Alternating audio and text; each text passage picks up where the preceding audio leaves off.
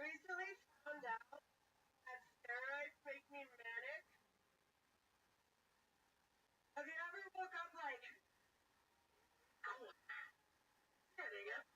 Oh, what? You're the race march.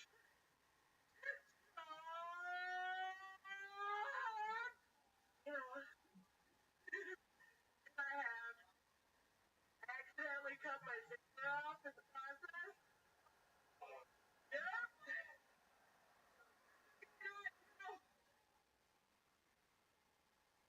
$1 million.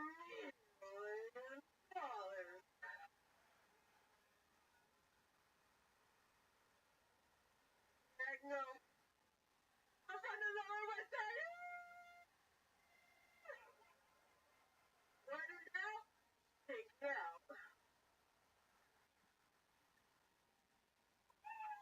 I hate this show.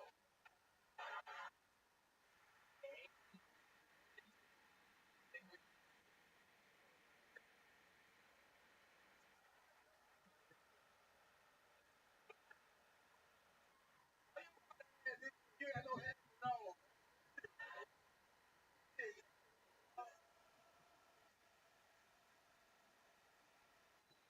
I just want to say I've been on Hold on.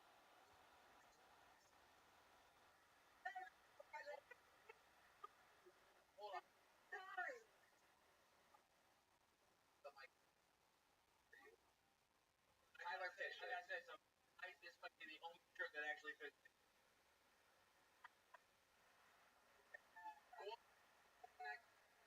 That's the feminine version of that shit.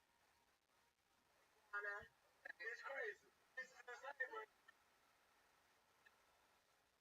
Honest, how long have you been? For quite a while now. So, How many times have you been? I was once on X. I was 17. I was in my senior. I was so crazy. Jail was burnt down. They took us to prison. I was so freaking out about that. So I stayed there for 3 months. Thing with him? They should escape. Be free. All right. Well, I think literally went on. Right. But what if? What did you do? They spent a dog shit for marijuana on my car. They couldn't find it.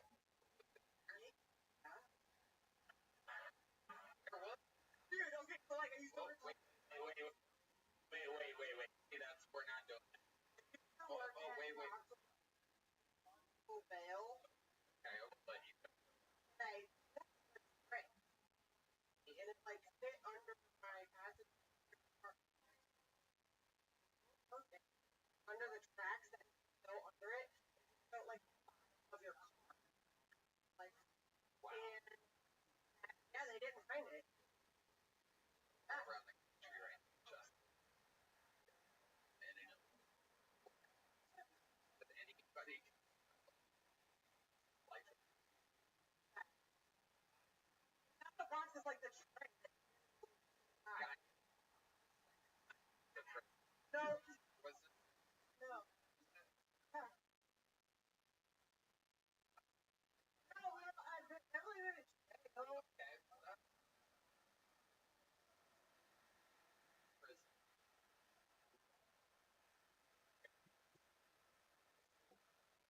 Prison.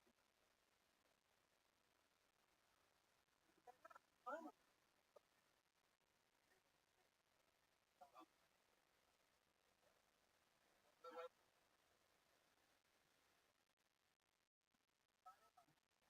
I fucking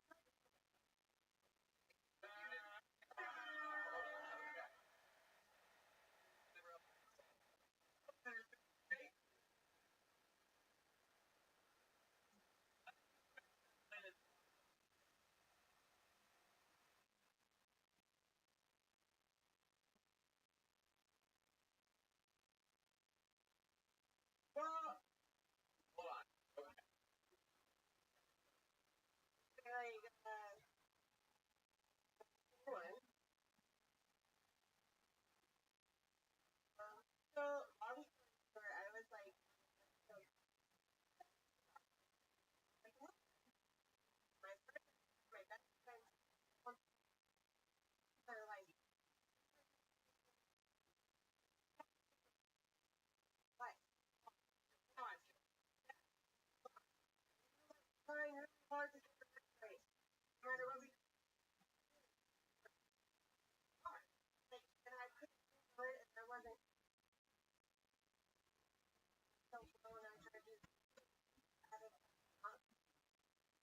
Correct.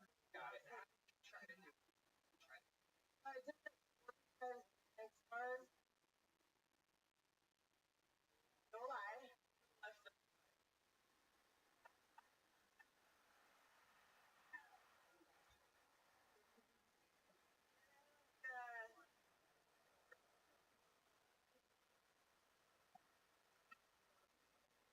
I'm an artist.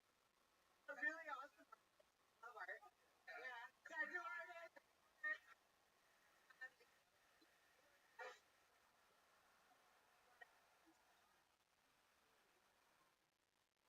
Don't got two artists. Probably. How big my hands are. Yay! I'm a artist.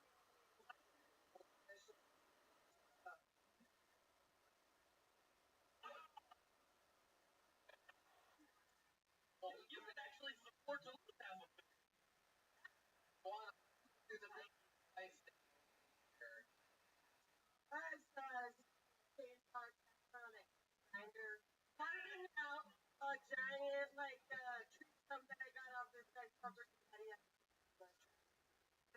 My house is like 8 million dollars. I was things that I cut up the I was like cut it out with art classes and everything and it did a knot in the foot and split back and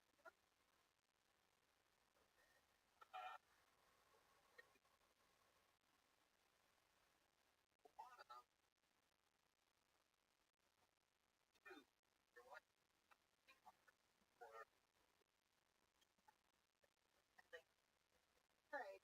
Right. I did the Your finger's still longer than mine. And I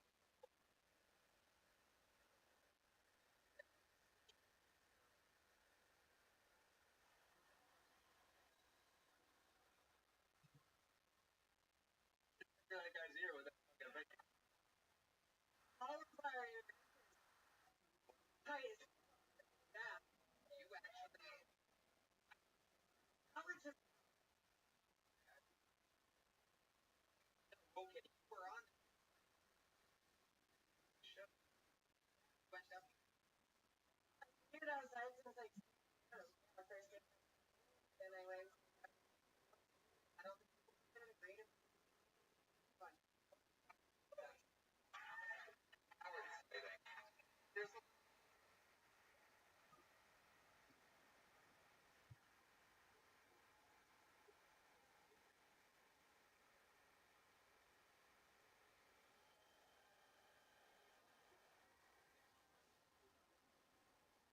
another.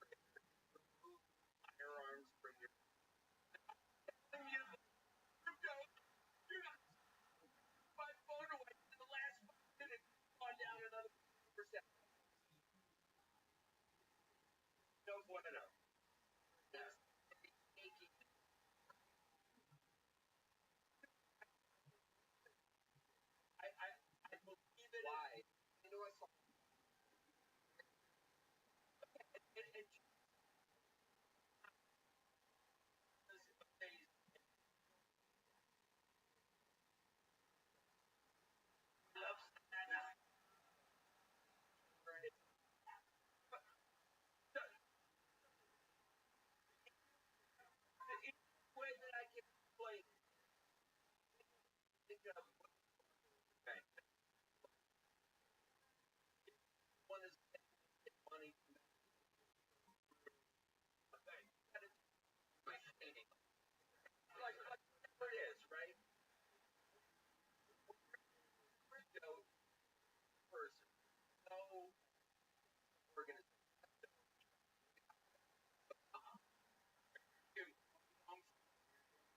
bullshit. Yeah. What do you?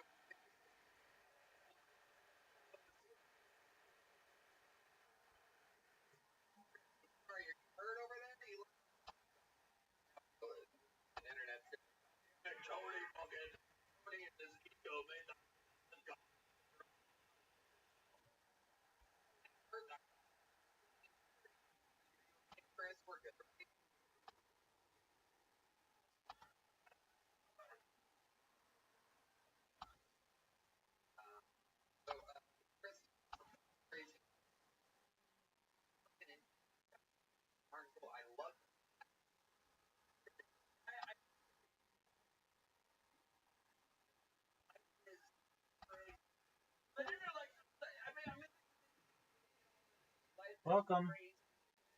How are you?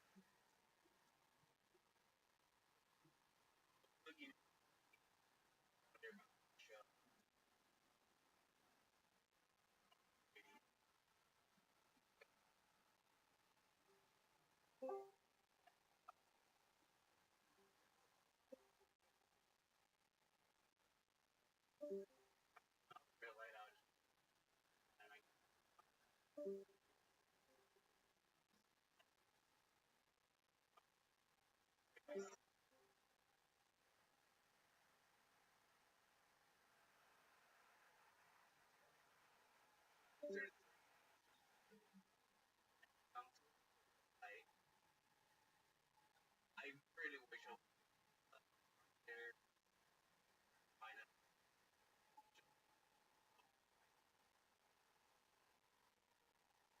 The cool bike, but bike right, bitch, hold it on to another guy's weight. And before I could take, I was like, hold on, I don't want to follow you.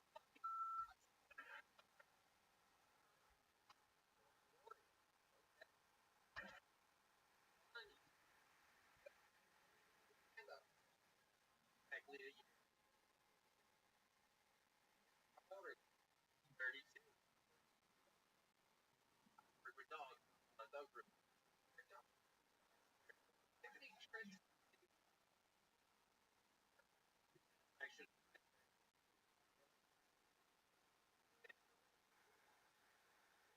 yeah, I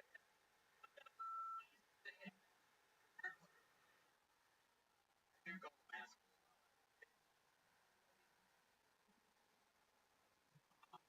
I have a yeah, pretty much.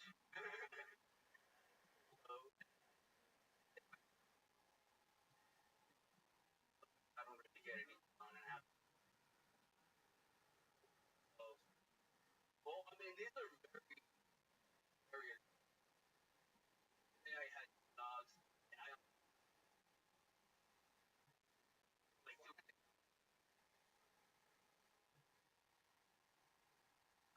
I don't know. Not playing crack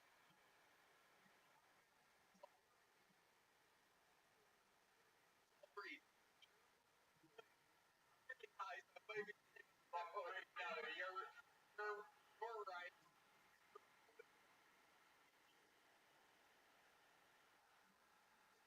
I think they're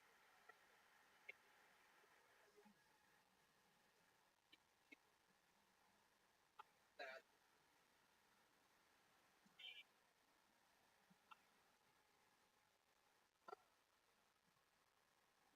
Uh, what were they trying to?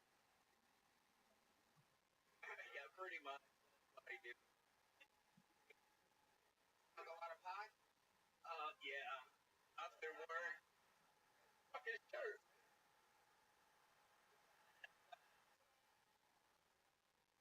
There's a donkey with gold teeth.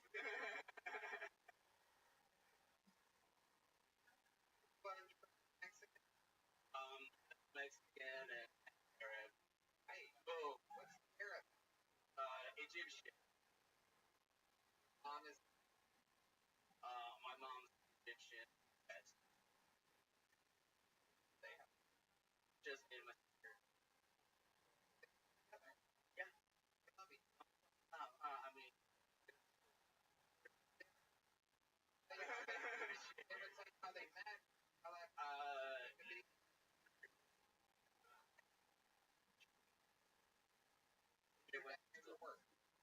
He's a farmer. Wait. Yeah. Yep. He's the Mexican. He's a farmer. How about your mom? Do you have a job? She's the same.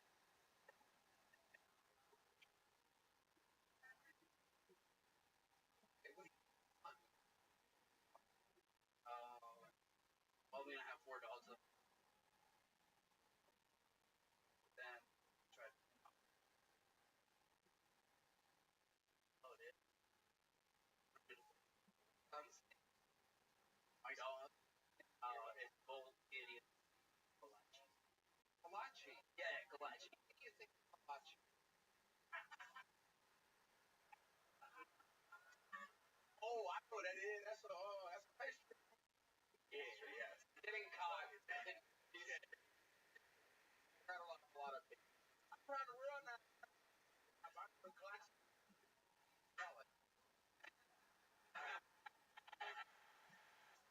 Yeah.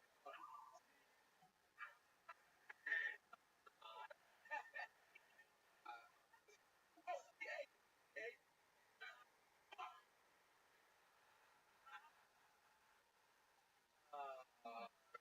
Girlfriend for you? Okay. Go out on dates? Yes. No, I forgot. Place you in the yeah, be their place. Man.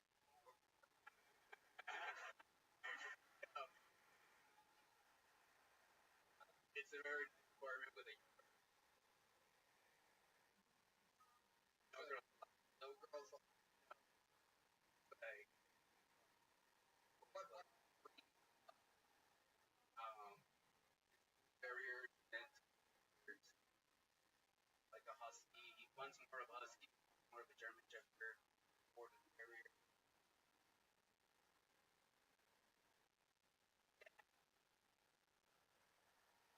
What's a fun in your life? I grew up playing hockey. Really? Yeah. Goalie. Yeah. No walls. Open. I am a wall. Really? Wait. Oh,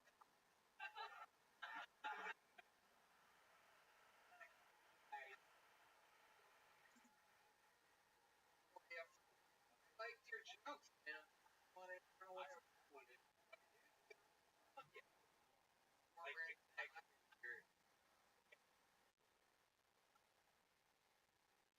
my head. Wow. There it is. Incredible. Right. Yeah, thank you so much. There you go.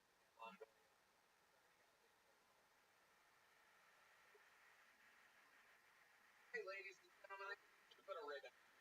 Fun blast. Only one way to end an episode like this. Trust me. And it's one of the greatest regulars in the entire.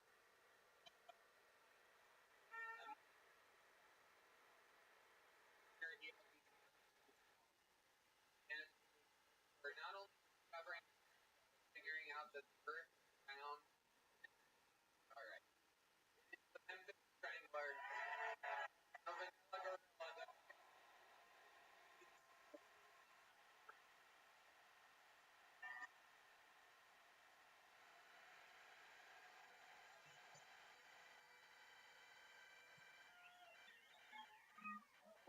Coming to fertility clinic.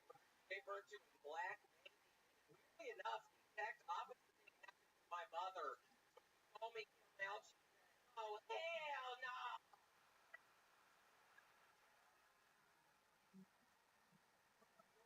Korea has outlawed eating hot dogs. Apparently, real dogs were getting their feelings hurt. California Congressman Eric Swalwell, the guy who's fucking a Chinese spy, said Trump is responsible for the recent plane crashes. No, Eric, that would be Hillary Clinton. Hooters is thinking about filing for bankruptcy and trying to decide whether to file Chapter 7, Chapter 11, or a Chapter 36 double D.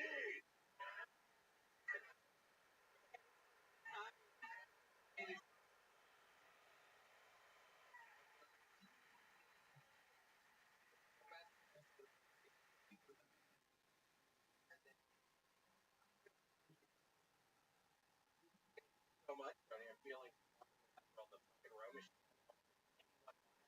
February 3rd. I very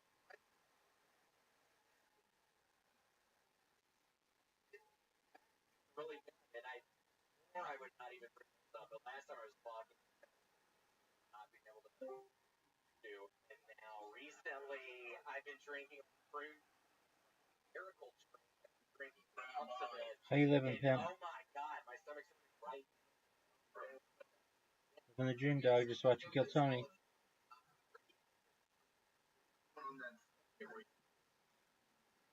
Creating Twitter accounts? It's not a phone, it's a tablet, though.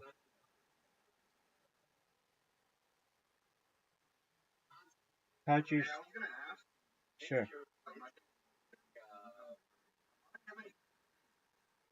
I have 3 of them right there.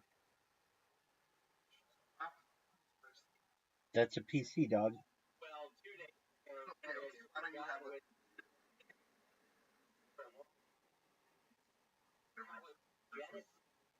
I don't like them. I mean, they're cool, but like, I like the ability to be mobile if I need. Like, basically, if I have like a big computer, I can't put it on my lap if I want to be able to like sit in bed with it or like move it around with one hand. It's a bunch of cords and stuff.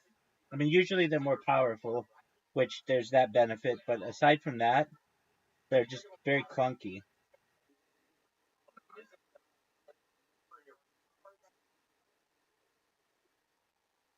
Bro, I hope you have a great night, bro.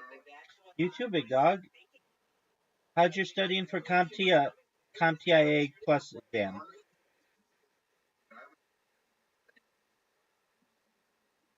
Alright, well, get your shit together, dude.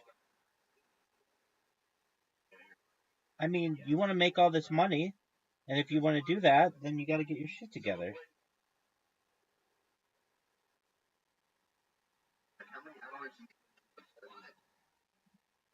Do you have a job?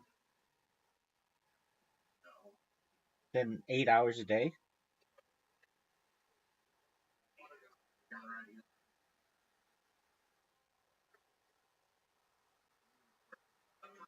Alright, man.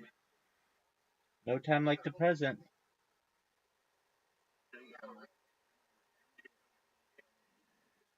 There you go.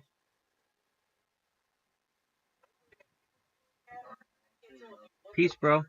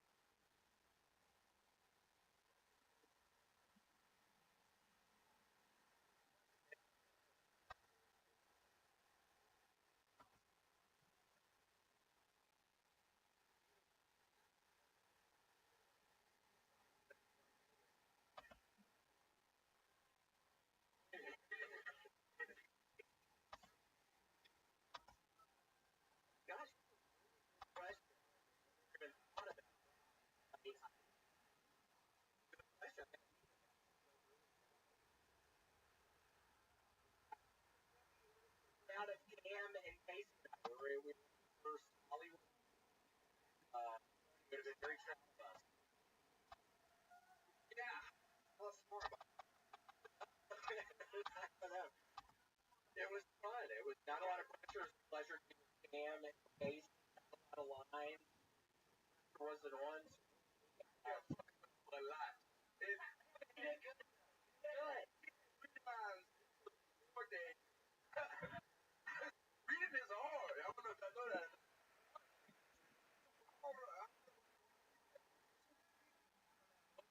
I was literally hours before fucking Cam was not saying this shit right.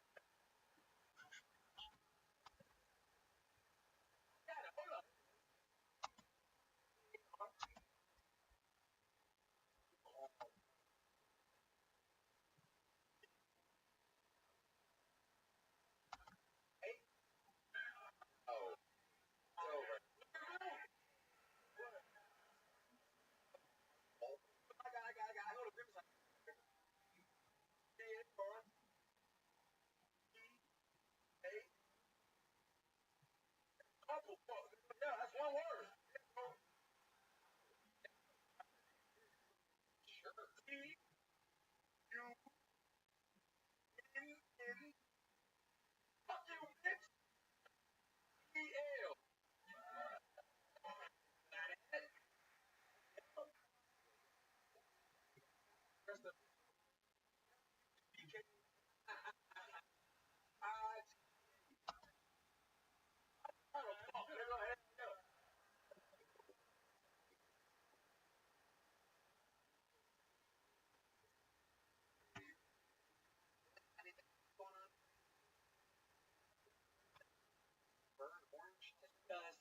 I'm starting to write the box version.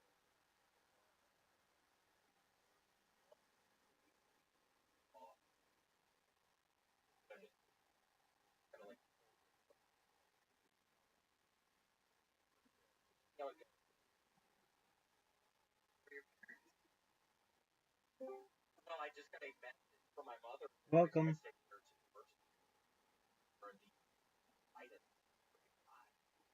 Yeah, literally. How are you?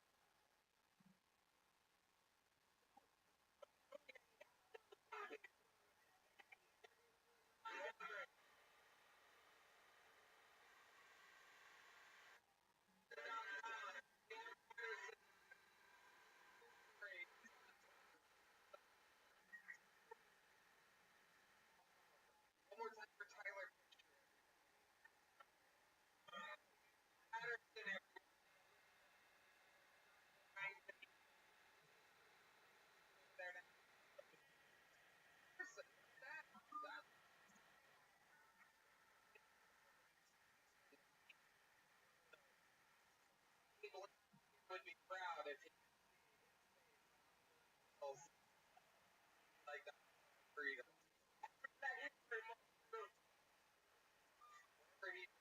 For sure. How about right? Research apps all over there. We love you. Our fun things. I'm all over the road.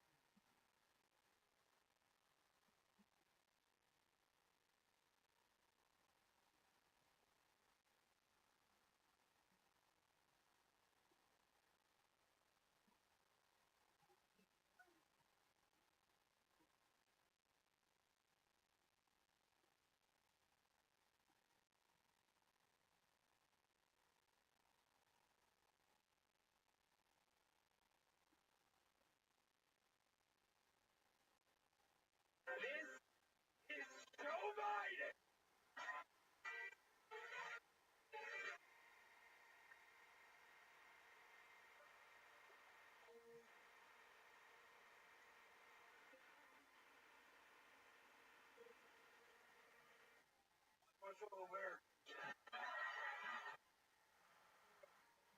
want to thank you for allowing me to be the first black woman president from the country. Out to the moderators in the back for giving this debate going. Moderator. So you're at Phil Tommy. Is anybody where you're at tonight?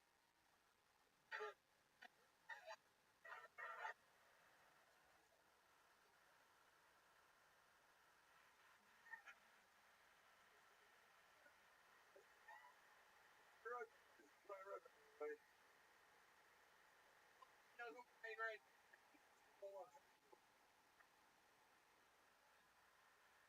wild there for you right now. Coming off a Wow.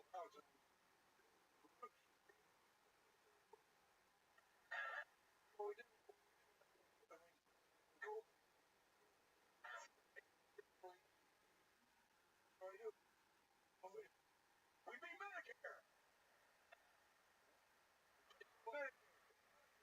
Megatron and nurses don't get bearing up. Someday, for the bike.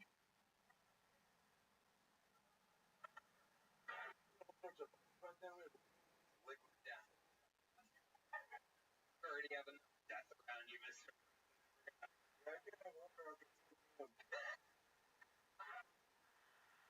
Oh,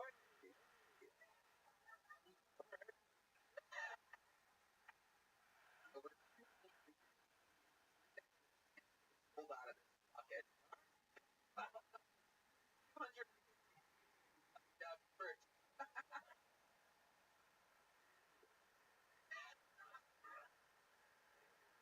People are getting seconds uninterrupted.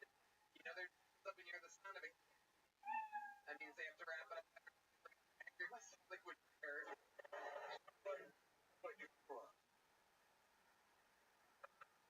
I'm going for 4 more years. Stay with me. 4 more years. 4 more years. 4 more years. 4 more years.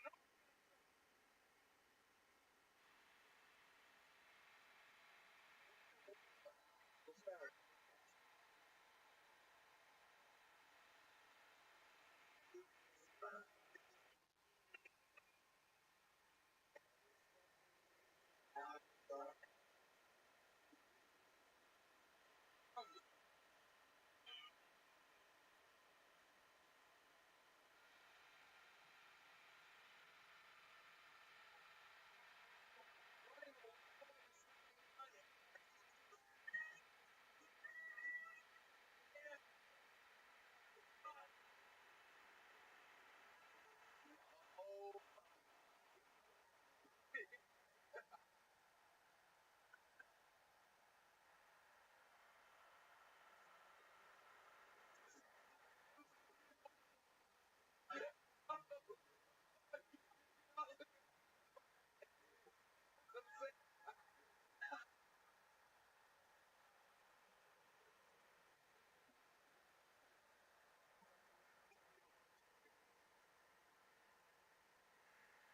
Great show this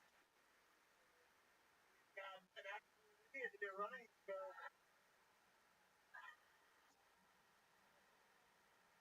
this ball. Surprise.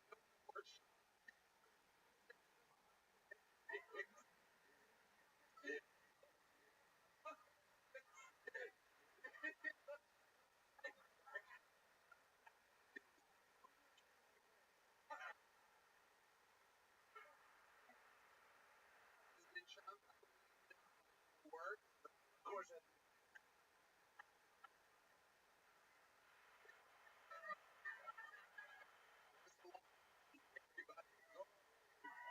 course, great lady. I talked to her backstage. Wonderful woman. The tits are real. Welcome. How are you?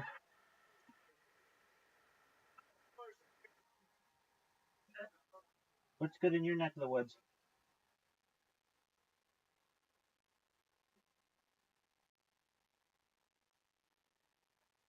What's good with you?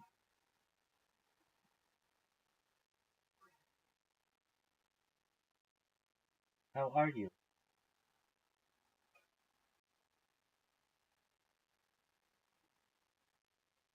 Can you hear me? Okay. All right, I'll give you some time.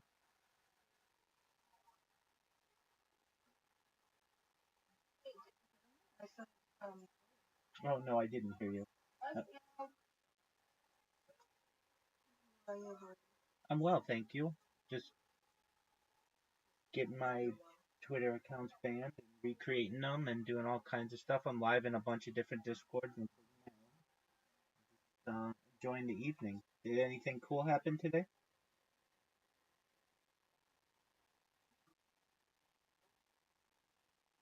All right. Do you have any big plans for the week?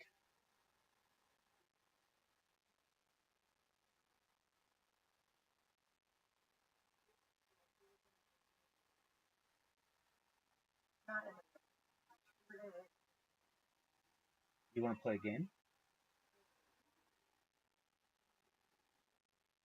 Sure. What would you like to play? You want to play? Uh, let's play Literati. I'm gonna pick that brain of yours.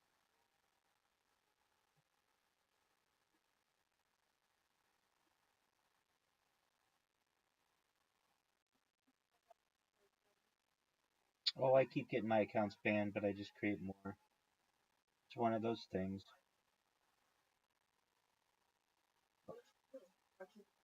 Oh, because I just keep creating more and more accounts, spamming people. All right, Audie, you should have an invitation.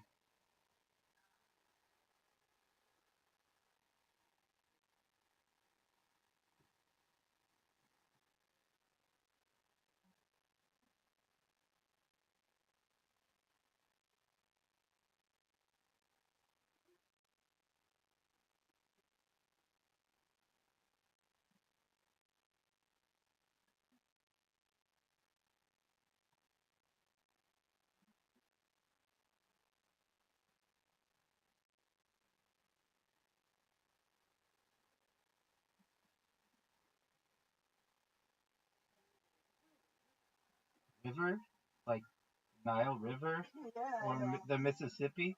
I don't know what a I don't know what a river is, but I know a river.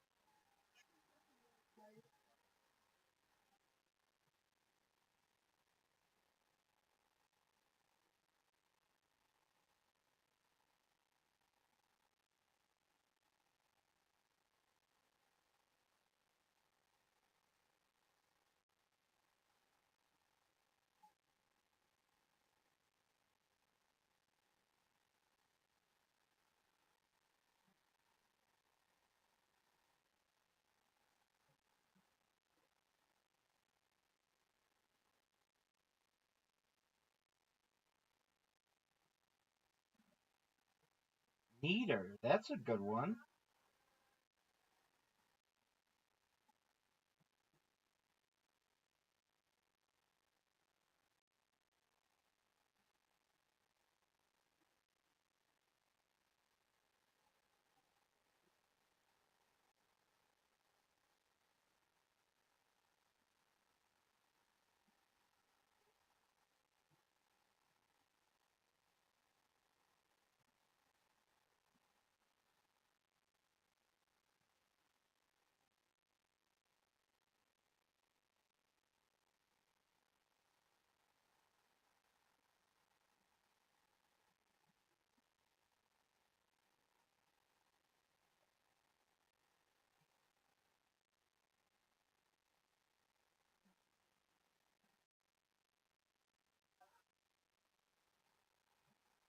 Rice.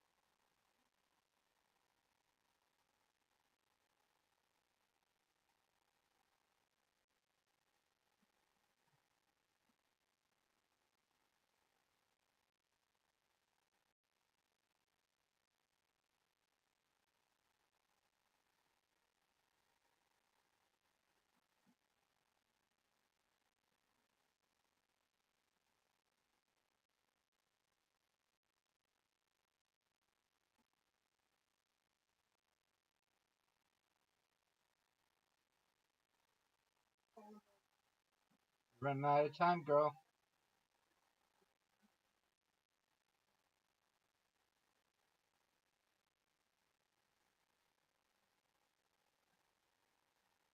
Till. Oh, that's good.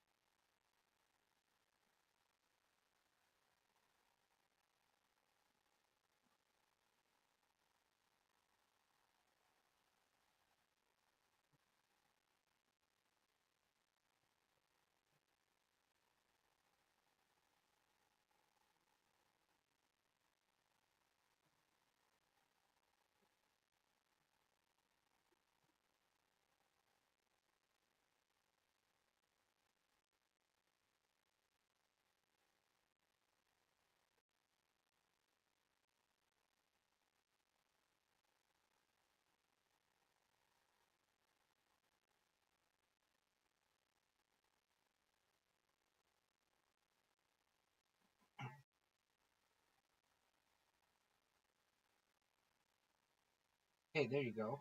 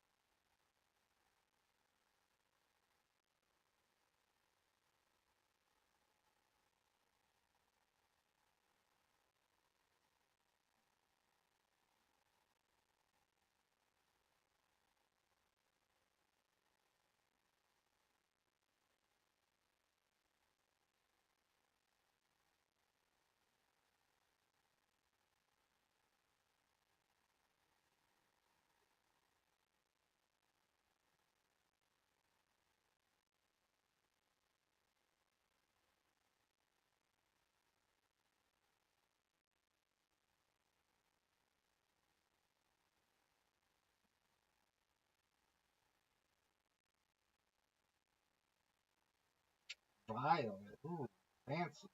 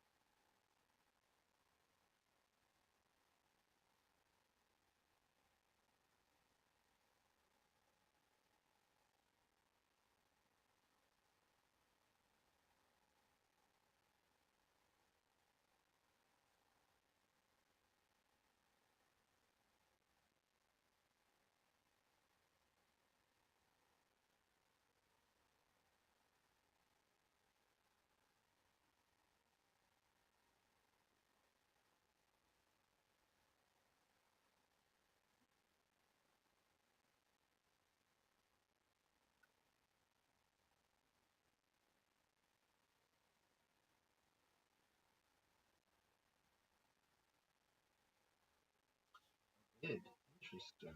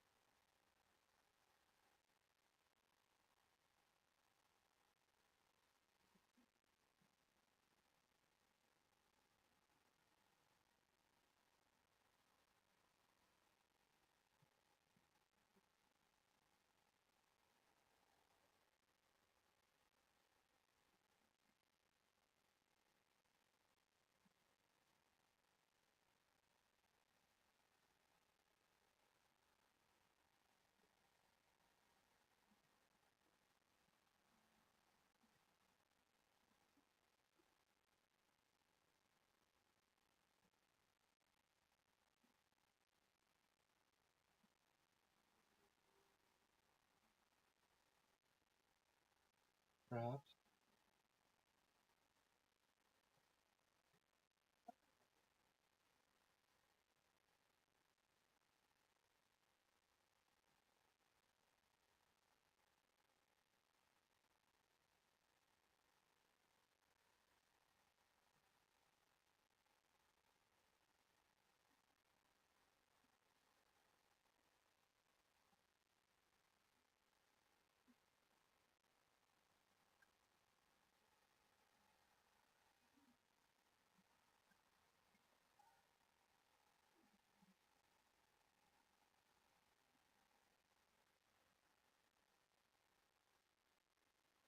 Oh, that's a good one.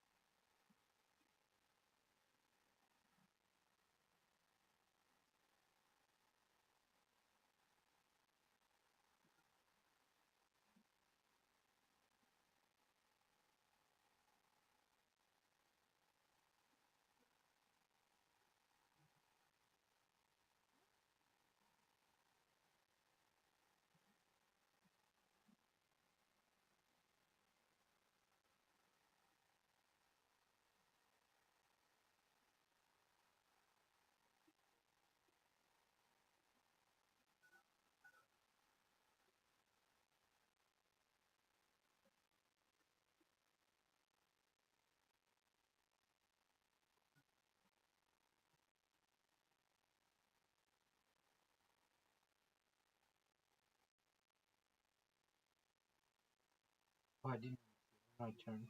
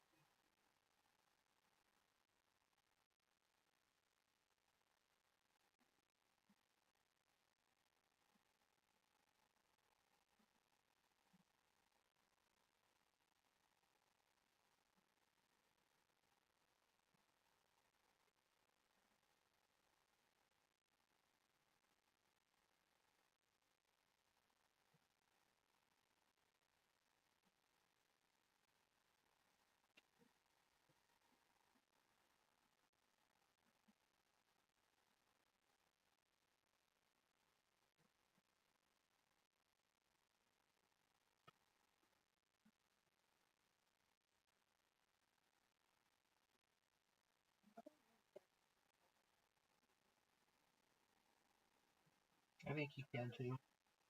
Today's not your day, girl.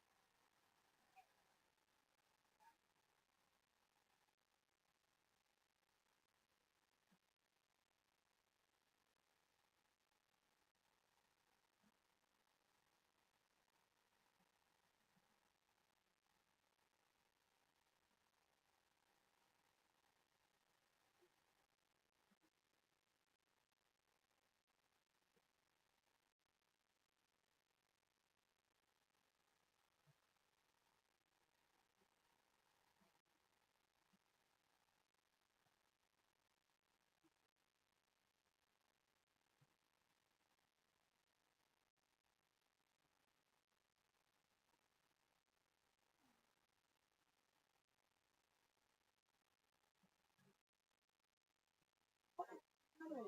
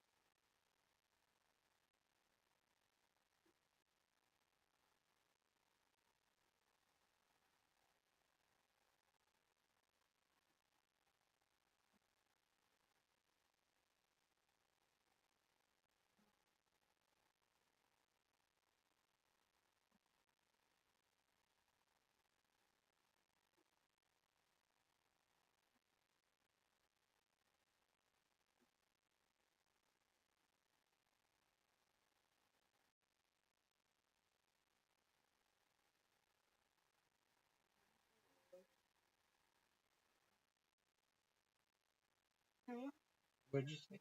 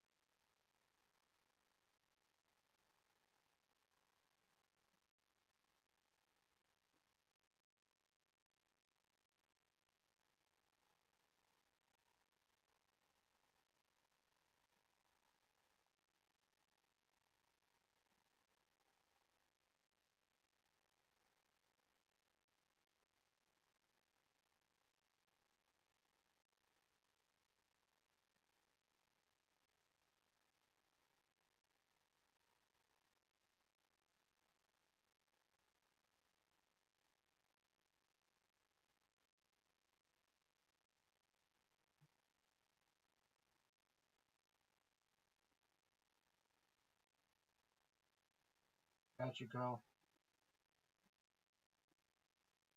Oh, you had some tough letters.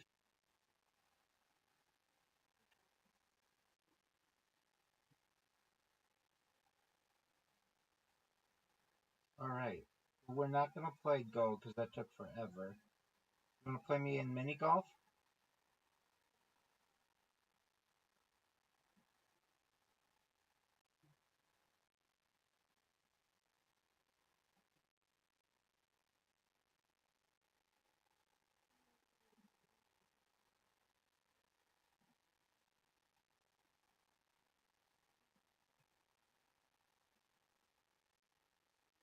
Uh-oh.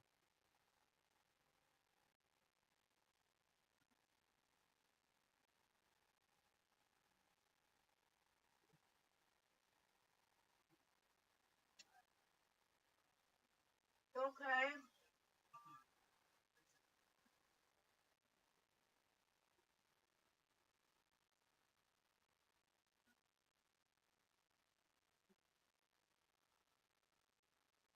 Look, ball.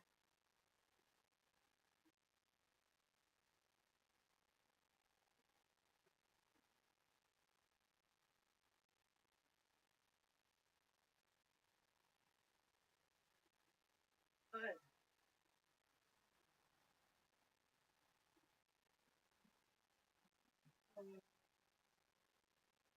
I hit the tree, you know that.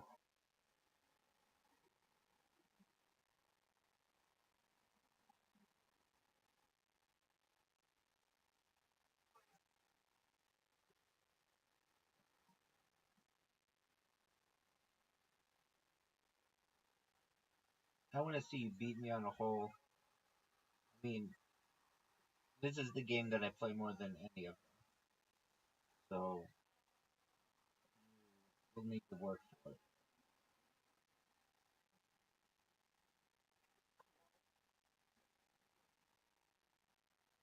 You could make this though and win.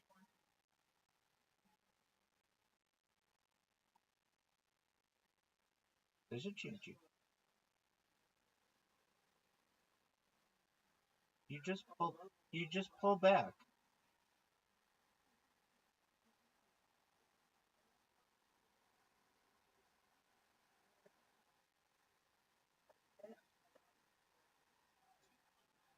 You just pull. Now look, it's giving me directions, telling me all now because you don't need to touch it on the bars. Hit it. I don't understand what. Alright. Alright. Alright. There you go. Right, I know, you don't know. I know. Okay.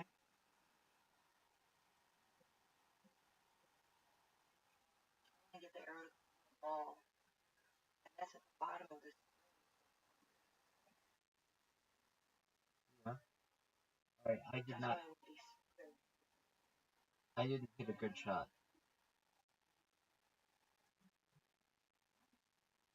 That I did not hit a good shot. You're good. Oh, but you're gonna make my shot even better. Thank you. Not the.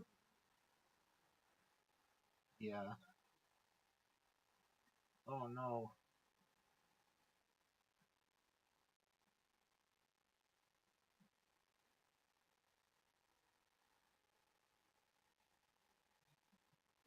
Nope, that's water.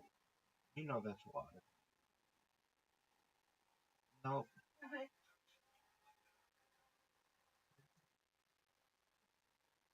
Trees. Nope. Trees. Maybe.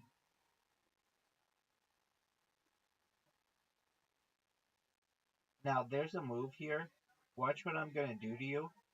It's called water bumping, or we call it water bumping. Where if my ball goes where your ball is, then it takes you all the way to the beginning. It's a dick move.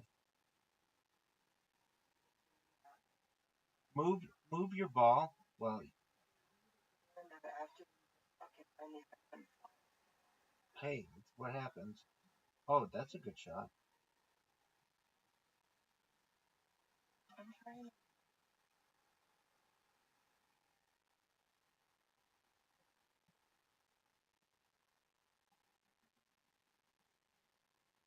That's a good shot. Maybe. Maybe too far. But maybe just perfect. You beat me. Oh, you almost did. You deserve to beat me. I did too. I really did. But you tied me. Well, oh no, you didn't. You've got to learn how to do the short ones. Oh, I don't like these holes. They're very frustrating. That was good.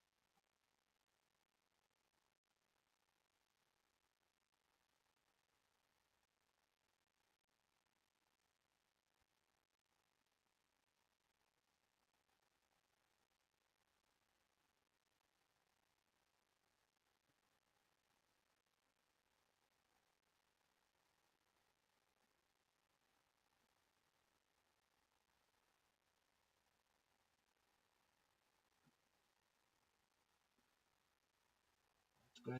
That's a really good shot. Oh, really good. Really good. Really good.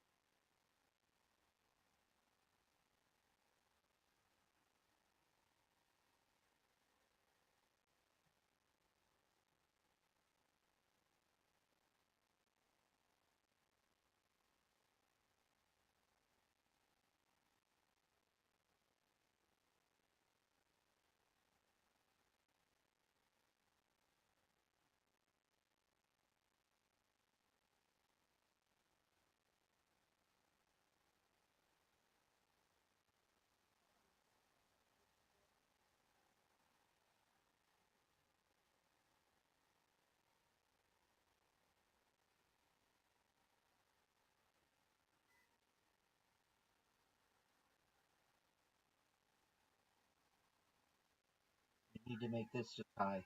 Harder. Watch your aim though. Watch your aim. That might be good. That might be perfect. It might be perfect. Oh, you can't get a break. Alright, try something. Let's try pool because I am. This is what I'm really bad at. So you might be able to beat me.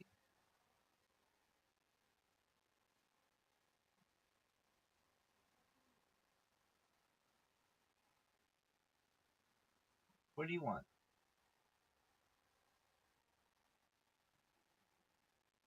What do you want?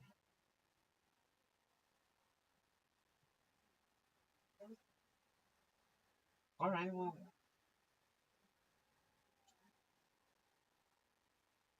Okay, so it's 8 ball. So basically, I'm not gonna.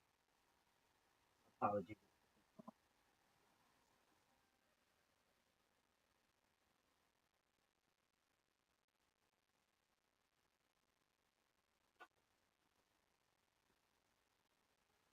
All right.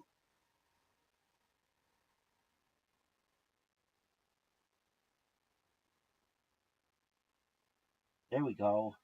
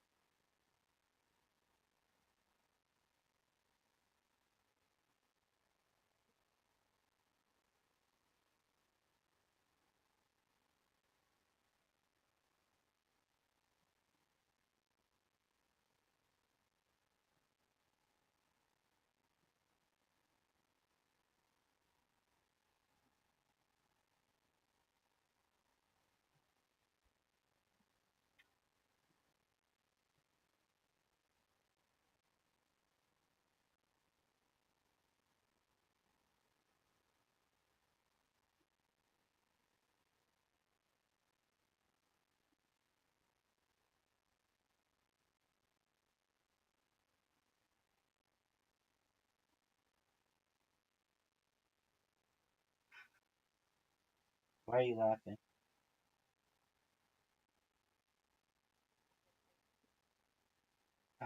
No, you're not. If you watch my stream, you would find how few women I compliment on their looks, and you're one of them. Thanks. I was asked. You're fishing for compliments. Yeah, I was.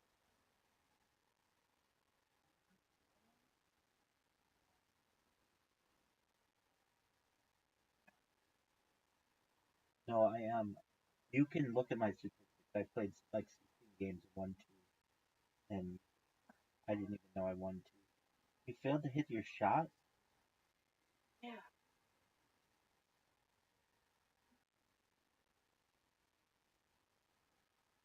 Why do you call yourself ugly?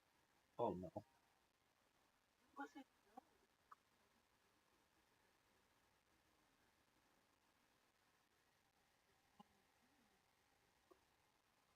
good? I don't think What's so. what I need? I need.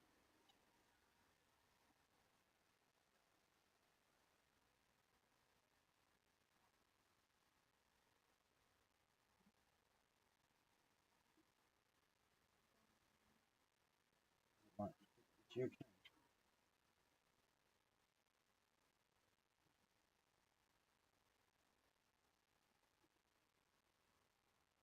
Yeah, I was myself sure.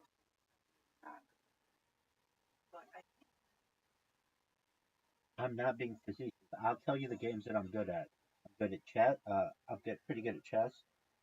Good at mini golf. I how did I win? because it's while I was talking. You gotta be faster. All right, we both suck at that game. Let's play bowling. Do you like to bowl in real life? Uh, no, we're not. All right. I don't know if I've ever played this. Frame one, shot one. You're up.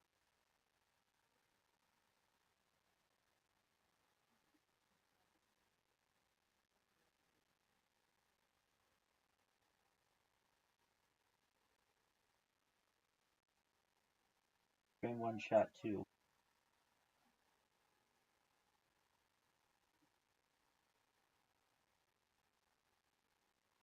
Oh no, I'm really bad.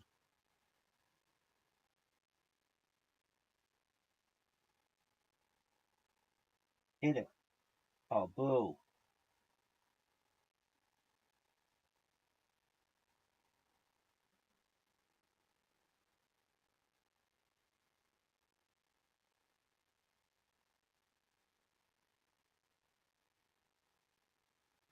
That's fair, girl.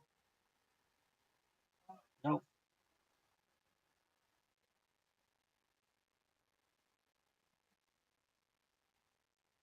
Man, I'm so bad. Maybe I'll switch fingers. Oh man, I'm bad. You've got the lead. Good. Finally did what I do.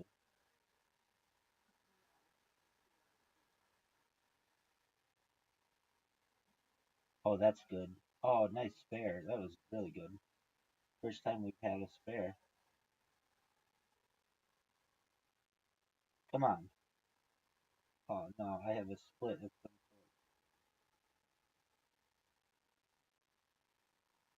sort. Boo!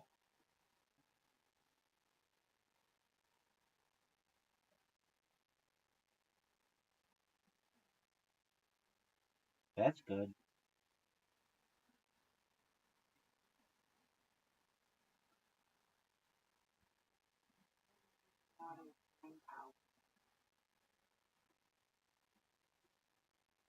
Well, thanks, because I'm quite challenged. Boo! I'm glad you don't think it takes a lot of brain power. I'm challenged. Yeah, I am. Oh, cool. I got a spare. My first spare. All right, you're up a lot on me. You're up 11 on me? Oh, that's good.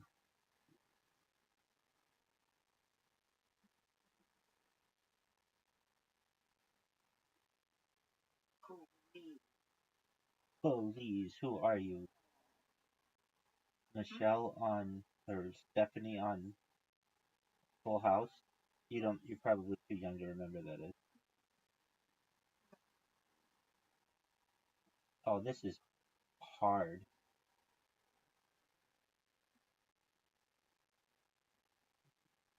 You're gonna win. Oh, you did win. Oh, I've never won a game. Alright, that's, I'm gonna play again. I'm getting 10 strikes in a row. Alright, no, I'm not good.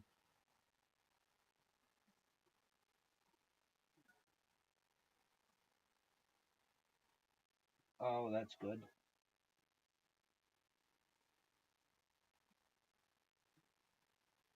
Oh, wow. Nice spare. Okay, I need to figure this out.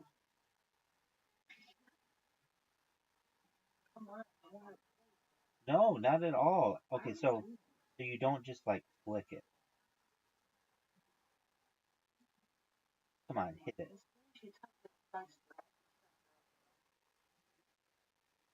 Thank you. Just don't do well. That's all. Oh, got a. Has anybody gotten a strike? You got a strike? Okay. I think you only got a spare. Yeah. Here we go. Oh no, you did get a strike.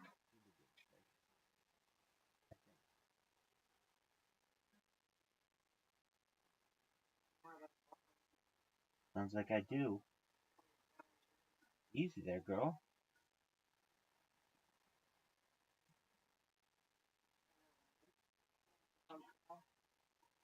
Perhaps.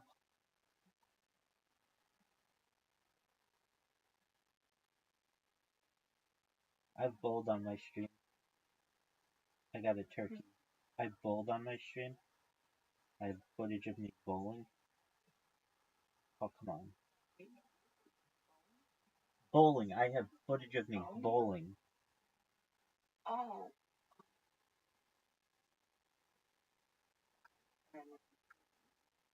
No, but I did get a turkey. I did get a turkey, which is 3 strikes in a row. Alright, 45. I need a strike here. Oh, man.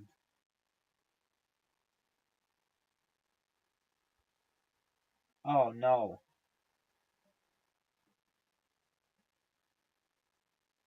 All you need to do is just get like one.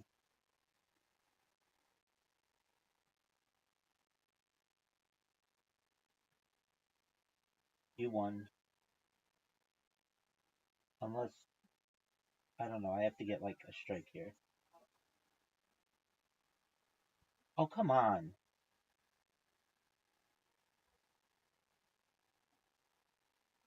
Oh, come on. Fair. All right. Oh, my finger. I'm not good. Another loss. Oh yeah, I'm really shaking my boot.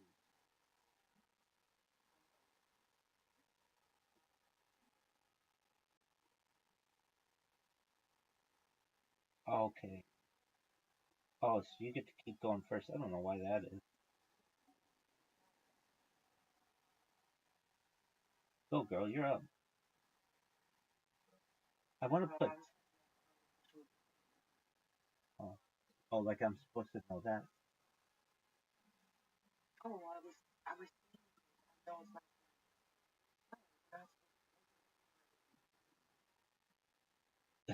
I don't even know what that means. Oh, come on. Come on, that was perfect.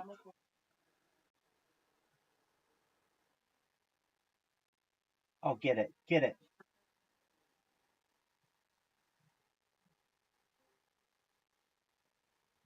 Welcome.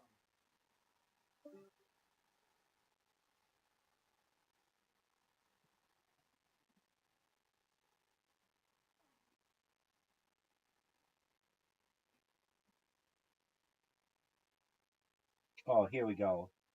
Are you. Look at all these. What do you call it? Splits that I have. You're still beating me. Yeah, splits are bad. They're hard to get. They're like. That's why it's different on the scorecard. They're like circles.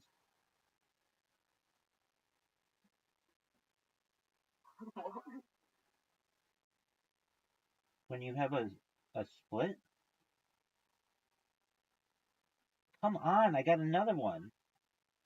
I'm not hitting it like, oh man. Look at, I've gotten 3 splits in a row. I am not.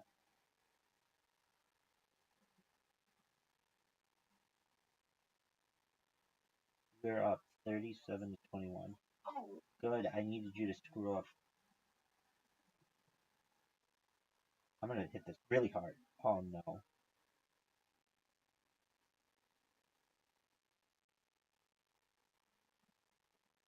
There we go, spare. Thank you.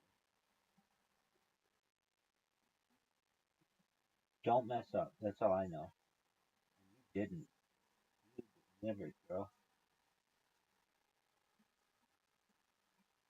Are you gonna get it? You gonna get the spare? All right. Well, let's see. Oh, you did. Like. All right. Here we go. Comeback time. Terrible shot.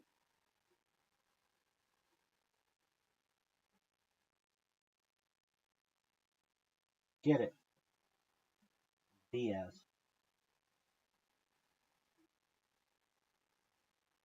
BS Express. All right. Oh, okay. So I'm just patting your ego. Maybe I'll get to go first. Come on, let me go first. Oh, you get to go first again. No, I'm telling the game. I'm not doing that.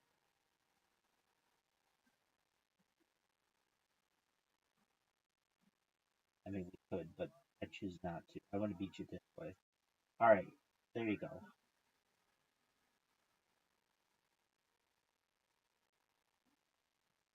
Ooh. Yay.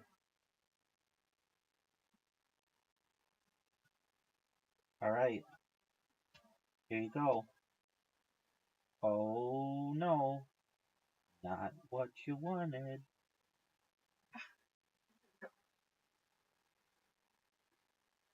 online. I don't say that. I know you're not as good at trash talker as I am. But terrible. 3 pins. I quit. This game sucks. Why is it so difficult? I think it's karma.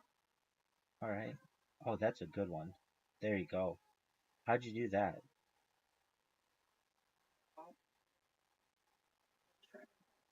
Oh, okay. When I try my best, I get a 4-10 split. Whoa. I wonder. I doubt you could put spin on the ball. Like when I first saw it, I thought, oh, I'm gonna put spin on this bad boy.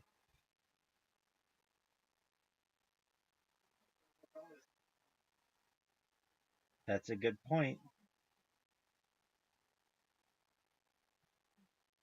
And you get a spare. Wow, you're up a lot. I've never really understood the scoring in bowling. I'm sure if I took 10 seconds to think about it, it would make sense, but it's never really made that much sense. It's just never really made that much sense to me.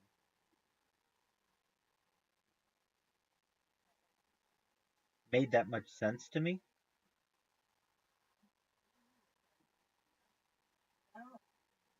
The scoring doesn't make sense to me.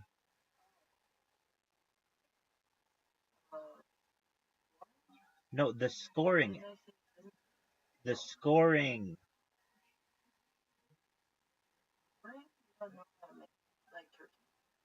I know how to do that, but it's like sometimes it adds if you had like a spare or something from before, it like adds that to your score. I don't know. I have lost 4 games in a row. I'm looking for another. It's you invite me to bowling. Let's see. Let's see if it has to do with the person going first, which I'm sure it doesn't. That's okay. You do bowling and then private game and then invite me.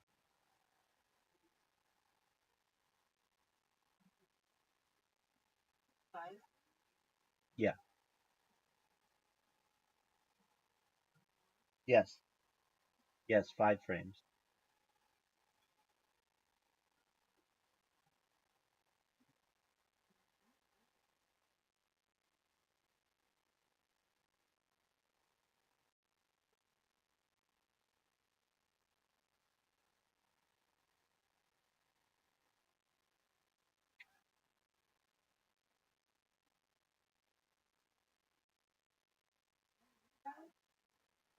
Now I'm red. Get it. Good.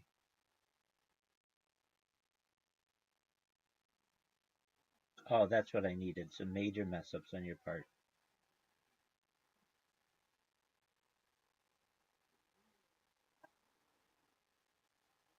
No, I'm going first. I'm taking home first. That's not good.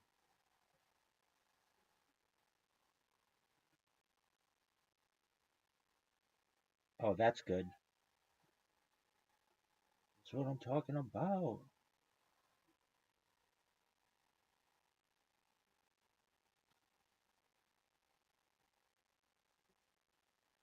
You have the most important bowling shot of your life right here. What are you going to do?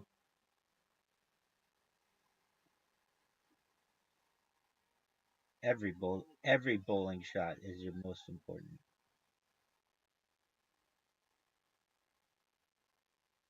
That's what I'm talking about. 2 spares in a row.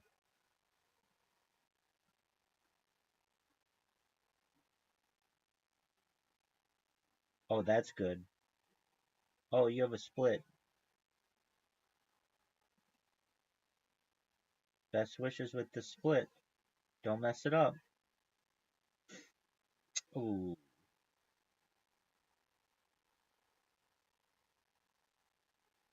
Oh, I have a split now.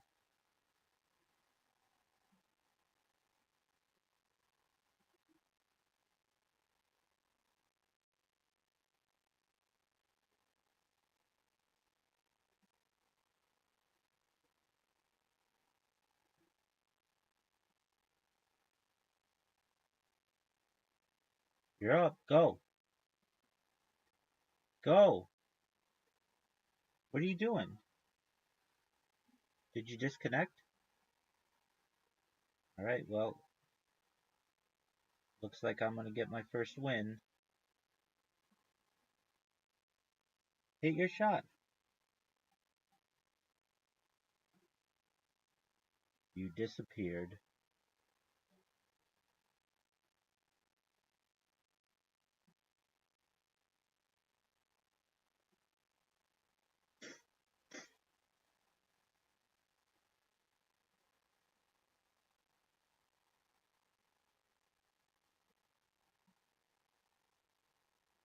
You're up.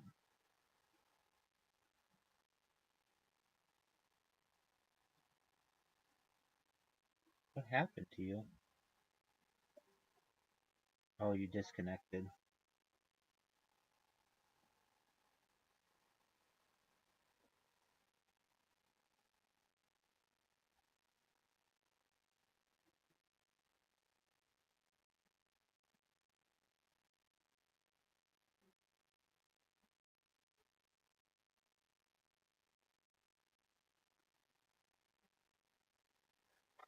That sounds like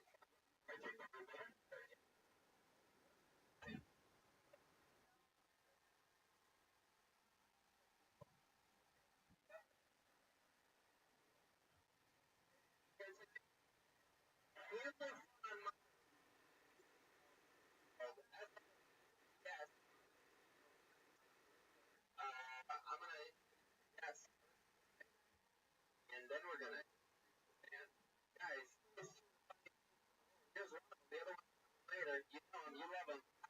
Thanks him and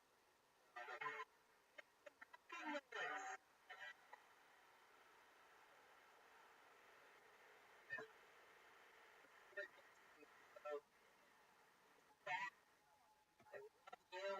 I love you too, man. I love your family. I just met Tony's family. Yeah, it's a bunch of my family. My brother, my sister, and my brand new brother-in-law. Sitting right over there.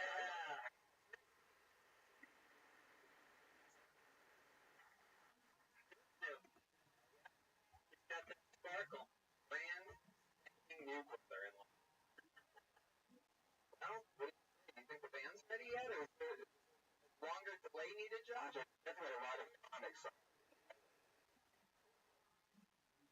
Oh, so ready? Okay, that's the way to answer that question. Right. Yeah. No, sudden yeah, your band, it's funny. Funniest thing in the world from its great. Then it's Megan Jeremiah Rocket band. I saw they got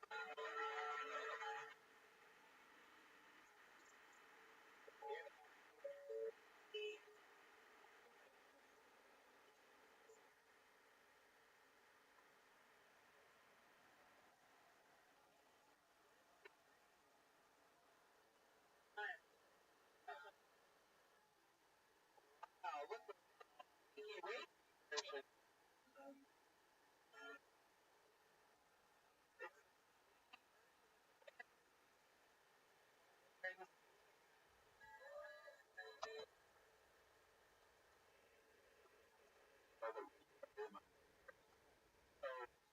I love it. It's sort of the band. Yeah, they are. Really good that guys. What's that? Waking up. It's raining and cold outside. I think we're all sleeping front porch. Oh wow. No problem.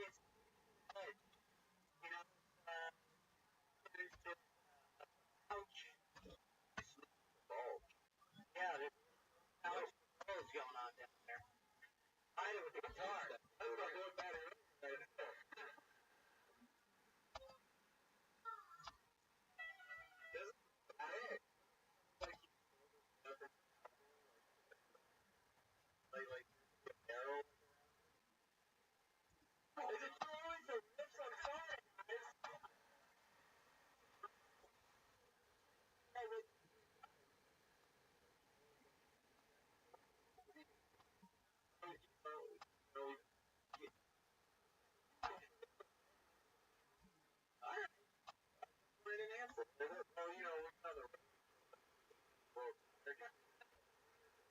Figured, maybe, intro. I was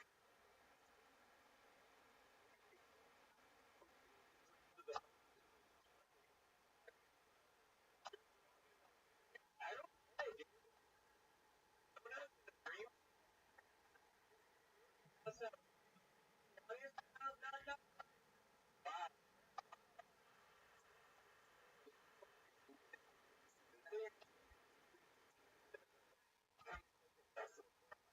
I did goddamn comedy. What's it called?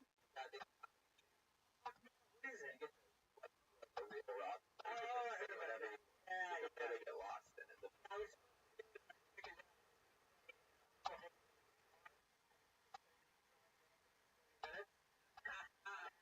and I found that give me the guitar. Yeah, give it to me. Really? Holy living in stream. Like one of the done. Like I was experience. You're gonna love.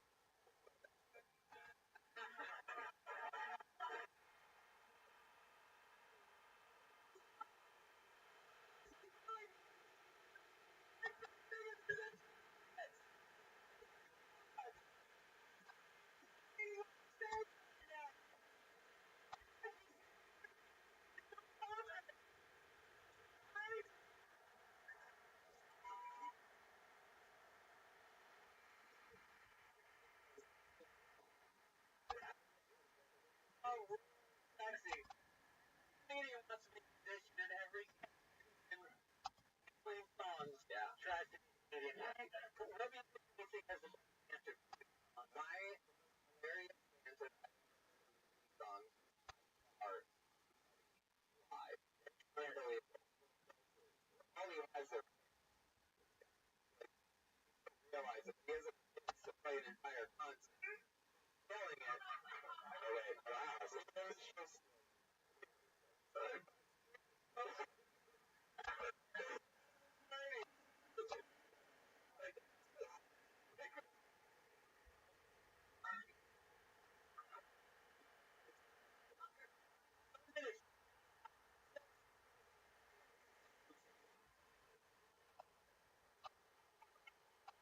now it's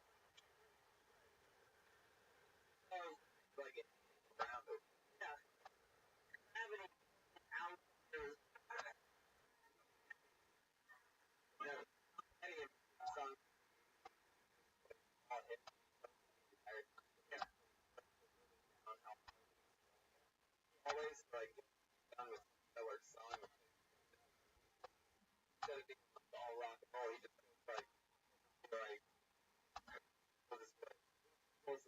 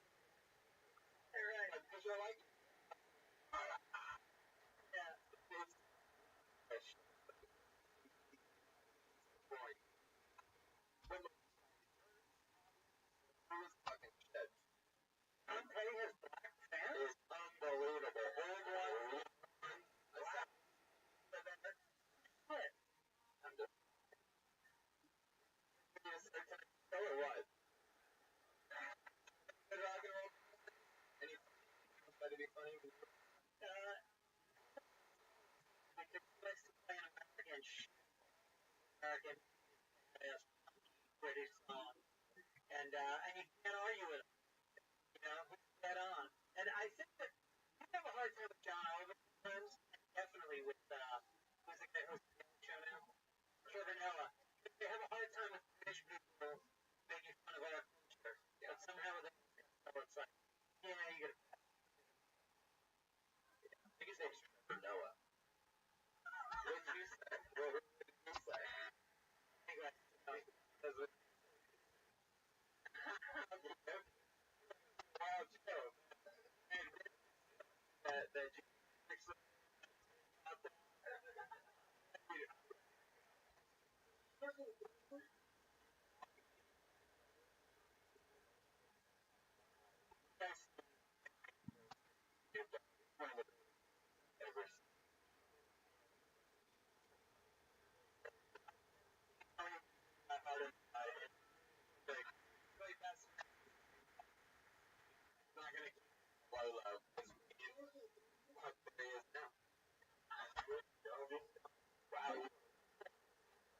What happened to you?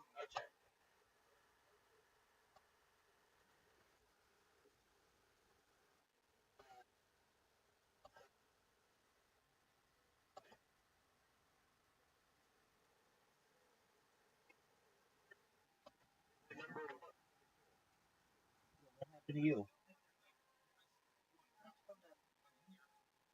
All right. Well, are you all plugged up and ready to go?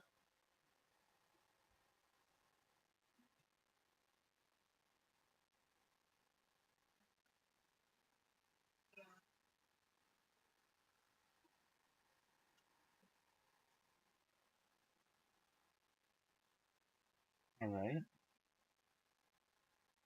You want to play another game, or you just want to talk, or you just want to watch something?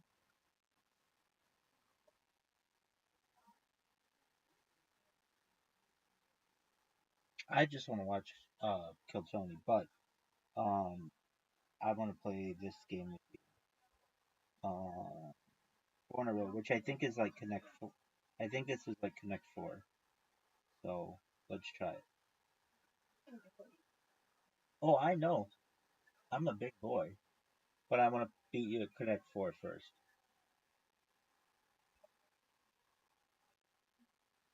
Oh, it's my turn. Okay. I don't know what the strategy of Connect 4 is.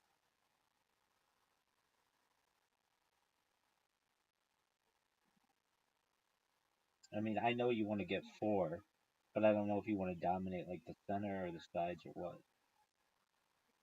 It's your turn.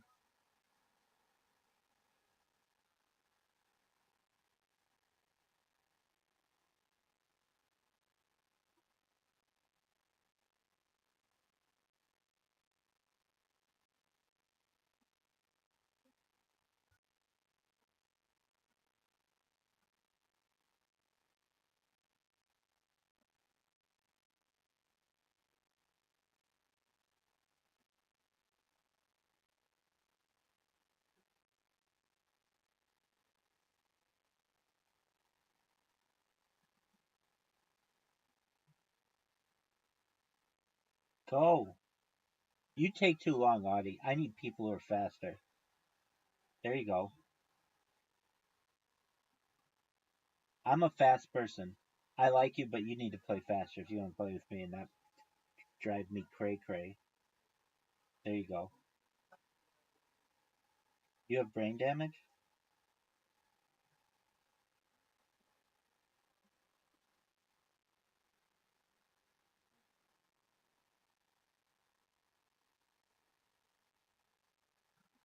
You lost.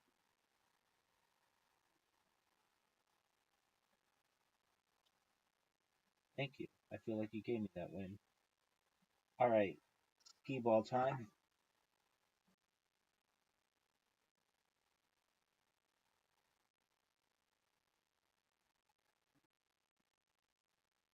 I'm not good at this, so you probably are gonna beat me. It's like bowling. Yo, you're up. Go. You just slide it forward. There you go. Go. Hurry. Yeah, go. That's what I'm saying. Hurry up. Go. Because there's a timer. Yeah. Go. It's at the top. You're like screen can't see it. There you go. You got them all off. Good job. Wow, you got a lot actually. 290 points. I shouldn't have told you to go. I'm so bad.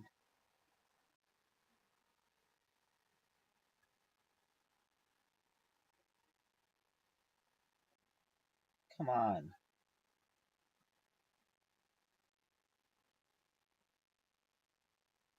Come on. That was terrible. Not even close. This is like when we played. Yeah, I'm going for it. All right, go. You're up. Time's running. Go, because I'm a very competitive person, and I want to know what I have to do. I don't want to have to wait on it. Wow, wow. Yeah, I am. I'm exactly that person. You did really well,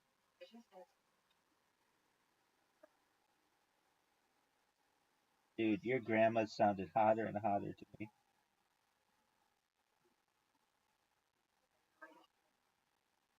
Absolutely. Go fuck yourself.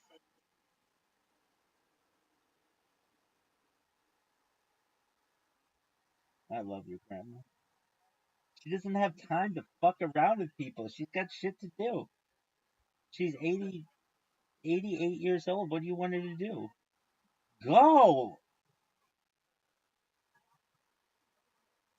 You told me. You told me. I want her to live forever. Go! You, yeah, I do, but I don't think she's going to. We might be able to get her back, though. Hit the ones that we might be able to get her back. Oh, wow, you did a lot. No, if we using something called revivification technology, like she'll die, but we'll get her back.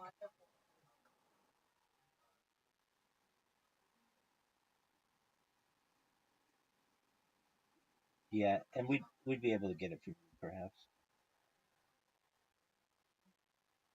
Oh man, I did so badly. You destroyed me. Yeah, I know. Have I ever won this game? I don't even know. All right, I'm gonna I'm gonna do it the way you did it this time.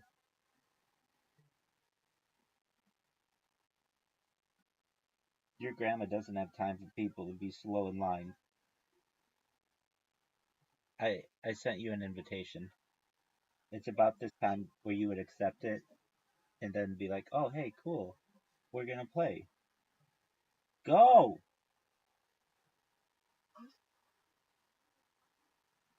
You take too long, girl. I know. You were delaying my shitty ball playing.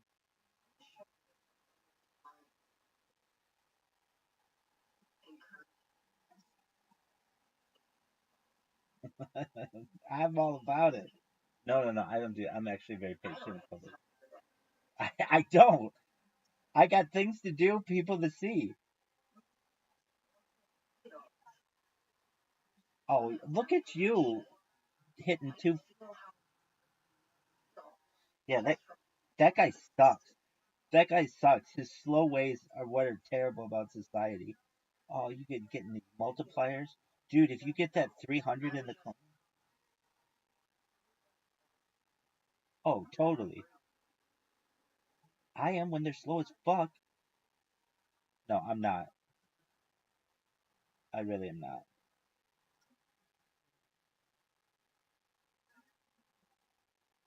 There was there was only one time that I have ever, in my to my knowledge, gotten into it with someone in public, and it was with a male massage therapist. I um I was having some issues with my back, and so I was seeing a massage therapist, like at a rehab. It wasn't a massage. It was like at a rehabilitation center where you'd see a doctor. yeah, exactly. And um and this was like 10 years ago. And so what you would do, you would go in and see like a chiropractor. I won't. I'm good. I know what I'm doing. I would go in and see a see a doctor. The doctor would just like see how you're doing or whatever, and then they would do massage on you, and it was like um men were with men, women were with women. This wasn't like a rub and tug kind of place. And then when you were done with that, you were to stretch for like 15 minutes. And so the whole thing, I think you saw the doctor for like 15 minutes. They would do like maybe 30-minute massage and then you would stretch for 15. All right. So,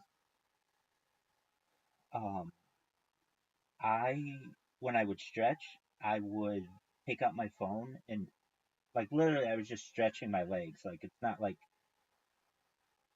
anybody was telling me what to do, it was just stretching my legs. And um, this male massage therapist said, "What are you doing?" I'm like, "I'm stretching." He's like, "Yeah, you're on your phone though." And I'm like, "Yeah, I'm just stretching. Like, it takes my mind off the pain if I have something to do." He's like, "You, yeah, exactly." He's like, "Well, you shouldn't be on your phone." And I'm like, "What do you mean I shouldn't be on my phone?" He's like, "I know." I'm like, "I'm checking my email. Like, what are you talking about?" And he's like, "You should be focusing on the stretch." I'm like, "Are you serious? What are you talking about? Like, if I focus on the stretch, I focus on like my body's in pain. I don't want to. I want to take my mind off it. Exactly. I want to take my mind off it." And he's like, um, "Yeah, you can't use your phone." I'm like, you're really gonna tell me right now that I can't use my phone when no one's in here and all I'm supposed to be doing is stretching? And I am stretching. I am. But it's like I'm in a certain position and I'm bored because I don't want to watch whatever is on the stupid TV or whatever. And he's like, I'm like, yeah, I know. Exactly. I'm like, I'm thinking to myself, is there a sign that I'm not allowed to be on my phone? Like, I'm not, it's not like I'm talking on my phone. I'm just literally being silent. And I said, "You're telling me I can't be on my phone while I stretch with no one in here and it's not bothering anybody?" And he's like, "It's bothering me." And I said, "Oh, we're done." And I went to the front desk and I said, "I don't know what that massage therapist issue is, but you should know that I'm done. I'm going to tell my insurance not to book me through here anymore, and I never want to come back." And they're like, "What happened?" And I'm like, "I was on my phone stretching like I was supposed to be doing for the last 15 minutes. It's like it's all done." And he told me I couldn't be on my phone.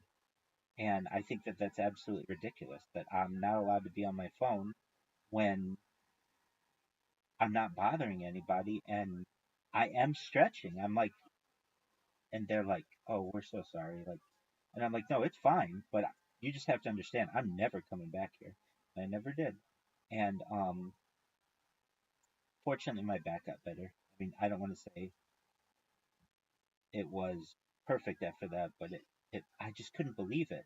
Like it, and like if I've ever had like a caring moment, that phrase or whatever, it was that time where I was like, "Oh, are you serious? I'm like, am I on like a hidden camera show where, I mean, it would be like I was just waiting, and they're like, he's like, you can't be on your phone." Exactly. And I'm like, "Okay, we're done." All right. Um, let's see here. Let's play some. I don't know what dots and boxes is, but we'll try it. Board size, 5 on 5. All right. Yeah. And it felt very good. to just be like, I'm done. Like I can see why people like to lose their shit over stuff. Because it's empowering. But at least in that case, I was like, I think I could ask 100 people what I'm doing wrong, and every single one would be like, "You're just on your phone stretching. Like that's what you should be doing." And I would be like, "Yeah, I know. I don't understand." But this guy was like really, he was like a really effeminate dude who was just like needed it his way or something. I don't know. But I was just like, dog, we are done here. We are absolutely done. I am never coming back here. And not only that, but I'm telling your boss, you know, I don't want to say that, but I will say that I, I don't know. I think that was, I think that was the only time I ever got it. Oh no! Oh, so you get credit for the box? Oh, I did not know that. Oh, that sucks. I've never. Oh, and you get to go again. Okay. I've never. Yeah, but you scored. Okay, now I'm gonna get credit, and then I get to go again. Yeah, exactly. Now you know what I'm seeing. I'm red. Oh, you're done, girl. I got two of them. All right, so I have three boxes. Because if you get the box, you get to go again.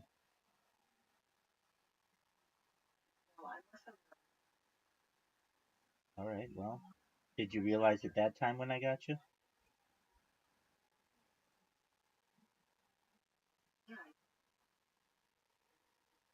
Oh yeah. Oh yeah. Thank you. I appreciate that. Mm-hmm.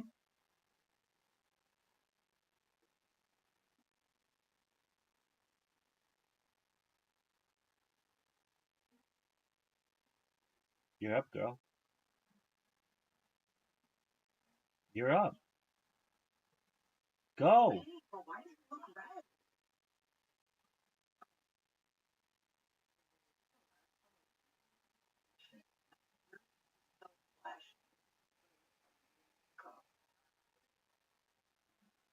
Okay. Well, you're up this time. Yeah. Exactly. I don't know what you're doing.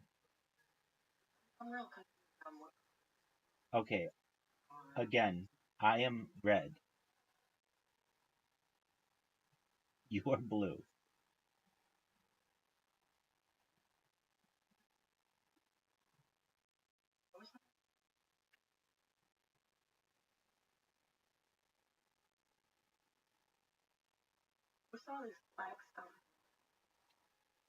Those are the dots.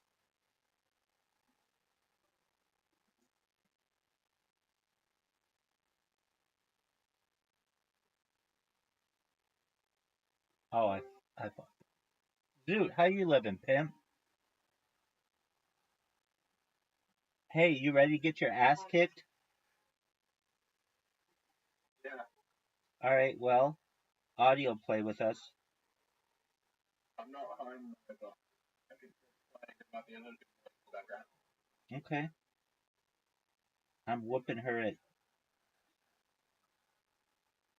something called dots. Feeling, I have a feeling I'm gonna beat you.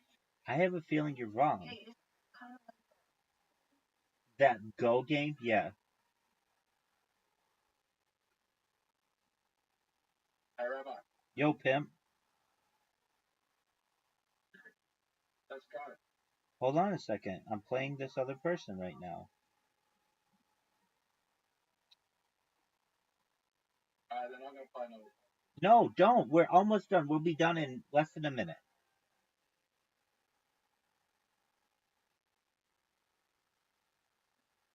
I fucked her. I fucked her badly.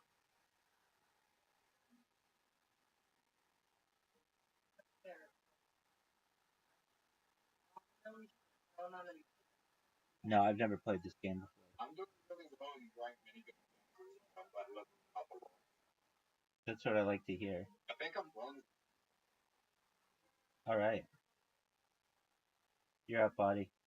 I'm a pro. Excellent. And those two I got over right I there. did. That was pretty good. Okay. You ready for the invitation, Zoot? No. Well, you better quit what game you're in right now, because we're ready to play. Did you say what? Yeah. Audie's never played one like this. Audie, do you see the black stuff on the side? Audie, do you see the black stuff on the side? If you go in that, you have to start all over. So you don't want to go in it.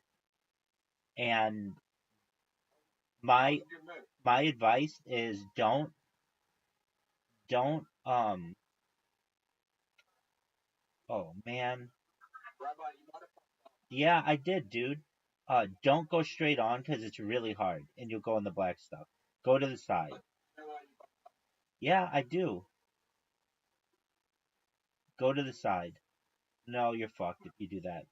Yeah, keep going to the side. Keep going to the side. Too hard. Oh my. No, Zoot fucked up too. Rabbi, Yo, pimp. rank my shot. That shot was a -5, dude. You were doing really well until that. That was 0. Okay, 0. No. Hit the angle. Audie, hit the angle. The angle in the corner. The angle in the corner. No, no, no, in the corner. No. That was definitely the corner. Look, watch what he's gonna do. Oh, not that. He's fucked if he does that. Oh, you Yeah, he fucked you. Yeah, he fucked you though. touch my. Thank you, I appreciate it.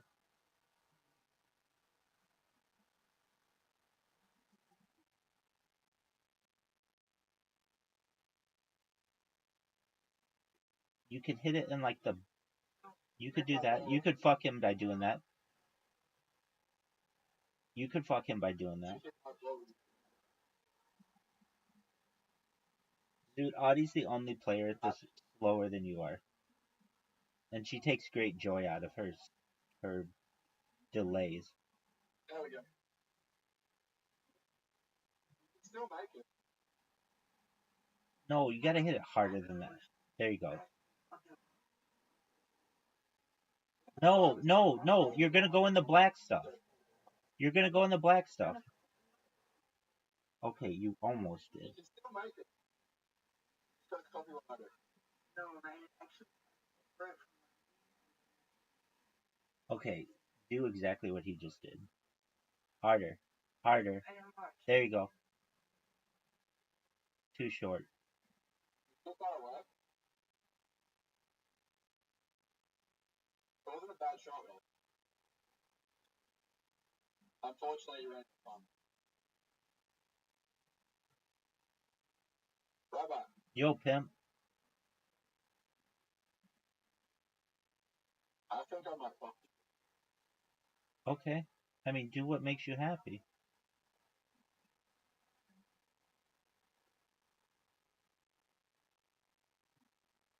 you. You gotta watch Rabbi. That was a good shot.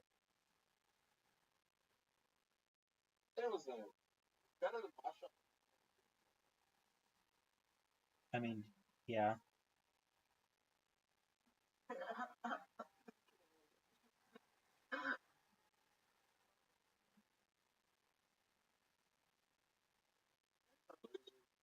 Do we love each other? Is that what you just asked us?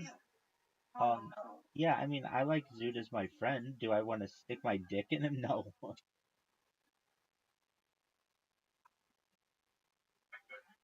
Are you fucking Rabbi? How'd you like that, big dog?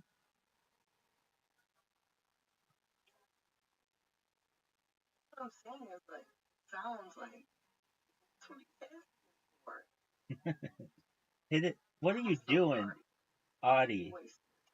Audie, you know, I've seen you play. I know you play better than that.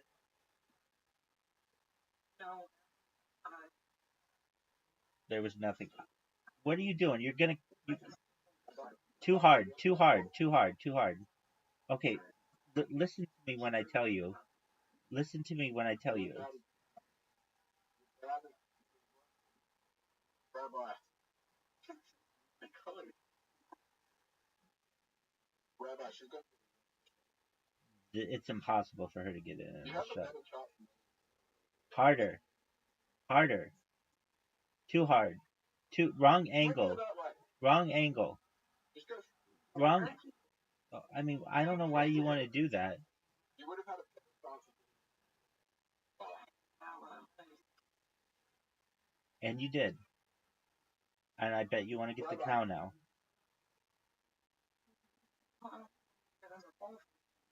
It's pretty easy. All you have to do is hit it onto that green. No.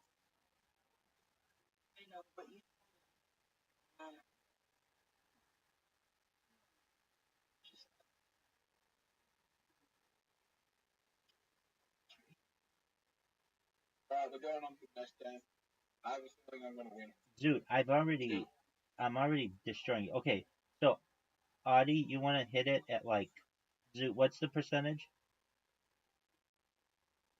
Well, it depends.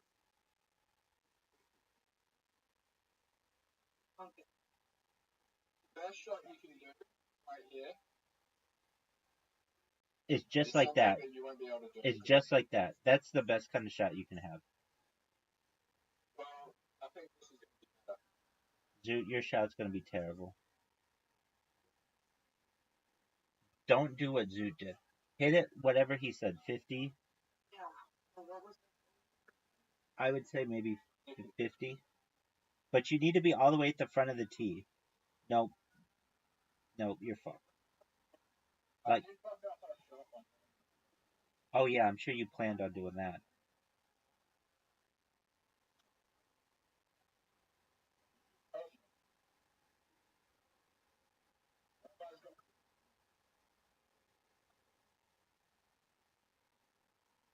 I did not do well. Zoot hits it too hard. Too hard. Okay, Audie, all you want to do, don't even worry about the arrows. Don't even worry about the arrows. No. Don't even worry about the arrows. You could have just hit it forward. No, I'm doing really badly. You don't get it in Rabbi, you're the worst player. I would agree with you. No, but it would be really bad. I have an easy shot. Just hit it forward. There you go. There you go. No, she hit the side. Not really good. Don't lie to her. Okay, now watch what he's gonna do. Watch what he's gonna do. Do you see, Audie? Do you see where the angle hits the ice? Nope. Up. Aim higher up. Yeah, you can slide on it. That's a good shot. That is a good shot. That's a really good shot. Yes, you are. He fucked you though. Okay, so you just want to slide it down the ice. Slide it down the ice.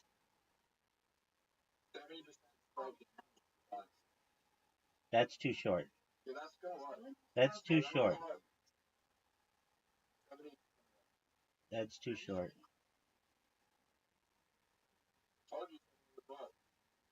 Yeah, her angle was off.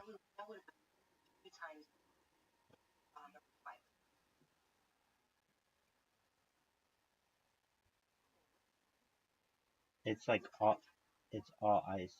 These are little gnomes.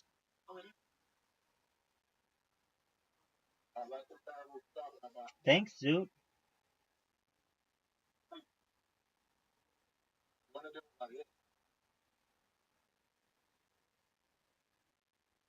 No, you don't. Rabbi, Yo, this might be the hardest I know. I don't think it gets harder. There's only one hole. What the? There might be a hidden hole. There's this, Audie, I've never seen anything like sometimes there are hidden holes. Sometimes there are hidden holes, so be on the lookout for those. I mean, I don't think there's, like, I don't think there's, Oh yeah, I remember all that. okay, that is a good shot. yes, it is. Your shot's terrible, on the other hand. Terrible. But to be fair, I don't think you're gonna get an income shot unless somebody hits that top 90. That top 90 is No, I think I can still that make gnome it. at the top is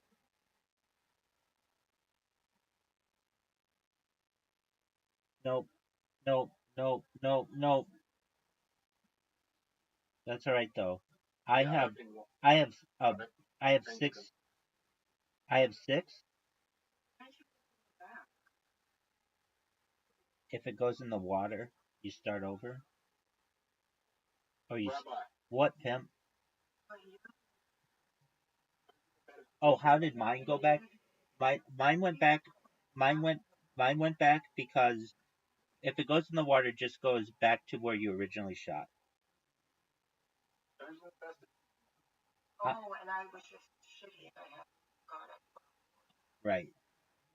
I am Zoot. Zoot, you're done. Zoot, I've got a perfect game going. You know you're not gonna touch me. Oh, nice job trying to water bump me.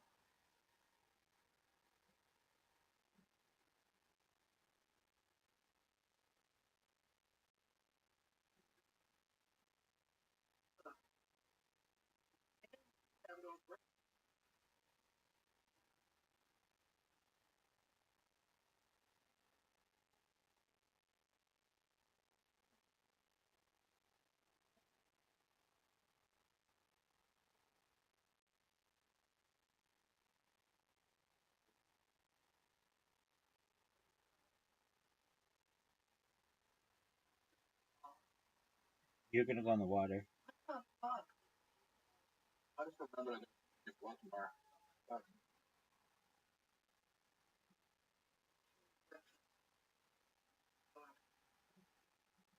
Get there.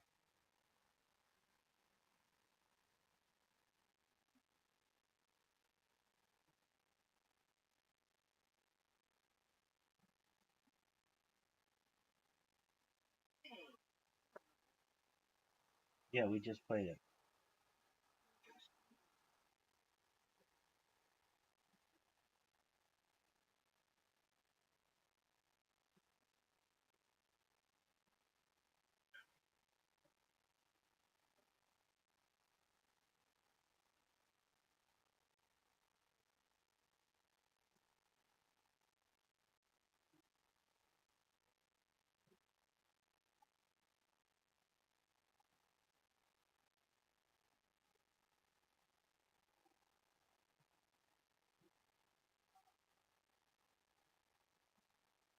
Get there.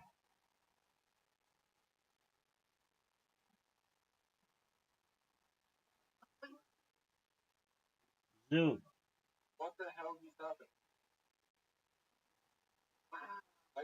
Are you Rabbi, I made last week. Dude, no you didn't. I got rid of every single trigger.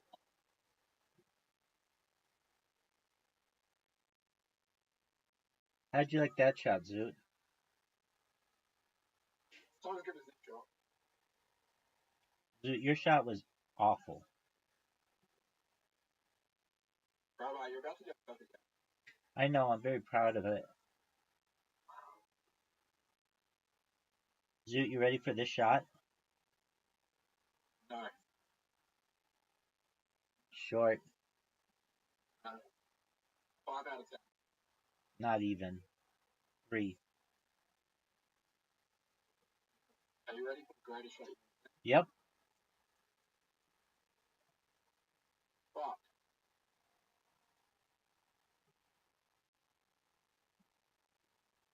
Harder. Harder. Maybe too hard. That might be. Ours is over. No, that might be too much though. Oh, that was good.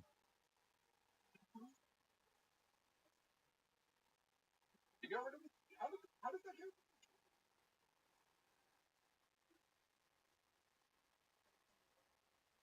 Oh, fuck. Dude, that was terrible. Audie, you can wait. Make sure your angle's right. That's good. Just let it go. You beat Zoot on a hole. That's the whole. You beat Zoot on a hole. Good job. I'm gonna go. Okay, well then leave. That's embarrassing. It was. She beat you. She taught me. No, she didn't. She beat you. She beat you 2-1. I had 10. She had 2. You had 1. Yeah, I'm looking at the score right now.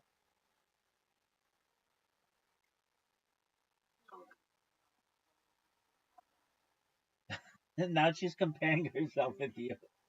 Hilarious.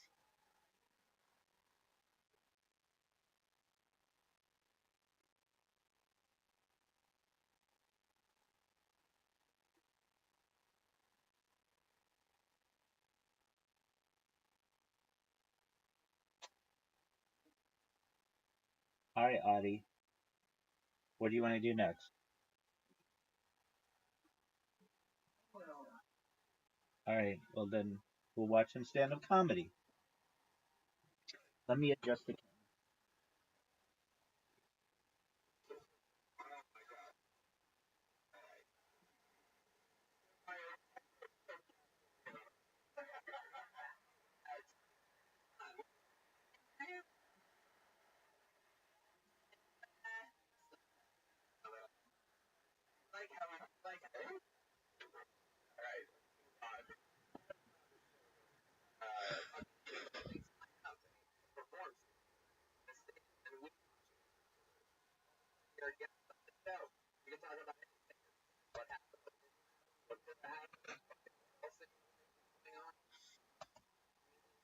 Times up the sound of the key. What it sounds like. You gotta wrap up that. We're gonna bring out the angry West Coast experiment.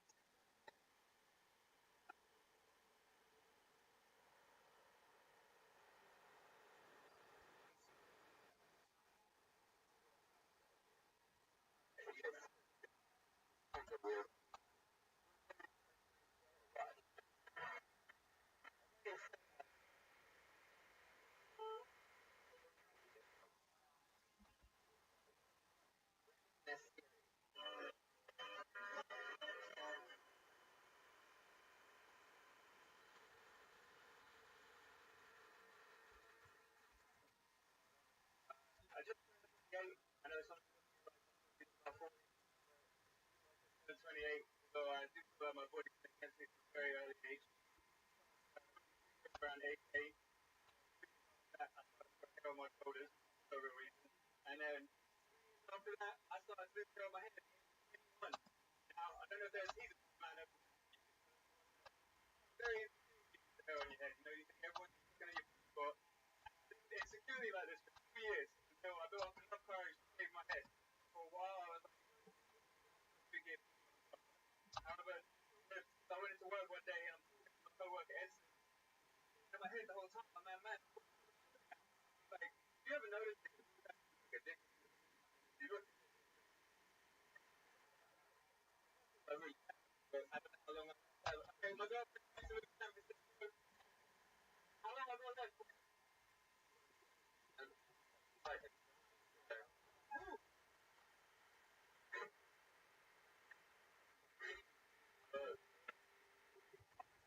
did that. I was like, on a whim, and it's like, I've never tried this. I went to my whim, I said, back downstairs, and then, oh, what's this? I was,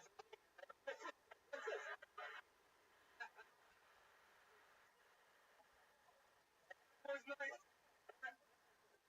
9 3/4, and I ended up here.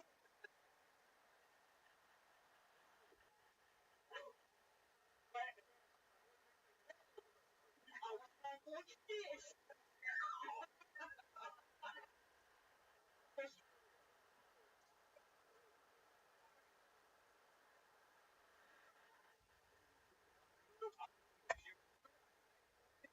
I didn't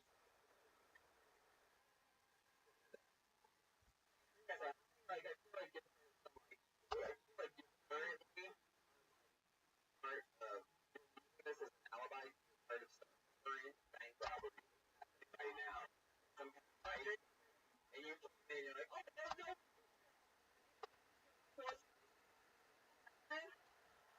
no I didn't cross it.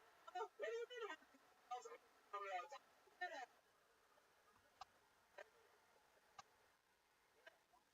I was not expecting that. I was not expecting that. Random rocket. Sudden.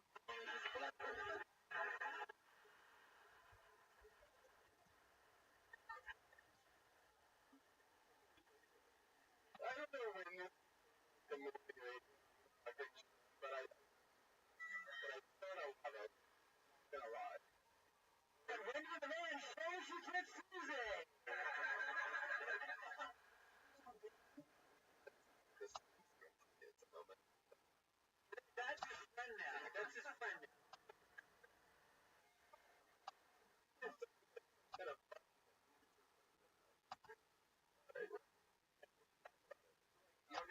So like random and spontaneous.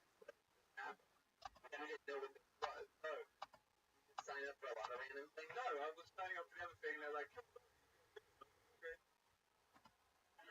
I did that.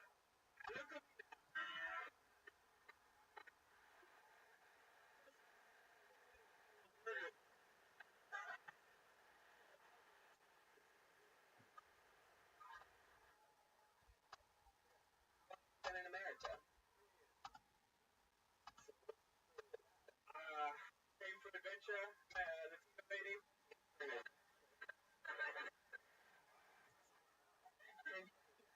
Married a muggle and I just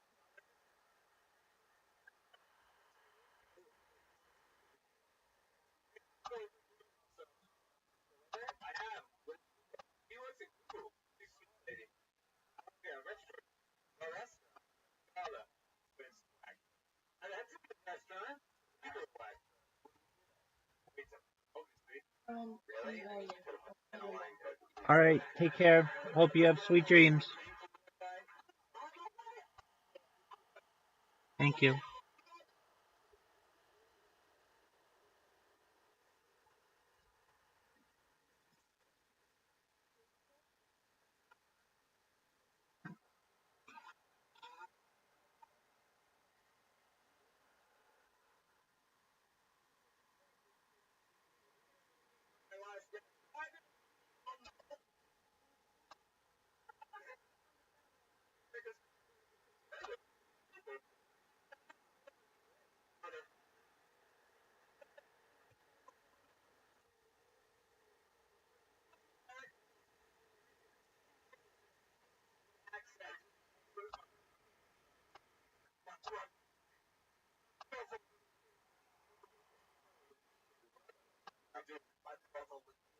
Let's talk about your ears briefly. Yes.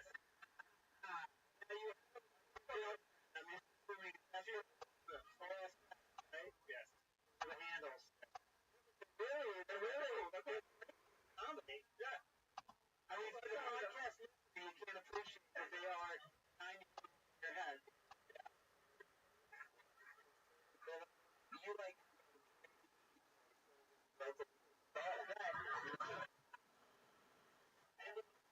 Yes.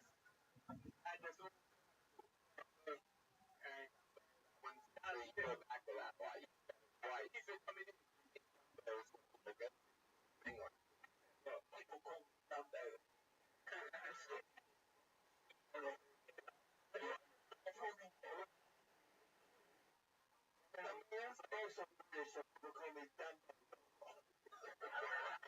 There he is.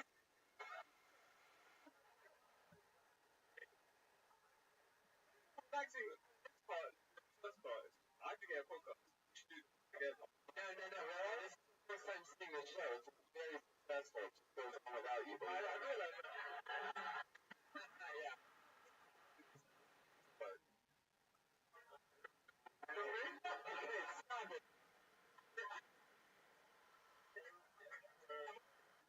Oh, yeah, that's right. I want to get a lot of it. But, that we, Mexican go. No, I'm looking. Doing the dishes. I was doing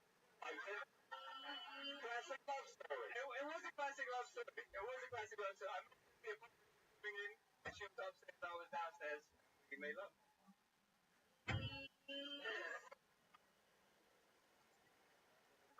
I did.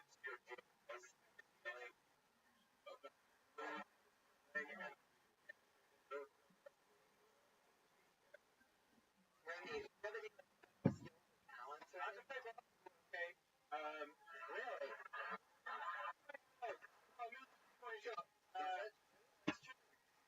How badly it goes, and I'm learning songs on the piano at the moment.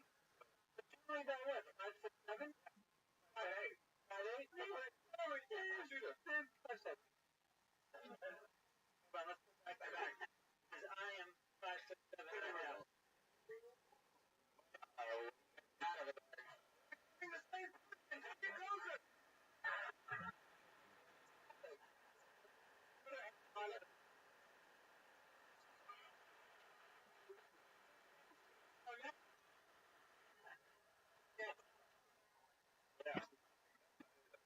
Yeah, that's possible.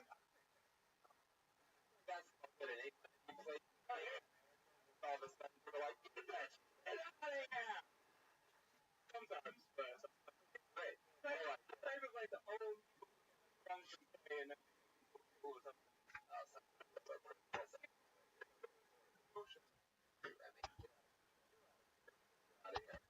Anything else for Remy? Yeah, I think you're sweet. I think, there's something about your action that's really nice. And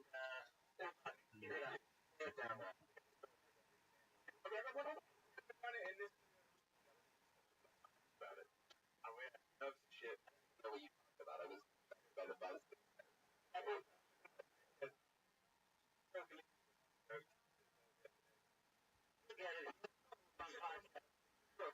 There he goes, everybody. Everything is here.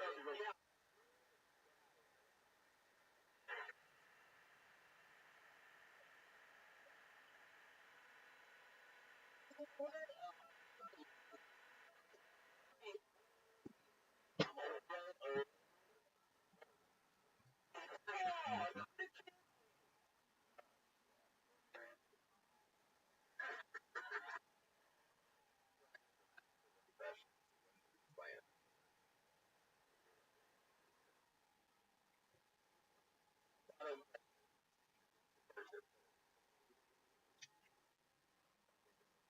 I love best way about whatever it is. Fine with Sora.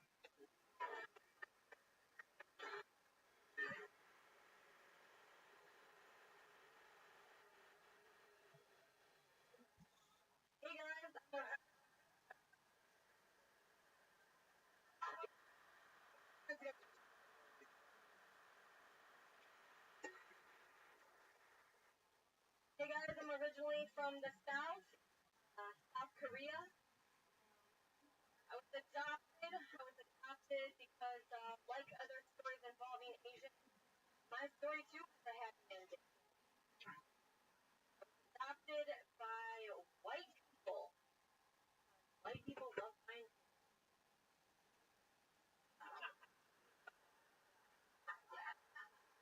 But I was adopted until I was 13 years old, and I was like, "Is it?"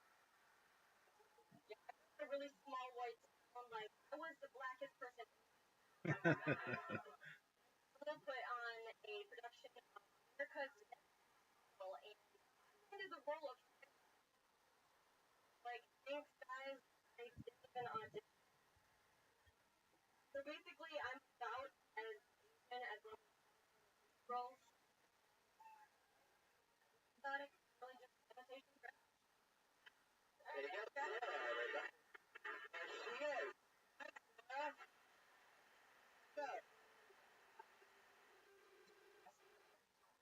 3 years. Where are you from? Born in Korea, raised in Michigan, Miami. Live in Miami? LA, yeah. Wow. Live in Miami. Yeah. All over a little bit here. You know, Why? Because Russell was in Miami. right. Because yeah, that kind of thing right there. Actually, found over to Miami. Laura, what's going on? How do you make a living? I in marketing. Yeah. Telephone marketing? Yeah, I did that one time. Did do that. Didn't like it. I just stuck with it until I got my PhD. Then I quit. Right. So I'm here. Well, I like you. I think you have really nice timing. You don't go too fast. I didn't get the thing about what the fuck? It's just I'm a bald guy and Asian. Everything I say has to. I didn't get the thing about America's Next Top Model. Yeah, my sorority put on a here. I liked all the other material. That one I just This. Primarily raised by white. are there things like normal people? Like Right. borderline. My board.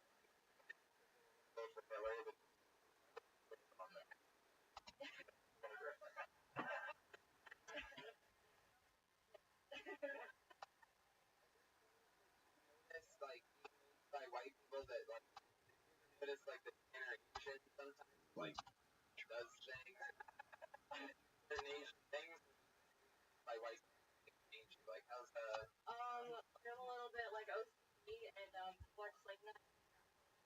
So OCD that was dinner?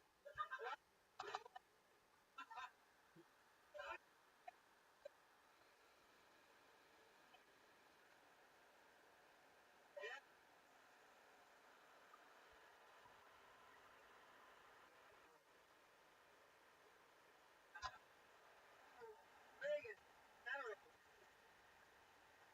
Like, how does something like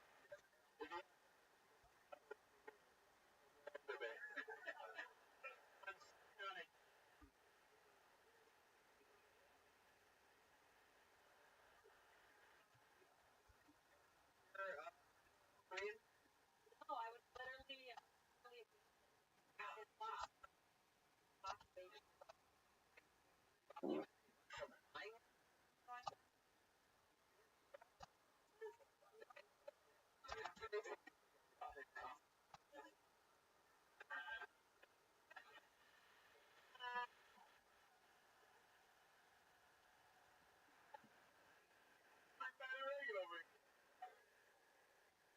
Well, you were making How's your driving? That in center where you caught by all white people. yeah, it still sucks. Hey, Yeah. fucking thing is really out of all the racial world I've always said it, and I mean unbelievable true. Amazing how you can tell an Asian driver like right. Oh I know. Like first guy was like, no, that person upset me. So I got that person, what are the odds? See something different and like I did and I when it you do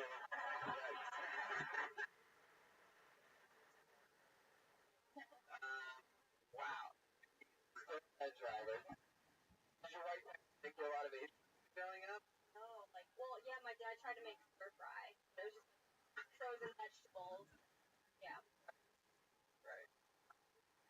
Gone back to Korea or have you go back there? Yeah, I did a study abroad program there, but I ended up hanging out more with other people than I did like before. Life's a challenge. It's just that there's words. Rob, my name. Got it.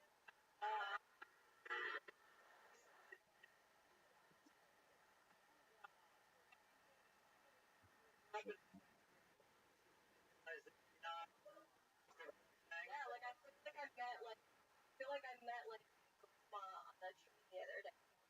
Came up to me fun, but not like that. No, because I didn't. I like it.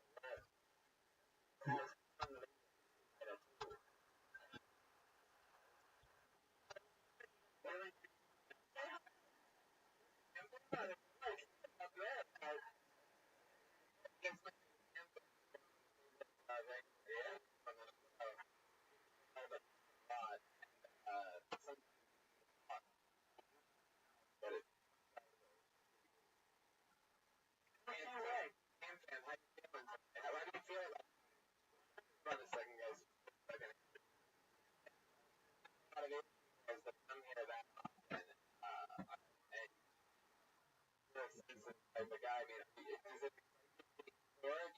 Might be true love. Oh, most definitely.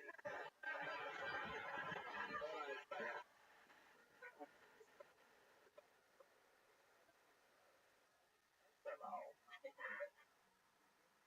Right? Giant Asian bone.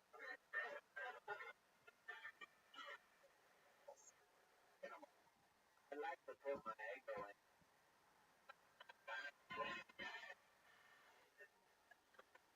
Focus inside. Not only do the podcast not get fucking inside, but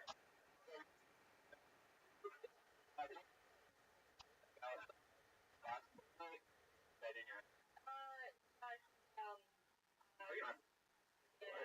yeah, started from a box here.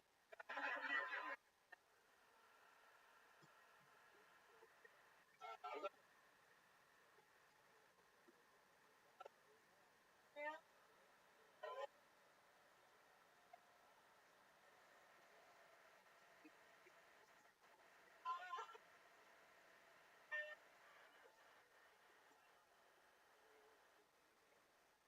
Decorating it. By the way, this dog on the short of that joke.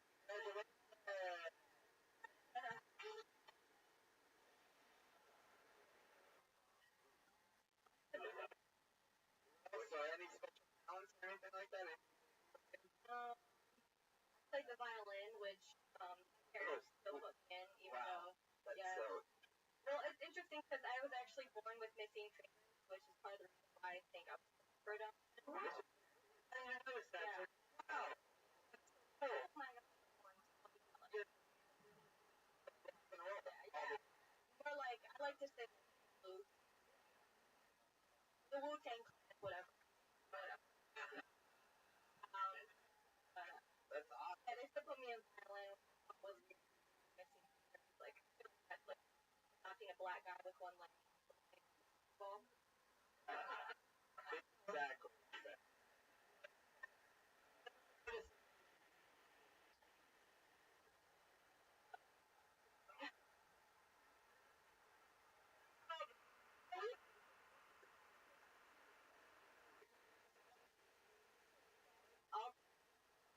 Are you?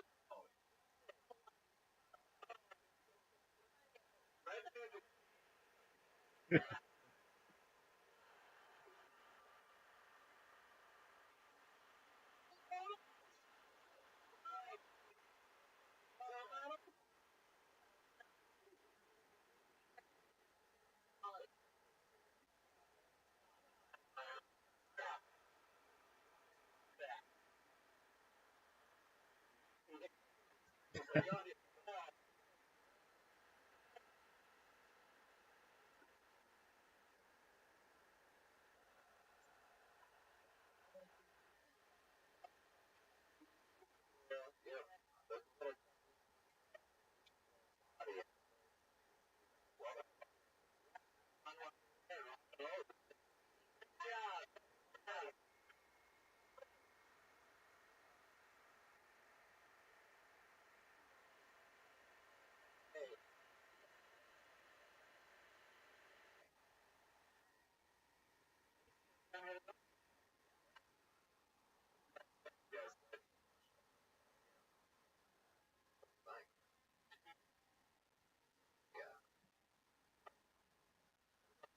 what was that?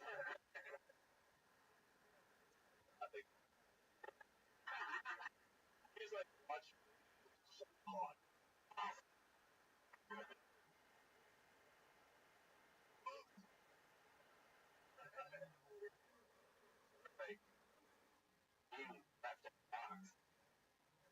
I'm the girl in the mouth.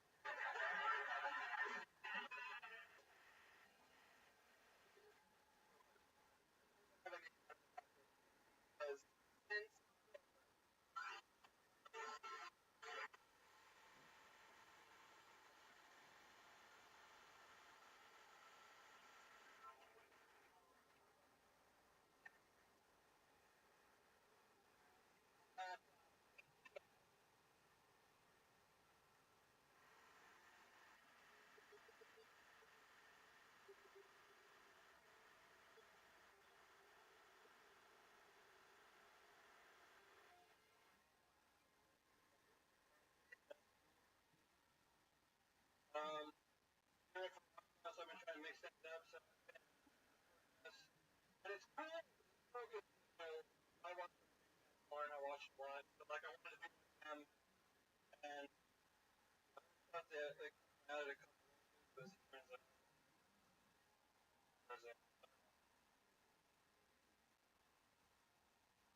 So I'm thinking about taking extends. Well, one thing that comes with fornication is I like children. They're cool. I guess children. I like because you don't really want one all the time at your house. You really like to go somewhere else and hang out with one, and you can worry about it. I don't like trampoline because really debated whether or not you can jump on them with your shoes on.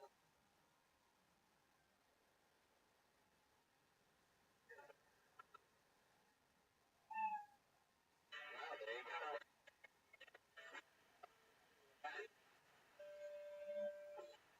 Well, you probably get it.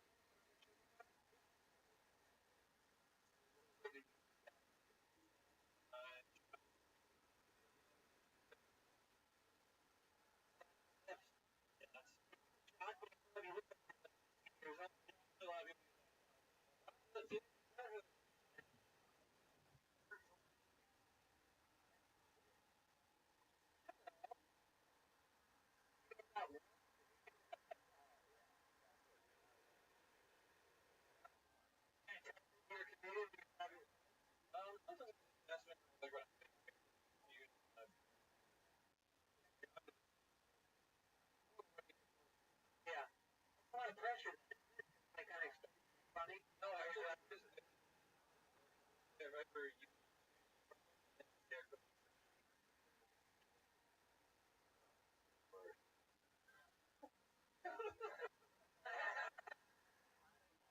which I get that much.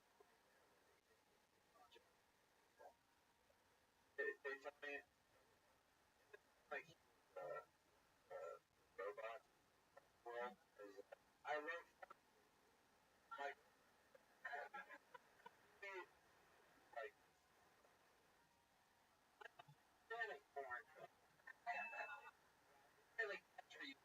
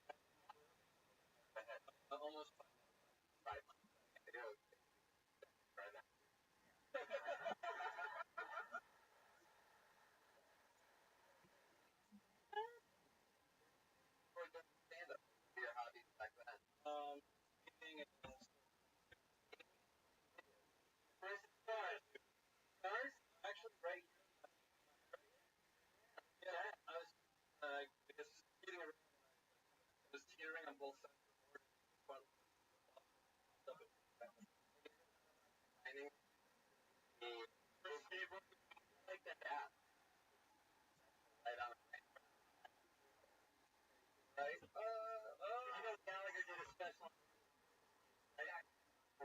Gallagher special roller skate. Watch it. Down that app. Yeah. I watched the special. On comedy dynamic. Rolling around. Why do you have that app? And how you get on that. Maybe watch roller.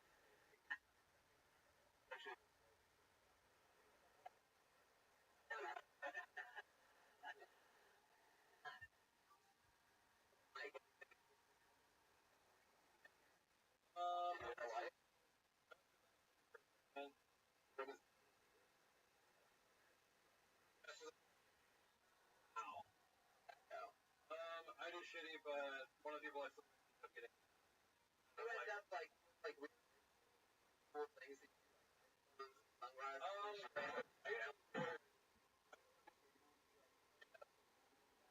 Or anything like that. There's professionally. I guess it's funny.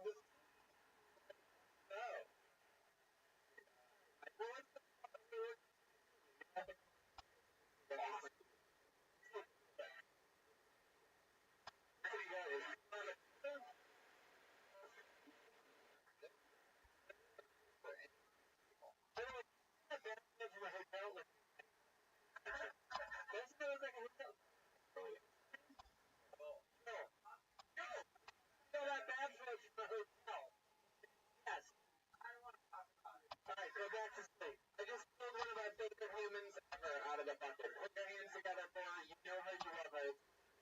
Aphrodite.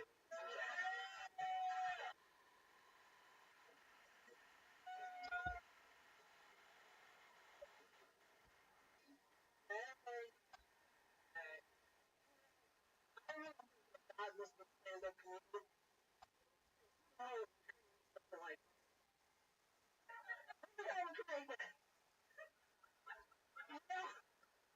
I'm getting tired of people thinking they're fat. I'm getting really damn tired. Let me show you one of my exercises all the time. 1, 2, 3, 6, 7, 8, 9, 10.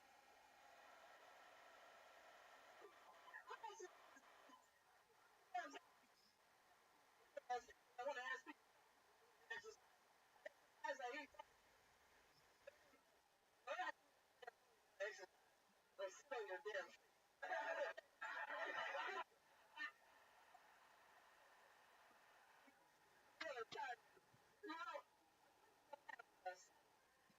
What I call the laws. I'm the good ones when they get mad. When they get mad, that's right.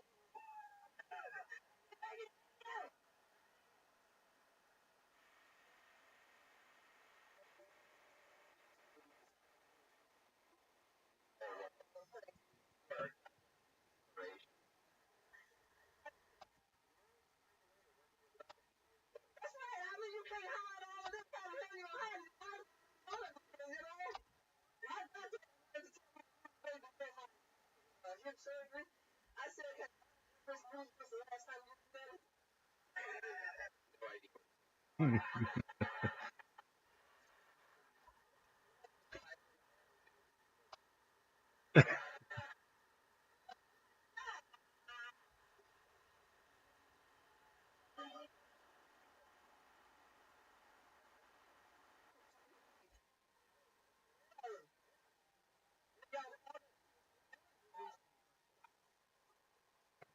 How that works? 29.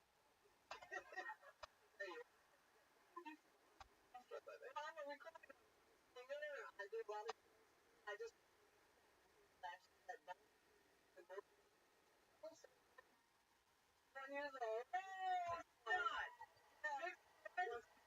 Holy shit. I'm just, yeah.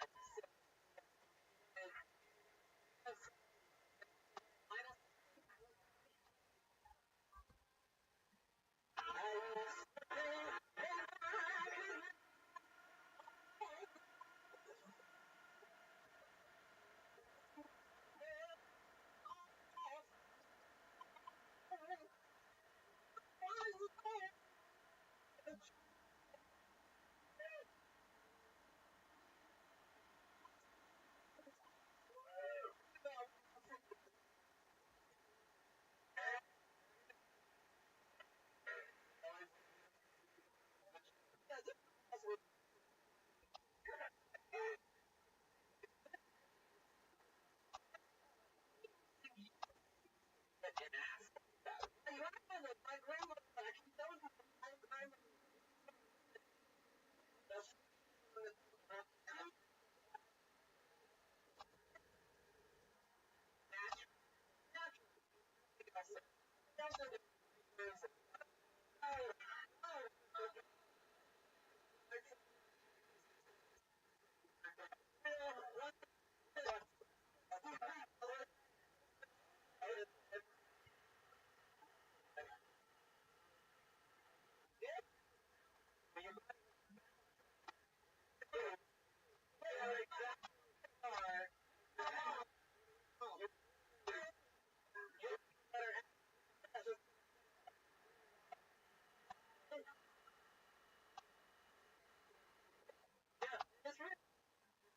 it's like you have an hourglass figure, and if it's black, it's running late.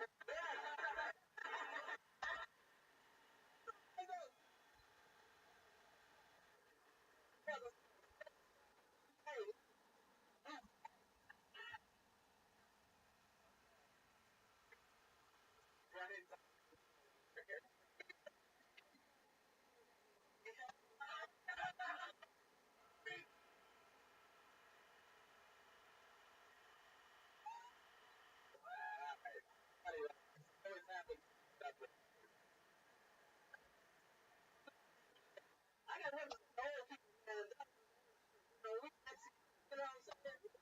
Yeah.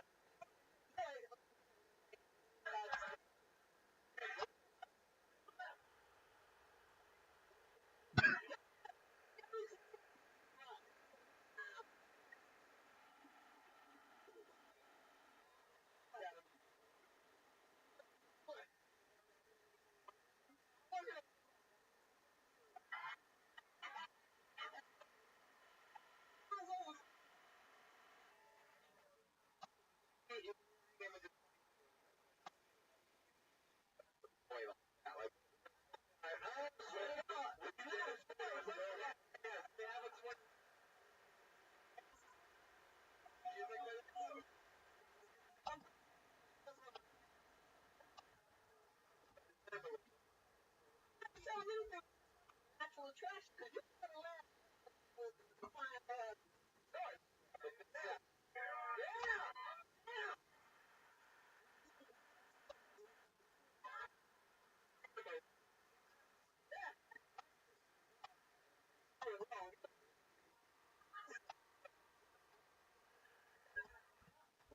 your favorite bedroom.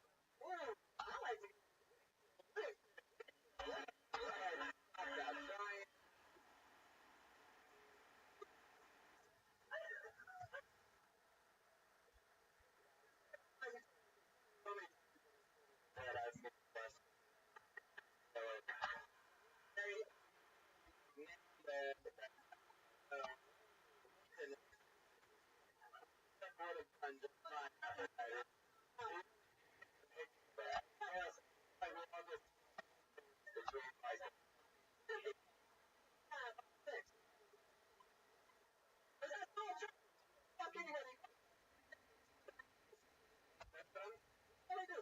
Crazy thing you've ever done.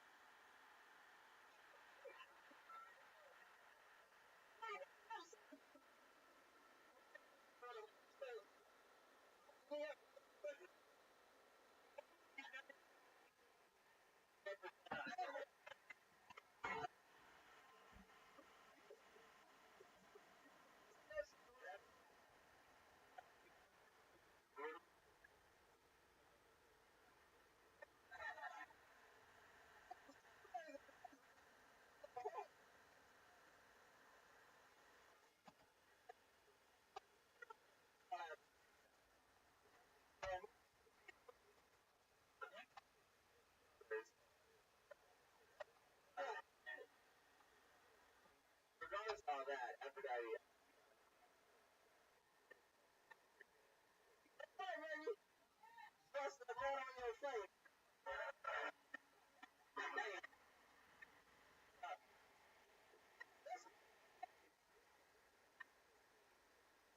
That's let's dealing with some crazy things. I feel like we could use that as like a bomb opener and a bunch of crazy things.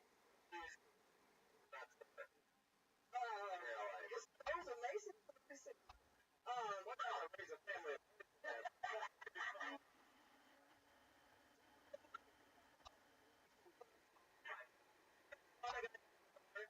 Have I ever thrown a guy from a bar? Yes. No, I've never worked in a bar. I don't really do bars. Can I ask you this, kid? I don't have no kids. I like men not that much.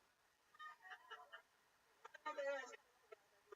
They get their own shit. No, I'm not married. I don't want to see this guy every day. Yeah. I still get bothered. Hey, what? I'm excited. Yeah. What the fuck are you talking about? Like,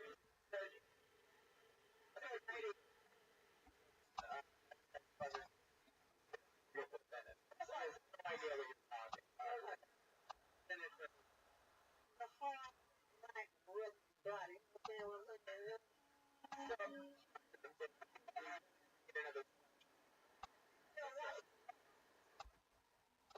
So, watch it. Yeah, this is how he ain't that cute, but he's fucking sexy as fuck. Damn. Anyway, that's another interesting question. I mean, it is sort of amazing that you have this amazing, voluptuous body. Like 2 years of never having it. Not trusting. I didn't tell you that. I asked. Yes, I had 3,000 motherfuckers there.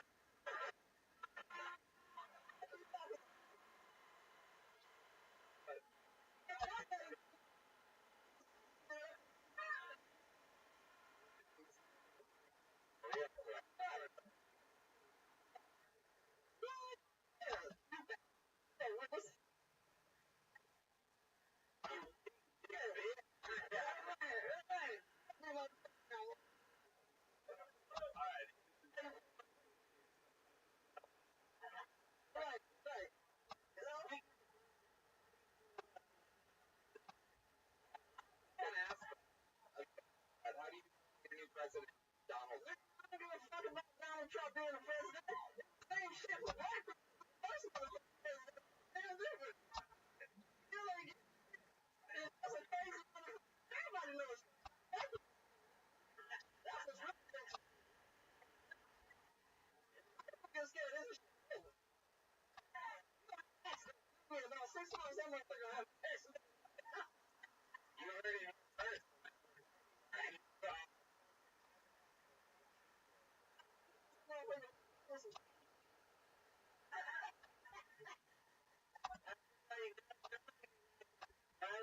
All the black person.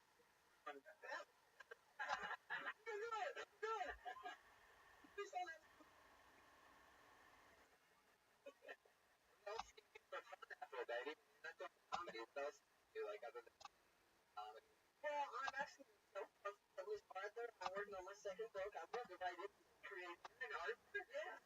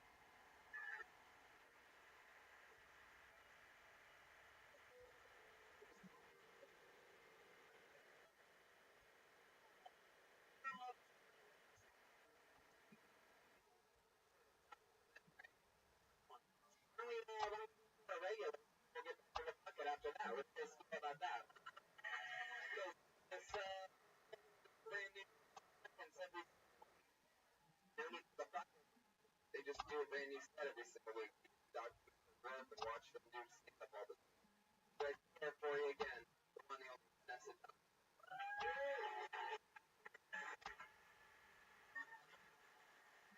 Yeah, God. It's like, where are we at? Some people say I'm a shit driver, but I don't get in car accidents. Usually I've like never looked at the road. That day a cop pulled me over because I've been drinking. I said, yeah. I'm gonna fuck you.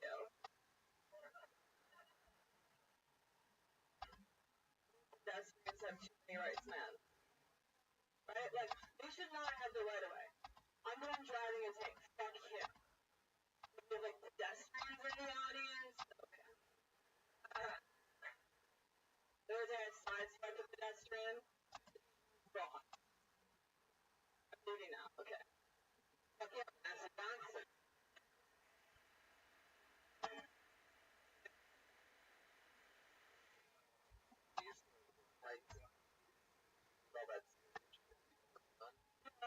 It's like a little. Many times I always enjoy it. We would laugh out loud on the second joke. Which one? Can't remember. I don't have that kind of mind. I'm laughing out loud. Yeah. How's life? It's good. Yeah. You doing sets around town? Yeah. I think like 3 or 5 times a night. Well, 3 to 5 times a night? Damn, look at you. Yeah. Awesome. How often do you get up?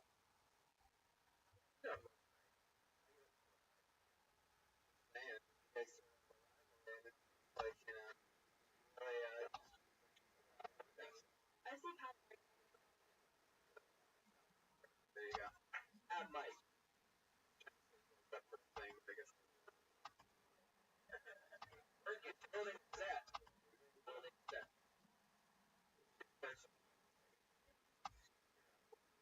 Back into pick it up. So, Vanessa, Election? Trying to tell jokes about the election? I did. Yeah.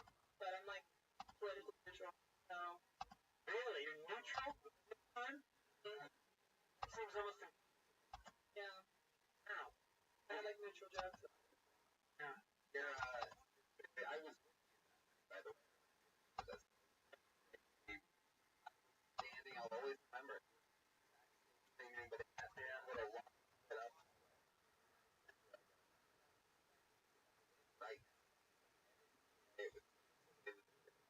Yeah. Back there. You weren't handling it very well at all. I'm not.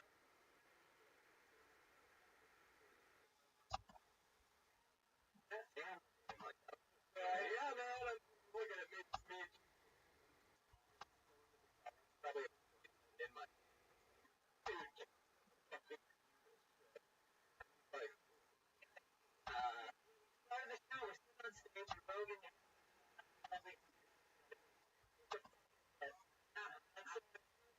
which was the first thing we did. Once it became obvious that, you know, the apocalypse was on us, I freaked the fuck out and I had to left. I got my car and I drove home. I could see my family. I was sitting in between my fucking kids on a couch, stoned, watching the worst thing I've ever imagined could happen. And I was like, and then I went out to the car and I listened to the video and I came back in the house. It was a disaster. I think everybody remembers that. Yeah. I just remember when they announced that pot was legal in California, the entire room, 150 people, stood up and lit up, and Puff Smoke gave me a standing ovation for about 5 minutes. It was an amazing moment.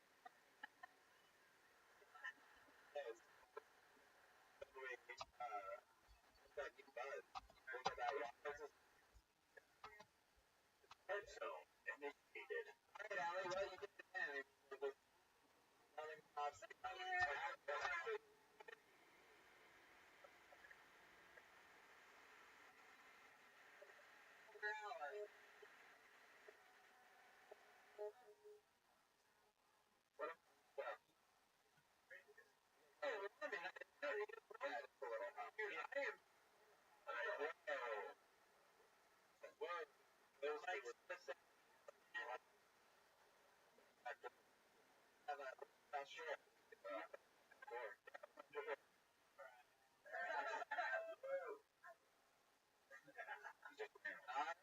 pulling another name out of the back.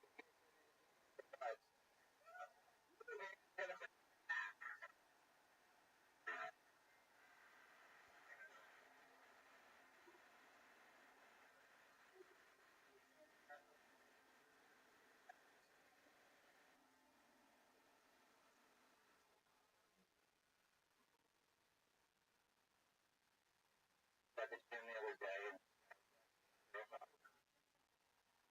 asked her, like, come on, tell me, I'll give you, like, why would you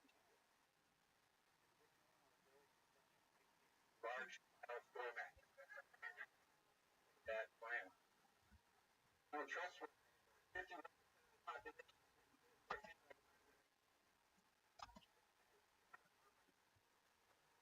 trust you.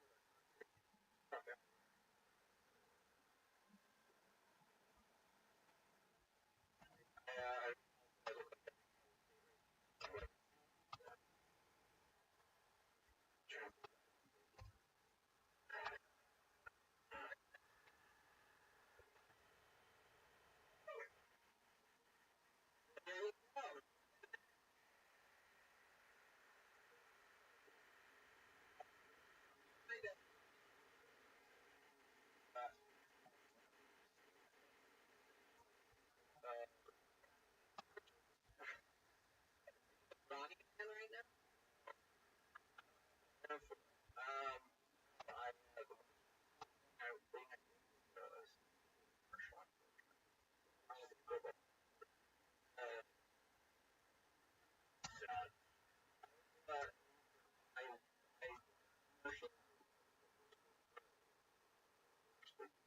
Water, I water.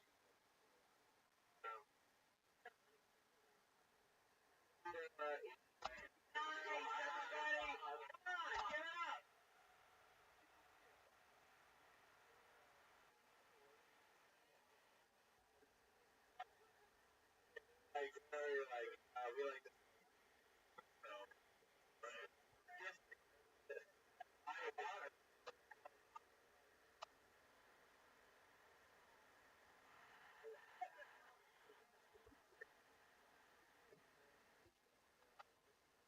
I water.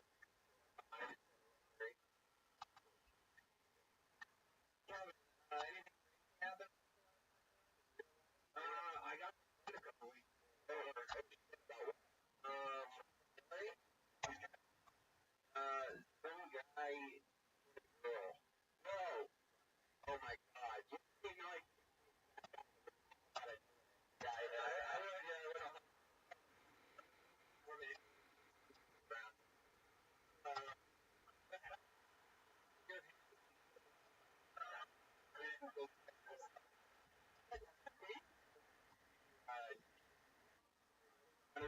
have to say, why does everybody assume he fucking died? That's a good point. I'm not, I don't know. I just, and it's one.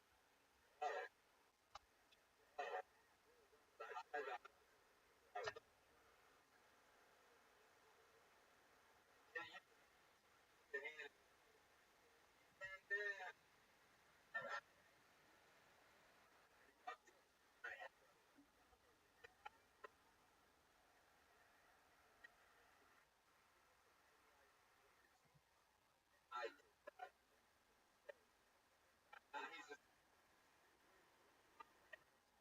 oh my God. And then, like, I'm like, and then he tried to like me, like, out, back, choke. Wow. I just,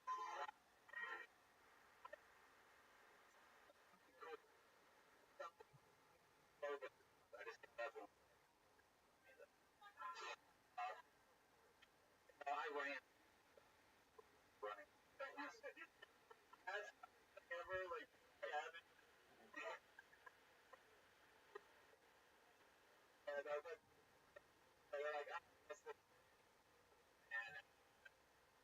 lady. Right. We were about to, like, he was around, and I was like, no, you know. And I'm not gonna lie. We're gonna move on. We're gonna get one more first stop here for one more time. Right.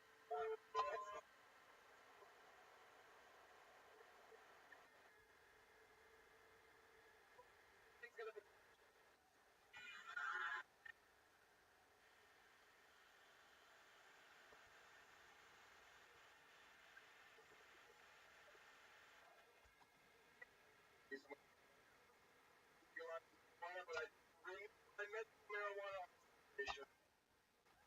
Yeah, I still have whatever the fuck last year.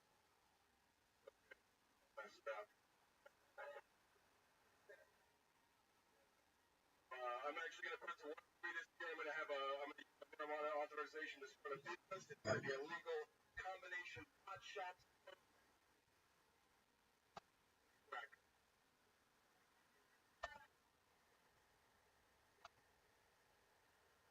Right.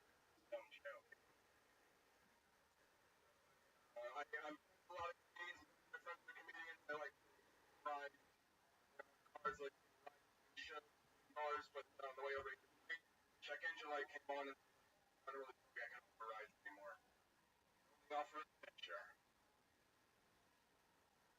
All right, I'll close on that. I'm in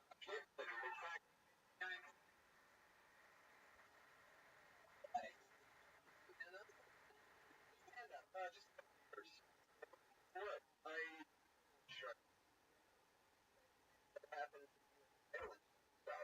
I got to stop working in an office from home. Don't have to traffic. Getting away with it. I've definitely on the clock. Like, right. A lot. Yeah.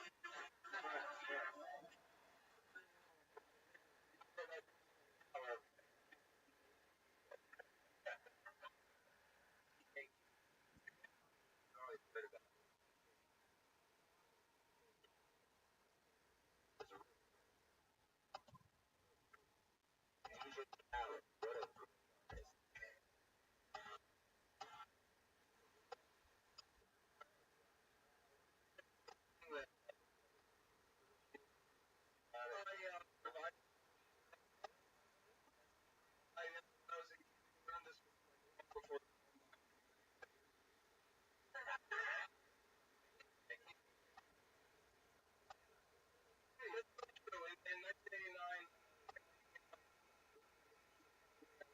all I really know is seeing police, man. Like, I don't remember a whole lot. Wow. Yeah, somebody was killed, and somebody else was shot.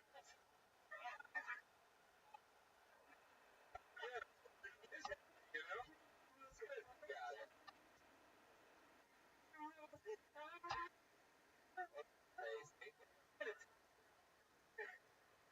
Kind of crazy about it. Yes. It's like,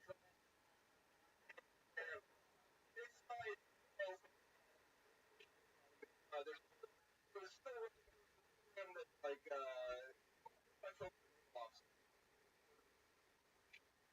But, like, hey, you want to let people come in here who can't afford to do it? Somebody came in, and this is one of those guys there.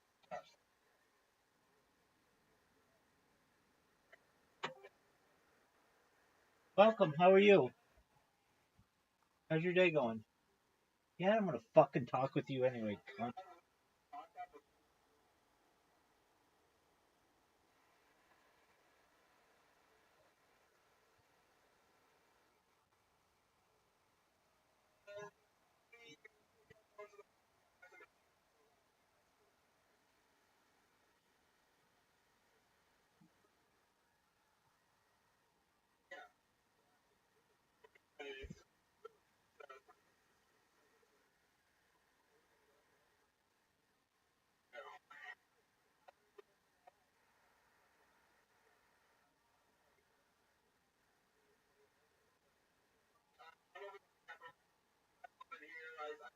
gonna hate it in LA, but pretty good. Yeah, what about you? Just jerk off and not? I mean,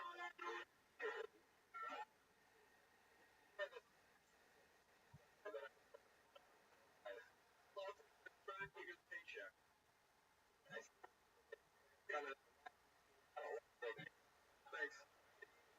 Because I kind of think,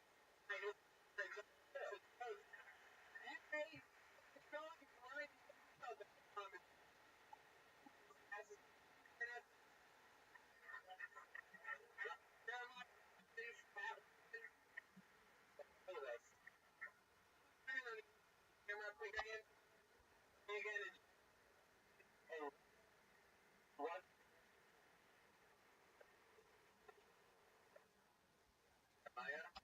My stand up, hit me up on social media, guys, and then Atlas is sorry for jumping in as. Thanks, guys. Yeah. Yeah. Even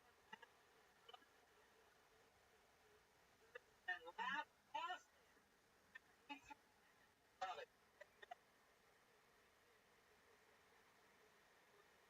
guys.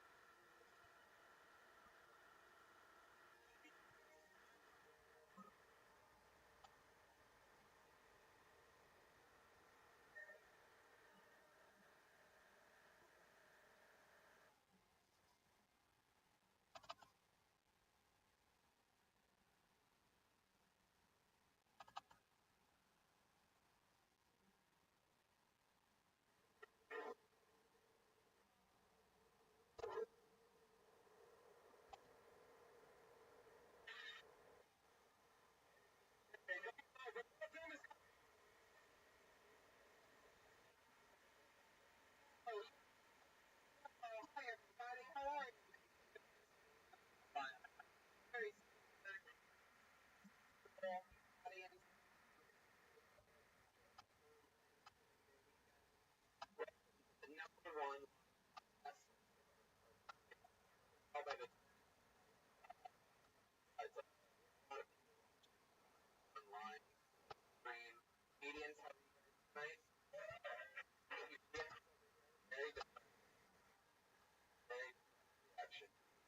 Like, right now, and self, except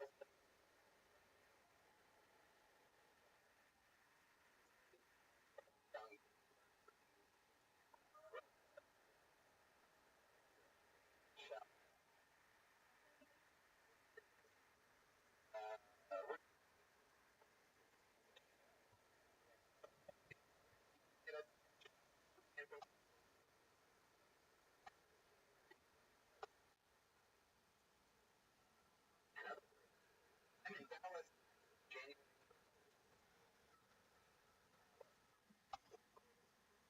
February 4th, having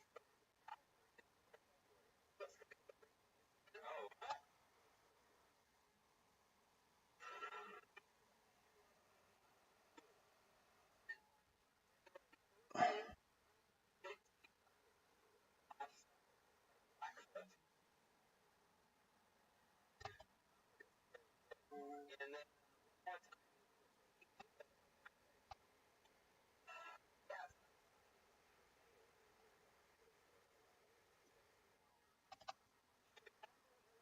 February 23rd,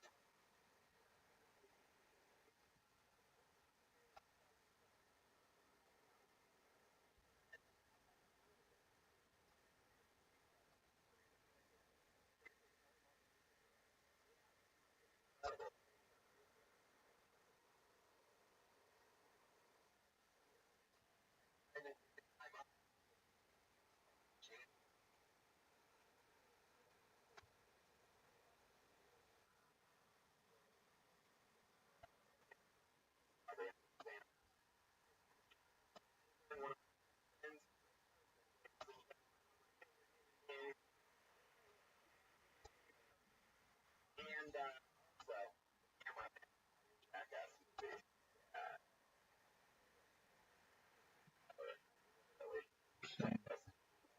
Like a lot. Mm.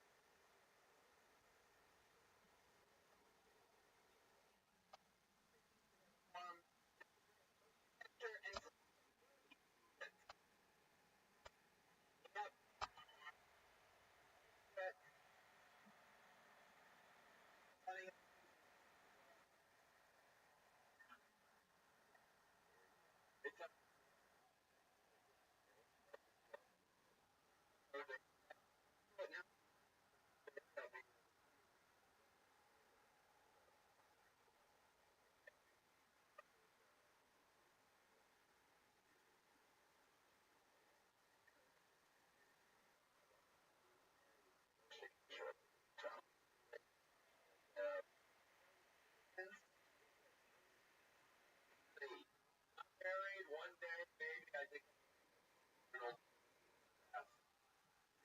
married when she's in her 60s. I'm okay with it. Stay healthy and exercise, watch videos.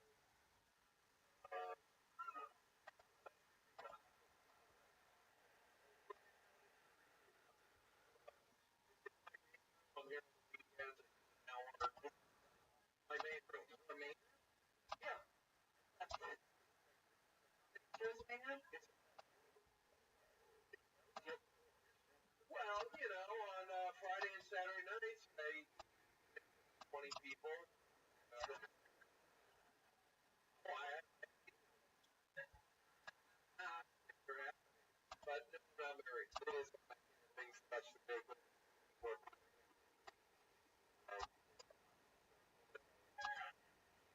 Comedy laughing at 1 a.m.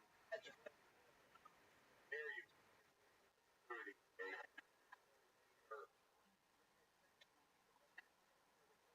And you know them, you love them. Here they are. It's Matt Reagan, Jeremiah Rothschild.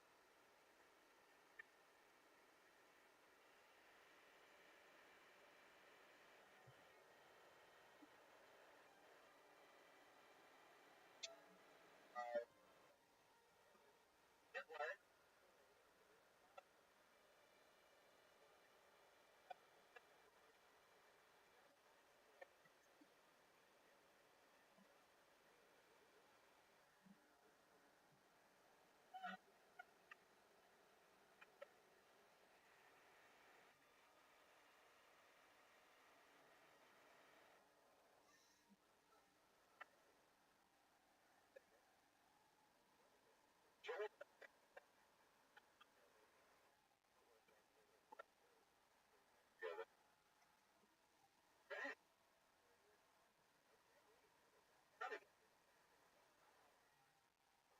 That was pretty written.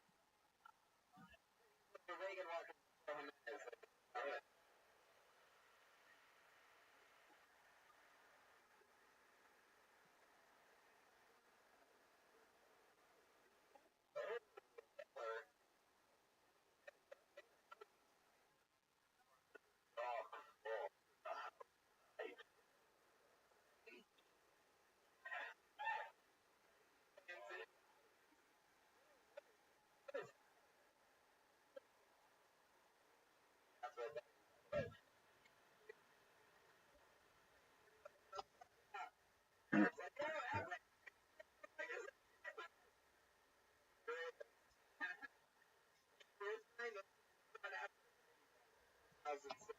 dozens.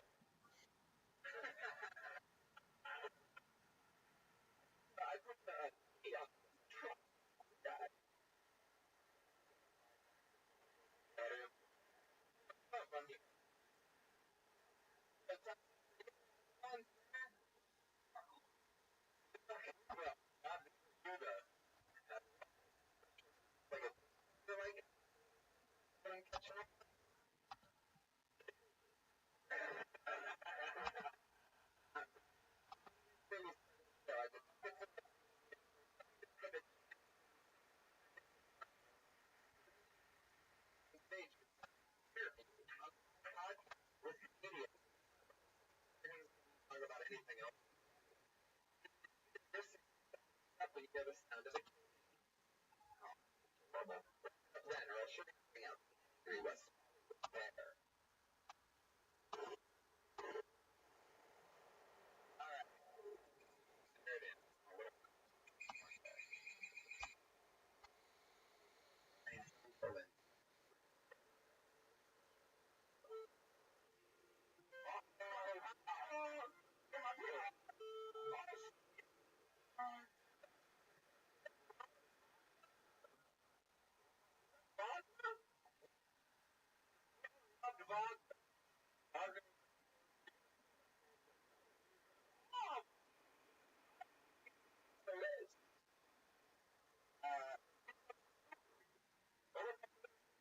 Pull the name out of the bucket.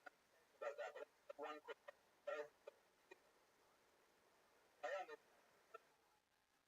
It's all I've looked.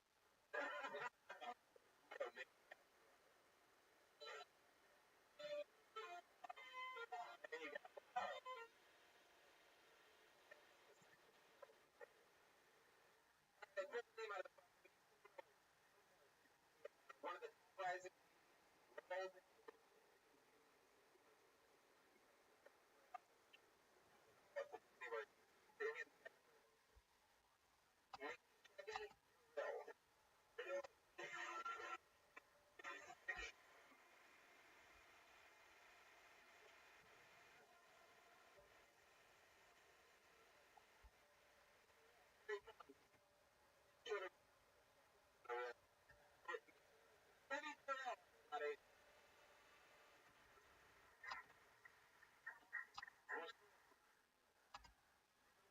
me. I got this cookie called Simple Buzz, which make me walk and talk like an alcoholic. And people always think I'm drunk. I don't drink. Because one time I got pulled over by the police. They charged me with DUI. Cop told me I ain't walked the line straight. I told him I walked the straight line until my life.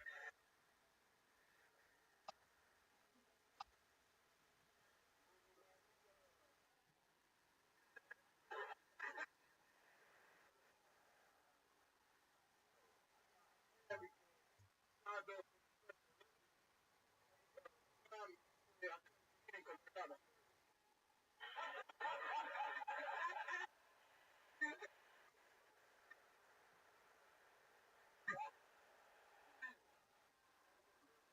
told me I was ashamed of myself. I was doing all these crimes. And the rest of other handicapped people. Like, oh, like, yo, I am the rest of other handicapped people.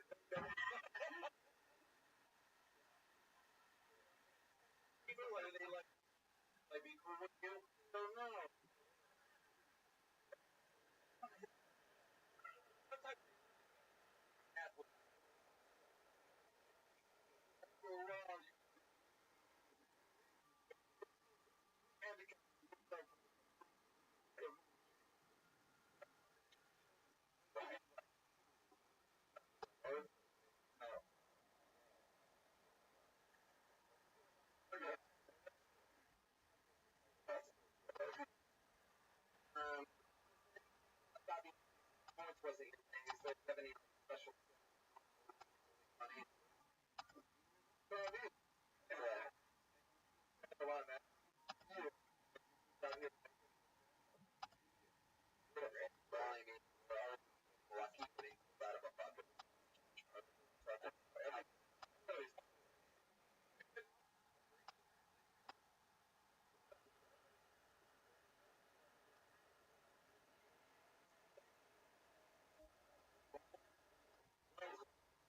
everybody's very crowded. Like, something like, I mean, whoa! Whoa! That is,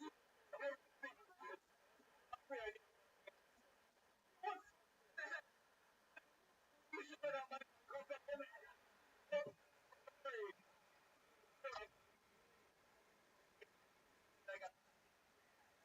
Are you fucking now? That's smart or not?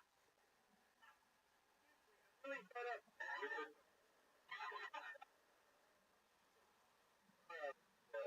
Yes, check it. Like, now you're going to do it. Yeah.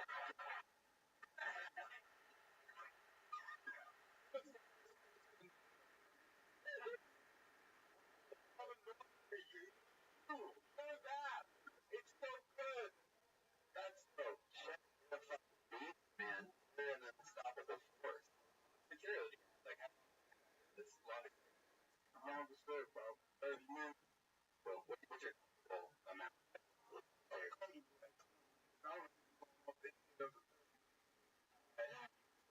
My head there, that was 20, but if you could come to the house Friday, you got a spot.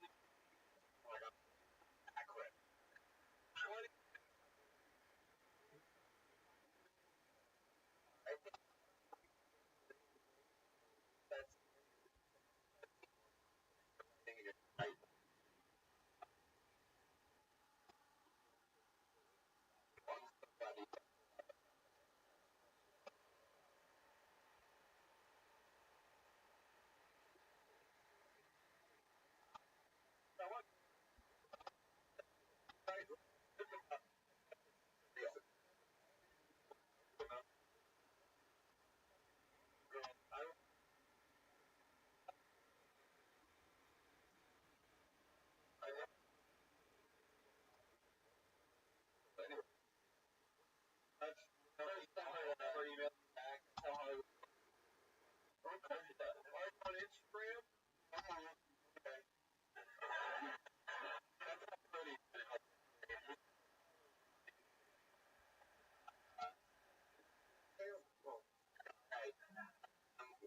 ladies and gentlemen, there he is, Chevy Kyle.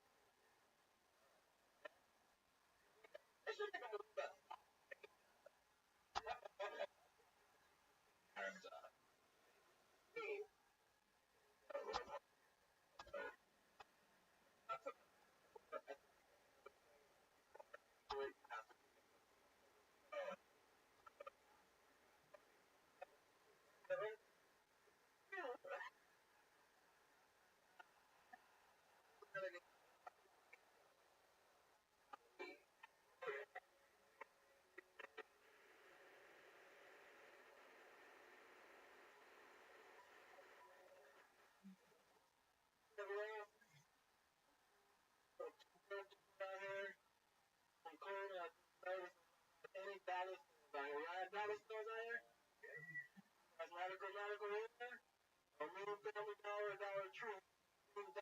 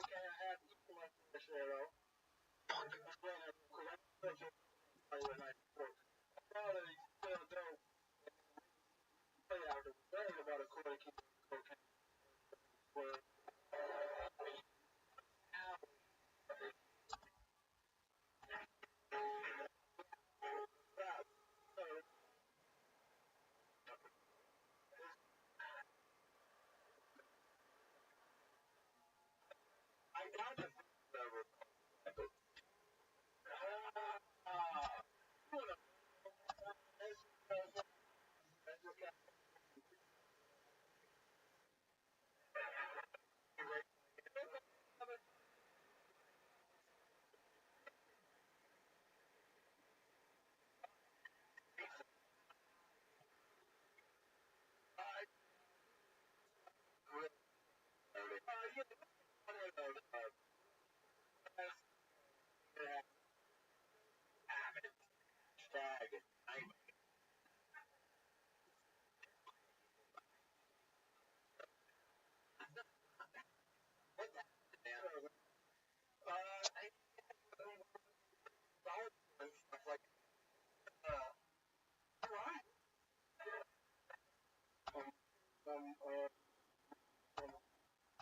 to make some tracks all the way with my ass. What? Trying to my ass, so that's why I stopped and looked at that show. Right now, I work 11 ass at a Dar Healthcare Center. Dar Healthcare.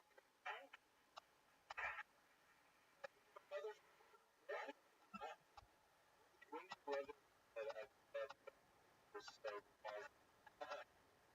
so this I want is more energy, more energy.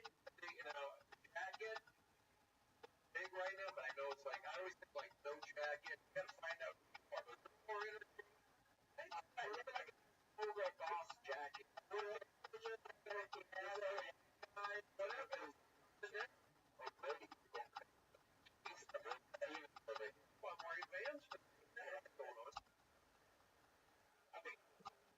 I thought the only problem I had was the dollar store, so I didn't think it was structured right. No, I didn't.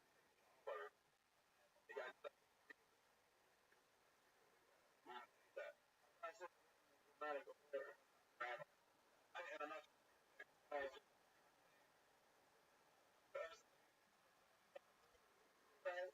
More for that job. I just not good. So how long have you been writing it? Started that as 2 weeks ago, and that's literally like what your job, like fast writing. I don't get a bit there, but they came out of a bucket too. Yeah.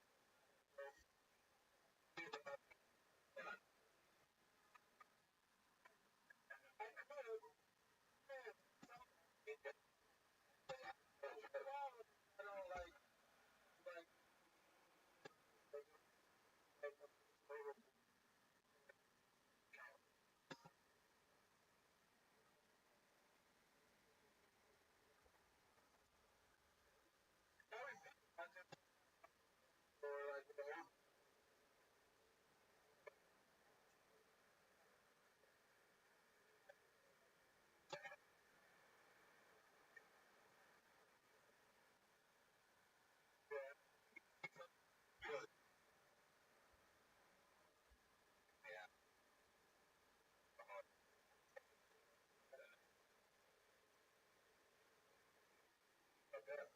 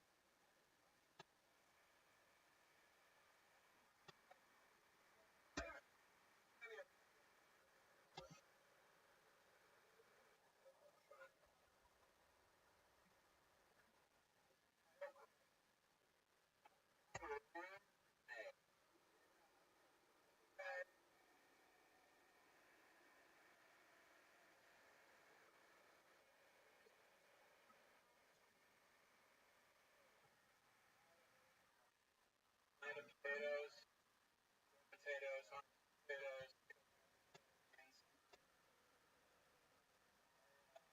do I look like my dad? Something tells me every time I'm living on the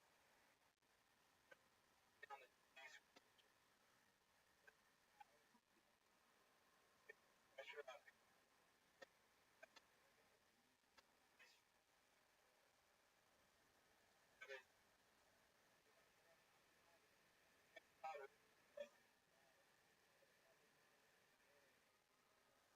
one of my engagements.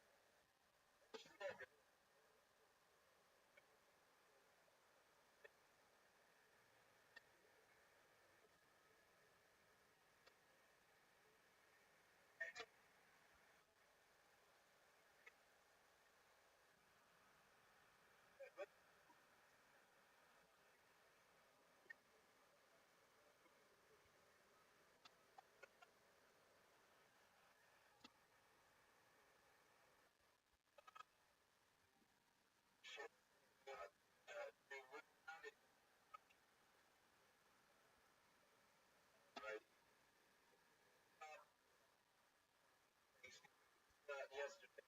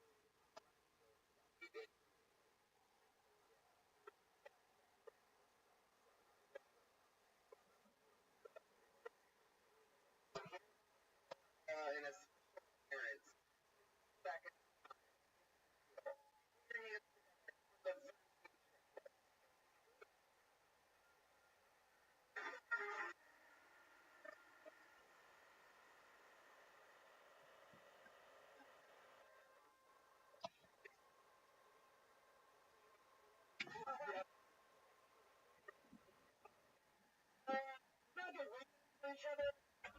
Very, it was it looked like language.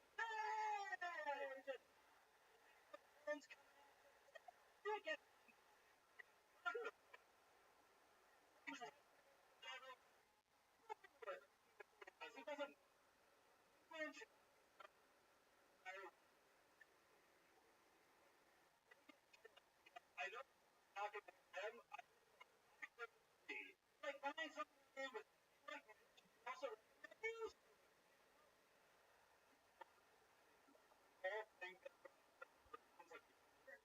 I just think with he's this and homosexual. I was performing one time and it was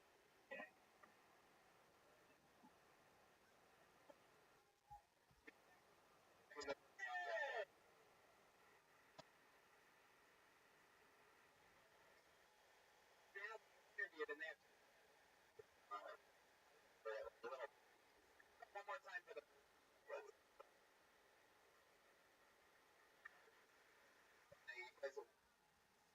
over here, guys. So focus. Very good. Yeah, the line. And it's not even into it. All right, good. You know, I think with those how to be able to recover out of that. Corral.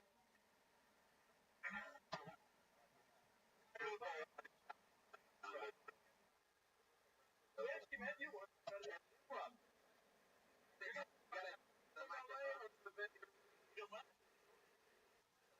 Area. Very good. All right.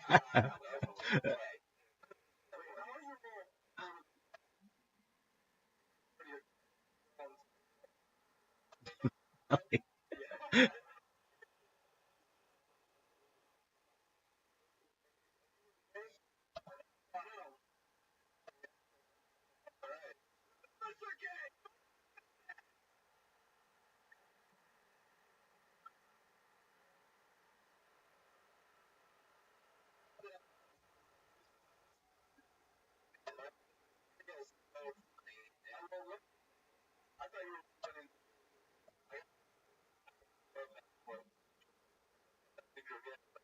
The punch or something like that. I just have to classic.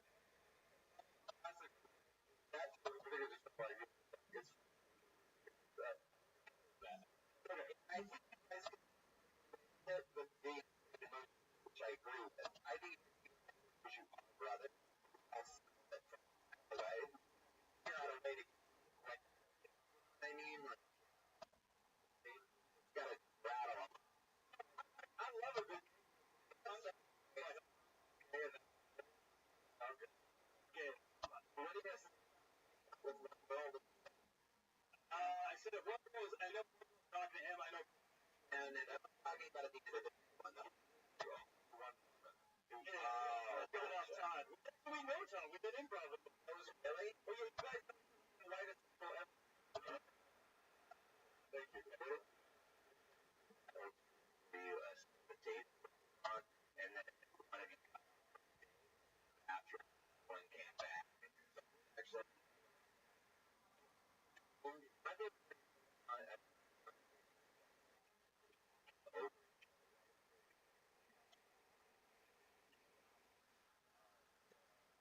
I think that's chaos.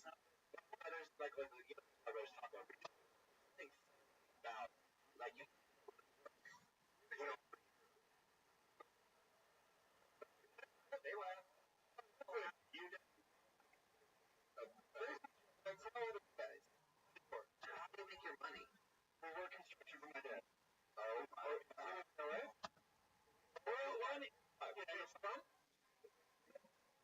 Yeah, we're the trumpet. That's funny. Good stuff. Wait.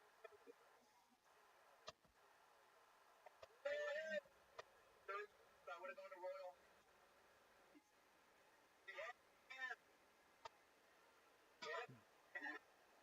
You know that.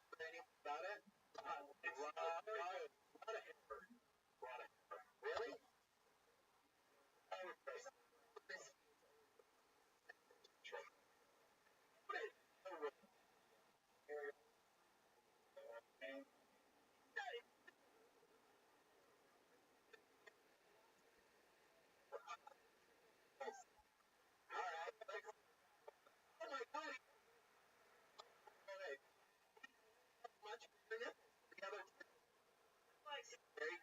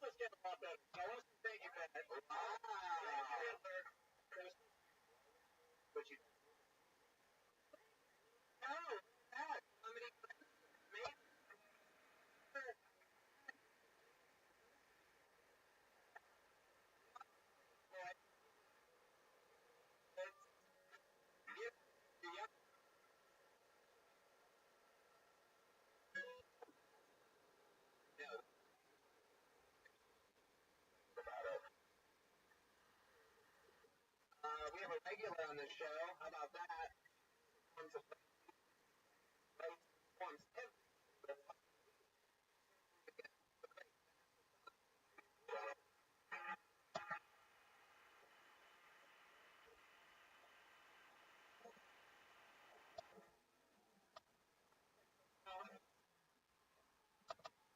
Anyway, we recently started using white phosphorus in Iraq again. I don't know if anyone like class. Definitely not this guy. White phosphorus is a chemical weapon that burns from and causes effects. So now Iraq looks like a quarter of monster. We've been spraying it all over the Middle East the last 30 years. A lot of people are dying. It's like Chernobyl went theme on every. People say that being a suicide bomber is cowardly. I don't know. It probably takes a lot of talent if you're born with no arms. Very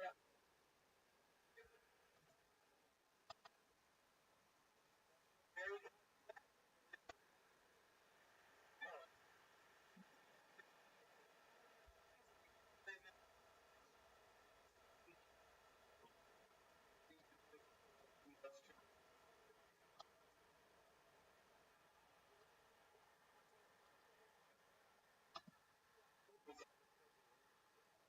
I feel like 4 weeks, almost done the last weeks, I just couldn't.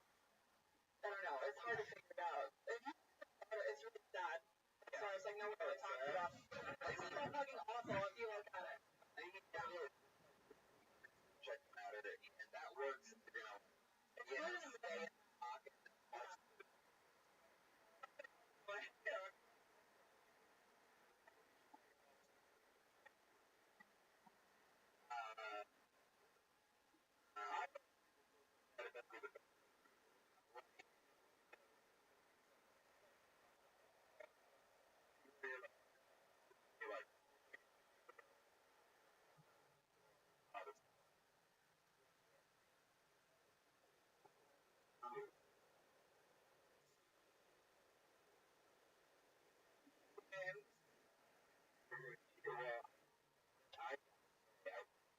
I like it.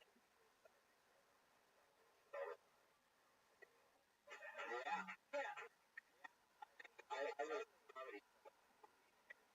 almost. Yeah. But also funny. So you know, it's like what about so you well, back I'll be locked up or something. So that's good to do, right? I love and great and specializing in work that I love to talk about. But when you got a food and you do plenty of other sets, which is just got a burger. It's fun, but it's like smart, funny, so totally bullshit. One's like they're picturing really right, which is really them on the trip and stay in that. It is interesting. Like once you put pressure going to the bone, I was definitely like, oh my god, Iraqi family. They're like, my brain was, I didn't really, what's not the big look like? That's Iraq. Yeah, over the coast. You gotta, Iraq family is like Billy Crystal and John Goodman. But like I said earlier, I really enjoyed that's one out of your comfort zone, and that's good when you come in and take so. Yeah, Vanessa, everybody, there she goes.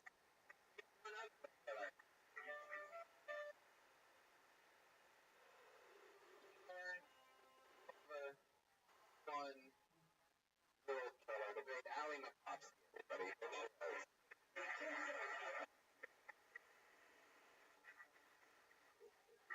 Hi. I had a sex dream about dad. Which was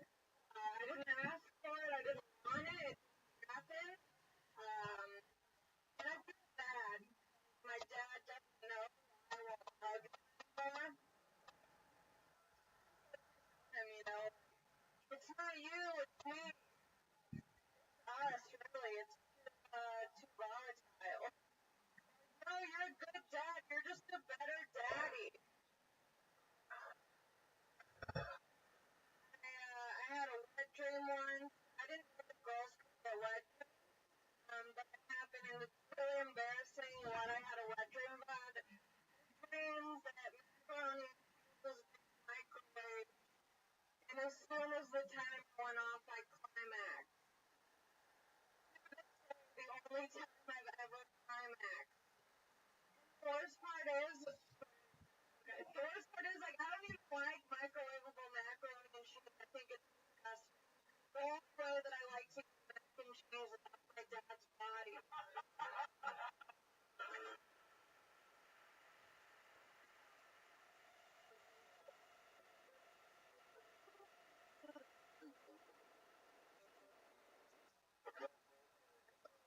Stand-up comedy. Callback. Yeah. You? Well, you can tell she's been working on her craft. Macaroni. Then the macaroni and cheese. Right. Yeah, guys, the audience, they would be yelling and saying Tony. I wrote with that super mellow audience. I don't know what. Maybe it's like what it is. I don't know what it is. It's Thanksgiving bullshit or something like that. No, that's true. Please. Dinner back there. The costume. Like they're killing it. Talking about the streak they're calling it. It's gonna be bomb steady real quick, I promise that. Comes to bomb city. Read that. There you go. I thought that there was another joke there, which was about your dad. You say it's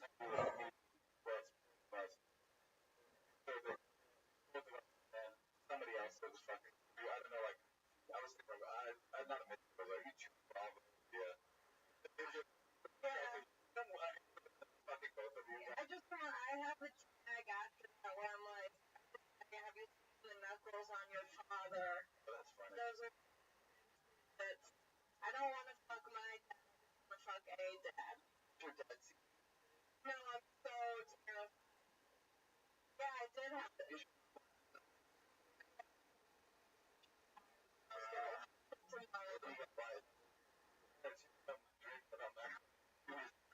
started dreaming about my dad. Yeah. Wow. Yeah. Long Beach. Oh, okay, right down there. That's true. About that. You know, Allie, I was gonna make a joke about you. Come on. Allie. Anyway, Allie, I was gonna make a joke about, and then I swear to Christ.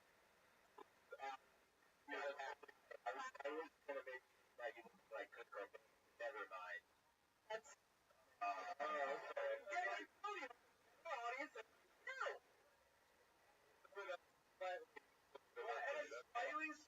Shut up. Wait, can I read it? Okay, so my mom's like a big fan of yours. Yeah. Yeah, she loves you so. So. So I texted my mom. I'm one of the guys. Yeah, it was adorable watch with him. Income and. You mean the maybe most business language. What's just some of my favorite stuff that I've done over my not the podcast now. Watch. Got to watch it like once. Anyway, kidding. My favorite. I got nothing. How you did it again? There you go.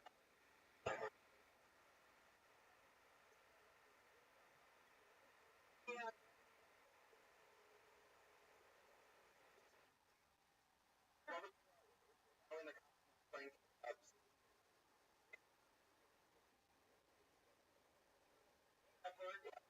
You know,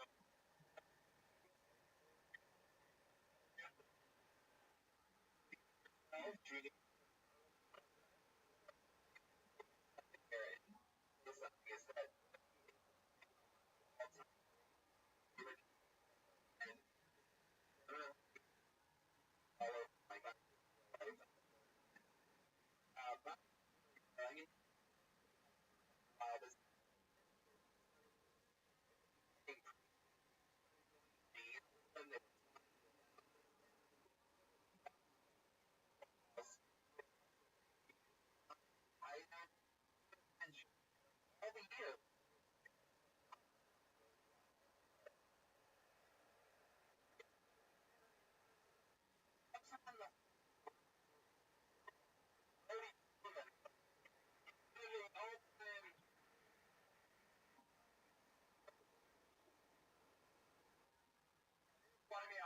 they flew me out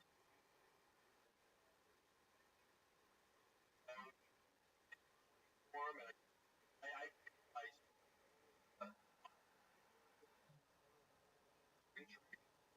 out, gave them a little bit.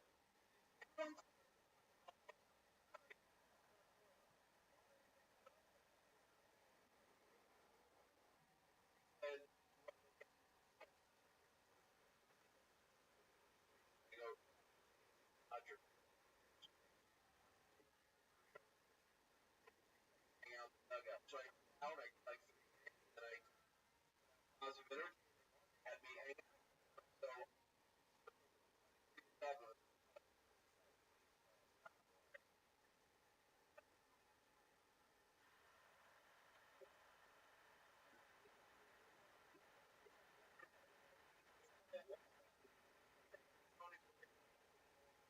And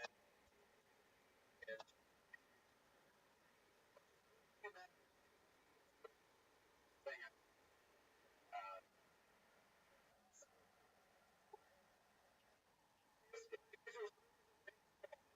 felt invalid.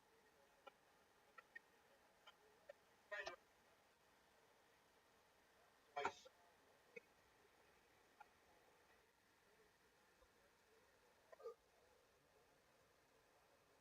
well, I took that with me. Like I thought it's like I treated baseball. And that it goes out and over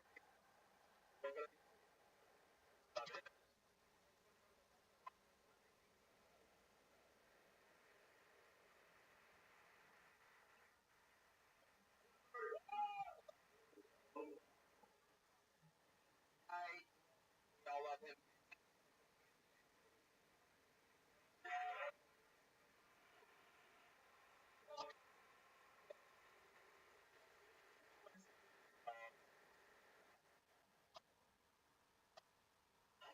I don't know. Patient,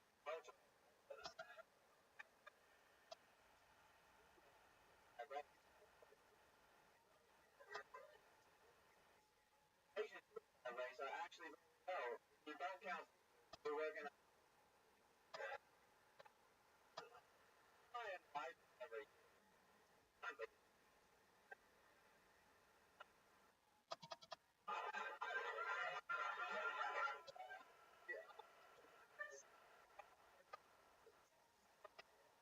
he's you're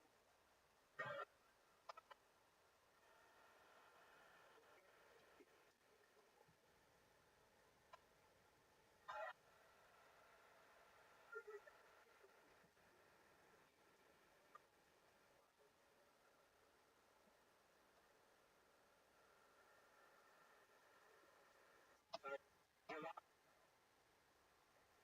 trying to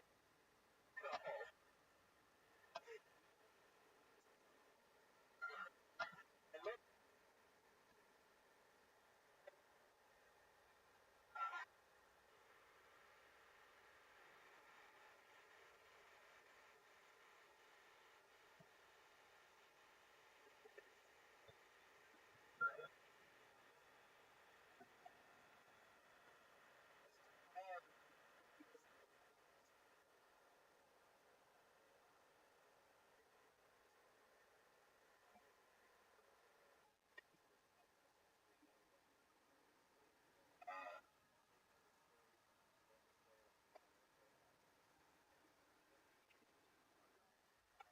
my that's that's always someone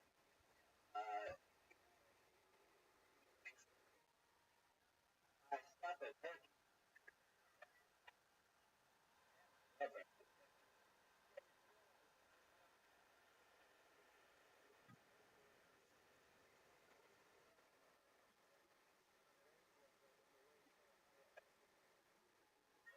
My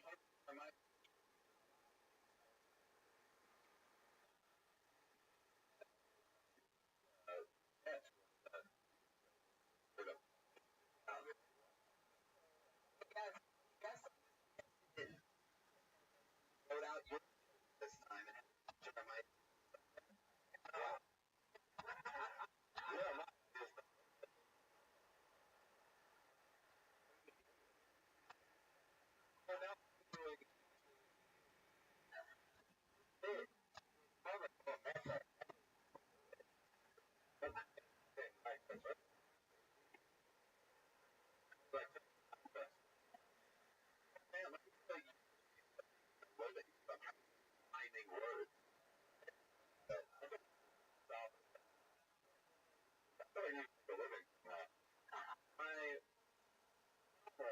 present animatronic robot.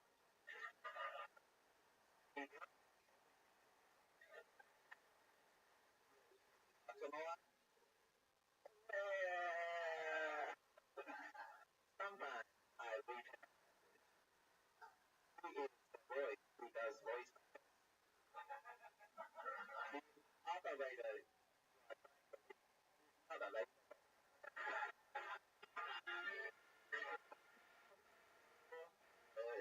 the operator speaking. Hello, Dr. Operator. This is now company operator.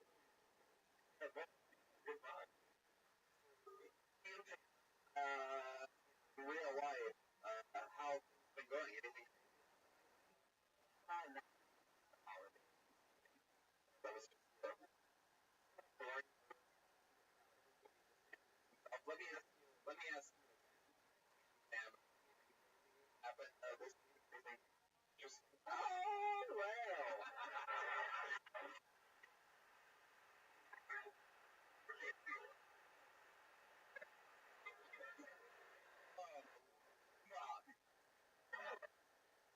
Then project item read.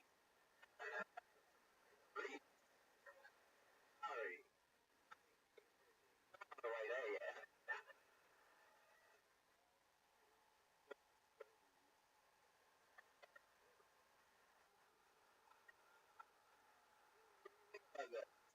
Wait a what? Like with that was funny guy. I'm into it. I mean, I haven't done the ad really. Cool watch. I think you could be part of it, like play better at it. Yeah. Yeah. Can't play.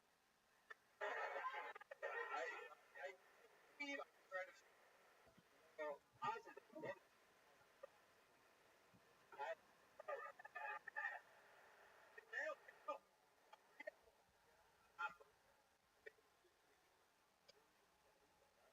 I know you know, Friday day, I am playing on the clock. Depending, right?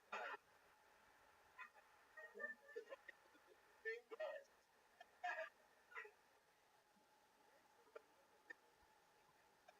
Maybe probably you to do a different, more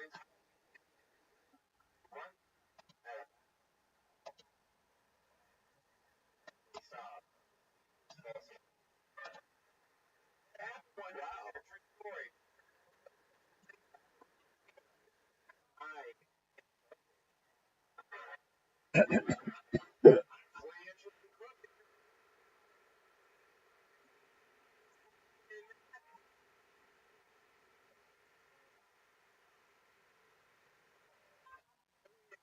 maybe one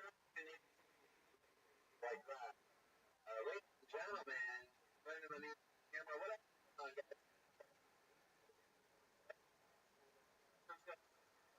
Podcast, all discussions. So,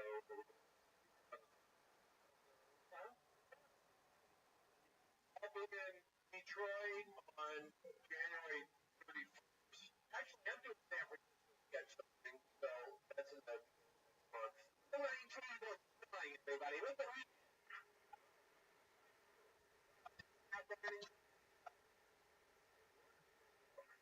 all of the night does it. Right there, but I have to be up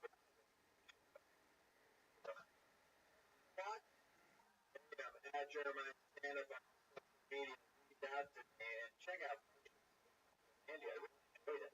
Check out that girl's probably got those tempting voice like having back in normal channel. I don't know what you're talking about. That really is busy whether strippers should go into this bag.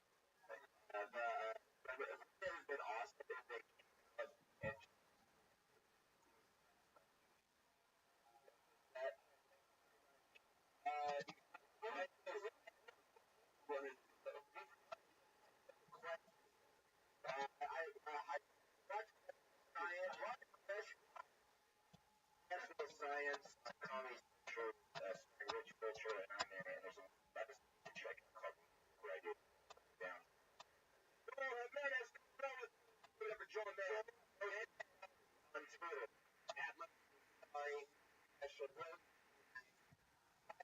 6 now is almost done. Thank you for coming out. We'll see you again soon. Have a great night.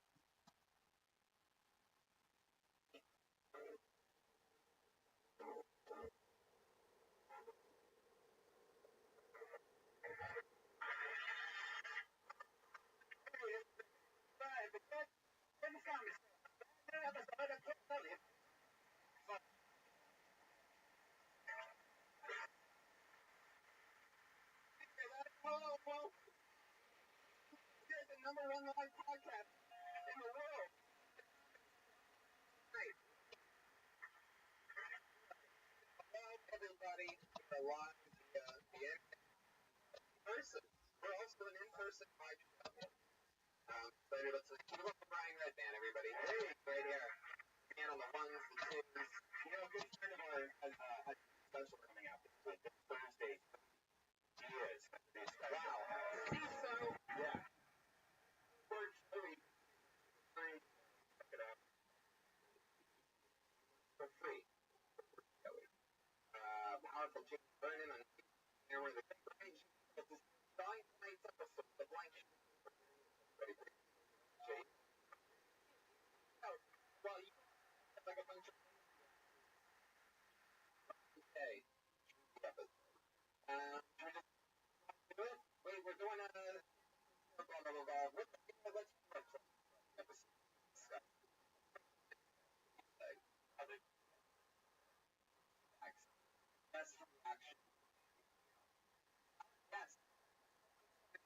History with a booking that we've done before. Last time you guys were here together, they hard. We had an absolute fucking blast. Two hands together. One, here we go.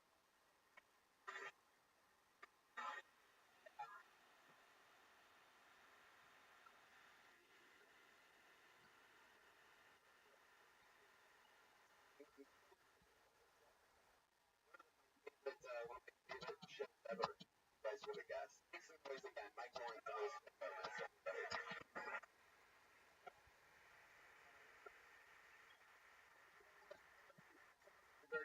be here. I'm hoping to make Friday oh. I like to hear some rules that memory guys. Got our moment. Comfort is important. That's why it's that it's a little uncomfortable. We live a of letting the band know how you feel about it.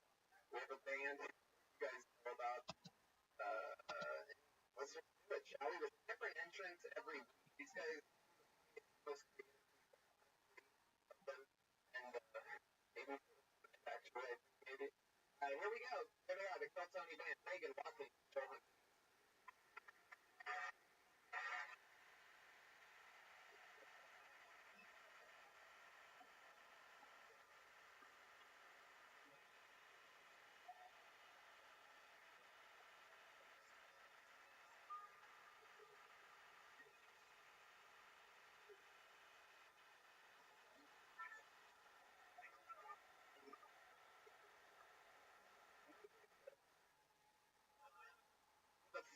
Fringe show it. And Reagan Washington. Is that Full House? I like that role. It's like I'm going to Jesse, but he just like murdered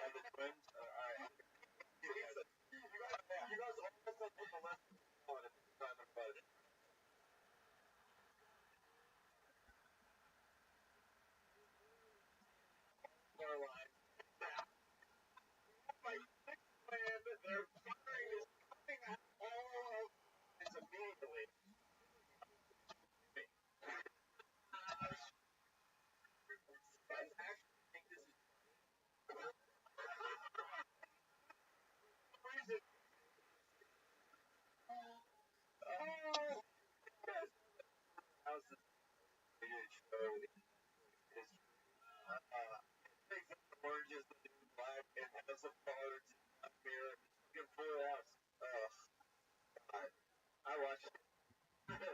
That's watch. It's the only time you weren't in this year. Alright, I'll take it. It's a compliment. Nicest one. Never mind. Love it. Well, I'm so happy you guys are here. Let's jump right into it. How it works. Canadians all signed up. There's a bunch of the fucking Canadian. Fucking crazy person signed up on it. And had so what? Canadians, if your name or anybody pulled out of the bucket, yeah.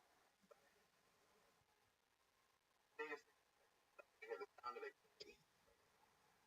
Wrap it up. Sugar. You listen.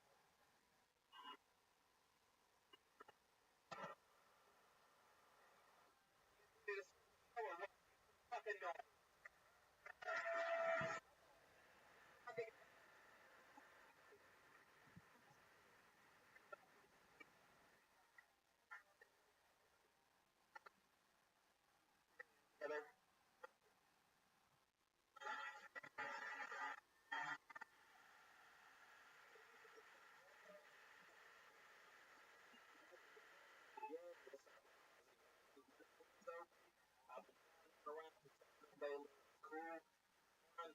My favorite thing about traveling and outside the locals, I know in town.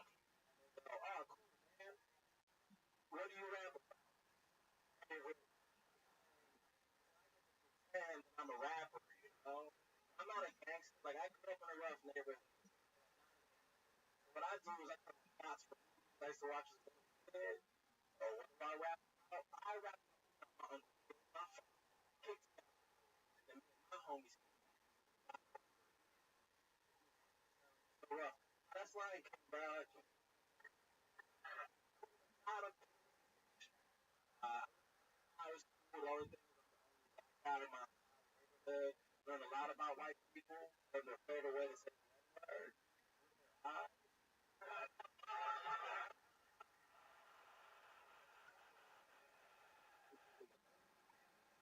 yes,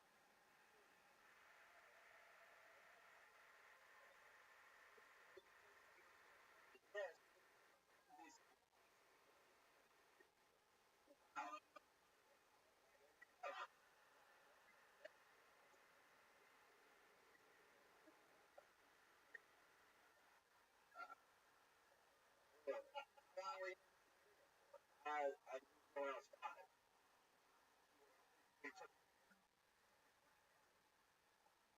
Memories and like what? What do you remember? I remember like I don't know, white people.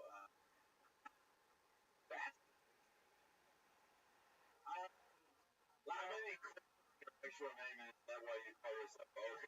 How many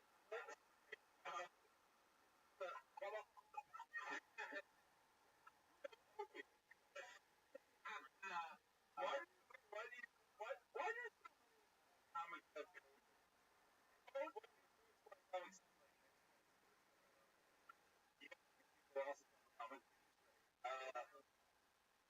why my phone is tell me all about you. Okay. Okay. Bro, you got cool with that. Your name is the last spell you learn at Hogwarts.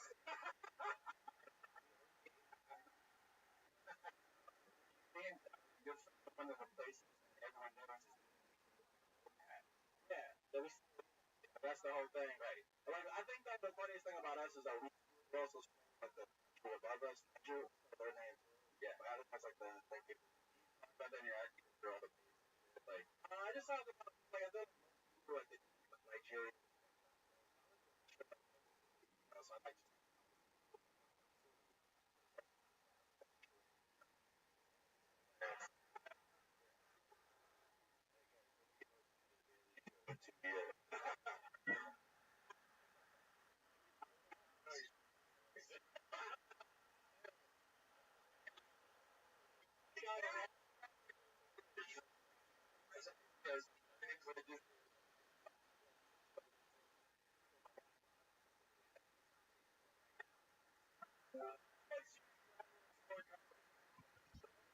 Welcome.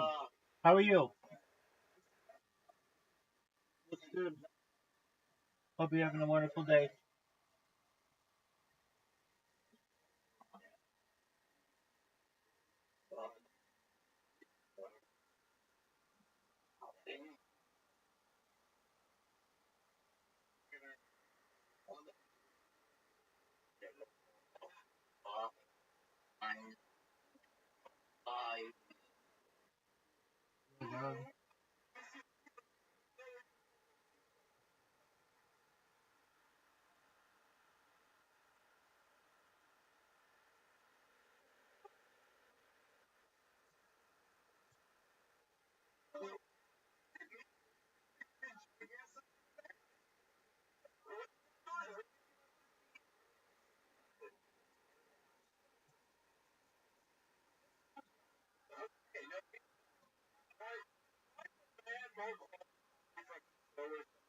Like Danny Tanner. I give Opie a compliment. I was impressed. Both of them made me laugh.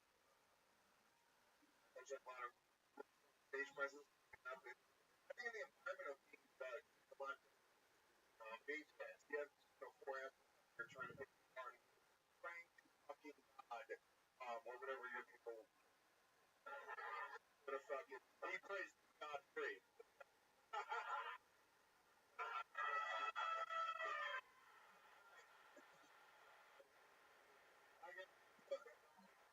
I wanted you to bond, and you didn't. You did a great job. So I gotta say, why did you put him in the bomb? He offered you on this. I feel it's wrong to raise the group. I did a crap. Yeah, it was black. I want everyone to say bomb. He does look like the first person to go to college. I thought everyone else could learn a lesson. Oh yeah. Most of these the white girls have dance. Yeah.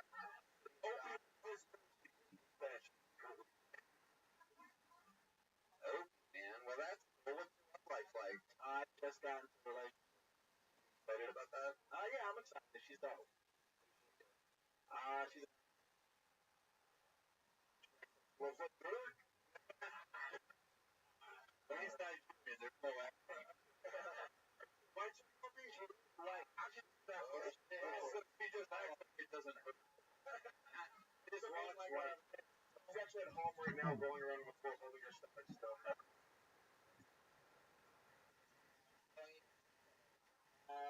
Calling your stomach for laughing. What is happening? Take that! Like, telling them they're gonna, but like, he hasn't done. Women. I think the whole house character without a crazy.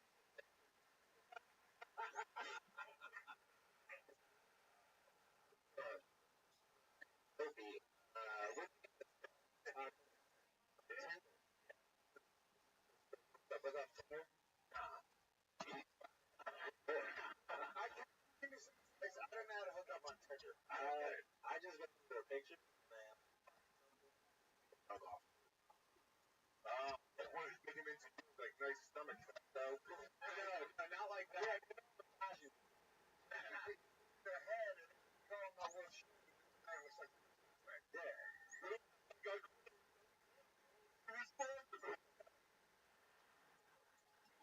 And so on. Like, okay, Kentucky. No, not at all. No, you're not. I asked the question. I asked you just your parents a lot. I know you don't know your parents. I live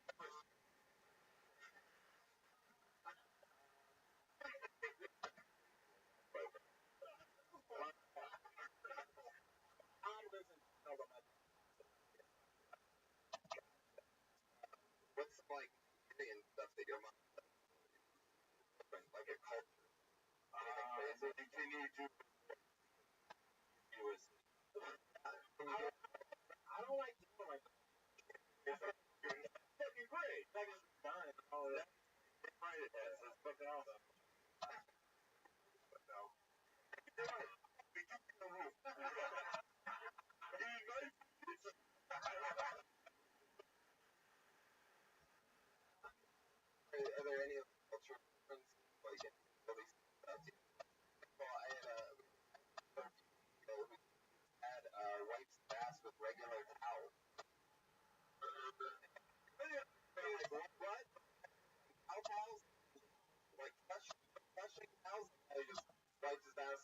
a special where it goes.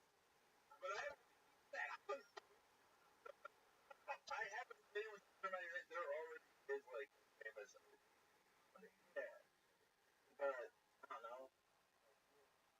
Where they go. It's a lot. I don't know. I'm not worried about that. Like when the British comes in. Maybe you could hook up with another black comic and do a call it Opie and Anthony.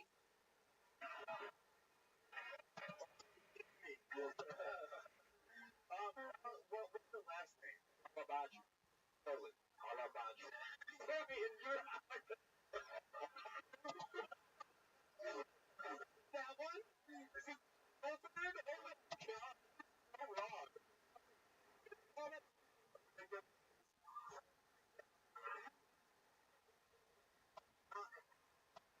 Alabaji. Alabaji. I don't know, man.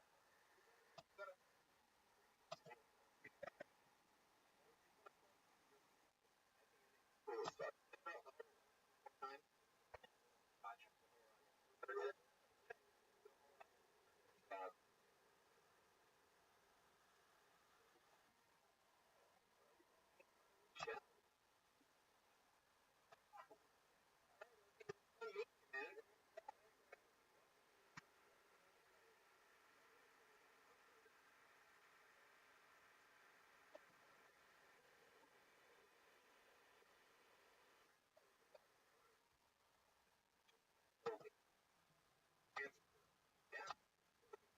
Yeah, I'm done with it.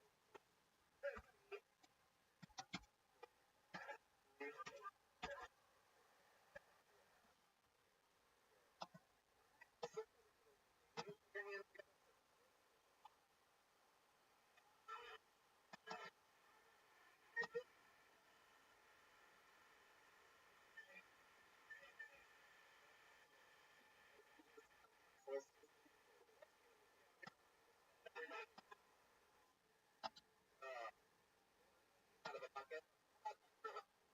Gilliam.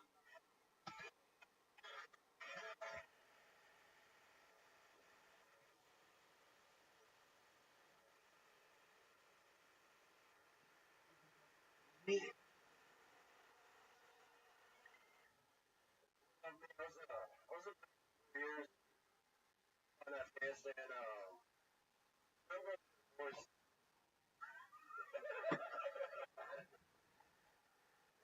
Days I did paid to go. And there's and from a guy called Andy. He was home. He sleep nightmares. So I went home and it's like an angel. Probably about 2 in the morning. My room running with my wife. He went to sleep. I said, I went down. And they looked.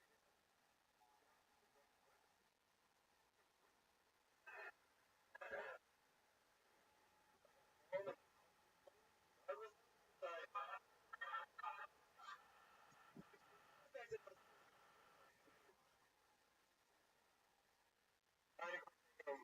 for like medical reasons.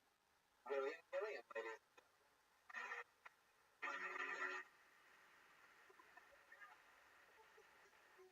I love it. What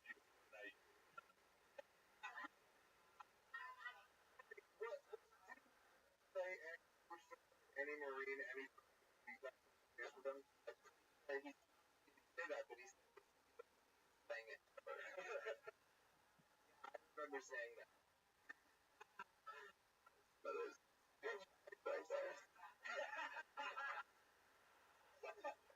hey Pat, you wish that you'd be knocked off a horse like myself to get this episode even happen. That was the series finale. So, alright, William, that's my real name. Cool. I'm a junior. That's it. So,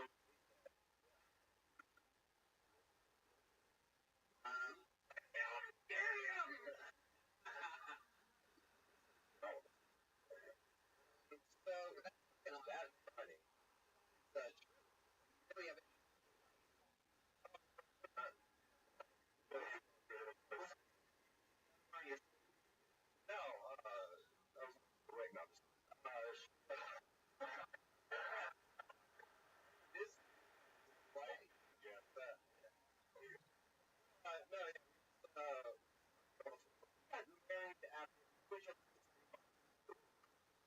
okay, Vegas.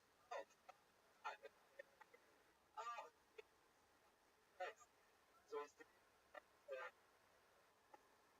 started. Yeah. I realized you weren't a professional baseball player. Like,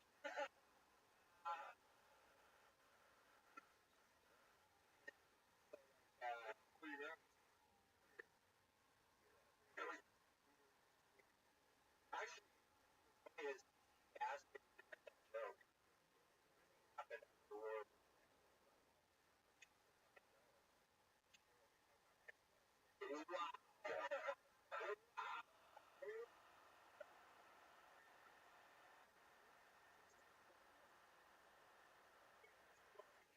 You know, like, I draft slam. It was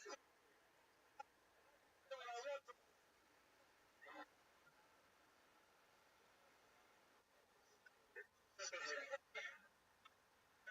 So, holy shit. That seems, by the way, that seems his organism. Yeah. Right. So, that seemed like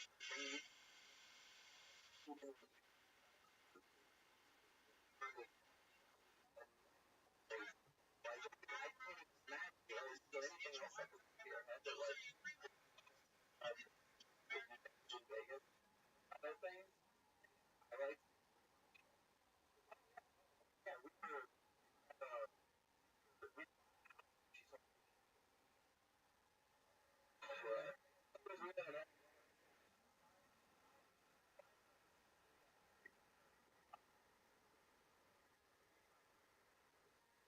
like,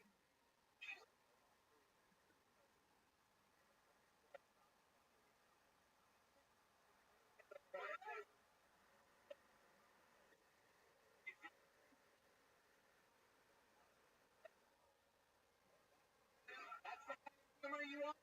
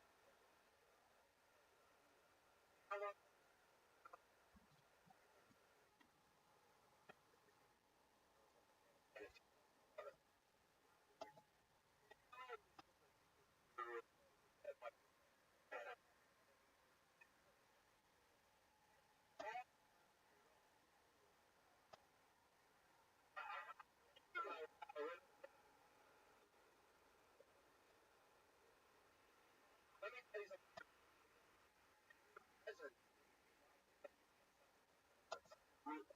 I but I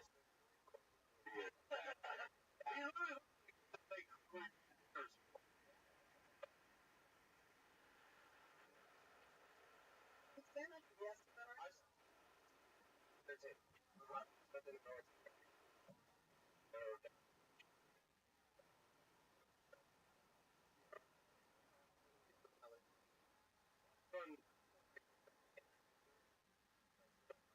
But think about something you know, pictured by not a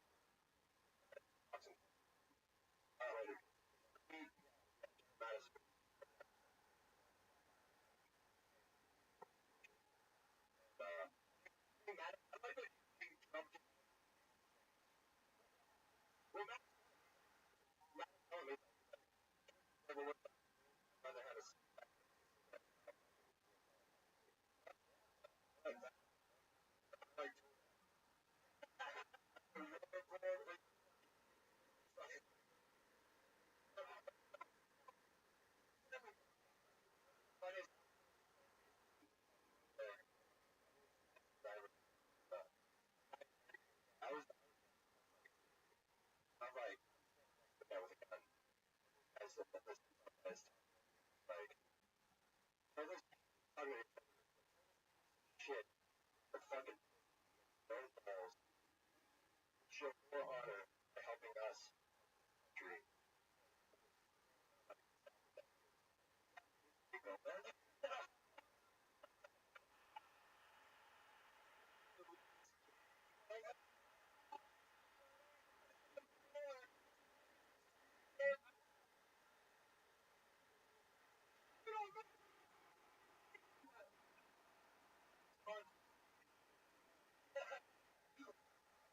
And the other process of it is with English. Like, that's not that. Oh, yeah. That's the other I like whatever. One lesson I like, so, and then said that you, oh, I'm already looking for the,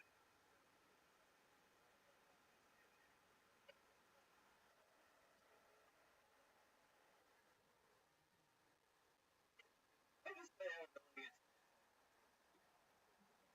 like to say, to me, get those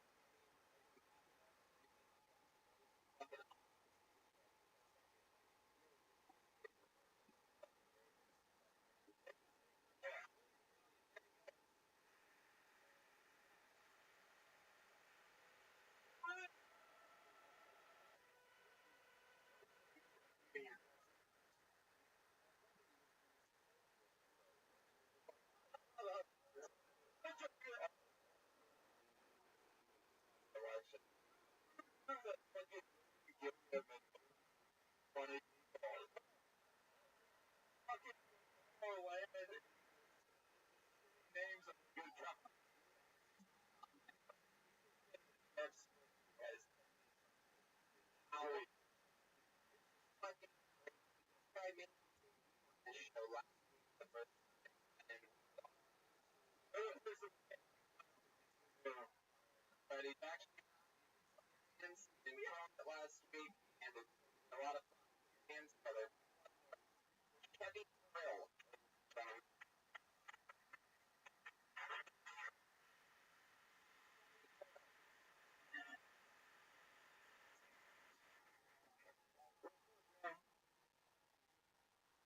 Hey, I'm a top 30. I gotta be careful because women always want me to go down on their vagina.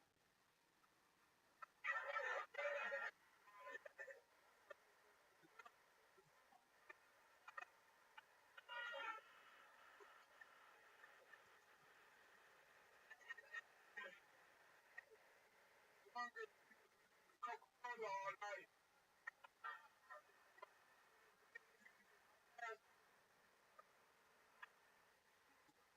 Call the ambulance. She called my mama. All that grease on your turkey chicken all damn night. Diabetes, I got erectile dysfunction ain't good enough for the big playing.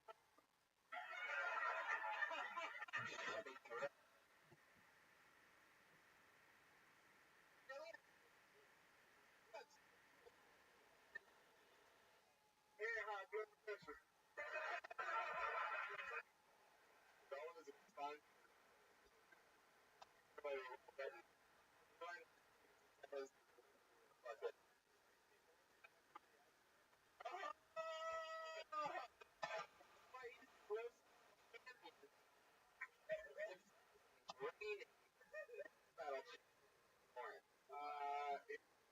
It's really funny. You gotta get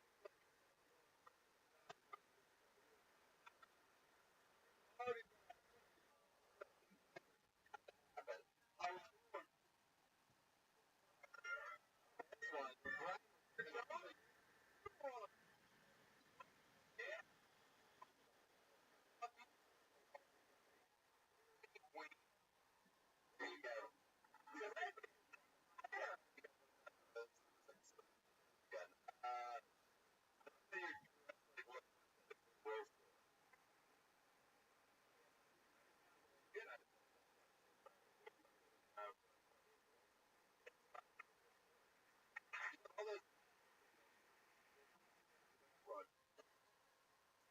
to do like a lot of other anything.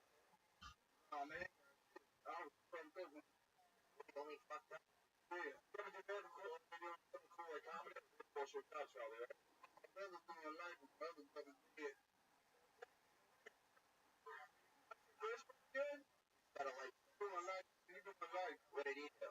Shut up. Oh, yeah, there you go. That's a good. Why? Why did you need to step into the other way too?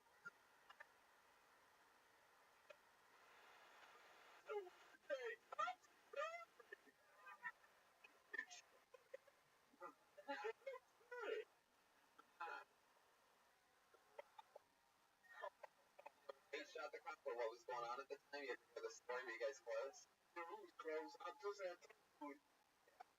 When we wrote the song, I popped up and I won.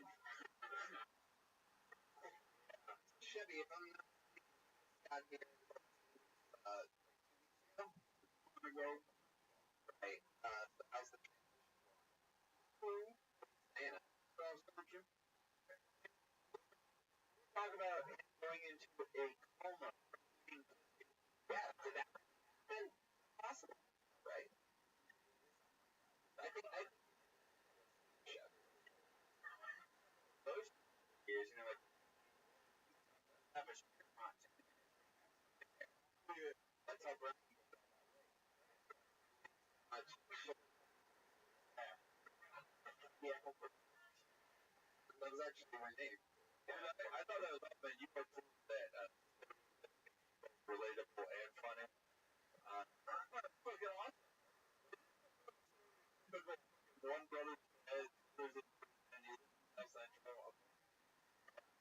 I would have liked to like the next well, all you know what?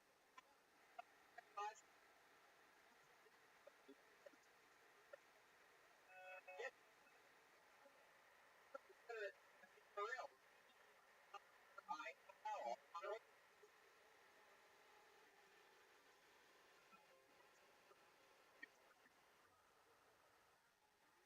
Funny people around. Well, I don't know.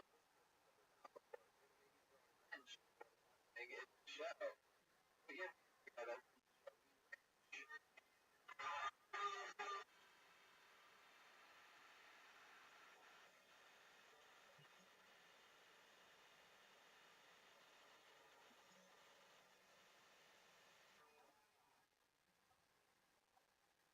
Yeah, I recently found out it's not okay to give another little brother's birthday this year. It was a dream, by the way. It's not really in it. Brother, he's the oldest son. He's a brother. I don't think his father wanted it.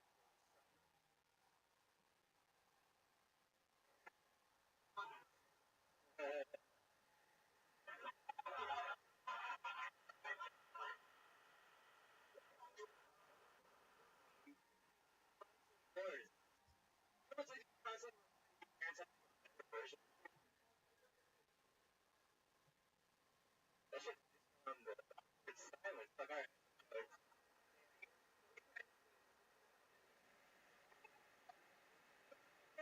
Have work. Probably right. Hey, it was fantastic. The big laugh at least was that's what that was. Just funny having. I did. I probably admit. Oh yeah, tag us.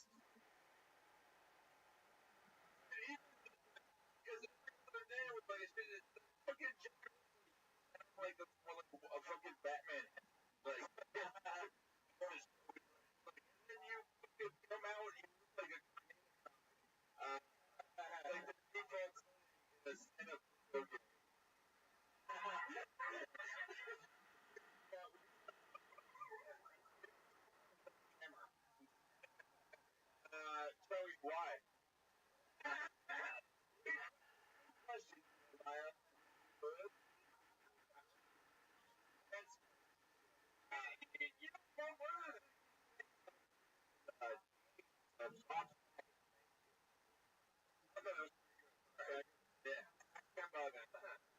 was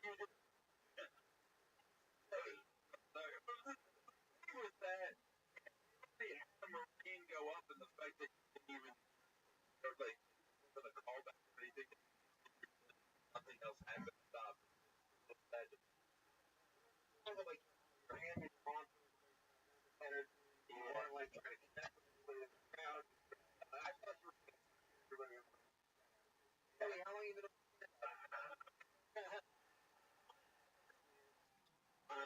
Definitely all. First of all, yeah, as you all saw, I never said that shit. Why so much? You really? So like I started like I was like really sporadic, and like in the last like year and a half, I started doing and like what were you playing for in that brother? What was it again? I can't remember. I haven't thought about that. What's going on there? It's like first of all, I mean, original, your coming up thing. I'm very, you're not really backing it. It's not really an exfoliating thing. Well, yeah, it's more like a scrubbing thing, but it would make sense that is in fairness, brother.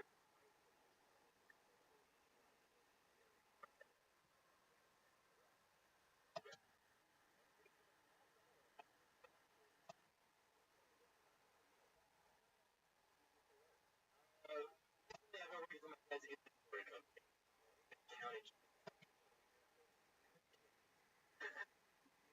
Okay. Who's your real? Oh my goodness.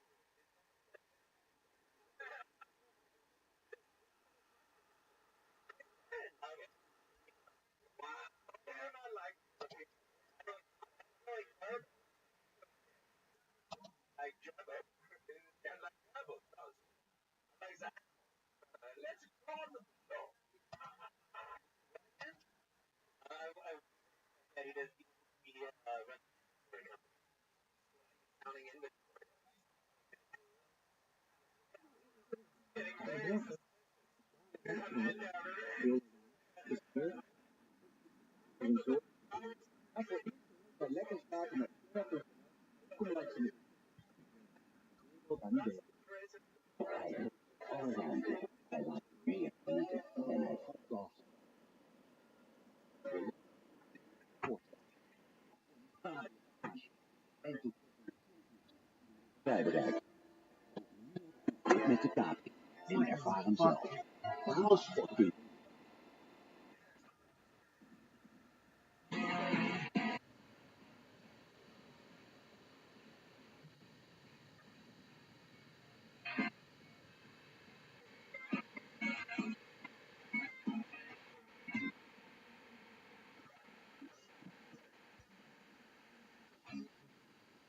Welcome to the only place that's hotter than that brown spongy thing between your dad's butt cheeks. This is the Ohio podcast. And I am one half of the sickest boys on the interwebs. Got a fucking warm load in the back of your throat. Oh man, I'm sick. It's fucking rough. I'm on day 4 of his earliest. I don't know. Yeah. The doctor said, "Do you want COVID?" All right, I'm not gonna give it to you. What do you want? But I want some fucking packs, sure. And I want an inhaler because I want to be like, carry it with me and tell people I got asthma. They gave me an inhaler and they gave me a pack. Fuck yeah, dude. No intentions of dodging. Yeah, I mean, not your job, right? I'm still COVID, though. You know, never had it. That's what about me. Never diagnosed it. I've been diagnosed a lot. Yes. Ow, God. Microphone. Dude, I'll get shirts that like will grab onto like a piece of stubble on my neck. Yeah, yeah. Fucking catches that hurt. You gotta take those back to Sheen, dude. Turn them back in. Fucking microfiber. Kids buy shit. They don't. Oh my god. I don't think about one thing from Sheen ever. My girls keep on buying things with their own faces on them, so like blankets and pillows and dolls. Yeah. So now all their rooms are littered with shit with their own faces on it. That's great. Just like the ugliest fucking shit. Imagine this fucking Asians making it. Like, Oh yeah, they do. They paint their face like road warrior hawk and animal. it's like, what's wrong with these Americans? Oh no, I can't make this one. Nothing wrong with her. And they get like voodoo dolls themselves. That's pretty fucking cool. They're gonna do it. Oh, how about a thank you to our all two of these brand new Patreon subscribers. Take both of them. Go ahead. Double A, Alec Abbott. Size of my titties. I remember I used to work in there for a girl named Felicia Abbott. She was a prostitute. And she would come in every single week. And my job is I would have to sit there and see like how much money she get paid. Working there. And one time I was like, how much money do you have to pay tonight? And she's like, I don't even have on clean underwear. That should make the price go up. Dude, I was like 18. I was like, okay. Yo, what do you say to that? Anyways, back to the question. Shit yourself? Yeah, You shit your pussy. So fucking confused. Why is that? So is that $20 or how much is that? She's not paying like $2 or something. yeah. Wonder how often females do shit their pussy. Send us an email. Let us know. Why? If you shit your pussy a lot, send us an email. BroHighPodcast@gmail.com. Alex, we're so proud to have you along, buddy. We love you so much. Thank you. And then next, we got Dora's evil fucking twin. No. Could it? It might be. There's some cartoon character named Manny. Manny cartoon. Manny C. Got that vitamin D. Manny cartoon. Manny the Handyman. That sounds good. Andy Manny, that's it. Okay. Racist. I think I'll be Hispanic. He's a super. He comes to your house. Oh yeah, man. He'll fix anything. Handy Manny. Handy Manny. That kid. Shit. Yeah, I've never seen that before. My kids are on this kick now where they like to go back and watch the cartoon they watch in the world. That's awesome. It's really nostalgic for me because it kind of turns up all those feelings. Right. They laugh and shit. Then I show them cartoons when I was little. What the fuck is this? You know, for the best. I mean, it's definitely the fucking nostalgia blinder. Ours cartoon. Like I showed Biker Mice from Mars. That shit. It's called Biker Mice. No. Is that like fucking that's some PBS bullshit? I think it was on Fox. Yeah. That wasn't really a Fox. Back when you were getting your ass beat by your dad, I was watching cartoons.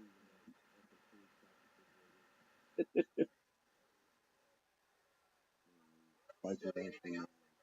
Yeah. Play it for everybody. Maybe we have the best theme song. That's another thing. Fart.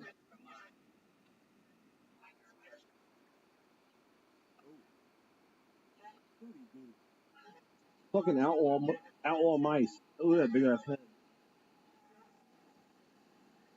Oh, dude, it's bad as fuck. Oh, Chicago. Yeah. Literally what every 90s cartoon is like. Like that. It looks a lot like Turtles. On his hog. Including. Have to lay her down. He ain't laying her down. It's pretty fucking rad. Biker Mice from Mars. Might have to watch that. It's fun. Gargoyles, you ever watch that Oh one? yeah, I like Gargoyles a lot. Yeah. Bobby's World. Yeah. I think those were the only two that I really would watch on. Those are Fox shows, right? Remember the Tick?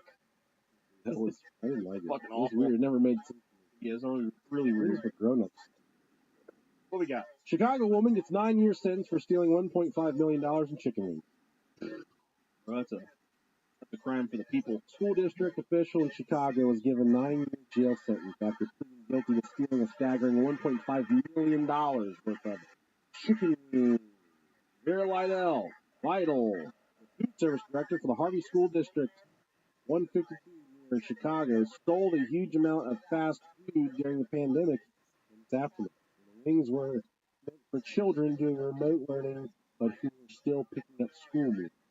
In total, she ordered more than 11,000 cases of chicken wings from the school district food provider and then picked up the order herself in a district cargo van, the papers filed. They call it a massive fraud scheme. What's she doing? The theft was uncovered during a routine audit when it was found that annual food service costs were $200,000 over budget, only halfway through. Ooh, ouch. I think I could eat $1.5 million. I could Both. put a little Carolina gold on there. We could kill it. Wow. There's this place by my work called Eli's Sports Bar. Okay. They have this sauce called Stingin' Barbecue. Really? I remember we walked in there for lunch. And there with all my work friends and some guy walked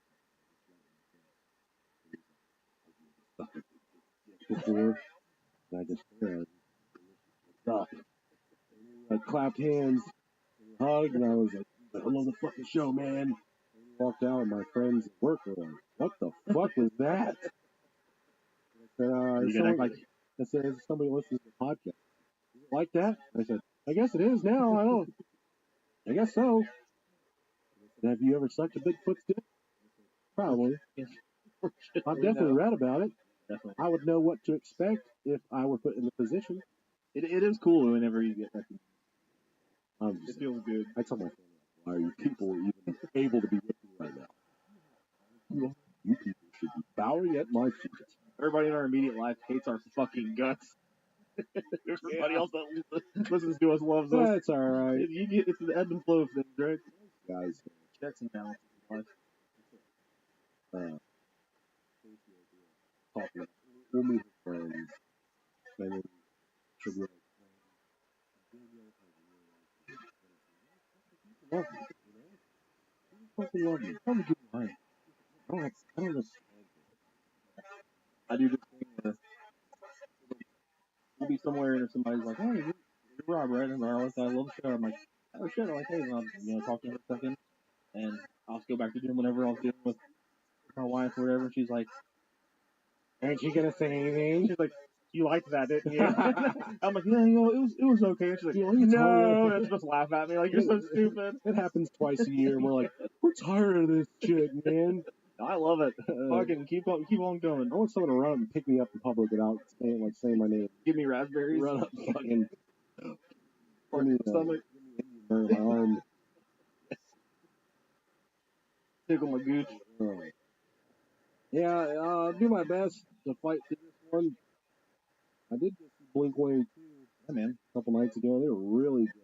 You didn't even blow off a live show to go do it. In Columbus. Oh, yeah, I know. That was you, man. Yeah. That wasn't me. You saw him without doing that. Well, spend $800. I didn't really have a fucking choice. We got ours for like $60. Yeah. You saw where my seats are at. They weren't bad at all.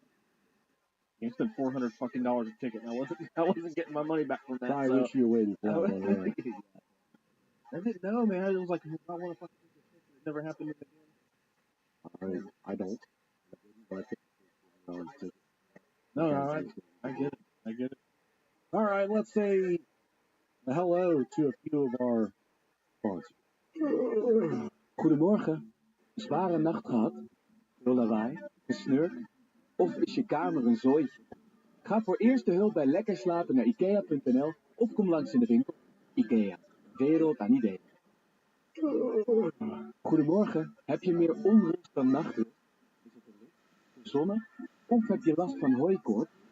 Ga voor eerste hulp bij lekker slapen naar ikea.nl of kom langs in de winkel. Ikea. Wereld aan ideeën. Goedemorgen. Zware nacht gehad? Veel lawaai? Gesnurkt? Of is je kamer een zooitje?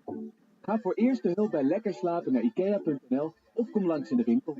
Ikea. Een wereld aan ideeën. Alright. How good. You should tell them about what happened at the concert. You just showed me beforehand. Everybody's been watching get really secondhand cringe. Well, so I felt like I was one with Tom because when I went, I was very, very sick. I was at a height. Earlier in the day, I went to the doctor's office. He packed he also said, I told him about too. Fucking pump full of steroids. Yeah, hell yeah. To get you feeling good for the night. Music to you. Shake my hand, get him lips. Are you a lip biter when you make out with your wife? Every now and then. You give her the tongue and you make her bring the tongue. I'm usually tongue You're a tonguer? Yeah, I'm You're the the tonguer. French kisser? Yeah. Yeah. Speak that fluently. I don't know how it's happened over here. She's more the tonguer. Okay. And the other night I went with the tongue. So I just kept on giving it to her. Then she's like, oh my fucking you just trying to fucking eat my face out first. Yeah. But he was really sick. I got to the song First Date. In the car, I just can't wait to pick you up on our very first date. And they decided as a band they're going to cut that song from the set list, which is one of their all-time songs. Yeah. And they said that, but then Mark, Travis and I have a plan where if this happens, we're going to get a fan to come on stage and sing it with us. So they said, is there anybody that knows that can sing the song? And they found somebody right away. They brought her up on stage. Darian or something. I don't know. She was young. Started playing the song. And the part starts like the part where you're supposed to start singing. She did not know the words at all. She started going. The video's on YouTube. Look it up on the. I'll play it right now. There you go. Yeah. He showed me before, and I was like sitting here watching it. I'm like, I can't do it. It's too much cringe. Like it's really fucking bad. It's really, yeah. It made me feel weird. I was like, And it's only for like 1 second, and then she just completely gives it up. And then Tom eventually takes the microphone from her. Yeah. Oh god.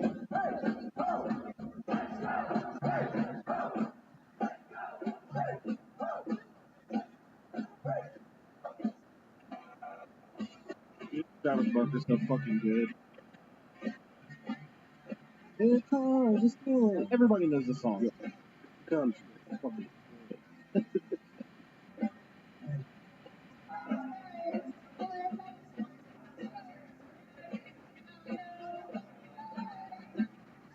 I think you sing all the small things. Yeah. And then Mark takes over. Yeah. She starts singing again in a second.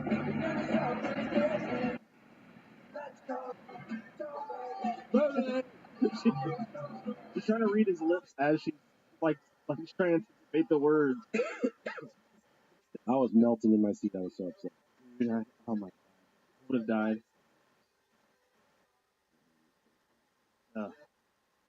All right, we've talked a lot recently about the U.S. government's black budget.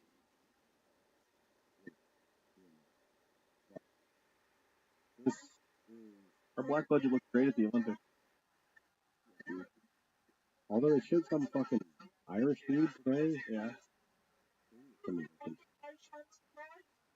I'm gonna a lot of grits actually. It's fucking beautiful. Did you watch the 100 meter? Yeah. Holy fuck, was that nuts? Dude. The finish was It was a photo fucking finish. I think it's the most excited I've ever seen. Like I actually got to see that like as it was happening. Baseball teams got to beat all the. Dude, that race was nuts. It was great. Won by a nut, honestly. For real. One guy that knocked it, he was doing a high jump and knocked it to the pole vault.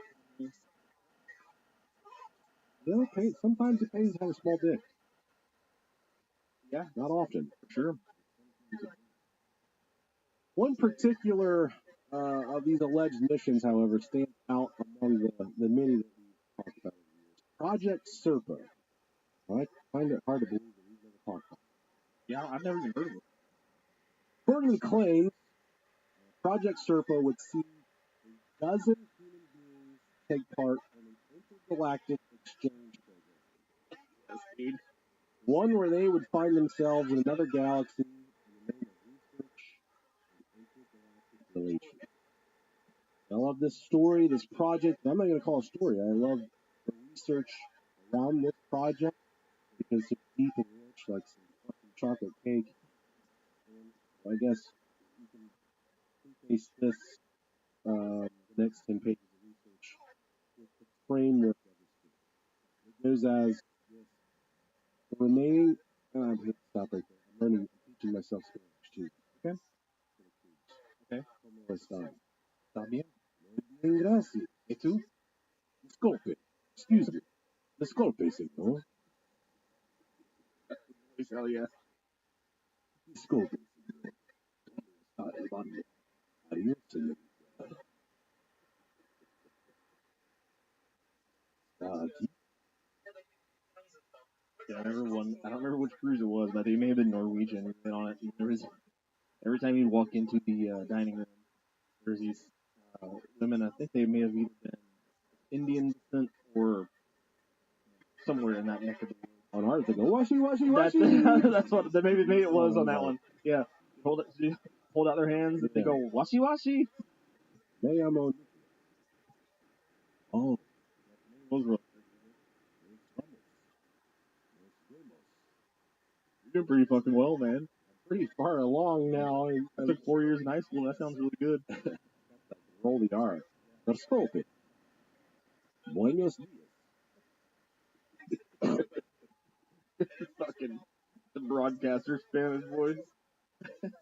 I sound your wife ever watch like the Virgin Jane or whatever. I sound like the I found like that. I know lots of stuff now that I can kind of interpret it. Hola, ¿cómo está? Gracias. Anytime a Spanish class we would talk about the library. I fucking love it. Biblioteca. Biblioteca. ¿Dónde está el biblioteca? Vaya. That's how much. That's cool.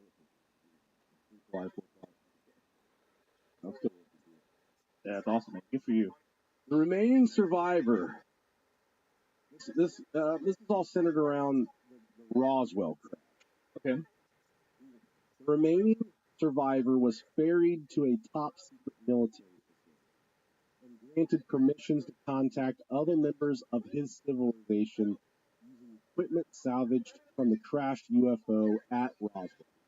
Military personnel learned that the survivor was a member of an alien race known as the Eben, which our government abbreviated from EBE, which are extraterrestrial something.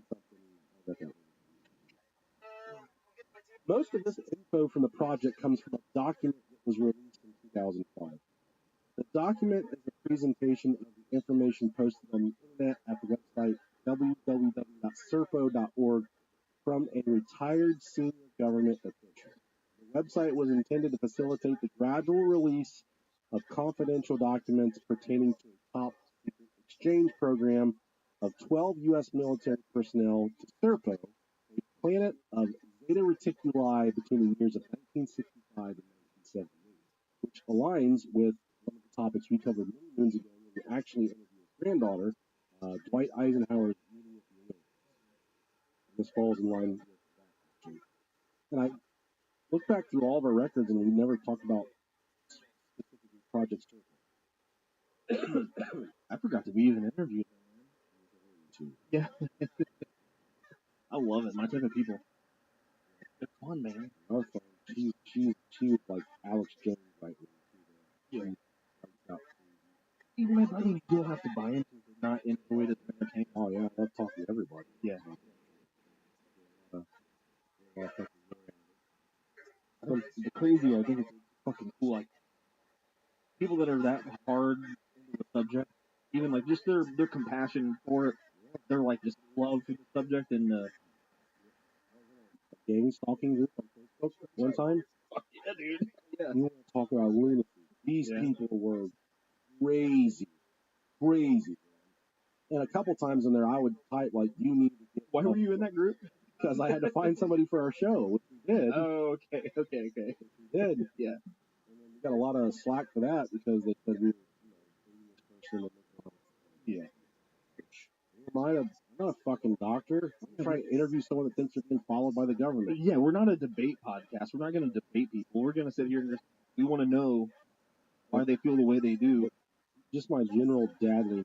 I had a couple times comments. You need to Sure. And I got out of that group. There's so much sad, delusional negativity. Yeah. People that really need super mentally ill. Yeah, I get that. And they're in a group essentially that, perpetuates that and feeds into it, and they're all egging each other on.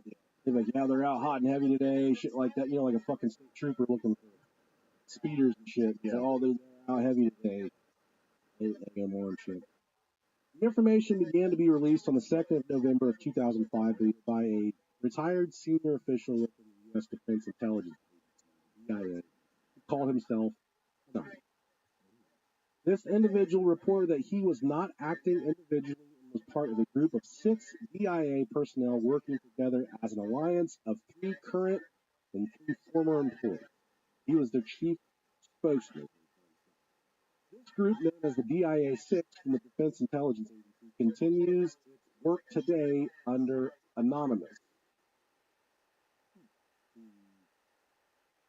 Cultish, tech group that we've known and loved over the years. Much respect. Love. With full access to the briefing control access roster. The official name is actually known in government circles. So this, like I said, starts at the Jesus of all UFO crashes. This is the mega. This is Roswell, New Mexico. Famous UFO alleged incident in the history of the United States. What happened there? Truly never know, but this research gives us a little better idea of what become of it. I'm really happy to share this information. A little drink of your water. Hey man, what that fucking is that?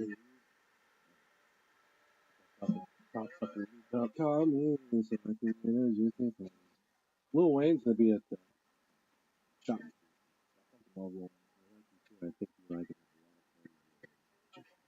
I agree. I love Lil Wayne, man. I think he's a fucking genius. The hood loves it. Yeah. That dude, I was watching an interview with him a couple of days ago, and I think it was when he was on Fallon. He was talking about, Fallon said something like, "Is it true that you've written over 1 million songs?" He said, "Well, it's not true." Pretty much, he says he doesn't write songs. He'll go in, he'll rap, he'll just fucking rap, and then afterwards, after he records a song, someone transcribes what he wrote for him. Oh, really? And then he studies the lyrics and memorizes them for when he has to do live shows. Wow. I'm like, how can you be that fucking artistic? That's crazy, dude. Like, you can kind of see it because in a lot of his songs, he does repeat certain lines, like certain bars he'll repeat, and it's like, you know what? If a lot of it is coming off of his head, he's making it up right as he spits. It's fucking cool. Wild, and what's great to think about is like somebody like him, like we're gonna have music of his coming out after he passes away, like new shit that anybody, like nobody's ever heard before. Yeah, it's fucking great, man. I'd say every day he's supposed to die. I mean, I don't want the dude dead, but I just think. Yeah, I think he's top 3 all time. I think he overdosed. Doesn't surprise me. He had some lean. Yeah. In July of 1947, a remarkable event occurred in New Mexico. During a storm, two ET spacecrafts crashed. One crashed southwest of Corona, New Mexico, and one crashed near Till, New Mexico. There were 5 dead aliens and 1 living alien. What we're talking about is going to detail what happened to 1 living extraterrestrial. The Corona site was found a day later by an archaeology team. His team reported the crash site to the Lincoln County Sheriff's Department. A deputy arrived the next day and summoned a state police officer. One live entity, an EBE, was found hiding behind a rock. The entity was given water, but declined food. Hey, buddy, what are you doing over there? I'm just rocking. Water? The information eventually went to Roswell Army Airfield. All the debris and EBEs recovered from the first crash site were initially taken to Roswell Army Airfield, Roswell, New Mexico. The debris itself was actually transferred here to our home in Ohio, home of the Air Force Foreign Technology Division. The bodies of the dead aliens were transported to Wright Field in Ohio and kept in a form of deep freeze. And I will say, over the years, there's always been a rumor that Wright Pat Air Force Base, that's where the aliens are at. And there's someone close to me. I've talked about it over the years. Yeah. Who's no longer employed. That person will not talk to me. But I have pulled at this person enough of years. I know that wreckage, at least, was researched. For sure. I'm pretty sure at this point it's known. It's a 100% fact almost that it was transferred from Roswell, New Mexico to Dayton, Ohio. Now these EBEs, they were later transported to Los Alamos, where special containers were made to keep the bodies from decaying. The second crash site discovered by ranchers wasn't discovered until a month later. Both sites align with one another. What type of cadavers were found, the types of spacecraft. So it's not like the first crash they found, everything was different compared to the second crash site. Everything kind of aligned with one another.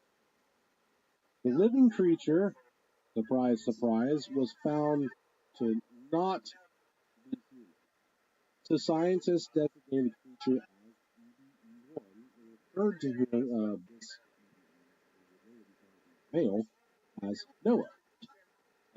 Within EBE's race, they have males and they do have females. EBE, trust the science dog, right? EBE was treated for some minor injuries, or Noah. Can you imagine crashing a fucking UFO from out of a fucking planet solar system and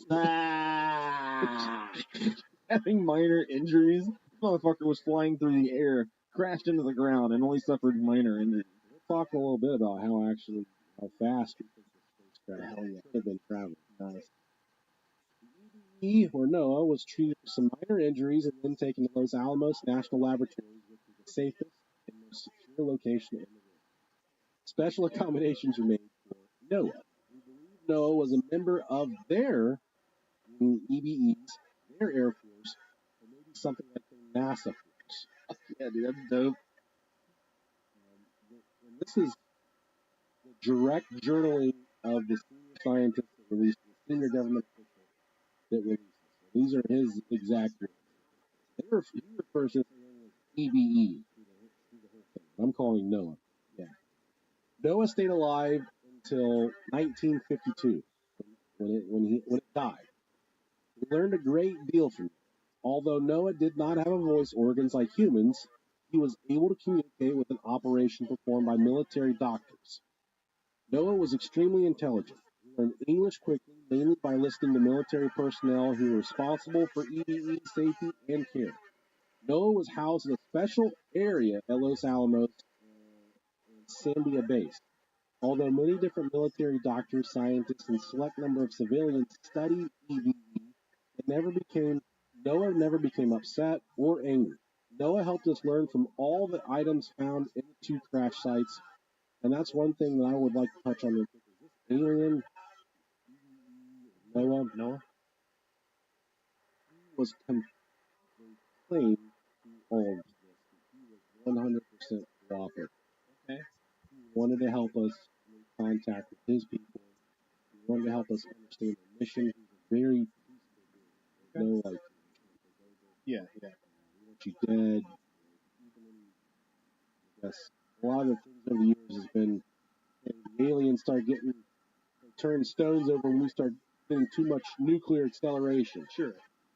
No mention of that in Project Serpent.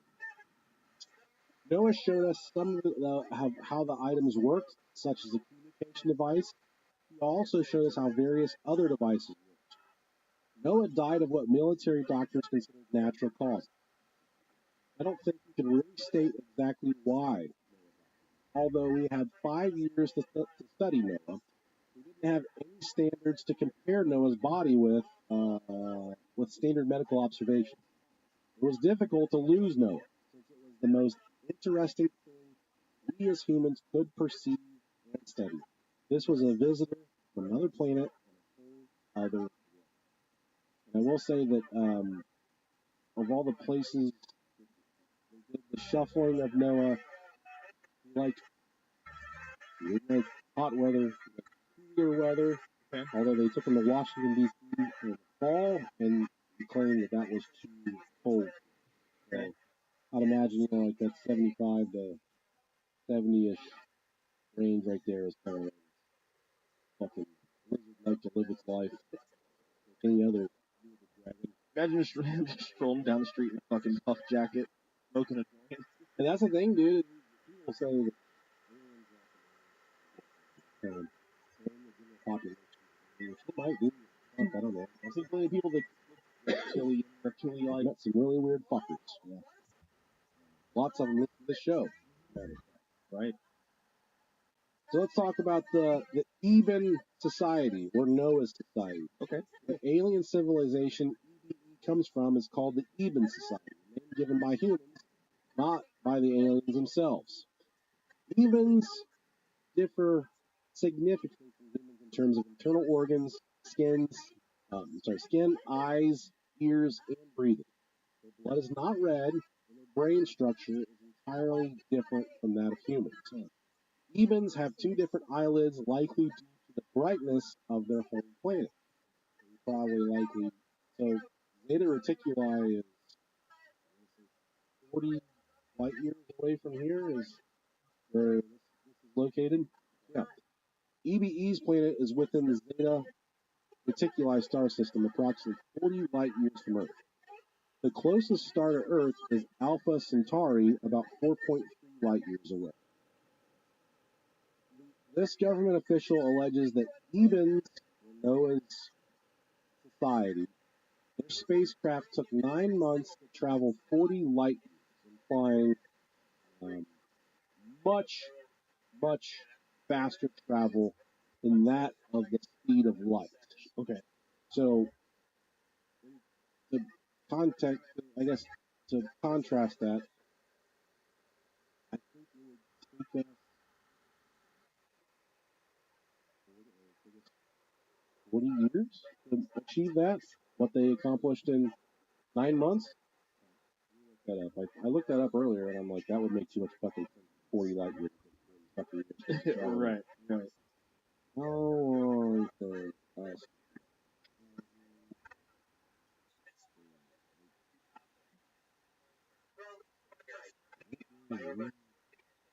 27,000 years.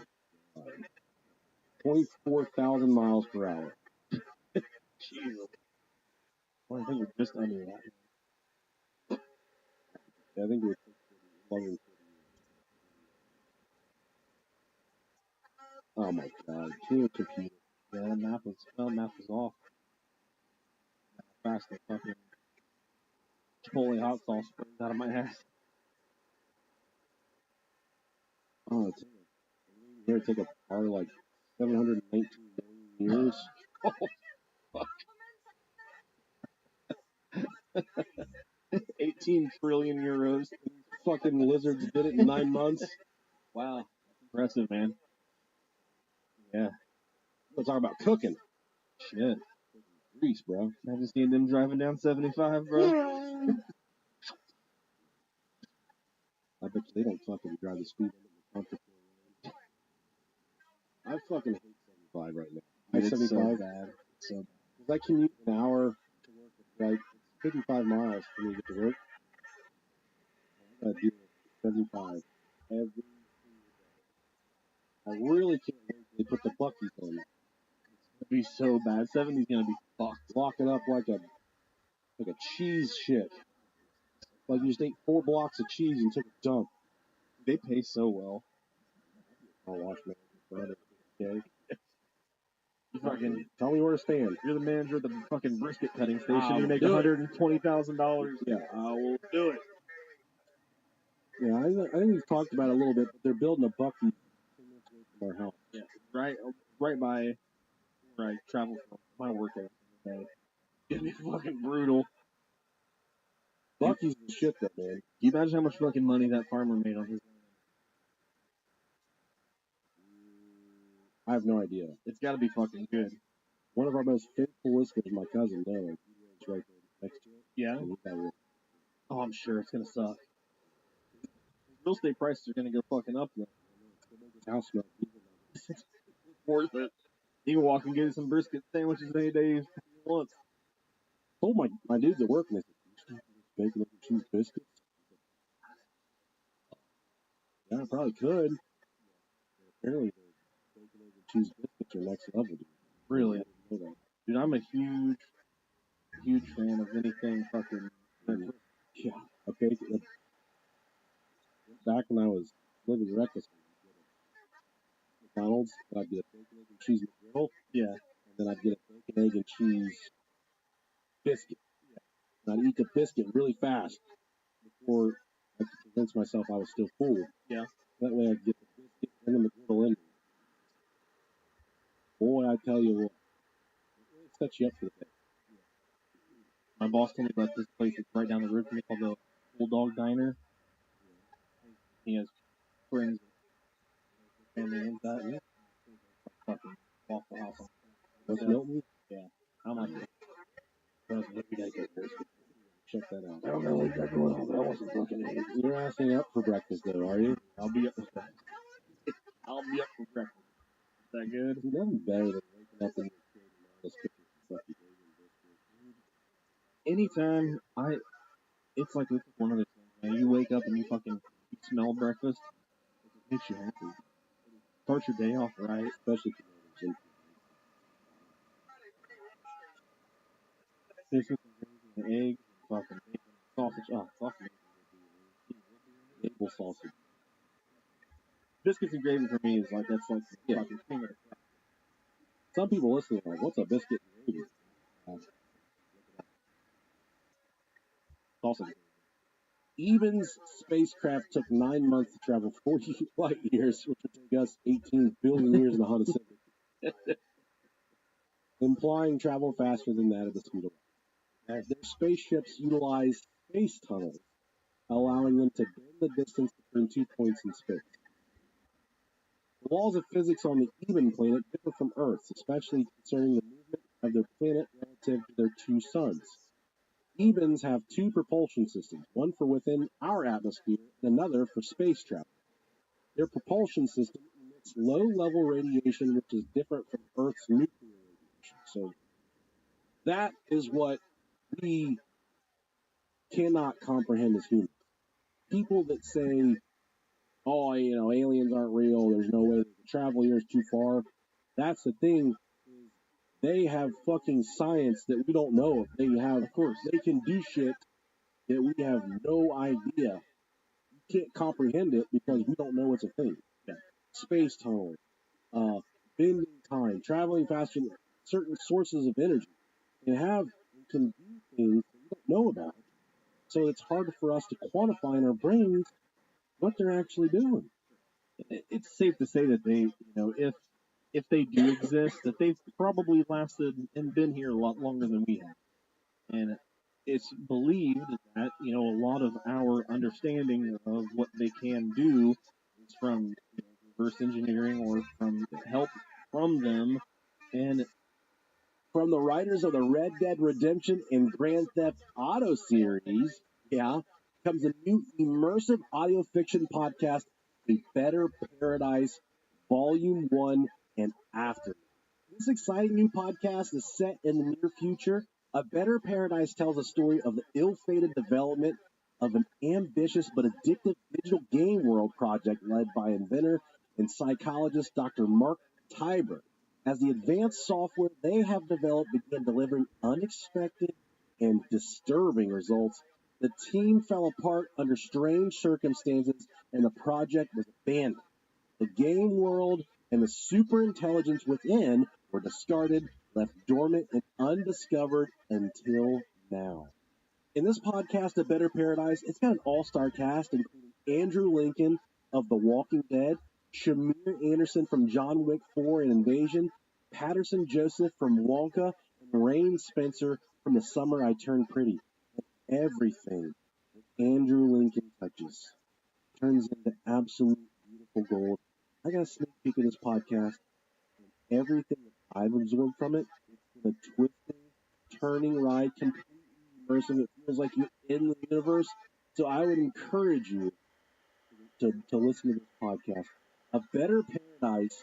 It's out now and available everywhere you get your podcast. Go listen today, and don't forget to follow A Better Paradise on your platform of choice to make sure you never miss an episode. Hij heeft alles uit. Hij laat je niet en hij voelt als sportkamer. Formidabele bagageruimte en tot 627 meter rijbereik.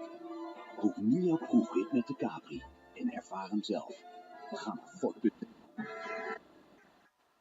Luister nu naar Ongeboren Leiders, een podcastserie van De Baak. Dit seizoen gaan we het met onze gasten hebben over leiderschap en intuïtie. Luister naar Ongeboren Leiders van De Baak op je favoriete podcastkanaal. You gotta think is that one of these beings shows us something science related that like they're already 40 years in the past. It would be essentially like someone fighting Earth and us showing them a piece of paper. Exactly. Yeah, like the wheel for the first time, or like a fucking Fire. fire. Yeah, exactly. Yeah. So by the time they get back to their planet, it's probably they probably quadrupled in fucking technology. Yeah. Time on the Eben planet, called Serpo, is different with a day lasting approximately 40 hours. The Serpo solar system is a binary star system with two suns. Imagine all you could get done in a 40-hour day. I can barely get anything done in a 40-hour week. Work. Fuck, man. Boss is like, what'd you get done today? And I'm like, what the fuck did you get done today? Not much. Done? I'm done alright. Shit. Done with that. Man. Causing continuous daylight with only a brief period of darkness. NOAA, EBE-1, provided a communication device that allowed us to contact the planet Serpo. That's cool. This communication device was on board the Eben craft that crashed in July 1947 near Corona, New Mexico. NOAA showed us the proper use of this communication device prior to its death. However, the device did not function properly and no contact could be made with Serpo. Just prior to Noah's death, an American scientist from Los Alamos figured out the device worked and connected an energy source found in the Eben craft to the communication device.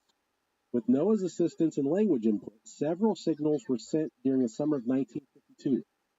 In early fall of 1952, we received several signals in return on the device. Shit. Noah translated the messages and provided us with information. Noah sent 6 messages. The first message was just letting his planet know that he was indeed alive. The second message explained the crash in 1947 and the death of his crew. The third message asked for a rescue craft for him. Okay. Get me the fuck out of here. This place is fucking They insane. just took me to Washington, D.C. Get me out of here. They took me to their leader. The fourth message suggested a formal meeting with the leaders of Earth. Which, that'd be putting the yeah. The fifth message suggested an exchange program. The sixth message, this is the fucking buddy, beautiful, provided landing coordinates for any future rescue or visitation mission to Earth. The incoming messages gave a time and date, even date and time system, and confirmed a landing location. However, once the message was translated by Noah, it was determined the date was over 10 years away. Fearing that Noah who was sick at this point, did not translate the message correctly. Our scientists began to translate the message based on the Eben language that was taught to us by Ebe 1, aka Noah. So we'll talk about briefly. Noah was actually a mechanic in his fleet, the Air Force that he worked in. He was not a scientist, but he did help teach the Eben language to the humans. His handlers. Okay. Humans managed to translate about 30% of the Eben language through complex sentences and numbers that were difficult to understand. Communication was challenging after Noah passed away, and messages were sent for 6 months in 1953 without a response. And I can imagine the scientists at the time who were sending out these messages, who had so successfully communicated with the Ebens up to this point, and then Noah died, and then all of a sudden they get left on red, and this other extraterrestrial civilization stops returning messages. Their butts are probably puckered. Right. Oh yeah, fucking let this dude die. They're on their way here. Dad's coming home, and they're gonna wreck our ship. Finally, after refining communication efforts, humans sent messages in 1955. This would have been 2 years after Noah had died. They received a reply. Initial replies from the Ebens were in broken English containing nouns and adjectives lacking verbs. Over several months, the Ebens learned basic English, and humans provided them with English lessons. The Ebens sent a form of their alphabet with English equivalents, which was challenging for linguists to decipher. Over 5 years, humans improved their understanding of the Eben language, and the Ebens improved their English comprehension. There were significant difficulties in coordinating the date, time, and location for Eben landing on Earth due to differences in time and date systems. And I can see that being a huge logistical roadblock, as they don't interpret time and space at the same time as we interpret time. Revolve around the sun. Yeah, if they're 40 hours a day, yeah, they're almost double us. They're like, shit, bro, we'll be there next week. And we're like, shit, bro, that's 2 fucking weeks. 3 years from now. Fuck. Yeah, right. Eben sent their time system, but it was difficult for scientists to interpret without reference to the Eben planet. Humans decided to send pictures of Earth, landmarks, and a simple numbering system to facilitate communication. This communication would result in an organized landing of a team of Eben beings.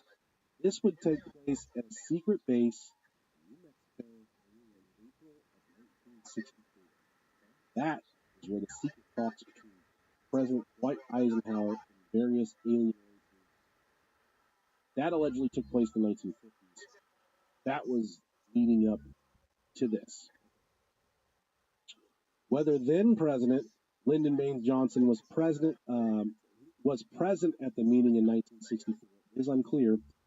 Reports simply state that representatives of the U.S. government conducted talks with the Ebens. I would love to know. God, the schmucks we sent as our formal representatives of the United States government to talk to this alien race from the literally took it out. It's crazy to think about. I said Elvis. And Elvis does come into play here a little bit. Shut the fuck up. They're not really in a crazy way. Yeah. We'll talk about it. According to the source, a technological device of Ebens allowed, and I don't want to make this seem like it's far fetched. You'll understand why. It does make sense. According to the source, the technological device of the Ebens allowed these talks to proceed in English. The Ebens wished to retrieve their fallen pilots. The U.S. military had kept these beings in biological storage following their studies.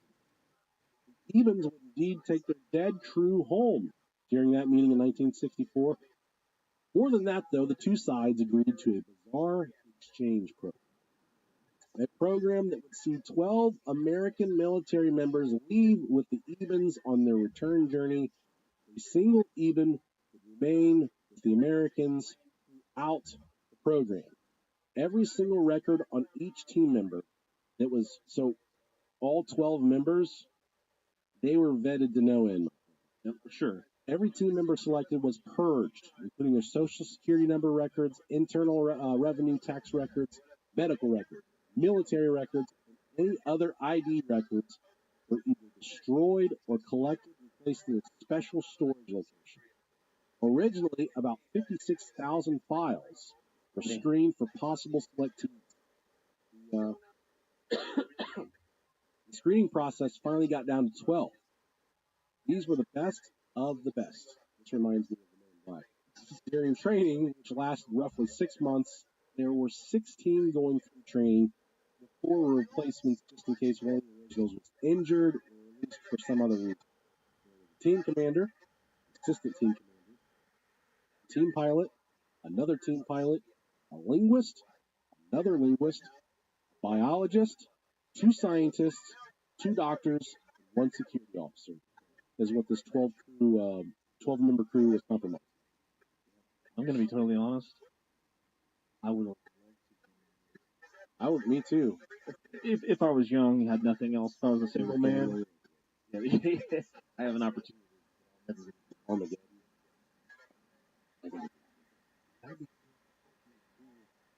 It'd be bad to be lonely. Right? You're part of a spaceship? I would. I would too. Yeah. I know what a fucking space turd does. Man, those aliens are immediately right to our fucking handlers and tell us how much of a mistake it was sitting our dumb asses. Yeah. 2 podcasters, 2 doctors. Aliens probably make like snake turds, like little white chalky turds. I don't know if they poop, man. We're having big fucking messy ass blasters. If you're an alien and you poop, send us an email, broiopodcast@gmail.com. Send us a picture of your poop. I want to know what it looks like. Send us alien poop. P.O. Box 672, Vandalia, Ohio 45377. The top secret mission left Earth in 1965 on their way to the planet Serpo in the Zeta Reticuli star system. Incidentally, Serpo is the name for the planet. The Ebens refer to it as Eben. 12 military members would make up the crew for the mission, 2 members each from the Navy and Army ranks, along with 8 members of the United States Air Force. The mission was allegedly supposed to last about 10 years, which they would then return to Earth. There was a plethora of things that we sent with us, so much like a traveling time capsule. Yeah, like a time capsule, yeah. They sent a whole bunch of music with these guys. That's cool. To give it to let these aliens listen to. The very top of this list of music that we sent is Elvis Presley. Some of the other names that we would know: Buddy Holly, the Beach Boys, Bob Dylan, the Beatles, Loretta Lynn, Simon and Garfunkel, Chubby Checker, come on baby, do it. Bing Crosby, Frank Sinatra, Dean Martin. What a good fucking selection. It really is. Christmas music, fuck that. U.S. patriotic music, along with a lot of classical, music.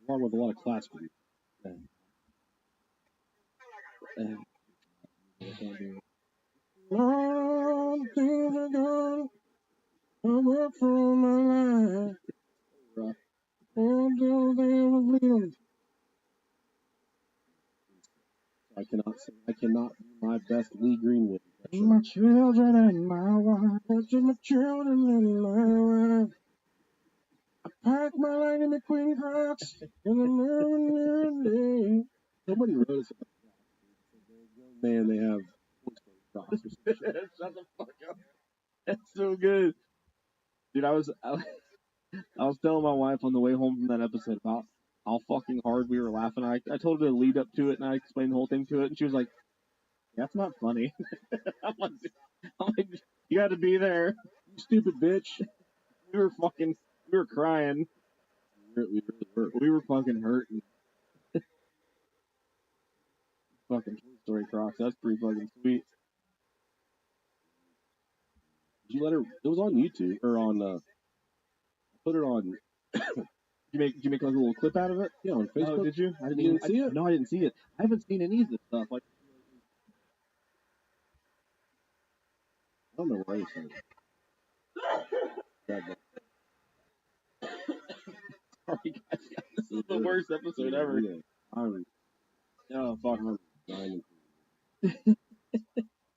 I can already see it. Stop sniffling into the Why can't I help microphone. it? I mean, I pushed it back to Thursday. If we would have done this Monday or Tuesday or Wednesday, it just would not happen. Yeah. However, communication would prove to be difficult, with many technical difficulties arising over the years. 5 years in the mission, Earth lost complete communication altogether. Hearing the entire unit dead, trapped somewhere in space, the mission was close to abandonment. Then, out of nowhere, communication would open, and the crew, at least, the surviving members, returned to Earth in 1978. Of the 12 people that made the journey to Serpo, only 8 would return. 2 of the original members had died in the 13 years they'd been away. Another 2 members had opted to stay on planet Serpo altogether. They said, I'm not going fucking back to Earth. They said, I'm staying there. Hey, I can't say that's the wrong choice. The eventual top secret report runs to over 3,000 pages in length and contains remarkable detail. As far as most researchers are aware, no leaking of the actual report itself has taken place. All 8 of the returning crew members enter strict quarantine for an entire year. While there, they inform their supervisors of their experiences and findings. The journey to Eben's home, some 39 light years away, had taken only 9 months. 2 moons flanked the planet, whose days were the equivalent of 43 hours long. The heat of the planet would prove to take the most adapting to and was bordering on extreme to extreme for human beings. The human crew finally settled in the planet's uppermost northern region where the climate was better suited. The Ebens had bases on a nearby planet known as Otto, O-T-T-O, but it was otherwise barren and lifeless. Another celestial body in their system, Celis, provides mining for minerals key to their survival. While in contained basic life forms, they were not intelligent. According to this is what the day-to-day life of the Ebens. According to the anonymous source, the crew would speak of time being the key difference between humans and the Ebens. They didn't judge or account for time in the same way that humans do. Their daily lives would revolve around the movement of the central sun. That makes a lot of sense. Sure. All the Ebens' food came from large biodome-like structures which they would grow and harvest themselves. They were the only intelligent life on the planet, and while other animal life forms did exist, the Ebens did not at all associate them with food. We're fucking eating bear meat and fucking moose and shit. They just let the shit run free. The Ebens themselves would most often live in small communities relatively spread out from one another. While order very much existed within these communities, crime was not an issue, nor was money. Distribution centers existed in places of shops with goods and produce issued upon request. Not all aspects were different. The family unit, as we know it, exists among the Ebens, as does the desire for entertainment, music, and team games. All 8 of the crew who returned from Serpo would suffer a lifetime of illness in the following years. This is thought to be due to exposure to radiation during its space flights. Radiation was something that the Ebens apparently were immune from. According to the anonymous source, the last surviving member of the mission died in the year 2000. That's crazy. I don't like to hear that fucking deathbed confession.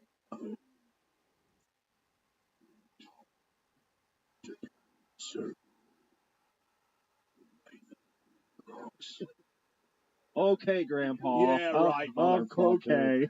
Yeah, right. And I got a 5-inch dick, Papaw.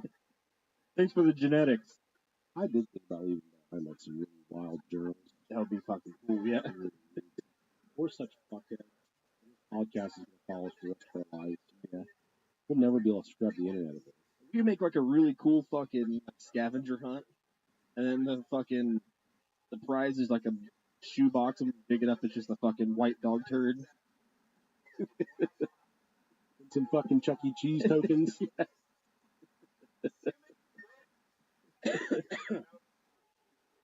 Oh, I don't man. know. Yeah, what's crazy is when I was reading through all this, none of it seemed too far-fetched. It's all kind of... Absolutely. It definitely could. I hope I want to think that it would happen. It could happen. It did happen. I would. I want them to launch me out of here. Yeah, if they need mediocre broadcasters out in outer space. Or whatever we are. Yeah. Let's get a hold of Ebens. They need to fucking go to Serpo. Find that device. Yeah. They'll probably just quit talking to us. I think this is it. Man, think about it. 40 years from now, Serpo may be getting this. They really might. Yeah. Earth is really are on some hard times. Right. Well, that concludes our episode about Project Serpo. That was fun. I like that. Yeah.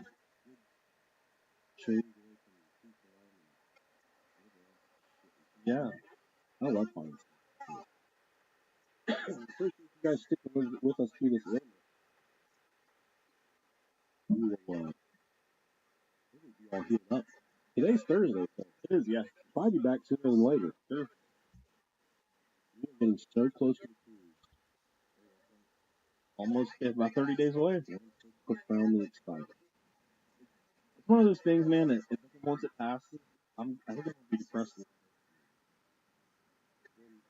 I love having something to look forward to, and I just get really sad.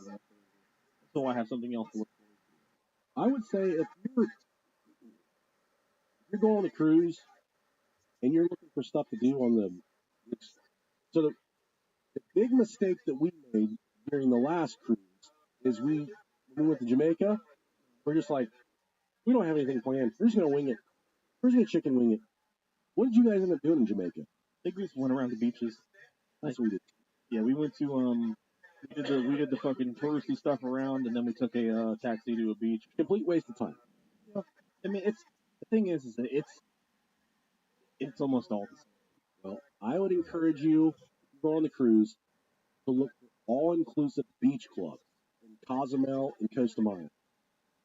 For around $60 per person, they're gonna booze you and fill you full of food for the entire day, or just stay on the boat. Yeah.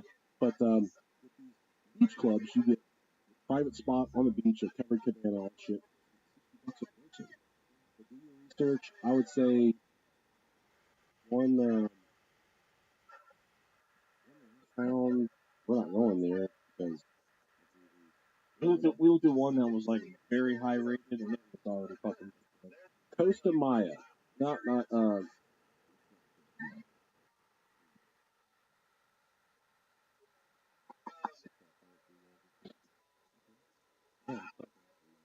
Maya Chan. That's what it is. Okay. Maya Chan. Maya Chan. Maya Chan. They got incredible reviews. I personally found a nicer club. All inclusive is the way to go. And also, if you are going, I do want to let you know, Texas is really weird. So when you first get on, even if you have the drink pass, you will be paying for drinks until we get international. Which takes about an hour. It takes about an hour off the coast of shit. Texas, for some reason, Texas has this law where you can't have any. Essentially, they cannot serve any free drinks. Free drinks, even though No, it's the alcohol served has to come from Texas distribution centers. yes, there you go. And yeah, so you'll be paying even if you do have the drink pass, which is very wise if you're a drinker.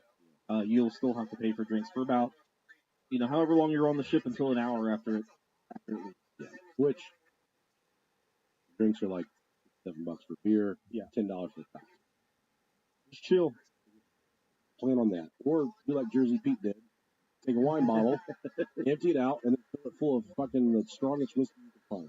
Mouthwash bottle. Oh, that's what he did. Yeah. Bottle Listerine. brilliant, man. Empty a blue one and fill it full of Rumple Mints. Oh, fuck. Ugh. Fucking Nixon at that point. You were the first liqueur you drank that almost died when you were a kid? I remember mine. Man. So, I don't know. I really don't. Mine was Hot Damn. Okay. You know what that is? Yeah, it's like Fireball. No. Yeah, it's like Fireball. Man Oppie's house. It's fitting. Oh, shit. Hot Damn, baby. Yeah. God, I was sick of the dog. I thought I had fucking worms after I drank that shit. Yeah, my thing with my first time ever being like really drunk was I was mixing so much stuff, and it was fucking. So I'll say one thing for the cruise. Apparently, if you have a drink package, you get unlimited coconut waters. Ooh, A lot of people yeah. swear by That's good for you. have a Drinking. coconut water between every drink. Keep you hydrated. You don't want to lose a day because you're fucking hungover from the night before. Pack some liquid IVs. Drink some coconut water. Tomorrow's the last day of my 75-part challenge. Congratulations. Congratulations. I'm proud of you, man. You timed that well, right on a Friday. So do you have to go all the way through Friday? The Saturday's But it's not even. That's awesome, man. Yeah, dude. That's awesome. Conquered it. Good job. Good job. Proud of you. No, I could have done it. Surprise yourself. The hardest part's for this last week. I'm sick. Sure. And I will say, like, the last couple days, all I did was 2 walks. You know, I'm supposed to work out twice a day. Yeah. Both times I just walk. Because, fuck. Well, one day I went to the gym. Right. Curls up with the Right.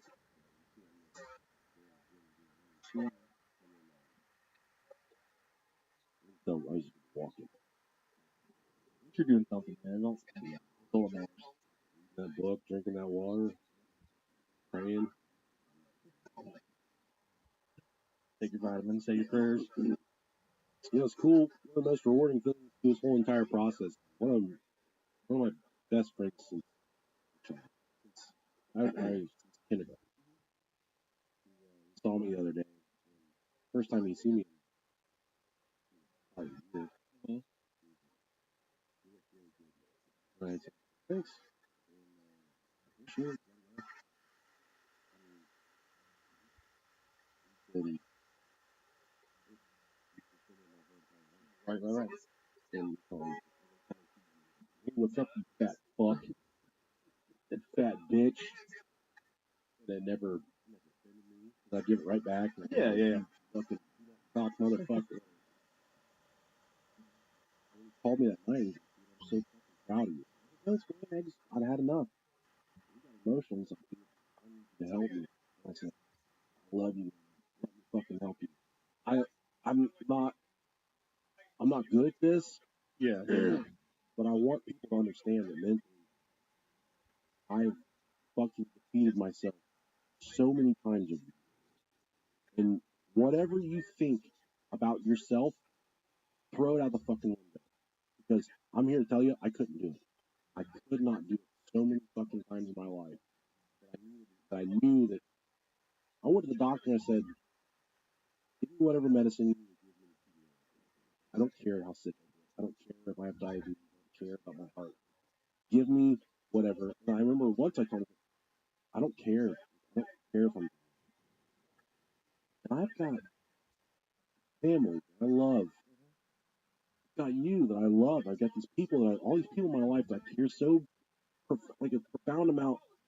Just, I love everyone so much. And I said, dude, I've got everything to lose by just staying on this track. So if you're someone that's listening, thinking, I can't do it. I can't do better. I can't exercise. I'm here to tell you that I was there. And I could never, ever in my entire life think I could break the cycle. But after you get that, I just remember one time I was outside and I just started doing squats and burpees. I just said, I'm gonna elevate my heart. I did it for 10 minutes, and I was hurting. And my chest hurt, my lungs hurt, and I got done. I was so proud of myself. I moved. I did something. And then I started researching calorie deficit and the way we process foods.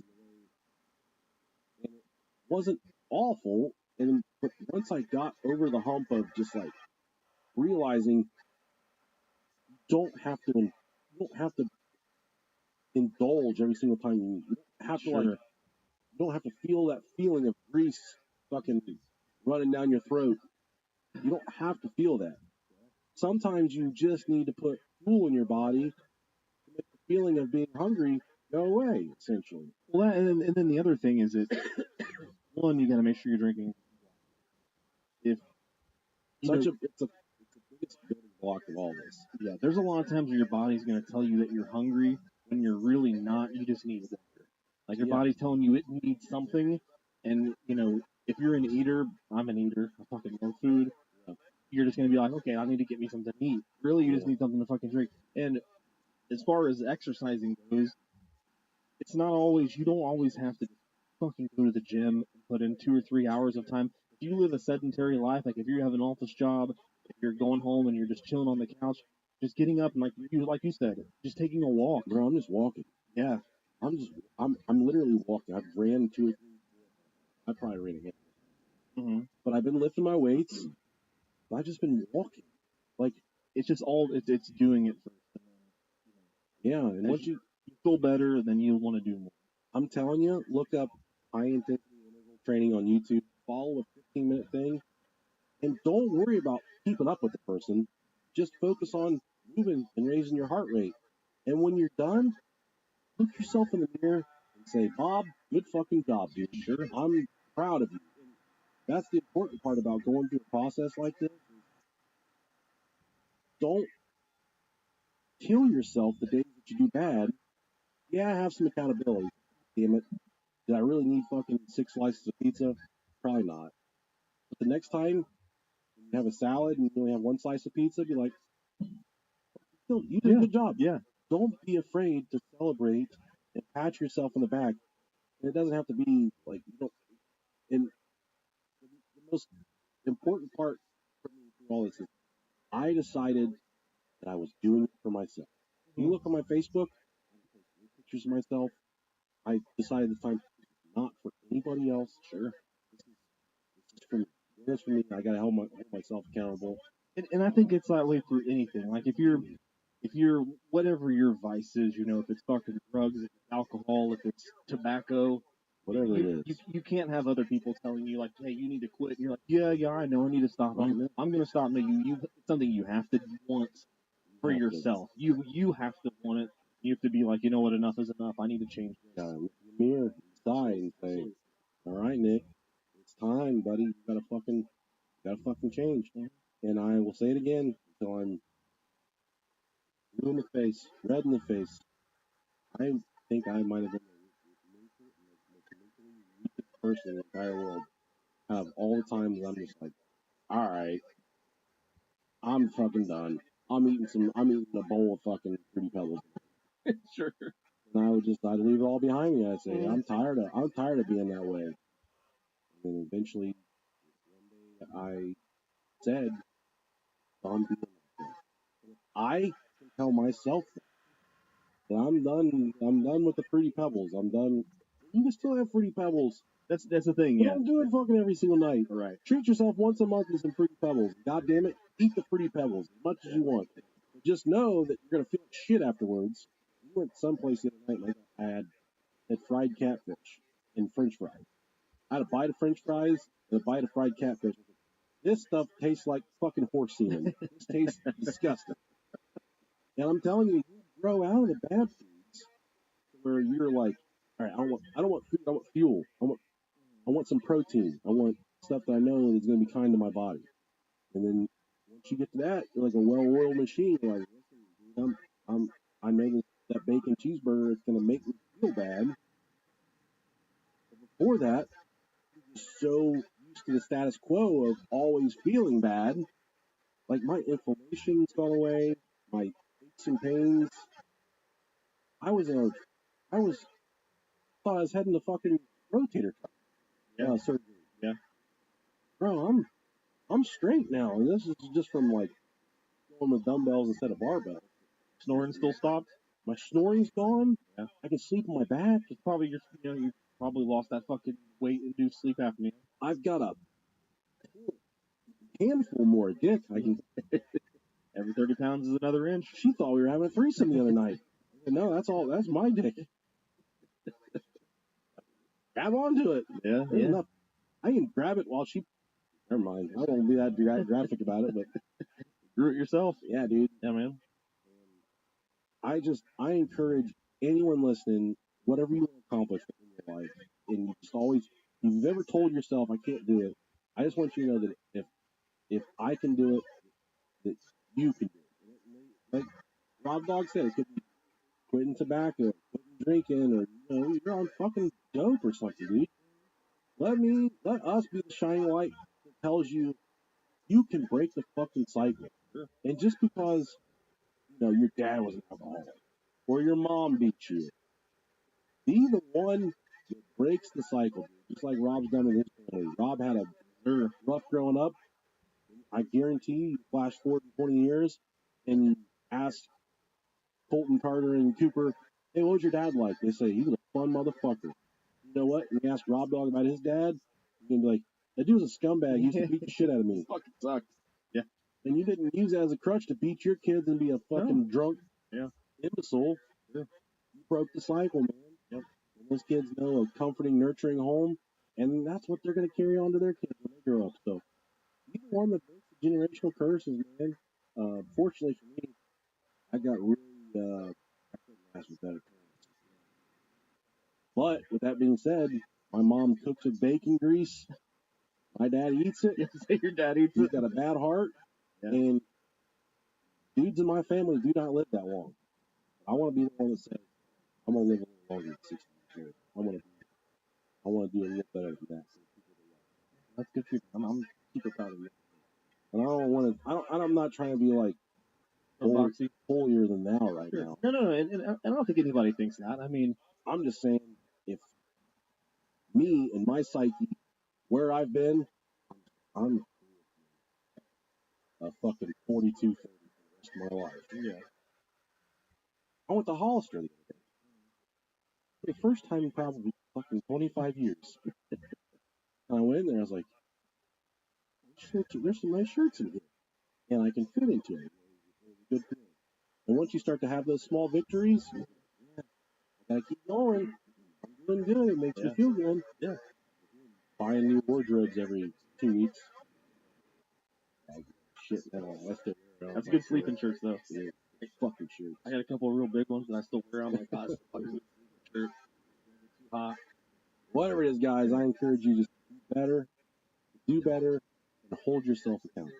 It doesn't even have to be anything that's huge. Like, you notice you're spending a little bit too much time on your phone for you. Fucking, cut that out a little bit. You don't need it.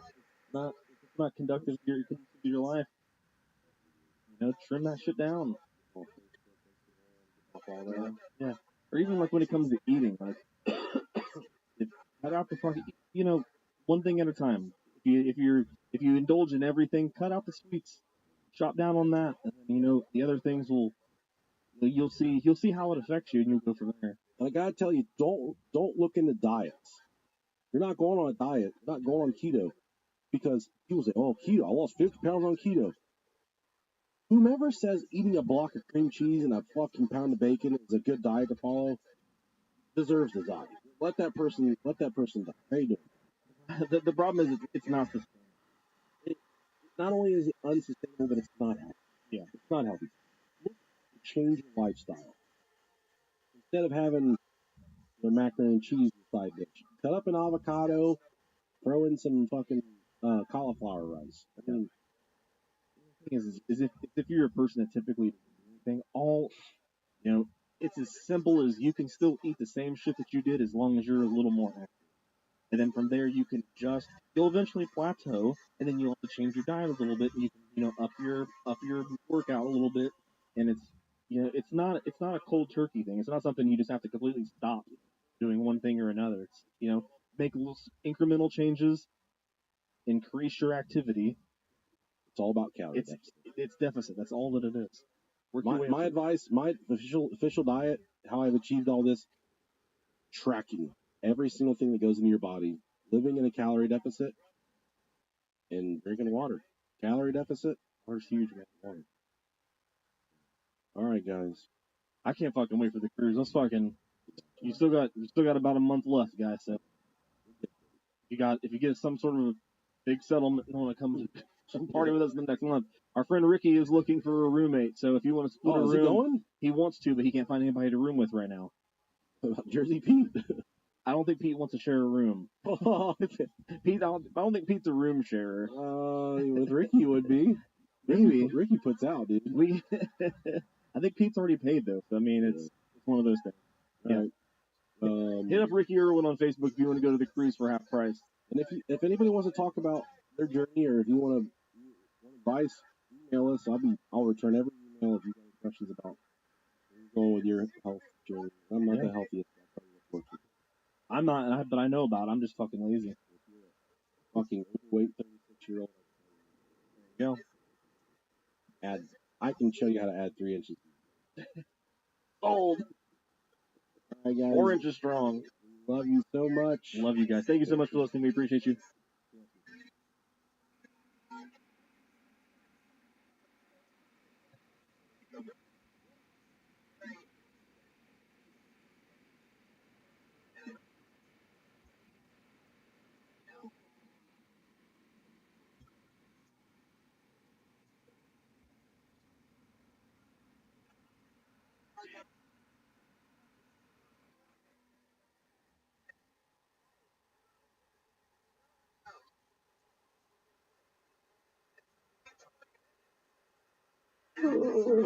Goedemorgen. Heb je meer onrust dan nachten? Is het te zonnig? Of heb je last van hooikoorts? Ga voor eerste hulp bij lekker slapen naar ikea.nl of kom langs in de winkel. Ikea, een wereld aan iedereen.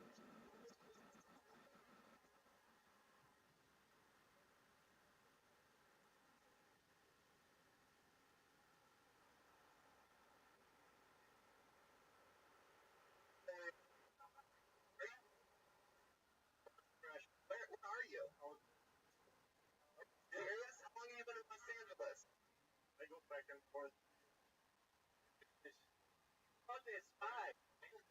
Hij geeft je alle ruimte en hij laat je meer genieten.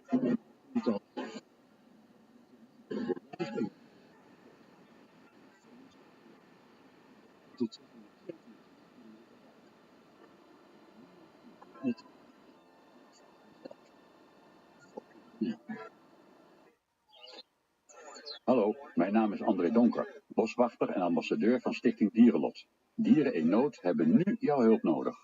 Word vrijwilliger van de dierenambulance of een opvangcentrum bij jou in de buurt. Of word donateur voor €1,85 per maand. Ga nu naar dierenlot.nl en sluit je aan bij het grootste netwerk van dierenhulpverleners in Nederland. Dierenlot.nl. Doe het nu.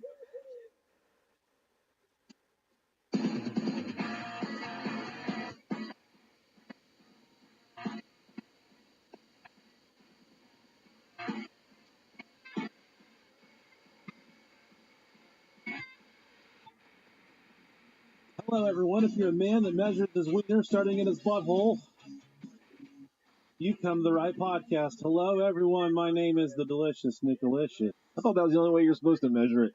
I've been doing it wrong. That's how I measure it. All right. I sit on the tape measure. It's gonna measure it. I'm Rob Dog. Hey, guys. How's everybody doing? Today is Fabulous Monday. Oh, you don't mean that. Don't I fucking Mondays? They're disgusting. It's like an old stinky man that shits his pants. You never know when he's gonna do it. Oh, man.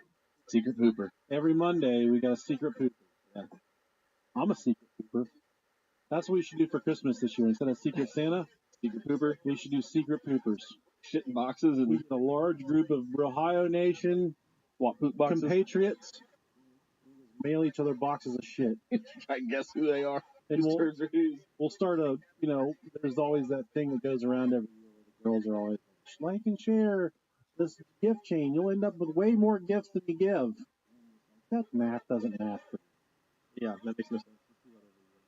I'll see gift chain. Lying ass bitch. It sounds fucking phony. Fat phony. Hey, speaking of big fat phonies, we got new Patreon subscribers. Yeah. Starting off with the ever so wonderfully smelling, I know he smells good, Larry Wayne Bean. Oh, fuck. A name like Bean. Gotta eat your green beans to be big and strong. You gotta flick them. You gotta flick them, then you put them in a crock pot with a ham hock and some butter, and eat them fucking beans. Fucking ham hock. I don't know why that like fucking word always makes me laugh. A ham hock. Aren't green beans and ham wonderful though? They are, yeah. Really good. Yep. Next we got a name I'm probably gonna say wrong. Is this Stella Ann? She's a porn Stella. Thank you. Salah. With a little heart by her name. That's so cute. Salah. That's where I keep my wine. Stella. The Stella. Thank you, Miss Ann Hart. You're a wonderful lady. He, her. She, her. We're thankful for you. And very much so. So thank you. How about Mud Butt McGee? Is that me? You did a butt dial. It's you accidentally subscribed into our own Patreon. Thank you, Mud Butt McGee. You busting a kickflip in that picture. Yeah. You mean a whole lot to us. Thank you, sweetheart. Mud Butt. And next and last we got Alejandro Alex Martinez. He tried to fucking cheeseburger it a little bit right in the middle. There's too much enchilada in that name. You have to put a little cheeseburger in the middle of it. Had Americanized it. Yeah, put a little baconator right up in the middle. Put some Texas, got Tex-Mex. Alejandro Alex. All right, so here's the deal. Going up on the Patreon is going to be an exclusive interview with Joe Exotic where we talk to him on the phone for 15 minutes. Yeah, 20 minutes.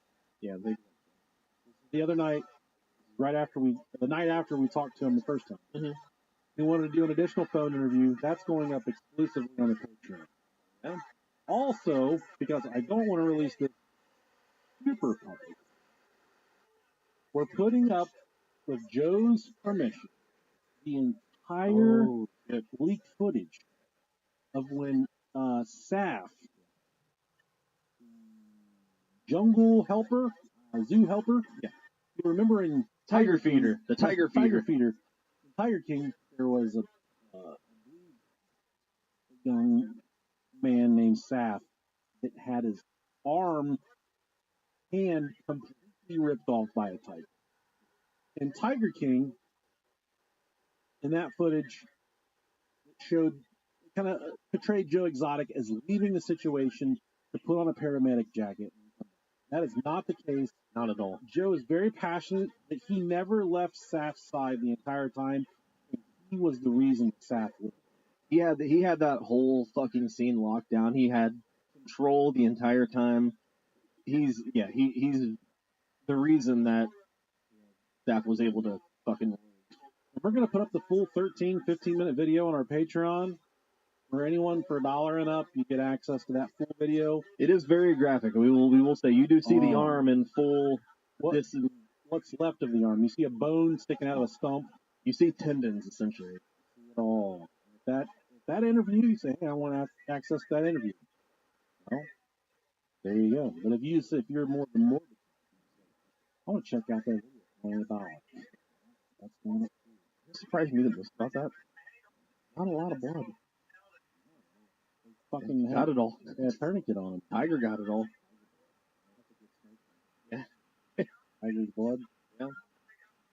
Hey, every once in a while, we do a thing called. No, we don't. I don't know what the fuck we're talking about. We have a newspaper article for you. Hell yeah. Catholic priest spent $40,000 of church's money on Candy Crush slot machine app. Police say. Fucking boomers, dude. Gotta love it. Fucking 55-year-olds on Facebook. What flavor potato are you? Fill out this survey. And then, I'm a crayon. Oh my God, don't answer any messages from me. That's the exact way it goes down. There was one guy that at this job that I'm working at now, he He said he'd probably spent on his entire time playing this fucking game that he played on his mobile phone. He said he probably spent $60,000 on it. No way. Yeah. Oh my God, that's Yeah. nauseating. Yes. It's like, holy shit, dude. Oh, a Pennsylvania priest is facing criminal charges after police say he stole thousands of dollars of church funds and used them for App Store transactions like virtual slot machines, Mario Kart, Candy Crush, and Pokemon Go. Hell yeah, brother. You fucking got it, man. Got him a little kid, a Pussosaurus. You ever catch one of those on Pokemon Go? Nope. Got him one of them rat-tat-tat titties. Rat titties. Rat-tat-tat-tat-tat-tat. A criminal complaint, an affidavit, probable cause, alleged Lawrence Kozak. That's not a former pastor at St. Thomas More Parish in Pottstown spends over $214,000. Fuck. He spent $250,000. Fuck. Man, that's the old fucking, that's the bait. Like, he holds out his phone like, I got games on my phone, kids. You guys want some Robux? Come here, little Johnny. Look what I got. Who wants some tinga? Oh, I don't even know what all these games are called. Oh my God! And that just under $44,000 that was charged to a credit card associated with the parish. The affidavit written by a Pennsylvania State Police detective alleges that over 2,000 transactions were marked as gaming in a document running from September 2019 to June 2022. The slot machine apps named in the complaint, like Cash Frenzy, Willy Wonka Vegas Casino Slots, and Wizard of Oz Slot Machine Game, do not award real world money, but they do allow you to spend real world money to play. In an interview with the investigation, Detective Kozak reportedly described spending money in his slot apps not as gambling, but rather as powering up. Hell yeah. A review of his Amazon account also found the parish card was used for gifts for his goddaughter, like an Amazon Fire tablet and a chemistry. He paid over $10,000 towards the parish credit card balance from the account not associated with the church. The priest was approached about erroneous spending on the accounts. At one point, the parish's business manager brought up the case of Moziner Joseph McLone, who resigned from the church in 2018. He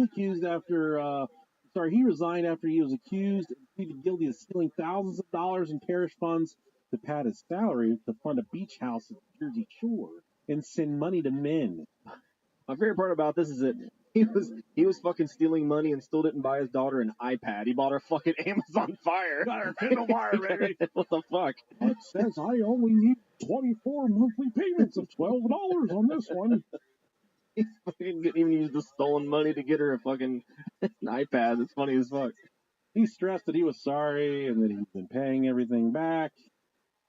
He was since posted bail and was scheduled to be arraigned Thursday in Chester County. Oh, how convenient. Chester County. Old Chester the molester. Chester the Candy Crush molester. What the fuck is going on in church, dude?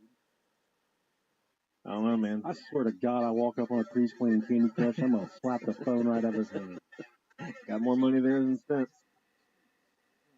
$214,000. What do you think the Lord would say about Candy Crush? I don't know. I remember when we first got married, young newlyweds, and we didn't have a lot of money, and my bank account was getting fucking wrecked by Apple iTunes transactions. Mm-hmm. Yeah. And I could not figure out what it was. I'm looking, and this was back when it wasn't as easy as going to subscriptions and turning them off. You had to dig for that shit. And finally, I got through to Apple, and I said, "What is this?" And my wife had spent a lot of money on Kim Kardashian's ball app. Yeah, her game or whatever. And she was burning it up. I said, "Do you realize what you're doing, Russ? You're ruining our life before it even starts." You realize what you're doing to us. I'll never financially recover from this. I was just getting ready to say that. That's how I felt, man. Yeah, dude. Apple used to beat the taters out of my bank account. Just box me up. Oh, you want the newest 98 Degrees album? Okay, it's coming out in 13 different transactions. They're getting $80 a day over. before you could stream anything, and you had to like fucking 99 cents a song, Fucking and then wild. you post them all in separate transactions. Yeah. I remember one time I had 17 Apple. There was a bunch of different where I'd buy 12, 10, 17 songs, and they would all post independently, and I'd be overdrafted by a little bit. I'd get $36 in overdraft for fucking 15 songs. Dude, that's the fucking worst, man. And I'd say to myself, I'm glad tomorrow's payday so I can get halfway out of the hole. So pretty much I've been irresponsible my entire life. It didn't just start today. Yeah. It's like that, man. Responsibility. Also, if you subscribe to the Patreon for all the $1 and up, you get to see a candid moment from inside my home where I was trying to take some towels. You posted it? Yeah. Yeah, dude. I'm so fucking glad you did. People were making fun of me. Yeah, were they? Yeah, but it shows me in my natural habitat, walking back to my home with a handful of towels, and I trip over a box, and I knew, as someone on there said, I almost met Bill Wilkins. I fell. He sent me the video, and he said, "This is why I don't fucking help out around this place."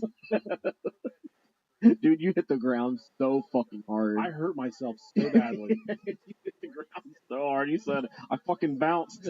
I did. My wife said, "Oh, let me get these." I said, "Oh, thanks."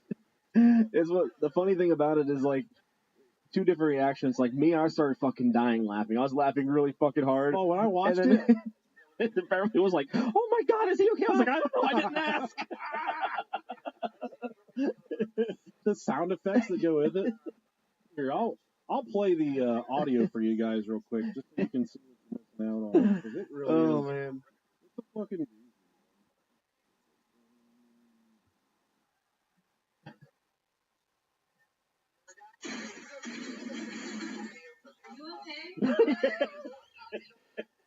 Damn, that was so fucking loud. Oh, dude, your poor floor. That was my 250-pound corpse flying through the air. It sounded so disastrous. So bad. Holy shit. She said, "You think you broke anything?" I said, "I think I broke everything." Oh, dude, you poor thing. Maybe you want to. Maybe that's what tickled your fancy. That's on there right now. Oh, man. For everyone. All right. Well, hopefully, let's take a step break for a few of our sponsors, and hopefully include some type of Band-Aid. Hij geeft je alle ruimte. Hij laat je meer genieten. En hij voetbalt voor sport. Formidabel. En tot 170 meter rijbereik.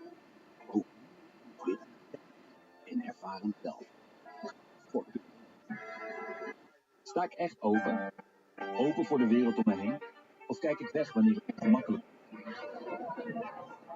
Luister naar elke stem, sluit ik me af voor het geluid dat me uitdaagt.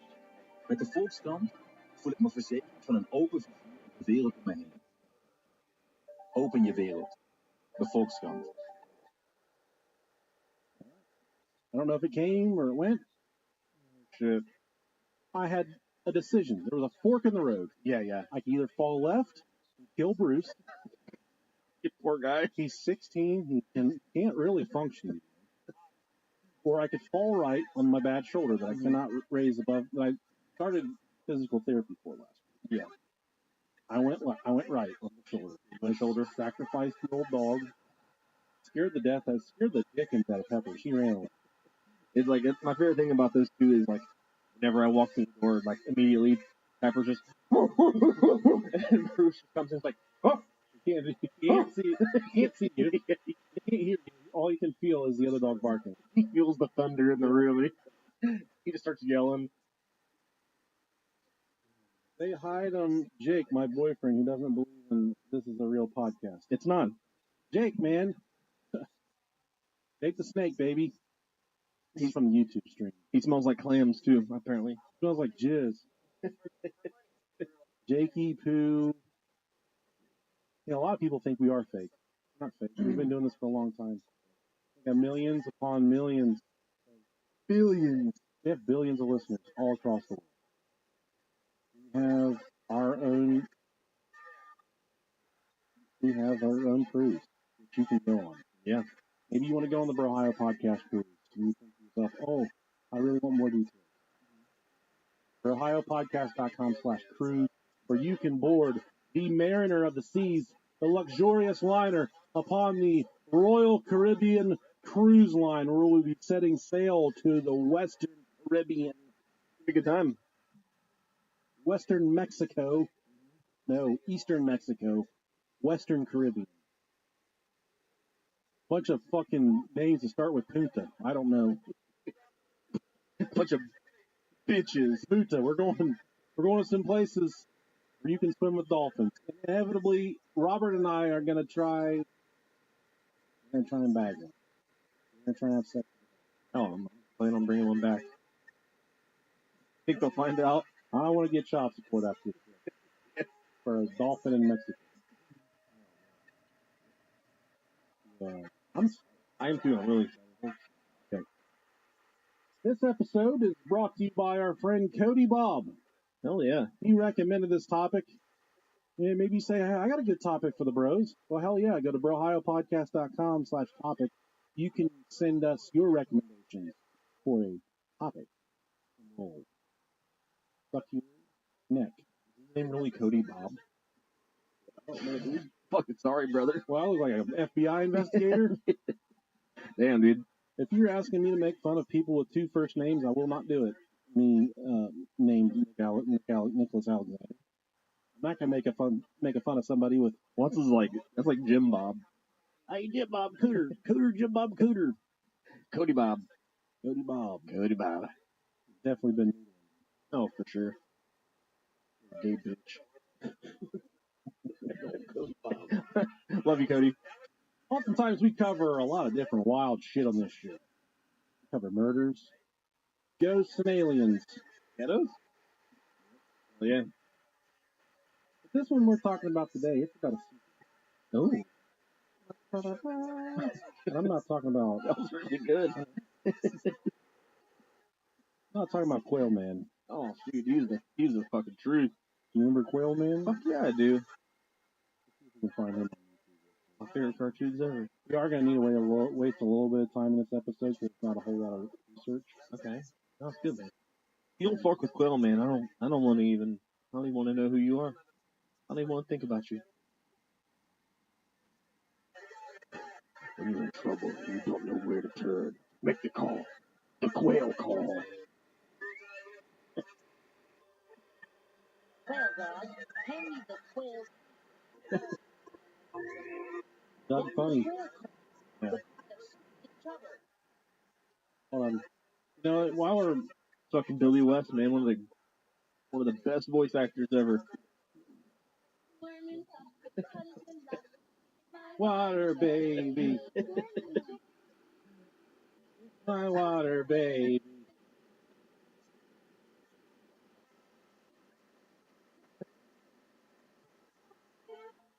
It's my water baby.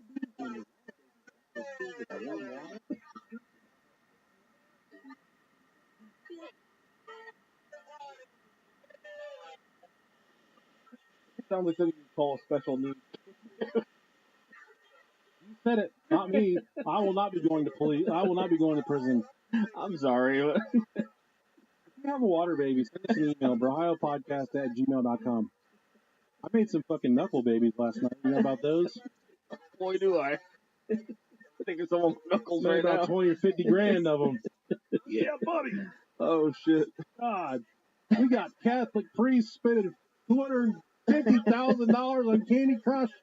We got water babies and knuckle babies. Takes 2 to tango, though. What really fucked me up is whenever we did that episode and we were talking about water babies, I went home and asked my wife about it. She was like, you know what the fuck a water baby is? And she was like, yeah, I had one. I'm a water baby. I just looked at my son. I was like, I'm sorry, buddy. Yeah. I'm a water baby. This superhero, his name is the Alaskan Avenger. But this isn't a typical story. It's almost like a reversal of what we typically, you know, we go through these true crime stories. Bad guy does a bad thing. He goes to prison. Yada. Mm-hmm. This episode, we got some bad guys after answer. They got to answer to the Alaskan. The Alaskan Avenger. Okay. Angel.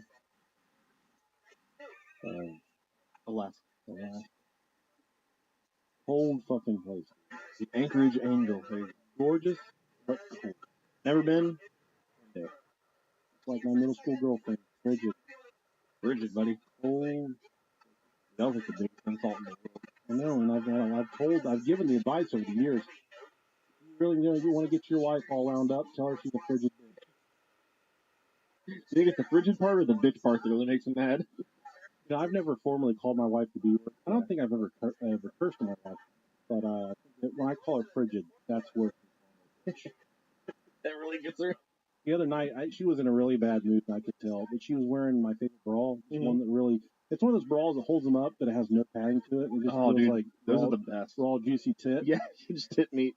Yeah, that's the best. It's all no underwire. I'm gonna go up there. No support. Yeah, she got some kids over all weekend, hanging out with our kids. I grabbed her on that tit. Yeah, it's that fucking Amish bra, dude. Non-padded fucking tissue paper holding thing. I grabbed it. She slapped my hand, and she said, "There's other people's kids here." I kept staring at her. I said, "Oh, so you're fucking gay now?"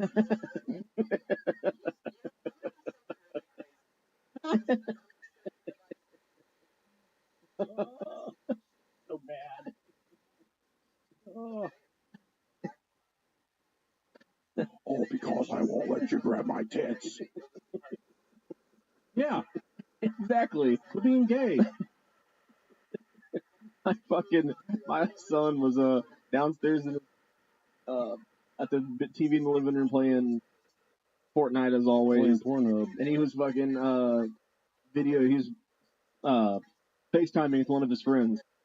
And fucking wife didn't know it and walked in there with no pants on. Hell yeah, baby! She turned around and his friend said, "Hey!" And she turned around and she saw he was on the phone and ran away.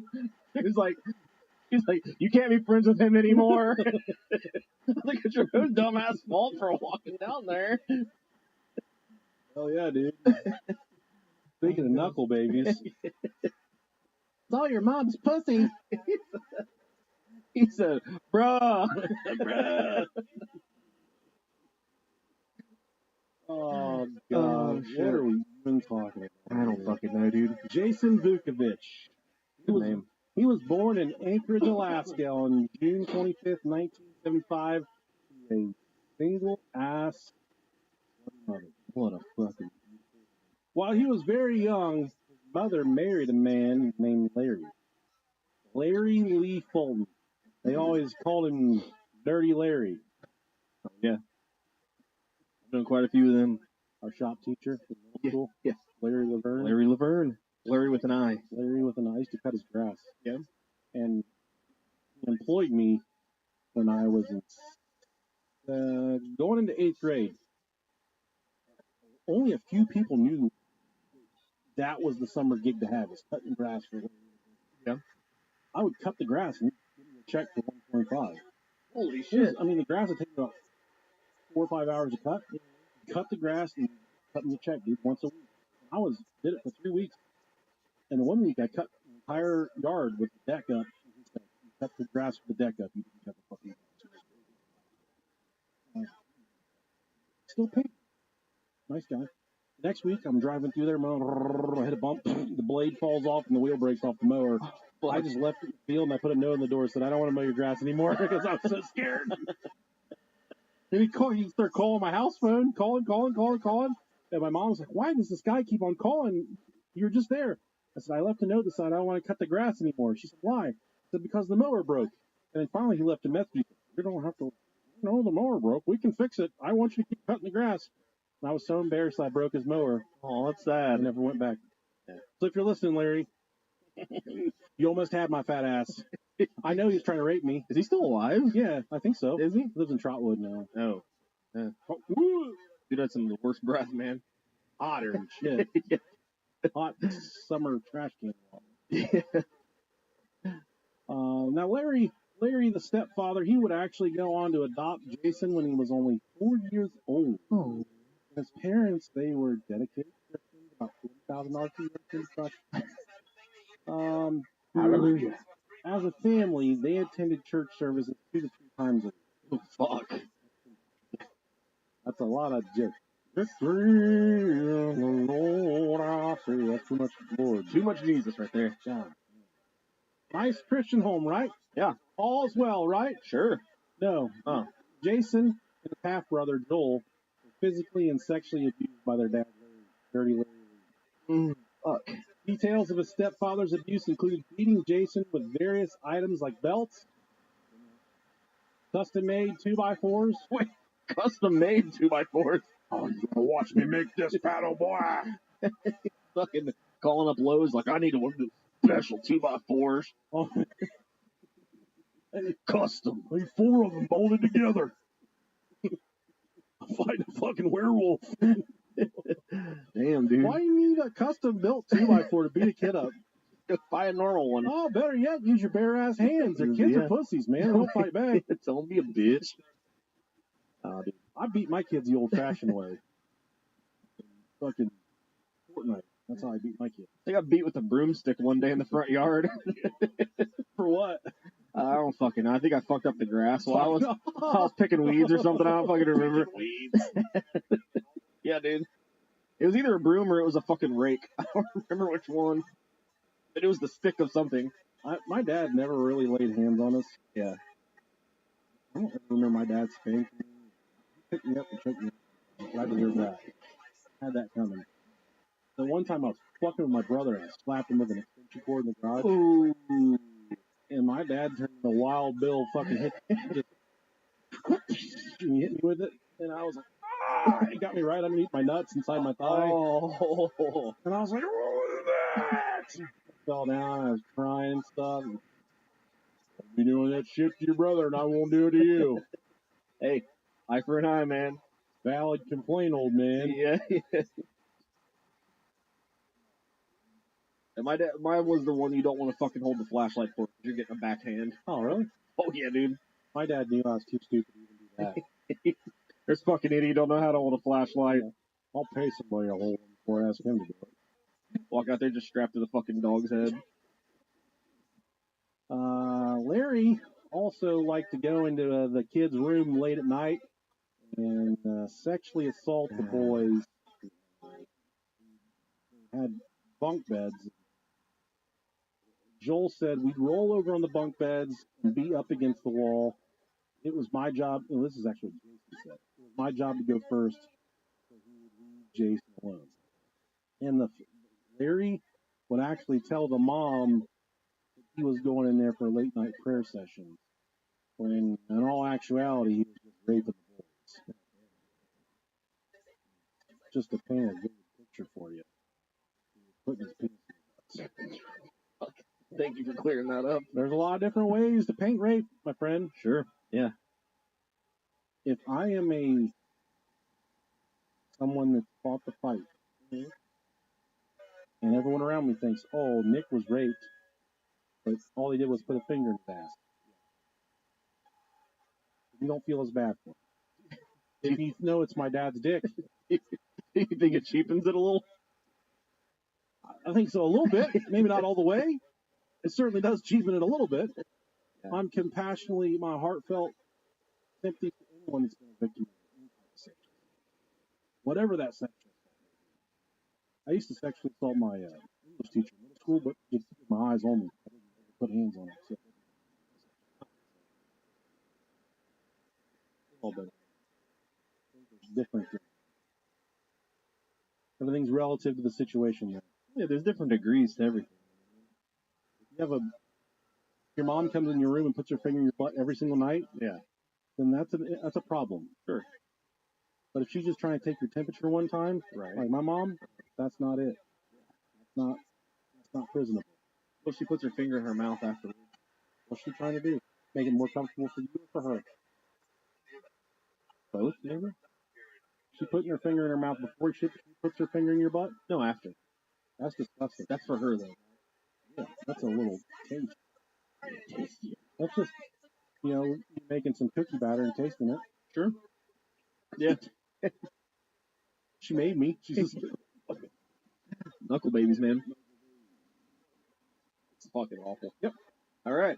So during these late night prayer sessions, the boys were getting raped by their step.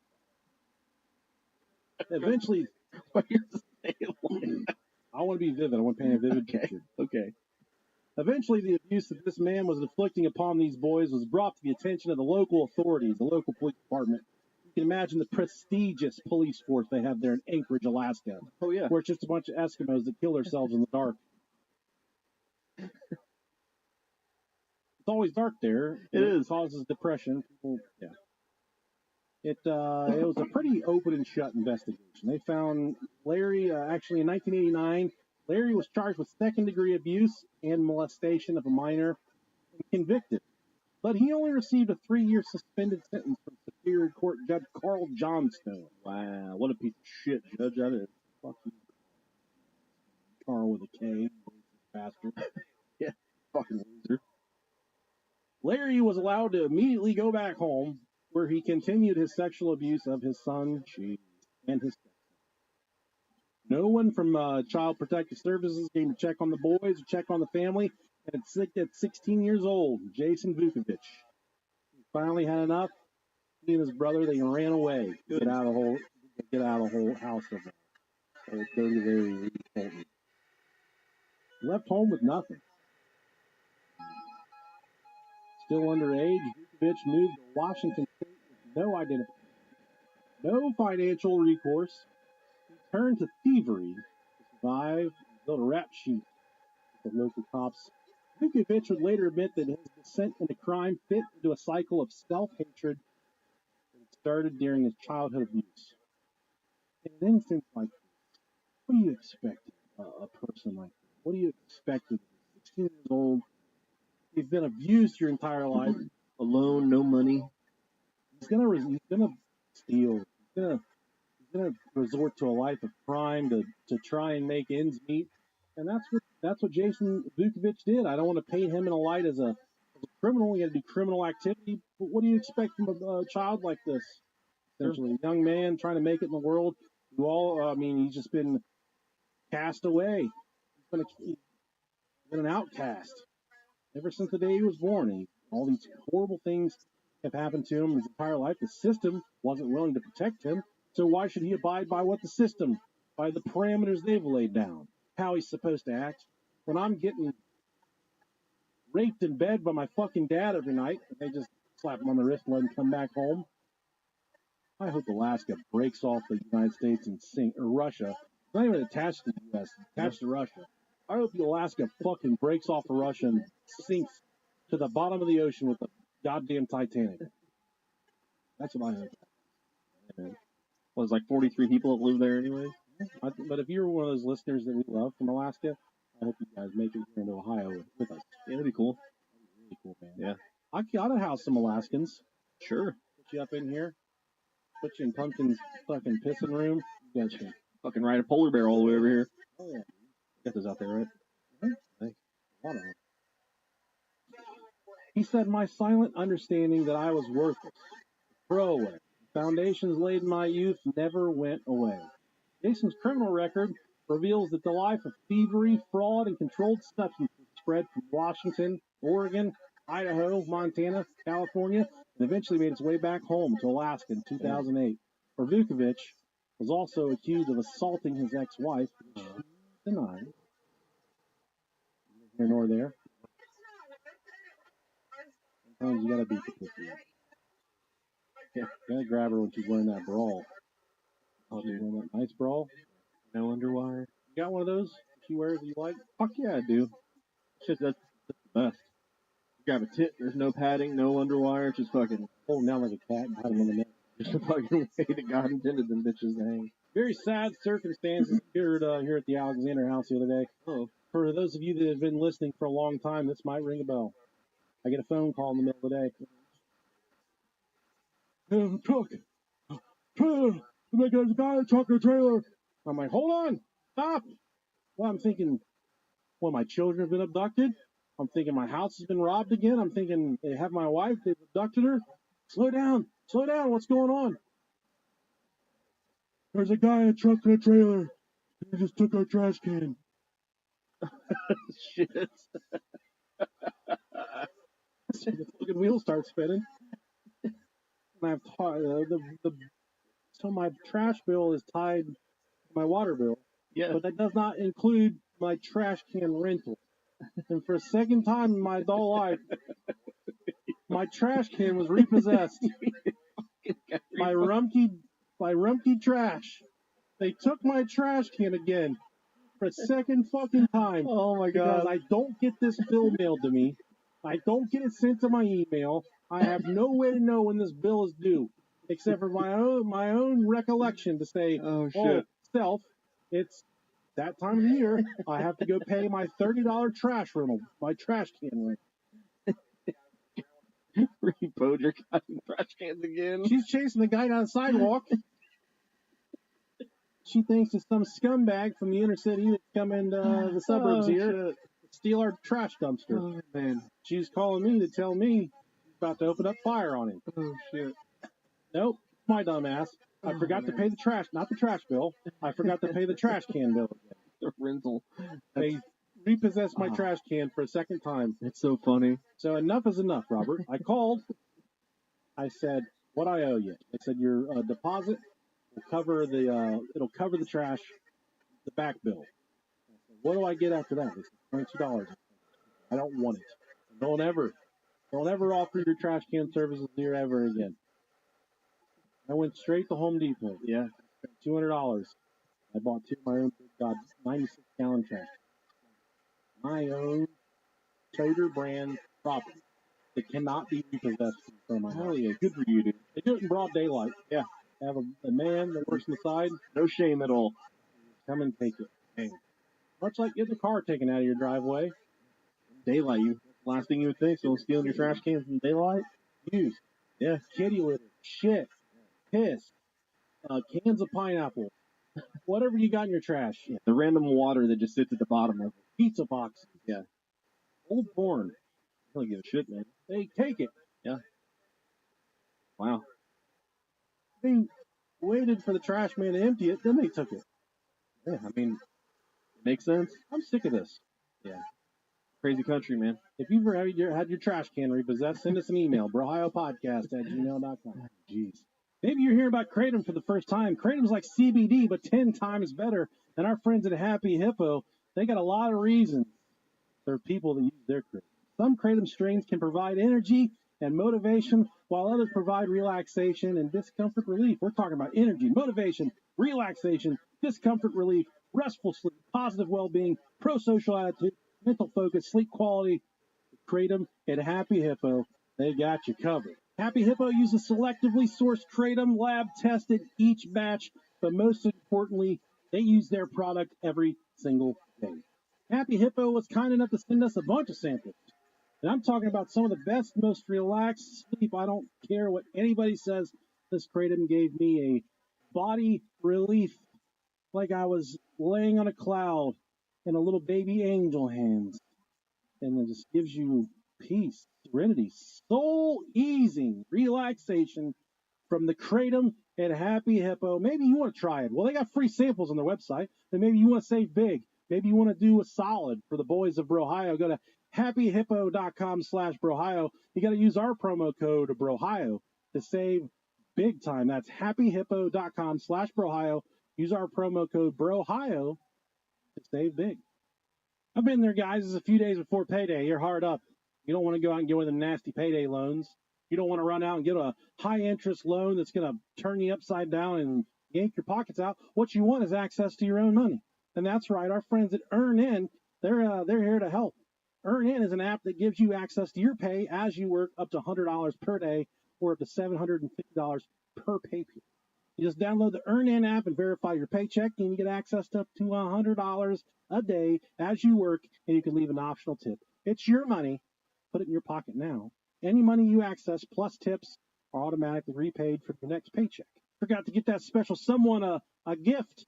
You're out of money, you don't have any money. Well, EarnIn, they can save the day, give you access to your paycheck, your money a little early. You know, Mother's Day is coming up. You want to grab Mom a little $50 gift card to get her nails done. EarnIn's got you covered. They're going to use your money to help you make it happen for mom today. Make EarnIn a part of your financial routine and join EarnIn's over 3.5 million customers who say things like, when I think about EarnIn, I think about financial stability, security. It gives me a lot of peace of mind. Download the EarnIn app today, spelled EARNIN, in the Google Play or Apple App Store. When you download the EarnIn app, you just type in Brohio under podcast when you sign up, and it really helps out our show here at the Brohio Podcast. Subject to your available earnings, location, daily max, and pay period max. See earnin.com/TOS for details. EarnIn is a financial technology company, not a bank. Bank products are issued by Involved Bank and Trust, member FDIC. Hij geeft je alle ruimte. Hij laat je meer genieten. En hij voelt als sportkamer. Formidabele begaafdruimte en tot 627 kilometer rijbereik. Proef dit met de Capri en ervaar hem zelf. Ga naar Ford.nl. In 2016, the gears in Jason's brain, well, they started to twist. Okay. The idea was set in motion. He started reading through the Alaskan sex offender records. Depressing. Hell yeah, man. There's some cuties in there. He started creating a list of men on the sex offender registry convicted of sexual crimes against children. Thoughts of avenging his childhood consumed Jason Vukovich. Okay. Squat, jump, swing, is he going to shoot? What's he going to do? Squats. Jason Vukovich had a notebook that contained the list of offenders he had found in Alaska's sex offender. 3 of those names were Charles Albee, he sounds like a child molester. Yes, he does. Andres Barbosa, he sounds like a child molester. And Wesley Demarest, he definitely sounds like a child molester. Then in order, this is like I stated their fucking child abusing names. Started his crusade. Okay. All right. The Alaskan Avenger knocked on Charles Albee's door on the morning of June 24th, 2016. He pushed the 68-year-old inside and ordered him to sit on the bed. Vukovich slapped Albee across the face several times. Dude, you imagine opening your door and just getting bitch slapped? As a 68-year-old man. Yeah, Probably got fucking piss-stained baggy tighty-whities on. When I worked in prison, that's all the child molesters were. They always wore piss-stained baggy tighty-whities. Because they only had one pair of underwear and you couldn't do laundry every day. Why is it that, if I think of like a child molester, I just think of tighty white. Oh yeah, dude. It's just fucking synonymous. I feel like it just fits. Although I've really been entertaining getting it. Really? For what? Just to feel.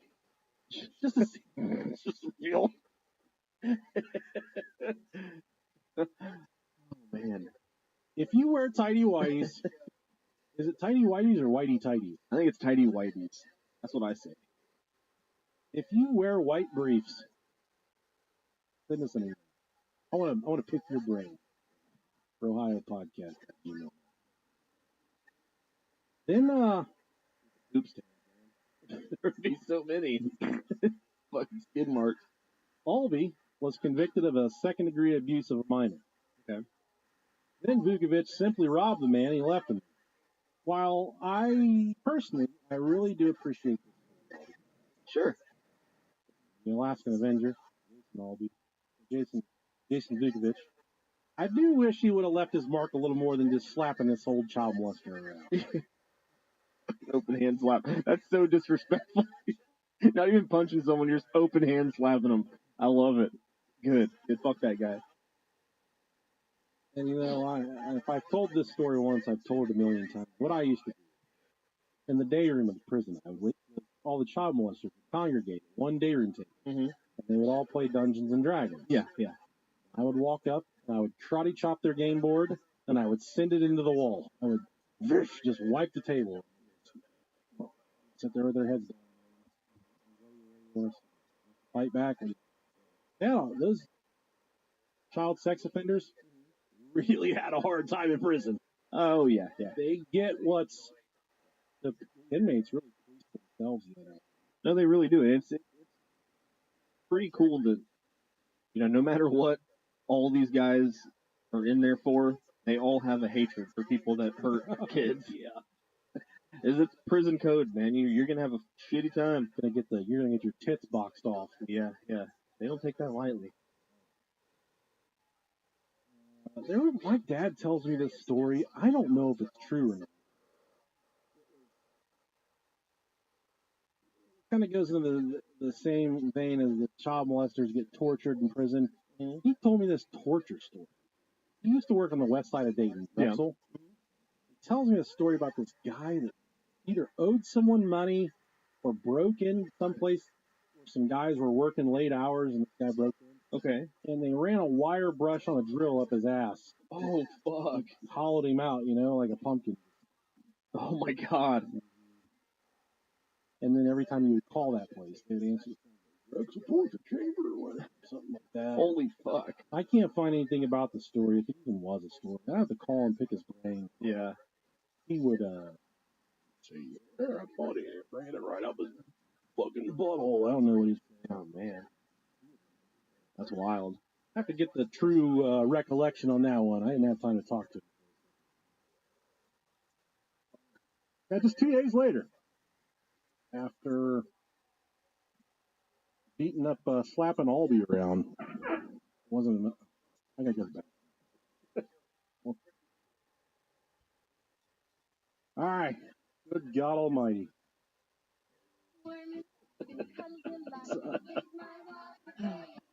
I'm going to talk over this a little bit.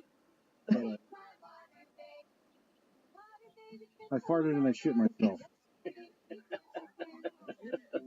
That's the first short of the show ever. It was one of those ones where it makes your butt wet, but it doesn't touch. Oh, yeah. There's no TCC, no turd cotton contact. Yeah, you just had mud butt. I'm going to have to shower after we're done. I'm typically I'm not a night shower. I'm more of a morning shower. Yeah, man. Oh, shit. But tonight's the night, Robert. Dude, I've been hitting 2 showers. Anytime I go do something outside, I'll come home from work, shower, I'll go to baseball, and then shower after that. I smell like an asshole. I wish I had that kind of money. Oh, jeez. I just went to the bathroom and had a water baby. It's stuck in your butt. Oh, shit. Man, you gotta listen back to that one.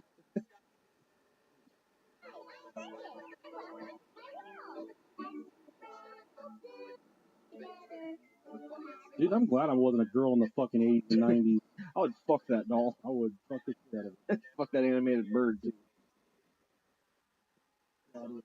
Oh, I don't fucking know, man. 2 days later, Yeah. Vukovic used the same method to enter Barboza's home. It was 25-year-old Andres Barboza, who, according to the registry, was convicted of a charge in 2014 of possession of child pornography. Damn. This time, however, he appeared at 4 a.m. and brought 2 female accomplices with him. When Barboza answered the door, Jason, standing there with these 2 women, asked if he was Andres Barboza. Barboza replied yes, he was, and Jason threatened him with a hammer. Oh, fuck. I've got this hammer. And the 2 women entered the home. Jason called Barboza a pedophile and made him sit in a chair. Vukovic threatened the 25-year-old registered pedophile with a hammer, told him to sit down, and punched him in the face. Before warning him he would, quote, bash his dome in. Oh, fuck. Vukovic stated he was there to collect what Barboza owed, as one of the 2 women filmed the incident with her cell phone. Vukovic and the other woman then robbed Barboza and stole several items, including the man's truck. Damn. And I want to critique this part of the story a little bit. I do like this a little more than just slap him around. Yeah. He punched him in the face. He threatened him with a hammer. He stole his truck. He really inconvenienced this fucking guy. Yeah. Gave him a hard couple days. I like it a little more. Sure. He's escalated at this point. He got a fucking hammer. He brought some hookers with him. Good fucking guy, man. We're talking. That's an easy way to get a hooker in your car. Threaten him with a hammer? There you go. Being a pedophile with a hammer. Yeah. Fucking hookers love that, man. Get the car up. Let's go fucking pedo hunting. His attorney, Jason Vukovic, spoiler alert. His attorney did a great job of spinning this specific crime in a way to portray Jason as kind of a Robin Hood-like figure. You mean this man needed to get an attorney? What? No way. Calling these prostitutes single moms and said that everything he stole was actually given to these single mothers. Oh, okay. Steal from the rich, give to the poor. Stole the Pito's truck, gave it to a hooker. Love it. Steal from the diaper snipers, give to the... Yeah. Love it. Now, Jason had a third victim. Like I said, you notice the pattern here. Starts to escalate a little more every time he commits a different binging act. Jason's third victim, Wesley Dimmerett, also 68 years old, was convicted of attempted sexual abuse of a minor in 2006. He would feel the wrath of the avenging angel, the name he gave himself. Okay. It was about 1 a.m. on June 29th when Dimmerett was awakened by his roommate. Told him he had a visitor at the door. Said someone just smashed one of their windows. Jason was standing behind the roommate and ordered him to leave the room. Vukovic ordered Wesley onto his bed. Wesley refused. Then Vukovic asked Wesley if he was the registered sex offender, Wesley Dimmerett. And Dimmerett said yes, he was. Dimmerett, in the interview, said, "He told me to lay down on my bed, and I said no. He said, get on your knees, and I said no." Jason then asked Dimmerett if he thought he'd paid for his crimes. Dimmerett said, yes, I paid for my crimes. Jason stated, no, you didn't pay for it enough. Ooh. Again, he ordered Dimmerett to get in his bed, and Dimmerett refused. Jason then ordered Dimmerett onto his knees again, but again, Dimmerett refused. Jason began hitting him in the head with a hammer while saying, "Oh, I'm an avenging angel. I'm going to mete our justice for the people you hurt." I don't know what meat means. M-E-T-E. Look it up. Yeah. I know what meat is, M-E-A-T. Dispense or allot justice. Okay. I'm going to dispense justice. I'm going to dispense justice for the people you hurt. That is something, that is very superhero. I will say, listening to some interviews from this guy, this is like a catchphrase. Seeing him, he appears to be one of those, and I love talking to guys. Fucking psychopaths. Yeah. But so smart beyond their own good. Sure. That they just their brains are unmanageable. And that's how this Jason Vukovic guy is. Okay. Kind of just articulate, well-spoken, got a brain and a thought process much bigger than anybody else around him. Sure. And that's what this guy's. Okay. Wesley Dimmerett, his victim, was a small girl only in kindergarten, for which he only served 9 months in prison and 3 years in a sex offender treatment program for sexually assaulting. Wow. It hardly seems like enough, considering what he did to that young girl. Wesley, that early morning, was beaten unconscious as Jason Vukovic stole his laptop and some other items as he had done with his past 2 victims. He then fled the scene. Child molester Wesley regained consciousness and called 911 to report the incident. The police quickly found Jason Vukovic sitting nearby in a Honda Civic, hell yeah, a methmobile, along with a notebook, very incriminating, containing the names and addresses of his 3 victims, and they arrested him. Damn. Jason Vukovic was arrested on the spot and later charged with 18 counts of assault, robbery, burglary, and theft. Damn. He initially pleaded not guilty, then he opted to make a plea deal with the prosecution instead. He's the angel, he's the avenger. Yeah. He's something. Doing fucking God's work. Yeah. Especially for a justice system that completely fucked over these kids. State of Alaska didn't see it that way. No. Vukovic pled guilty to first-degree attempted assault and a consolidated count of first-degree robbery. Okay. In exchange, prosecutors dismissed over a dozen additional charges. This led to his sentence in 2018 of 28 years in prison. Wow. With 5 years suspended and another 5 on probation. That's insane. In one interview, Jason Vukovic went on to say, "If you have already lost your youth, like me, due to a child abuser. Please do not throw away your present and your future by committing acts of violence. He's actually condemned his acts of revenge. He would not recommend for anybody to partake in that activity. In 2017, Jason wrote a letter to the Anchorage Daily News where he wrote about the regrets he had for his actions and the childhood experiences that motivated him to bring about these attacks. He said, I thought back to my experiences as a child. I took matters into my own hands and assaulted 3 pedophiles. Jason Vukovic wants his story to be a deterrent to anyone considering vigilante justice. He says there is no place in an ordered society for this type of activity. He never received any professional help in dealing with the abuse he received as a child. That led to feelings of worthlessness, which eventually led down the path of crime and serving time in jail for those various crimes. Someone should have made him a costume. That'd been really fucking cool. They should have let him fucking out. Finish your game, player. Yeah. Fucking. Our band teacher got convicted. Yeah, he did. Child.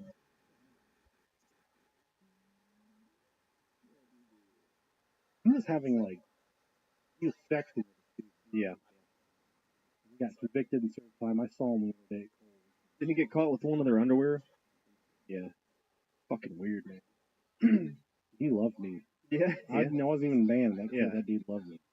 He's Never tried to see my dick or anything. Oh, man. You should send him his underwear. You just shit him. They're in there. Let's vacuum seal them. It's my daughter's bathroom. She's going to go and be like, what the fuck? That wasn't me. Dumped a ladle of chili in this. Burn marks. He said, I need to go to the bathroom. It's a monumental episode. Dude, I know, man.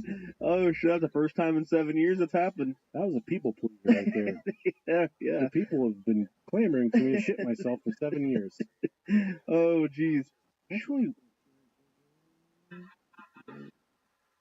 coming up. It'll be 7 years in a few days. Yeah, coming up. I didn't even think about it. Yeah, man. I know we started in May. I don't know. Started in May. Well, it's gotta be May.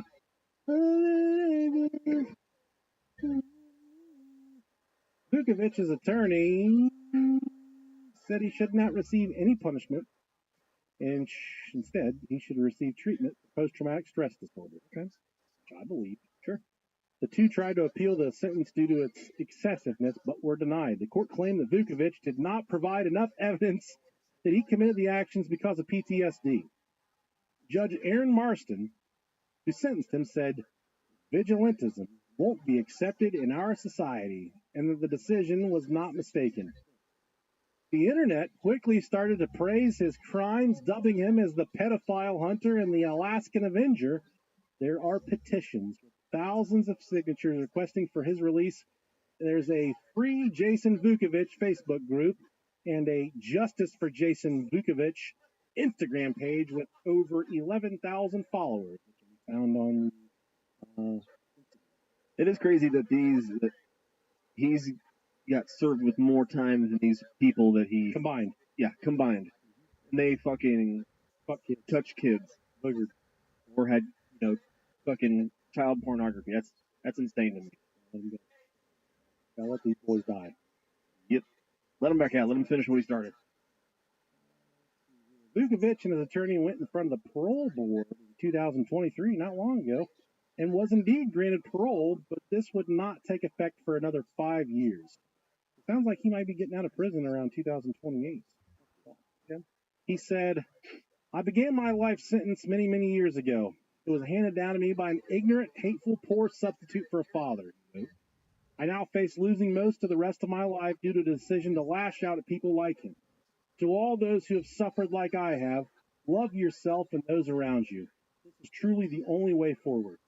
Jason Vukovic's final victim, Wesley Demarest, has publicly expressed his relief that Vukovic is behind bars, adding that he would prefer if Vukovic wasn't walking around while I'm alive. One article written about Demarest's reaction remarks dryly, One must wonder if his victim feels the same. Right, exactly. I think Jason Vukovic should have killed him. Yep. You should ask the victim, Wesley from the West, what they think. What they think about Jason Vukovic's actions. These innocent kids have to live with this the rest of their fucking lives. But they're fucking a little put out that they got beat the fuck up and their shit stolen. Little fat dick gets slapped around a little bit. Yeah.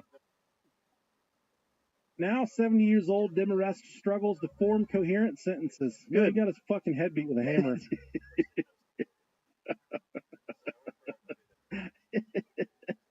What do you think should happen to Jason Vukovic? I think he should be in jail.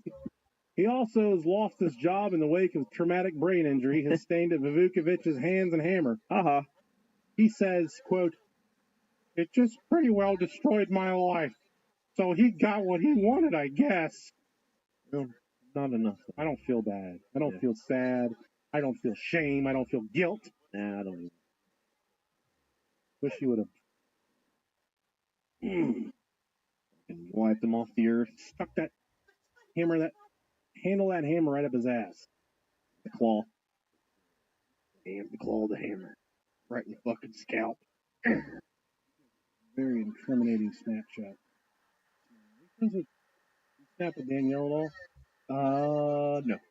She sent a snap this morning. Her husband was sleep talk. Yeah. Sleep talking this morning.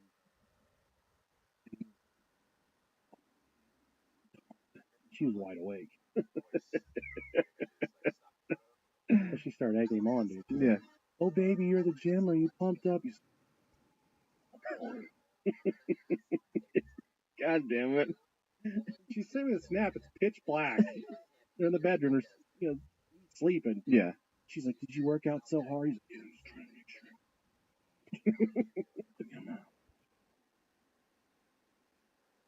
"Oh, yeah, you're real pumped up, aren't you?" And he says,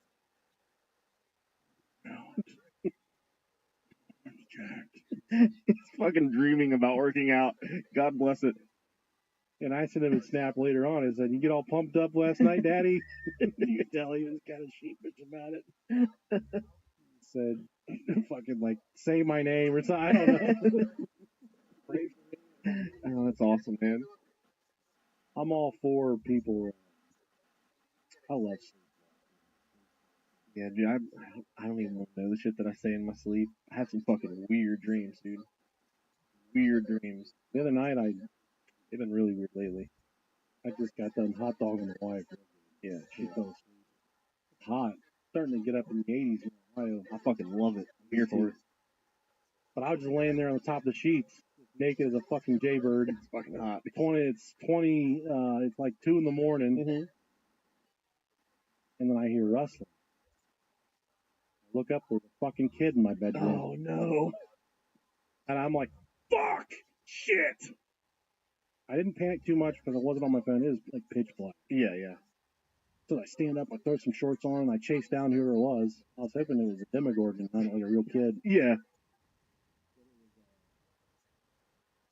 Paisley. Okay. I go in the bathroom, I look at her, and I'm like, "What are you doing?"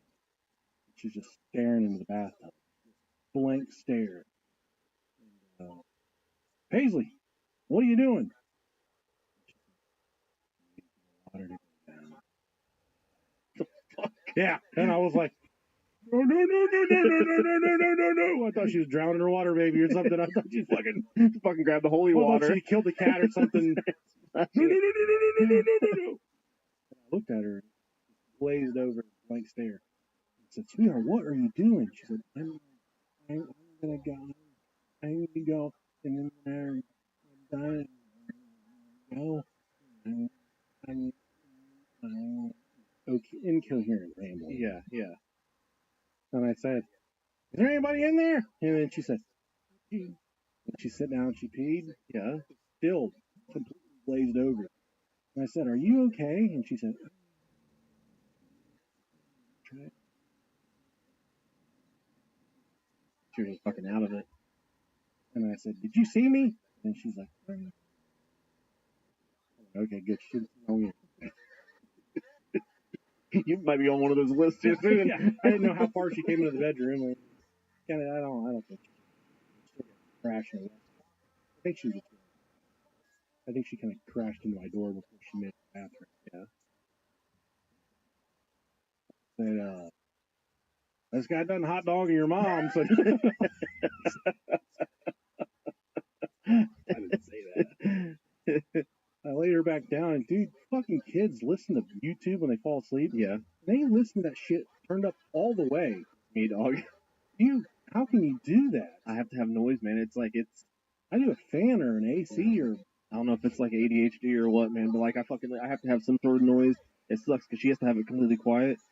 I do this week, my fucking TV's gonna be up so fucking loud. It's gonna be great. yeah, dude, you're gonna be milking yourself all week long, real good. I don't know what the fuck I'm gonna do this week, man. I won't be bored. When does she come back? She'll be back Friday. That's not even fun. Friday night. She's leaving you alone on weeknights. Yeah, I know.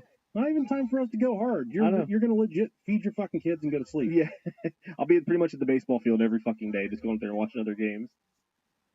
I said, I'm like, I got a game tomorrow, I got a game on Friday, and a game on Monday, so Stupid. yeah. One day I'd like to get out and go get a drink or something. Like canceled. She can't come back till Monday. Then we can go ham this weekend. Yeah. Go to the Century Bar. Saturday she's staying in Indianapolis though, 'cause she's staying with her mom. Her and her mom are staying out there because they're going to a concert. Oh, she took her mom with her? No. Oh, okay. When she comes back. So she comes back Friday, but then Saturday she's going to Indianapolis and she's staying there overnight. Maybe we can get Stacy to take us to the Century Bar this weekend or something. Okay. Pour up. See if any local listeners want to meet us out. Hell yeah. Wouldn't that be fun? Yeah, it would be fun. Contact us. Meet you out. Hell yeah. The brewery. I gotta start getting my stamps for my book. I've never done that. I'm doing it this year. Are you? On the Harley. Nice. And I would like for you to ride in the back if you would like. Hell yeah. That'd be fucking hot, dude. Yeah, I know. Get us together and say, look at them queers. I want to wear some coochie cutters and we get the mullet wig and fucking put some fucking sunglasses on. Fuck. All right, guys. Well, that concludes our episode of the Alaskan Avenger. Jason Vukovic. What a guy. Yeah. What a guy. Doing the Lord's work. Remember, you can get some really nice bonus content on the Patreon. Is all that stuff posted now? It's already. Okay. Just a video of me falling. Okay. Take it what you will. Tiger King video will be posted. The interview will be posted. Interview with Tiger King and also the unedited incident where staff has his arm ripped off from the Netflix series. Yeah. Unedited, uncensored. The real fucking deal right there, brother. Real fucking shit. Blood, guts, cum, gore, bones. I will say, too, one thing I noticed whenever we were watching it, fucking Tiger King looks jacked in that video, too, man. He was in really good shape there. He was. Look like doing cardio or something. Yeah. Fucking meth and lifting weights, dog. He had big arms. He was fucking fit. Looked good. He looked really good. Looked desirable. Yeah. I kind of see what all those other dudes saw in him. Turned me gay. Yeah, for real, man. Hashtag free Joe Exotic. Free Joe Exotic, yes, sir. Free Bougie. Free. Who else do we know that's in prison? Free Josh Sams. He's in prison. Saifu Davis. He's got to be in prison. He was at one point. Curtis McShane. Yeah. Bert. He's in. Yeah. That was my dude when I was in prison. Yeah. He avoided me like the plague. He's one of the head bloods. Mm-hmm. I'll tell you a story. The dude, and I went to prison. I recognized him. Mm-hmm. It was some guy that we played football in middle school. Kind of hung out with him and stuff. My parents had given rides home, and we were friends. And then when I went to prison as a CO, he was an inmate, and the head bloods running from me for a solid few weeks. And finally, I caught up with him. I said, "You know who I am?" And his head down. I said, "I can't talk to you." Why? He said, "Can't get rode out," which means that he'd built up all this leverage as one of the top bloods in the facility. Pretty much semi-run the place for the bloods. It's untouchable, pretty much. If he got rode out, we're gonna have to start all over again. We're not gonna be weird about it. Yeah, I can talk to him. I'm not gonna be weird about it. Do your thing, motherfucker. I mean, we're dudes. Right. Fucking run your game. I ain't politics, dog. I ain't giving you any shit, but do your thing, dog. And he had his dudes watch after me certain times. Well, I said, dude, you gotta get out of here. Get out. Got out and killed somebody. Yeah. God damn it. Back. Yeah, whenever I was I think I was working at the jail whenever that had happened. I saw him in there. And then whenever I was leaving one day was when he was getting shipped out. CRC. Life comes at you fast, dude. It's crazy, man. 1 second you're walking into the gas station to get some corn nuts and a Gatorade. Next thing you know, you're getting your fucking shit pushed in the shower in the Ohio penal system. Getting beat up by the Alaskan Angel of Death. They call it the penal system for a reason, my brother. Take a ride on the Penal Express. Yep. You want to take a ride on the Penal Express? Join our Patreon. Email you boys. All right, guys. Love you guys.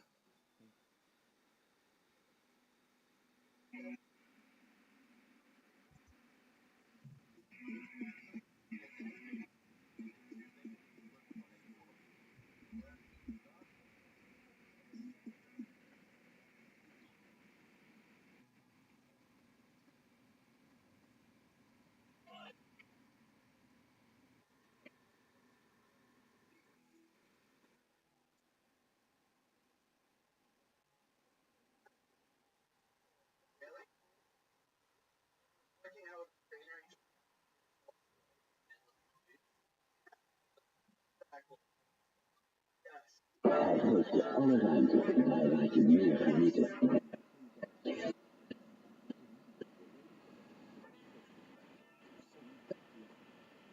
Tot 6 meter rijbereik. Proef dit met de Capri en ervaar hem zelf. Ga voor de... Sta ik echt open? Open voor de wereld om me heen? Of kijk ik weg wanneer het ongemakkelijk wordt? Luister ik naar elke stem of sluit ik me af voor het geluid dat me uitdaagt? Met de Volkskrant voel ik me verzekerd van een open visie op de wereld om me heen. Open je wereld. De Volkskrant.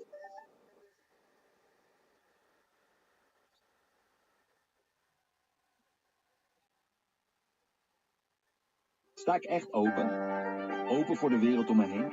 Of kijk ik weg wanneer het ongemakkelijk wordt? Luister ik naar elke stem of sluit ik me af voor het geluid dat me uitdaagt? Met de Volkskrant voel ik me verzekerd van een open vizier op de wereld om me heen. Open je wereld. De Volkskrant.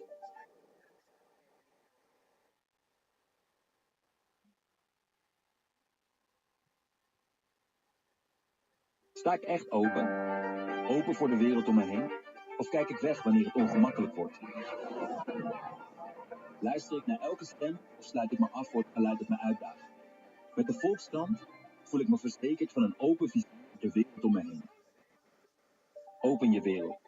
De Volkskrant.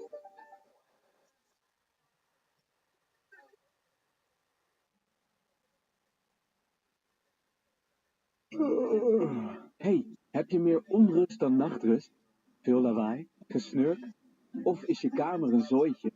Ga voor eerste hulp bij Lekker Slapen naar ikea.nl of kom langs in de winkel. Ikea, een wereld aan ideeën. Hey, heb je meer onrust dan nachtrust? Is het te licht, te zonnig? Of heb je last van hooikoorts? Ga voor eerste hulp bij Lekker Slapen naar ikea.nl of kom langs in de winkel. Ikea, een wereld aan ideeën.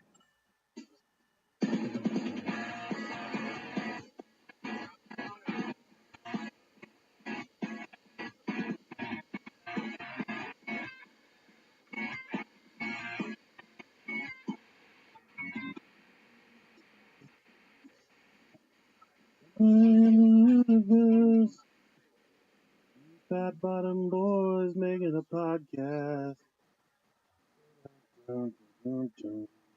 One's name is Rob, the other is Nick. They like to suck on dicks.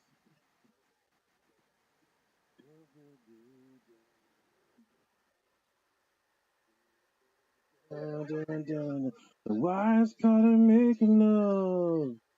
Weren't wearing a rubber glove.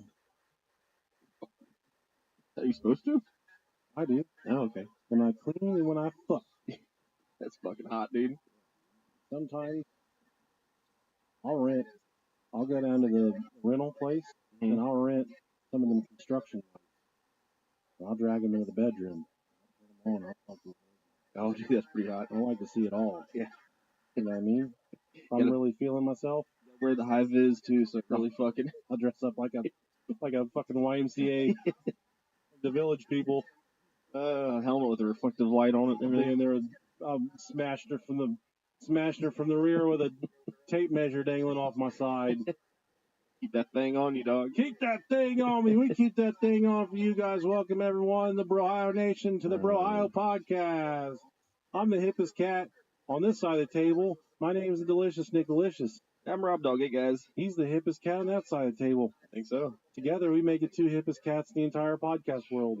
Two hips. Some of you say, hey, what about Joe Rogan? Fuck him. Hey, what about Two Bears, One Cave? Fuck them. Some guys say, oh, what about Cold Case? Well, fuck them too. Because you reached. Yeah. What? You've reached voicemail of Nicholas Alexander. Please leave a message. Thanks, guys. We appreciate you being here. It's an exciting time here in the Ohio world. We got a lot of cool stuff going on, including a cruise that you can be a part of. OhioPodcast.com/cruise. Gonna be sexy. All the details. Have you booked yours yet? Tomorrow. Okay. Yeah, baby. Yes, yeah, baby. We're very excited to get on that and experience a wonderful time with all of you. It'll be great, man. I can't wait. We also have a live show coming up next week that you guys can't get tickets for anymore. Well, but you know, it'd be really cool if a bunch of people stood outside that weren't allowed in. That would be cool. Like a Taylor Swift concert. Yeah, yeah. I just want to hear him. I want to hear him. Just scream like little babies. Showed up. Oh. Yeah. Yeah, sneaking in. Kick out. Indianapolis, the 18th, right? No. Is it Indy? Yeah. It's Indy. I got no idea where it's at. It's sold Indy. out, and I forgot to get it. It is Indianapolis. We're staying at the Marriott, which is downtown. There you go, if you guys want to find us. Yeah, we're staying at the Marriott, downtown. After party.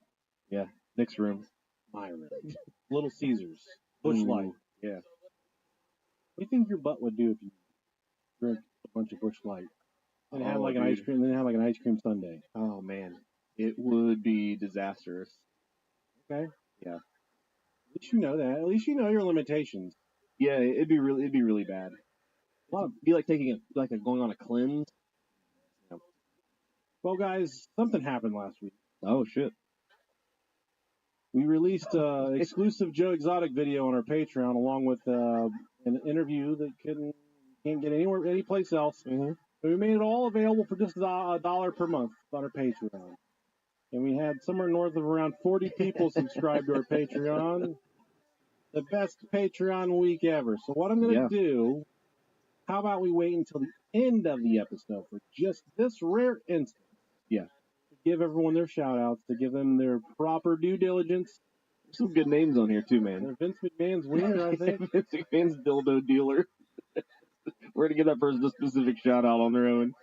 Oh man. There's a lot of Taylor Swift too, man. She's on there.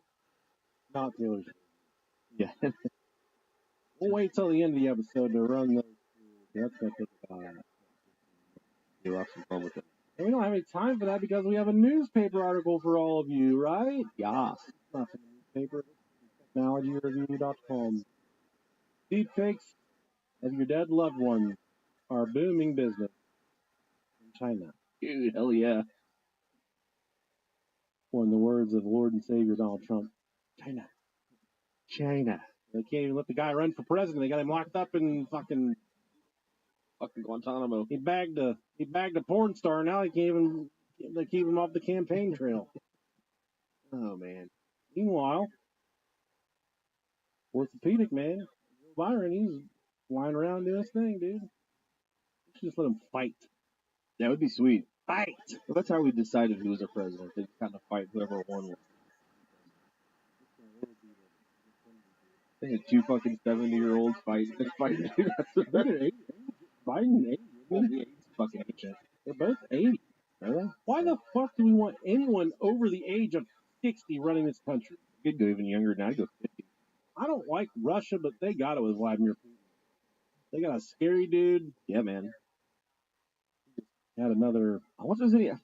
I think I'd put him up against any world leader in a fist fight. I don't know, that Boris UK. That's pretty dumb looking. Yeah. Probably dumb. People like that have to know how to fight. They're so stupid looking. I don't know. Once a week, Sun Kai has a video call with his mother. He opens up about work, the pressures he faces as a middle-aged man, and thoughts that he doesn't even discuss with his own wife. His mother will occasionally make a comment, like telling him to take care of himself. He's her only child. But mostly, she just listens. That's because Sun's mother died 5 years ago. Damn, she's still listening? This motherfucker doesn't shut up. They got good-ass Wi-Fi. Yeah. In heaven. And the person he's talking to isn't actually a person, but a digital replica he made of her. A moving image that can conduct basic conversations. They've been talking for a few years now. After she died of a sudden illness in 2019, COVID, he wanted to find a way to keep their connection alive, so he turned to a team at a Silicon Intelligence, an AI company based in Nanjing, China, that he co-founded in 2017. He provided them with a photo of her and some audio clips from their WeChat conversation.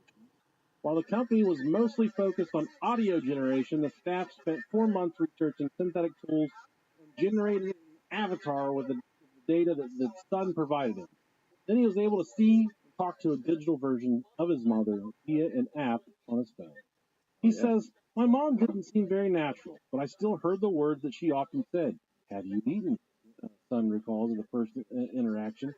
Because generative AI was a nascent technology at the time, the replica of his mom can only say a few pre-written lines. But Sun says that that's what she was like anyway. She would always repeat those questions over and over again, and it made me very emotional when I heard it. There are plenty of people like some who want to use AI to preserve, animate, and interact with loved ones as they mourn and try to heal. The market is particularly strong in China. I think I told you my deepfake business that I want to do. You can take a picture of somebody, this company, and they'll turn it into a hardcore porno. It's pretty fucking sweet. Any person you come across in the world, send a picture of my company. We'll turn them into a porno. Deep. I like that idea. People have to pay them. Yeah, makes sense. The first one you send in is only $1. Okay. Sign up for a month. Okay. You sign up for 1 month, $1. Okay. But then after the end of the first month, it goes up to $400. Make it very, very hard to unsubscribe from the service too. You can't unsubscribe. 5-year commitment. The people that pay that, man. If you want to sign up, you can make your first $500 payment. Just send us your social security number and email, Brohio Podcast. Cash App, Brohio Podcast, or Venmo, Brohio Podcast. Don't send 500, send $499.99, please. Yeah. It's easy for us to get around the government. Easier to hide it.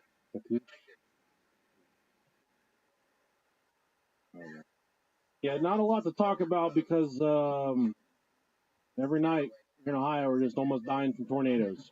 Allegedly. There's not a lot else that we can do around here, man. Taking us down. Okay, we're doing an episode coming up about your worst trip. I'm talking about falling down the steps. Not vacation. Like shit that happens. I'm not vacation. Okay. This guy in my work today, he's not. I work with a team of electricians. He's not an electrician. Man, I want to be on your team. I was like, you know anything about meters? I'm like, multi. Yeah. Meters. Yeah. So, yeah. It's a lot longer than a foot. And I said, good answer. Yeah. Yeah, you're right. You're hired. I knew you were the man for the job. Perfect. Hey, Let's take a quick break for a few of our sponsors. Hij geeft je alle ruimte.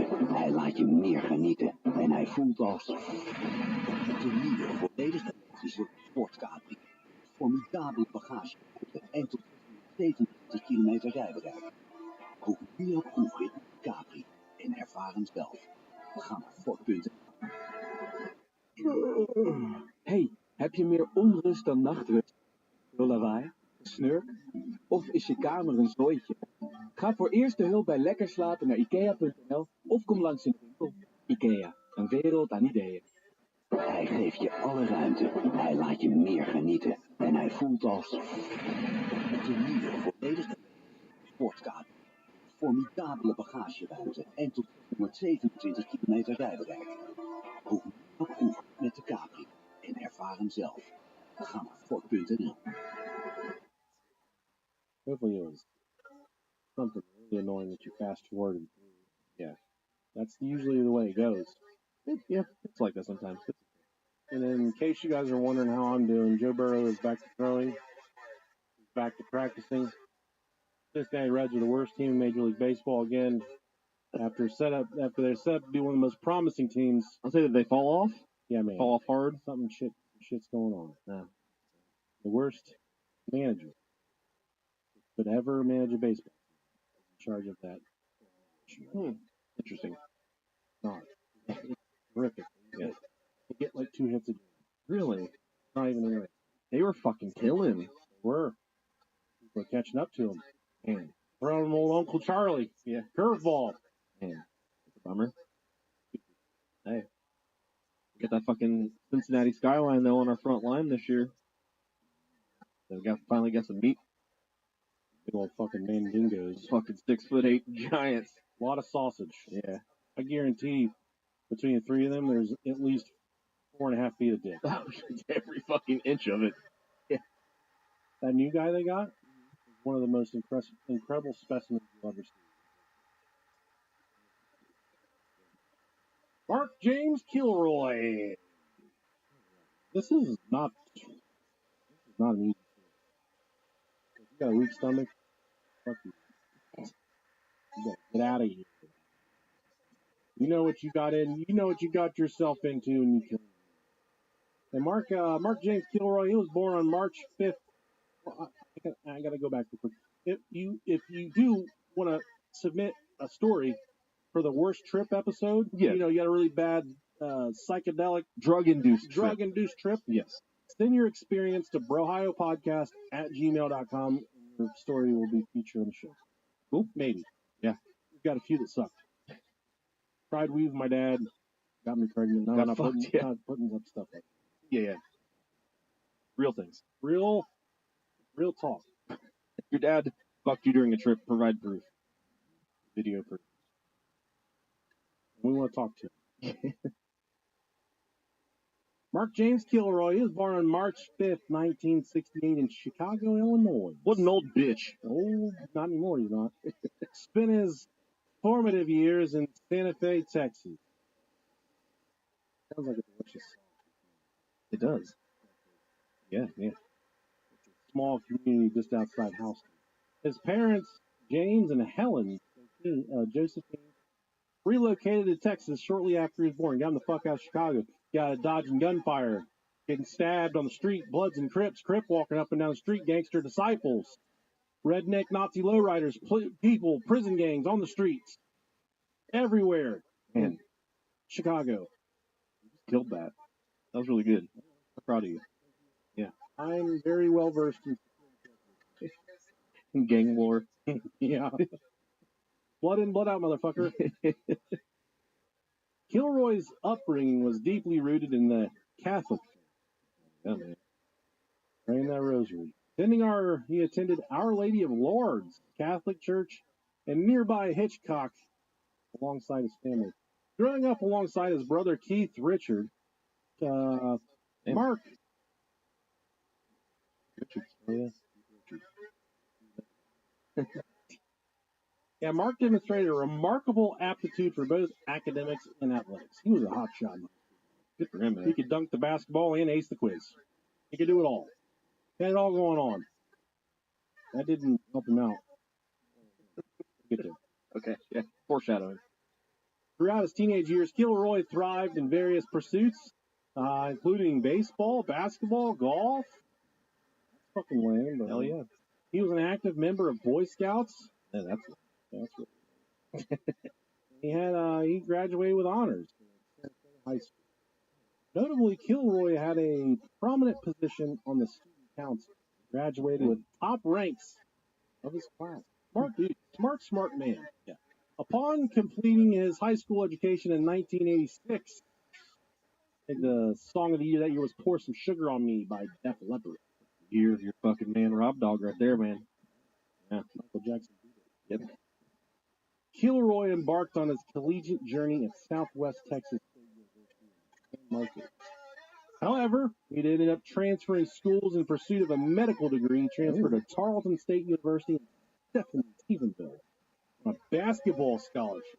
And there he became a valued member of the Lambda Chi Alpha fraternity. Hell yeah, man. My brother joined a fraternity when he was in college. Long time ago. Should have been like 1998. Okay.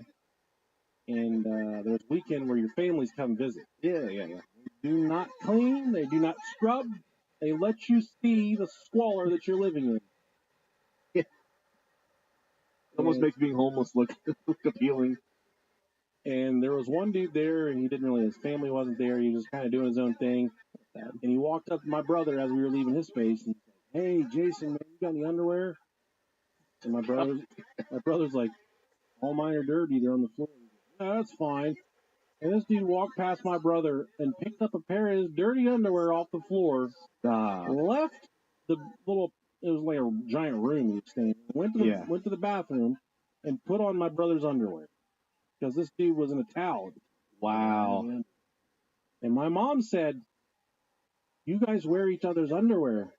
And my brother said, "Yeah, we share some clothes." And my dad said, "They share each other's dirty underwear." That's even worse. And I just remember my parents were so upset about that. You know, I would have been 5th grade at the time. They were very upset about that. He's gay. He's gay and he's got crabs. Yeah, that's really weird, man. I've never been in a fraternity. I know that frat house life is different. Yeah. But it's fine.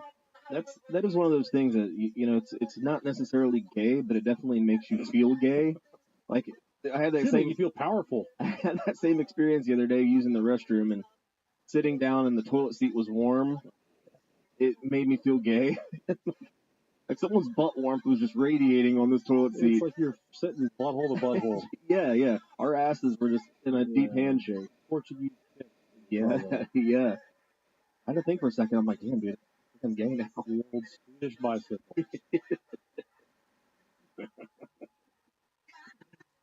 Yeah, it's gross, man. It's weird. I get audibly mad. Yeah. When I walk into a bathroom, I can smell somebody's shit.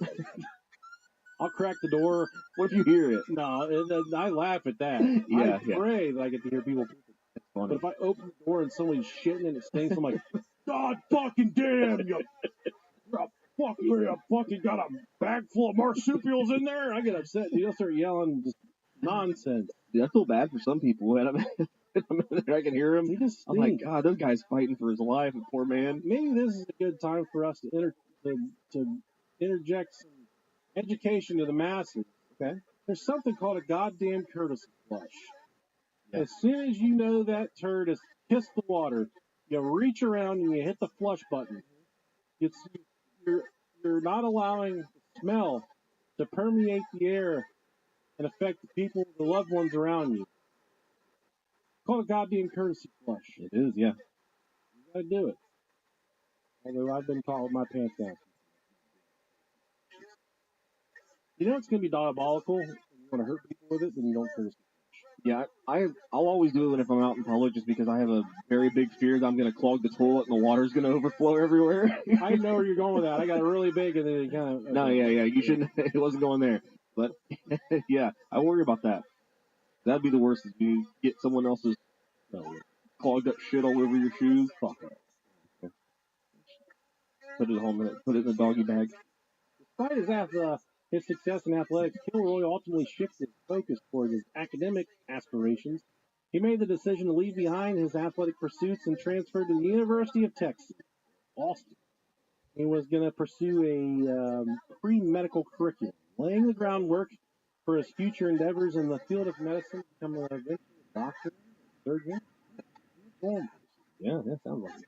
On March 10th, 1989, Bradley Moore, a close friend of Mark's childhood, made the journey to Austin to pick up his childhood friend Mark. Mark had just finished taking his exams, and they were going to go on a little vacay. Hell yeah. A little spring, not spring break. I haven't been close to spring. Close enough. Let's just call it that. Break. Their destination, Santa Fe, where they would reunite with two other childhood friends, Bill Huddleston and Brent Mark. The four had been eagerly anticipating their spring break trip to South Padre Island, Texas. A plan they had been brewing since the start of the fall semester. It was a final chance for them to share some memorable moments together before embarking on their individual paths in life. Childhood friends, Yeah. one last hoorah! Yeah, yeah. We're going to go to South Pussy Padre Island. What is South Padre Island? That sounds like a lot of fun. It does. Ooh, look at that. Out there in the middle of goddamn nowhere out there. Nice. Yeah, it's really pretty. Oh, hell yeah. Hell yeah. Yeah, sweet. Record that. So that week, the boys checked into the Sheraton hotels and resorts and decided to take advantage not only of the nearby beach, but all the free entertainment put on by beer sponsors. It was, spring break, dude. It was different back then. Yeah, man. The MTV era of spring break was 80s here. Yeah, dude, it was fucking nuts. They got free entertainment such as movies, concerts, surf simulator activities, and opportunities to appear on television. The day they arrived, Mark and Bradley took advantage of the free phone call, and they called home and called their mom and dad to let them know that they had arrived safely to South Padre Island. Good. A glorious time. We weren't on, your location wasn't being tracked at all given times. Mm-hmm. You could stop and give a blowjob to a hooker instead of getting a blowjob from a hooker. You could do that and not have to worry about being caught up by your spouse, parents, everyone knowing where you're at all times. Good times, man. Different. This is a personal question. But do you guys share your locations? Yes. So do we. Yeah. It's not because I care where she's at. Yeah. I don't give a shit either, but in the event that something goes south, Exactly. Yeah. I want to be able to do my thing. Mm-hmm. I really want to shoot somebody. Given the opportunity. Yeah. Shoot somebody over my way. Track them down. Do some shit. Rip their fucking toenails out of their. Yeah. Oh, fuck. I'll go into the knee and rip their toenails. That's a good little form of punishment right there. Yeah. We're talking to a friend of the show before. We won't say his name. We don't want to embarrass him. But he had to go give semen sample. Mm-hmm. And they told him explicitly you weren't allowed to use lubricant, that you had to masturbate dryly. Yeah. And I told Rob, dog, I said, I'm a motherfucking cowboy, dude. I don't remember the last time I jacked off with a lubricant. And I do not think that I am in the minority. I feel like a lot of people I would agree. I would say the majority of men masturbate without lubricant. Yeah, I'm too lazy, so it's like a cleanup thing. And like, when you put lube on your dick, it like feels like you cannot get it off. Not your dick, you can get your dick off, but I mean, you can't get the lube off your dick. My dad has this term that he's used since I was a young child. Mm-hmm. Something slippery. Yeah. He'll say that's as slippery as a minnow's dick. Yeah, minnow's pecker. That's what my grandpa used to say. Actually, how he says it, he'll say, that's as slippery as a minnows dick. And pecker is a really funny word. It really is, yeah. sell, like, I had this, you always say, cut your pecker. Get out his pocket knife and say, I'm going to cut your pecker off. What? That's an old person word, man. It's going out of style. He said, come here, I'm going to cut your pecker off. He get his pocket knife out. I feel like in my hierarchy of dick verbiage, I feel like pecker's low down. If someone says you got a pecker, it's definitely a little guy. It's like a little kid dick. Yeah, dude, it ain't big. Think of a fucking minnows pecker. Sure as hell ain't a hoagie or a hero or Yeah. a tube steak, whatever. Oh, man. Suck my pecker. Dude, I would fucking love that if somebody actually said that. Do you want to suck my pecker? Come here, baby. I'm fucking doing it. Don't get her. Suck this pecker. You're doing pecker. Get on your knees and put pecker. I'm not, dude, if I walk in and that's the kind of swingers party it is, I'm not staying. Those people are a lot older than me. Get in here and look at our peckers.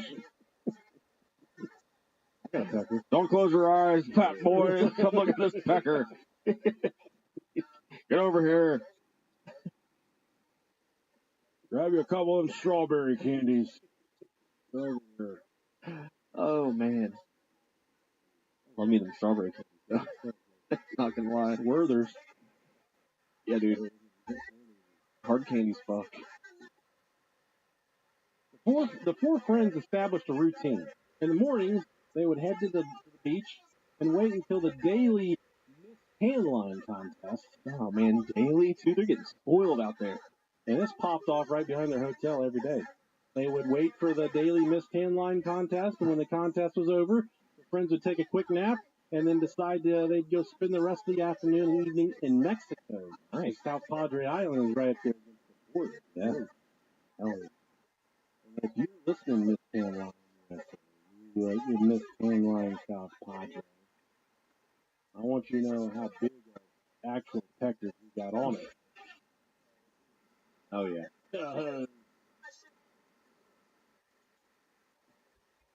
This 1986 fucking tan line. I bet she's hit now, dude. Oh, dude, yeah.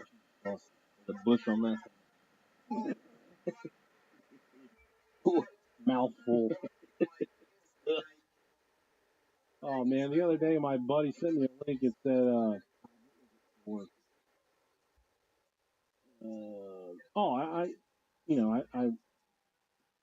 kind of, one of my hobbies is casual firearm use. So Sure. Yeah. Oh my God, he's using a holster. Link to it. I clicked on the link, and it was two fucking old people. I would say every bit of 80 years old, man and a woman. And dude, he was eating her pussy so hard. Oh, God. Hell yeah, dude. And the hair, her hair on her pubis just wrapped around his head. Oh, man. It looked like he's wearing a toupee. Fucking. But it was her feathers. It was, oh, shit, dude. she was spread out like a peacock, bro. Oh. And I said to him, why would you do that to me? Yeah. Because you would do that to me. That's very true. I don't know that we need to be friends anymore. Yeah. Our friend Booker got me the other day. Well, a couple weeks ago. He sent me the one where it was like right after fucking O.J. Simpson. Oh, okay. Yeah, it was O.J. Simpson deathbed confession. And I'm like, fuck yeah. And I clicked on it, and then there's Mr. Wood over here. Oh, yeah. Loud and proud. I'm like, oh, fuck. I'm like, dude, you just got me so excited, and I was even more excited once I seen the dick. Trying to make room around. Yeah, they are. That evening, after a rough night in Mexico, the four boys stopped to eat at a Sonic drive-in. That was in Port Isabel, Texas. There they met up with some female students from the University of Kansas. The two groups decided to go to Mexico together, and they followed each other to the border town of Brownsville. There, they parked their respective vehicles and then crossed the U.S.-Mexico border on foot. Yeah. The good old fucking days. Yeah. Back when you weren't a bad hombre when you wanted to cross the border. back what, that first evening was rather quiet. The two groups spent a nice evening at Sergeant Pepper's nightclub in Matamoros, Mexico. The women from Kansas went one way, and Mark and his friends, well, they went the other. On March 13th, next day, routine went on as per usual. Early in the evening, Mark ran into some of his fraternity buddies, and they hung out with those guys. But around 10:30 that night, Mark and his friends headed back to Matamoros, just as the evening before. The main street of Matamoros, Alvaro Obregón, was flooded with over 15,000 spring breakers. Damn. Bunch of them. Damn. Seeing the hustle and bustle, Mark and his friends ended up at the Los Sombreros bar. That's where you find me. Yeah. As it had the shortest line to get in. Yeah, that makes sense. Where you find me. It's a fucking bar called Anywhere, The Hat. Anywhere, It's literally The Hat. anywhere I can just keep them coming, baby. Keep them coming. They left there. They wandered over to the London pub, which had been renamed and rebranded specifically for spring break to the Hard Rock Cafe. The crowd was louder and more rowdy than Los Sombreros. So the friends decided, hey, we got to fucking get together. Yeah. It was 15,000, no cell phones. This is back when you had to stick together. You couldn't get separated. Yeah. Especially may I use your El Sofo, your El, what do you call, El Payphone? Yeah. No, senor, no. It's no, Aribe. Vámonos. Fuego. Puta. El Día de los Muertos.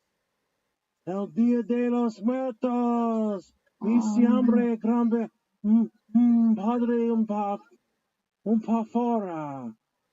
Fanga. He was trying to use the payphone. They put a hex on you. They got chicken bones. They're waving chicken bones at you and shit.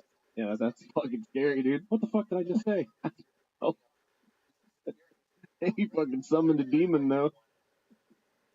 I'm definitely not sleeping tonight. Arriba, raza. Órale.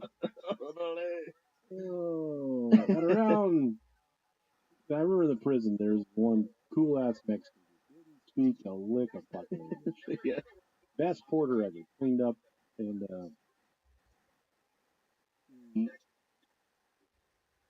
this very feminine inmate came out of his cell. You could tell that our buddy had just got done. Absolutely. Yeah. Mascara was running, face was red. He had just got done skull fucking. Yeah. Actually, you remember in the episode we did with J. Wright where he talked about a guy named Box Cutter? Mm-hmm. It was Box Cutter. Okay. He was the one that got turned out. Okay. Got his face fucked. Yeah. And we looked at the Mexican dude and we were like, yeah, man! We're cheering him on. And he came up and we were trying to talk to him. And I just said, tell everybody it is what it is, man. And he said, es lo que es. So then from now on, every time we would see him, we'd be, hey, man, es lo que es. Hey, es lo que es. It's what it is. Yes, sir. Hey. A whole different thing in jail and prison, man. Warm, wet hole. Yeah, right. It beats one of them fucking dry hand jobs we were talking about earlier. I can honestly jack my dick off better than anybody in the entire world. So don't get that fucking shit for us. Like your own dick or in general? Yeah, I've never tried another dick. Yeah. You want to? Hold on. Okay. Hold on. But you wonder if you can do a good job. Yeah. I know I do a good job. Mm-hmm. And like in rubber balloons or like that. Yeah. Beating it around a little bit. I know your money. Right. At around 2 a.m., Bill suggested to the group, they said, hey, this is getting fucking nuts around here. We've got 15,000 spring breakers. It's time to head back to South Padre Island and catch some sleep. Once outside, Bill, Bradley, and Brent saw Mark speaking to a mysterious woman in the car. Ooh. She had been from the Miss Tan line. Hey, what a dog. She said, I know what you're thinking, and I'm drunk. But my name's Mark Kilroy, and I saw you in the Miss Tan line US. You had Tan line. Really drunk, I'm not God. And I'm French style. I don't know. How do you feel about tan lines? In the 80s, they were fucking gnarly. Yeah.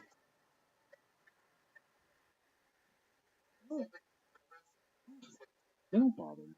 Yeah, but I'm not the picky. I'm not the picky boy. Never seen an elbow I didn't like. Yeah, as long as there's not like nuggets of toilet paper dangling around and shit, Yeah. I'm okay. It really is like and I don't mind them, but it really is like such a big thing, like 80s and 90s, like from when we were growing up. It was. It's really weird. Them nasty hoes just in there butt naked and in bed now. I get them spray on ones. Yeah. I was like I was maybe 10 or 11 years old, and we were going on vacation, and my mom and dad made me get in a tanning bed to crisp my ass up. Oh, They yeah. said, you don't want to put, sunscreen your fat ass the entire time we're in Florida. Had to get your face tan, man. He fucking toasted me up a little bit, like a baked potato. Get in the oven, you fucking turkey. Yeah, I had a... Get in there, boy! They're putting like fucking suntan lotion on me and stuff. Damn, dude, they're trying to give you fucking cancer. I remember the one time my mom's like, "Here, put this on." I looked at the bottle and it was called Seduction. I was like, "Oh my god, damn, dude!" I get fucked. Mom, you're fucking 9 years old, coming out smelling like a fucking whore. Mom, this tastes weird. This tastes like cum. Oh fuck. Oh shit. Yeah, that's wild. Calm.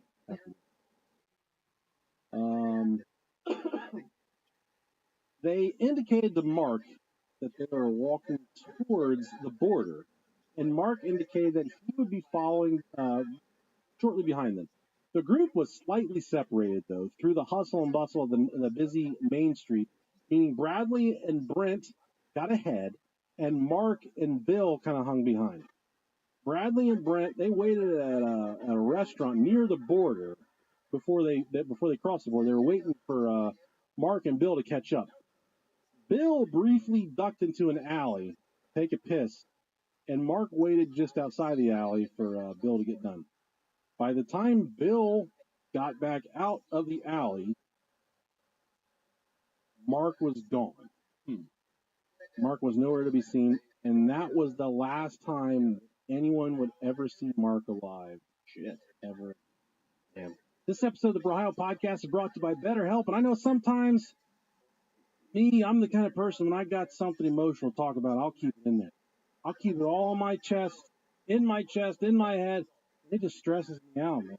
It gets to be where it feels like I'm carrying the burden of the world on my shoulders. I got all these different stress, big and small. It doesn't matter. They're all in there trying to get out, and you keep it all bottled up. Therapy is a safe space to get things off your chest and to figure out how to work through whatever's weighing you down. And BetterHelp has been so kind to me and so many people in my life that have got genuine help when they felt like there was nowhere to go, no one to talk to. There was no way of digging out of the hole that they found themselves in. Well, there's light at the end of the tunnel in the form of BetterHelp. They can help you. If maybe you're thinking about giving therapy a try, you can give BetterHelp a try. It's entirely online, designed to be convenient, flexible, portable, and suited to your schedule. Just fill out a brief questionnaire, and they're going to get you hooked up with someone that's licensed. It's going to help you. You can switch therapists anytime for no additional charge. So get it off your chest with BetterHelp. Visit BetterHelp.com/Brohio today to save big 10% off your first month. That's BetterHelp, HELP.com/Brohio. Rewind it back to the days of chillaxing on the beach and all-day fun with spring break on DraftKings Casino. You can play exclusive games like fan favorite Rocket. The excitement is endless. The vibes are right, and the cash prizes could be huge. New players start playing with just $5 and get 100 back instantly in casino credits. Download the app and use code BROHIO to book your one-way ticket to fun with DraftKings Casino. The crown is yours. Gambling addiction? Call 1-800-GAMBLER or visit www.1800gambler.net. In Connecticut, help is available for problem gambling. Call 888-789-7777 or visit ccpg.org. Please play responsibly. 21 plus. Physically present in Connecticut, Michigan, New Jersey, Pennsylvania, West Virginia only. Void in Ontario. Eligibility and other restrictions apply. One per opted in. New customer, $5 wager required. Max $100 in casino credits awarded, which require one-time playthrough with 160 hours. See terms at casino.draftkings.com/promos. Restrictions. Have you heard that the flavored air category is quickly becoming the leading alternative to vaping and smoking? It's a whole new movement towards better habits led by the sponsor of today's podcast, Fume. We all got bad habits. I got a bunch of friends who are like, hey, man, I got to step outside for a little bit. I'm like, you got to do that right now. You honestly, it stinks. It's disgusting. You get ashes all over the place. And they're all reaching for their bad habits. And you feel that urge to not be left out.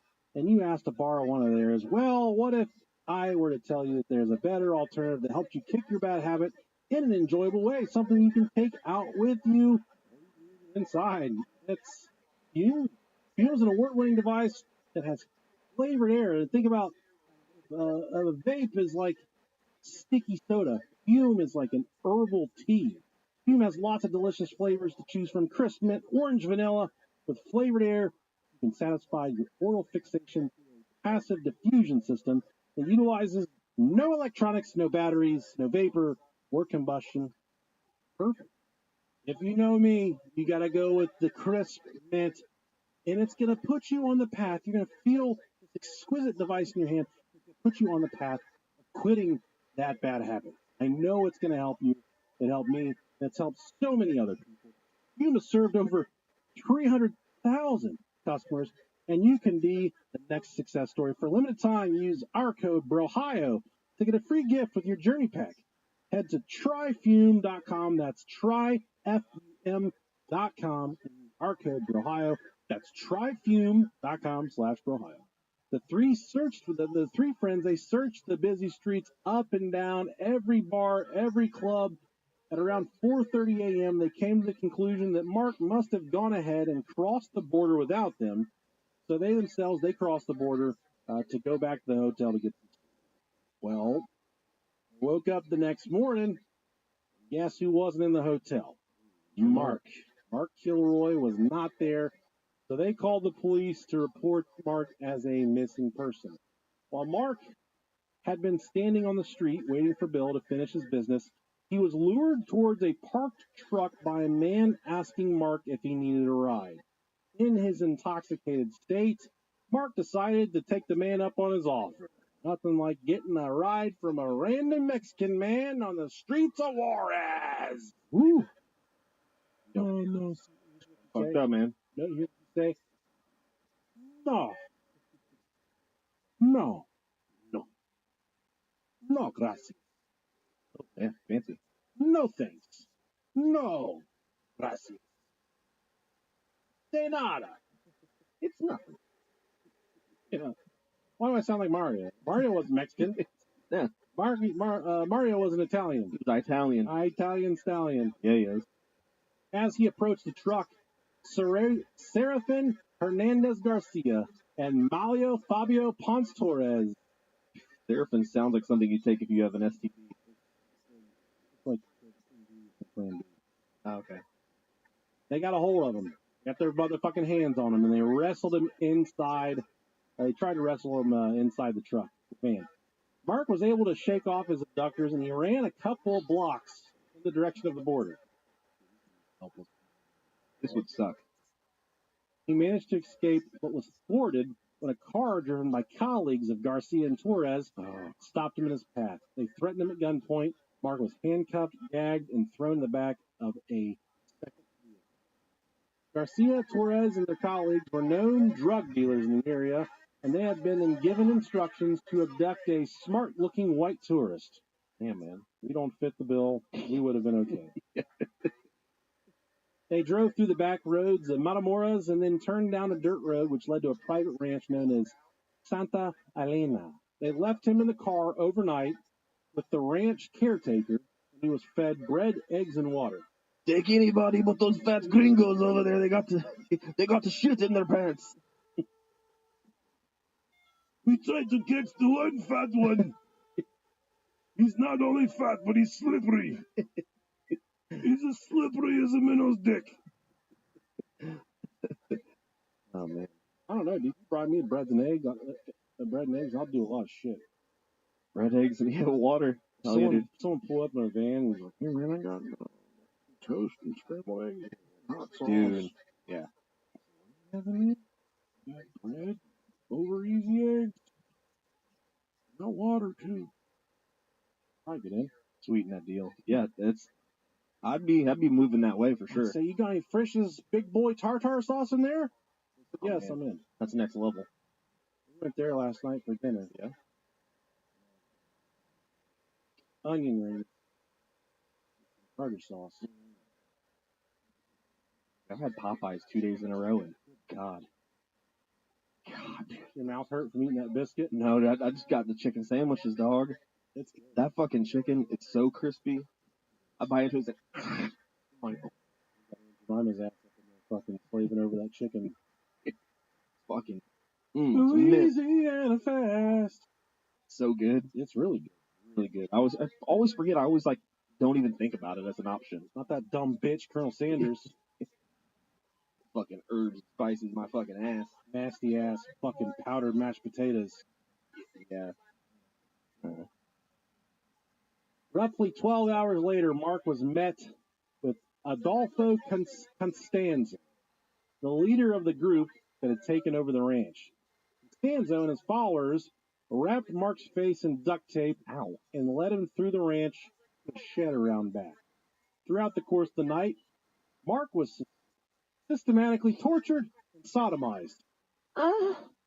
In other words, they put stuff in his butt. Costanzo then led him out to the field where he murdered Mark with blows to the head with a machete. No, how fuck, dude. All because he didn't want to go with his friend in the alley and hold his dick while he took a piss. Wow. Constanzo then removed Mark's brain and boiled it in Ngana, an African metal pot, which was used as a key part of Constanzo's ritual. Constanzo then directed a member of his following to remove Mark's legs for easier burial. A wire was then inserted into the spinal cord, and Mark was buried in a shallow grave.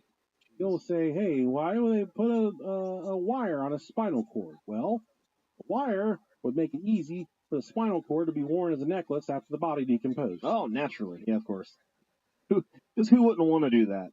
This is everyone's fucking nightmare to be captured by people like this. This is terrifying. Absolutely terrifying. You're just having the time of your fucking life.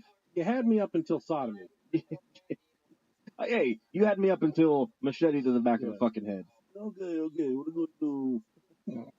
You bread and eggs and fuck you in the butt all night. We go from really bad Mexican accents to kind of Italian to full-blown Russian. We don't know what we're doing over here. Hey, man, come in here. We've got bread and water. And we want to fuck you in the butt, man. How do you say butt in Spanish? How do you say asshole in Spanish? I know this. It begins with a P.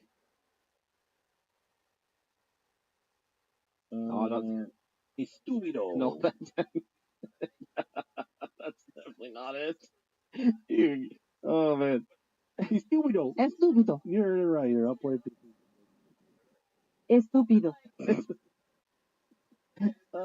Dude, the best translation site I use is called Beeple. Sounds like a very derogatory term, but it's actually very good Station. I can do it, the culo. I can do it, the culo. The culo. Make them say it. They say it. Show me that asshole. Asshole. Thank you, Mr. Englishman. Backwards. Asshole. Asshole. Why is it so funny? Asshole. It's so stupid. We are fucking children. We're not fucking children, but we are children. I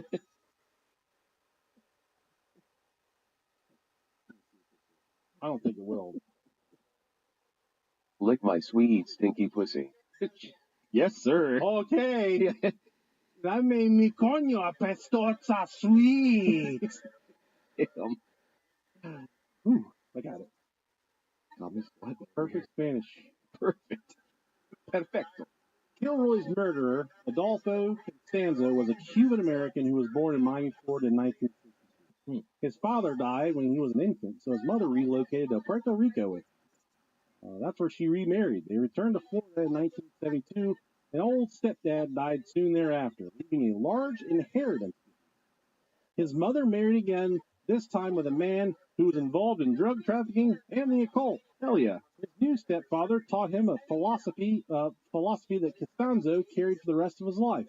He told him that he should let non-believers, quote, kill themselves with drugs, while he could profit from their foolishness. Fucking slinging that shit, dog. Slinging. Around the same time, Costanzo's mother believed that her son had psychic abilities. She introduced him to Paulo Mayombe, an Afro-Caribbean religion that involves animal sacrifice. Afro-Caribbean. That sounds dope as fuck. Yeah. He also was introduced to Santeria. When he was younger, he started a Polero, someone who practiced Palo Yambe, and eventually reached the status of high priest or padrino. I don't practice Santeria. I ain't got no crystal ball. Emily's been jamming that song. Yeah. You heard this song before? Never. Don't get shot. Yeah, I know this fucking song.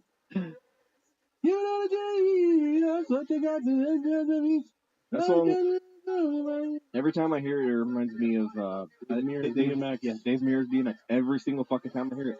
I'm glad you and I are on the same thought train. That's every time I hear it, that's what I think of. Easy. It's like the very first song that plays whenever you first start the very first level. And if you want to go one level deeper, yeah, we didn't have the full game. We only had the demo. The demo version, yeah. I mean, I had the full game, but that's all it was on the demo version. Can't hide money. Dreamcast, man. You're digging holes in the backyard and shitting because you're so scared of your fucking gay dad beating you up.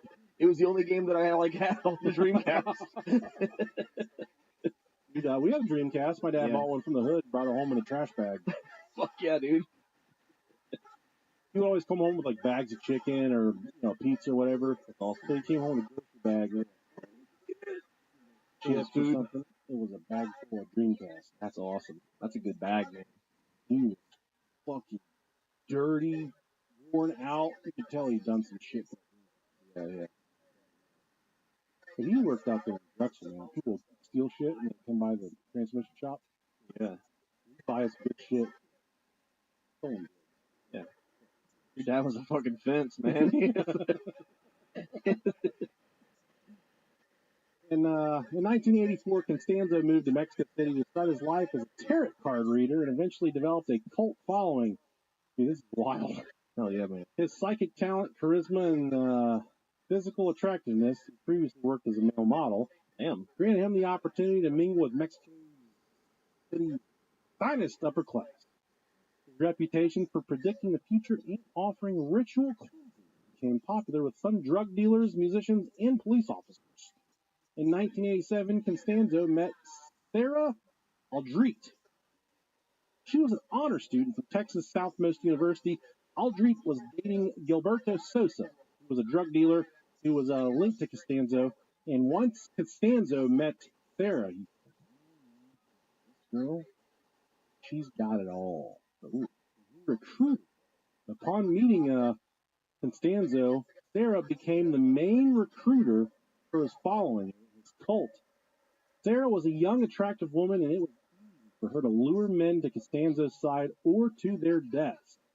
Mark, you'll remember, his disappearance was initially treated as a routine missing persons case. Right.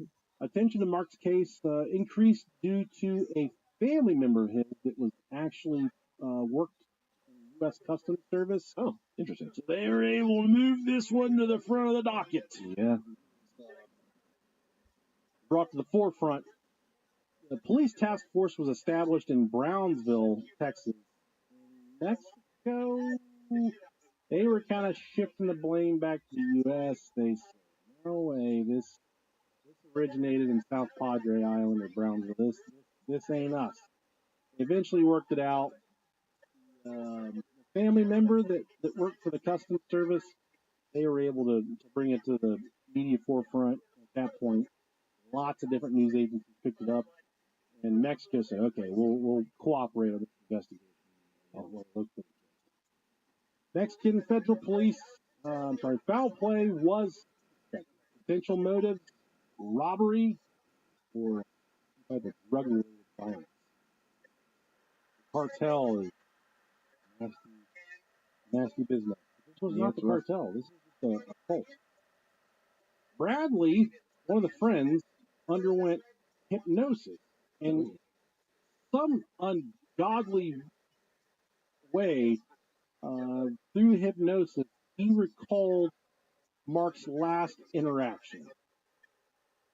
He told the police that he saw Mark talking to a man in a van, which could or could not have been the case. I'm not really sure. The fact that he tells me he's investigating, didn't know their head from a fucking dick. Clinging on to fucking straws. The friends were not, they weren't able to pinpoint the exact moment of the disappearance. His parents, Jim and Helen Kilroy, they pled for any information. There was a reward offered at one point. Mark's case was featured on America's Most Wanted, huge, which garnered nationwide attention. Sadly, after no leads in the investigation, no leads to follow, the family withdrew Mark from school and they returned home to Santa Fe. April 1st, 1989, police, a suspicious vehicle leads police to Santa Elena Ranch. So the suspicious vehicle blew through customs, didn't stop for a border check. Ooh, the cops said, all right. Once they followed the vehicle to Santa Elena Ranch, they found evidence of cult activity and ties to the Hernandez criminal group, which was all part of the Costanzo group. April 9th, 1989, police raid the ranch and they arrest Hernandez Garcias and several others, not Costanzo, as he was actually on the run at this point. Bustamante reveals, I don't know what this is.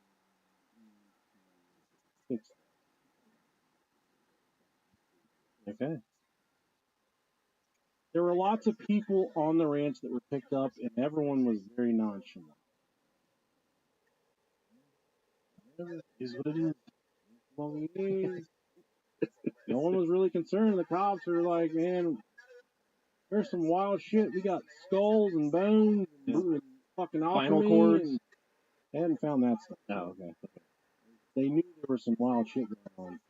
The one ranch keeper, one guy that stayed up all night and fed him bread and water and eggs, he was the one that actually finally confessed.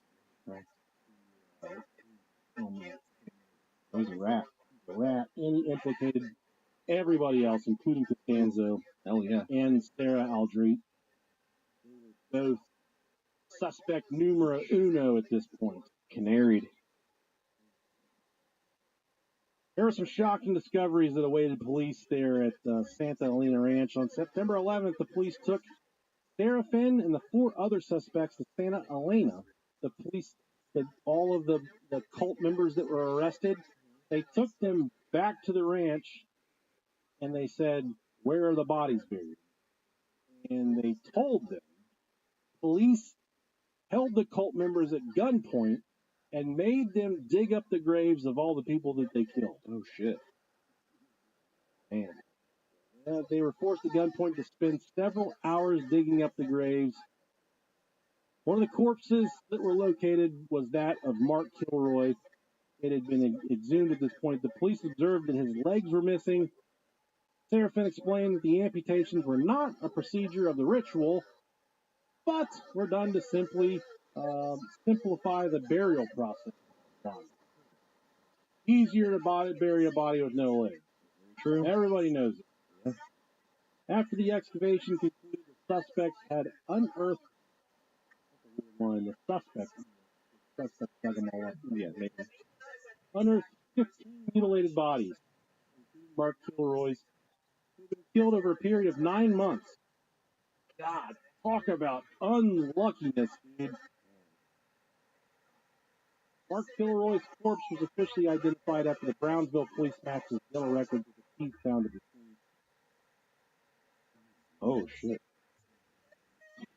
Investigators concluded that most of the victims were rival drug dealers at Costanzo and not random sacrificial victims of the cult. Only 3 out of the 15 bodies were never identified.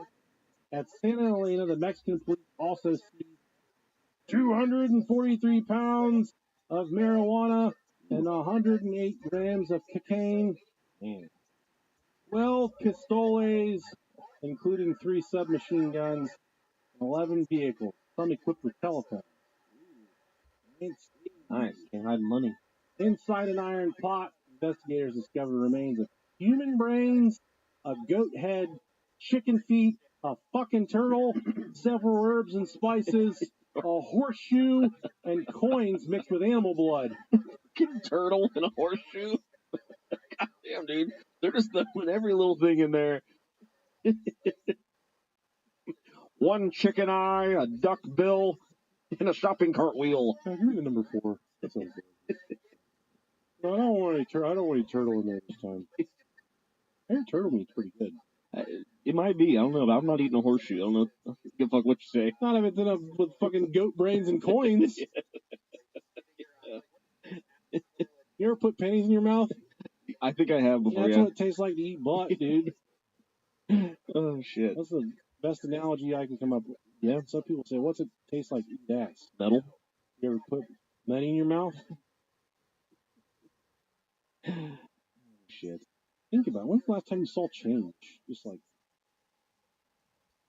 bunch of change. My console. I don't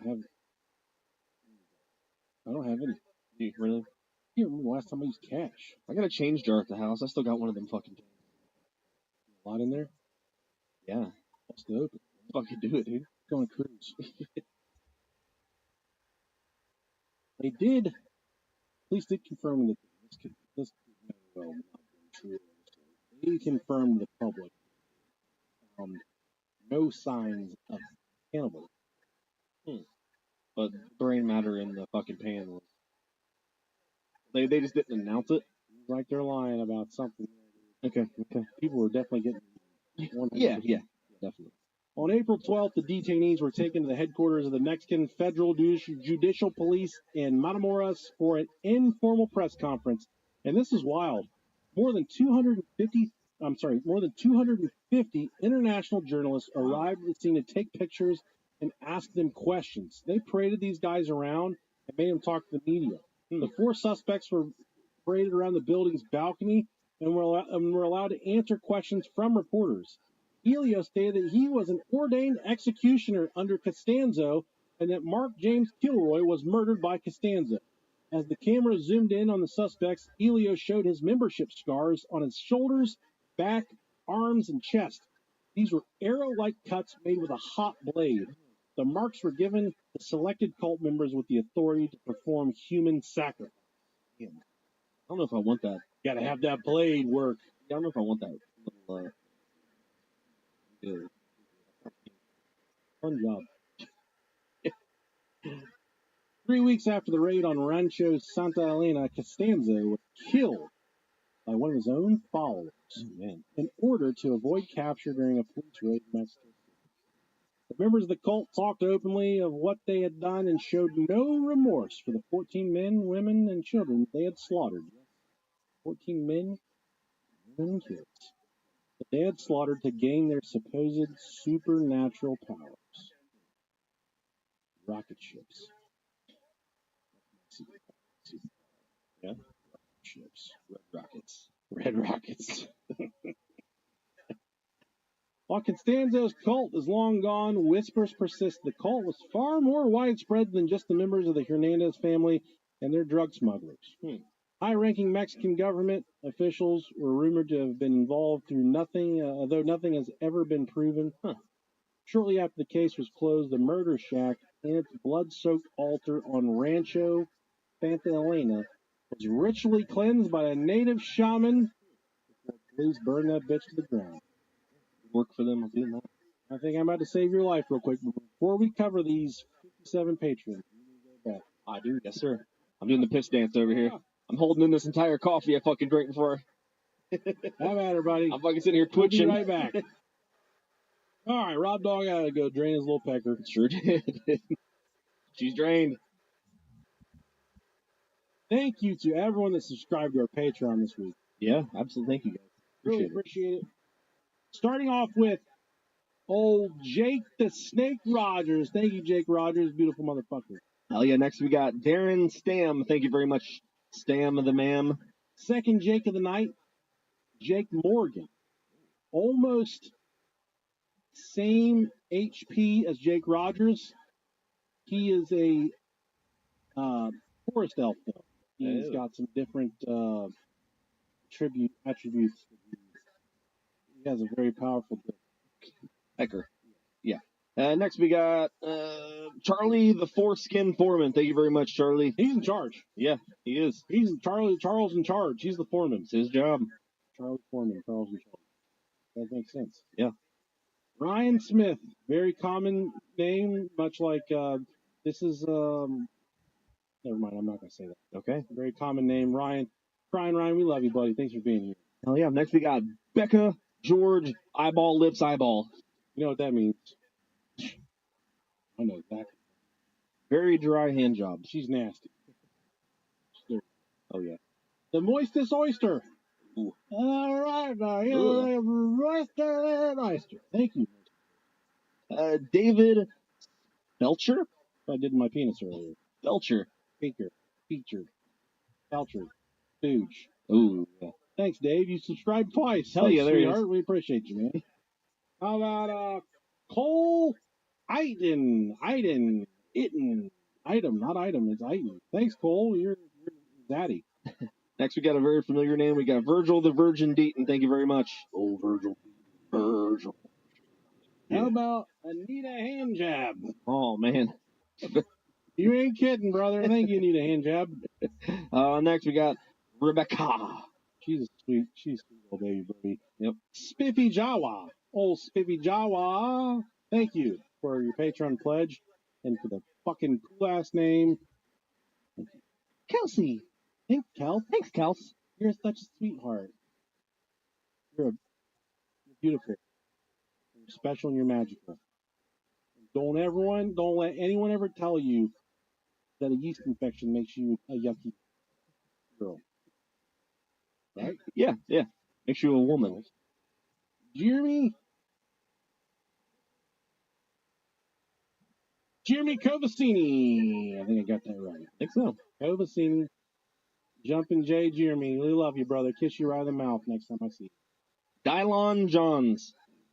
Dylon. Remember that Dave Chappelle skit? Yeah.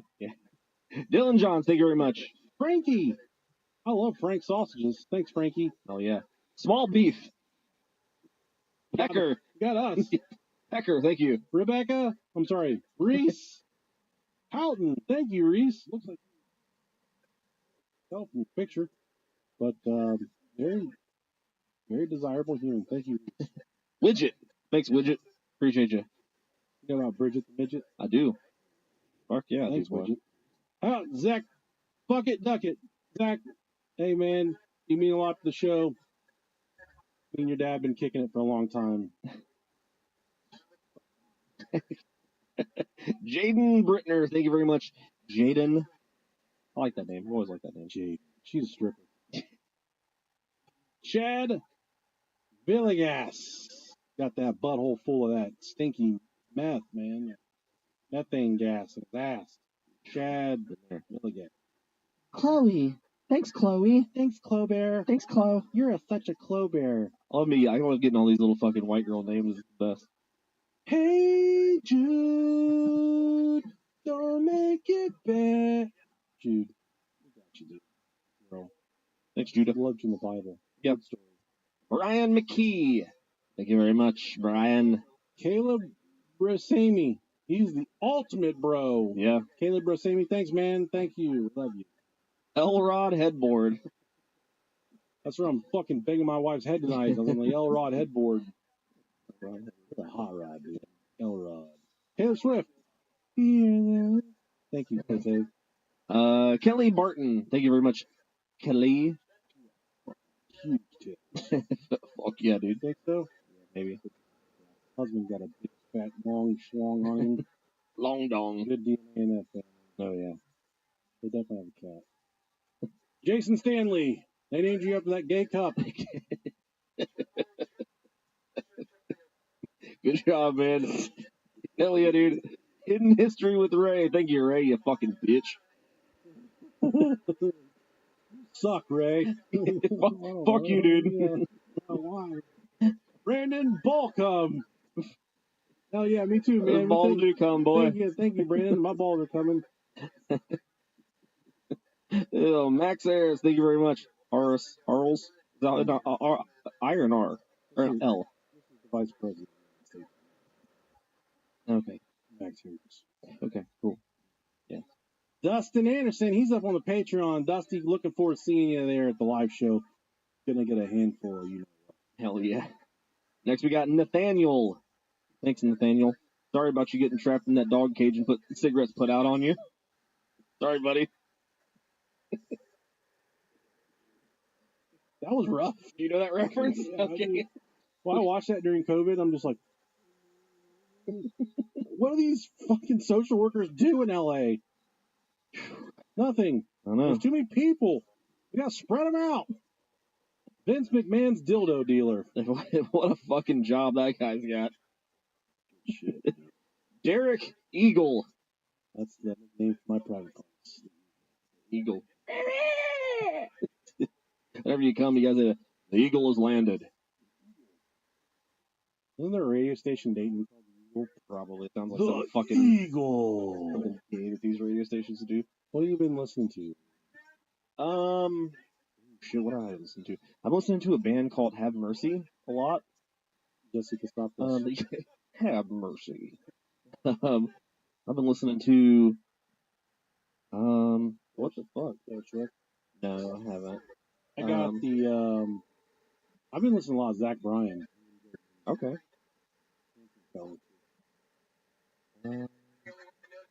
I've turned a lot of people on to the Dungeon Crawler Carl books. Yeah, man, I've been seeing that come through. A lot of people are talking about it. You guys should check it out. Matt Denneman. We should try and get him on the show, man.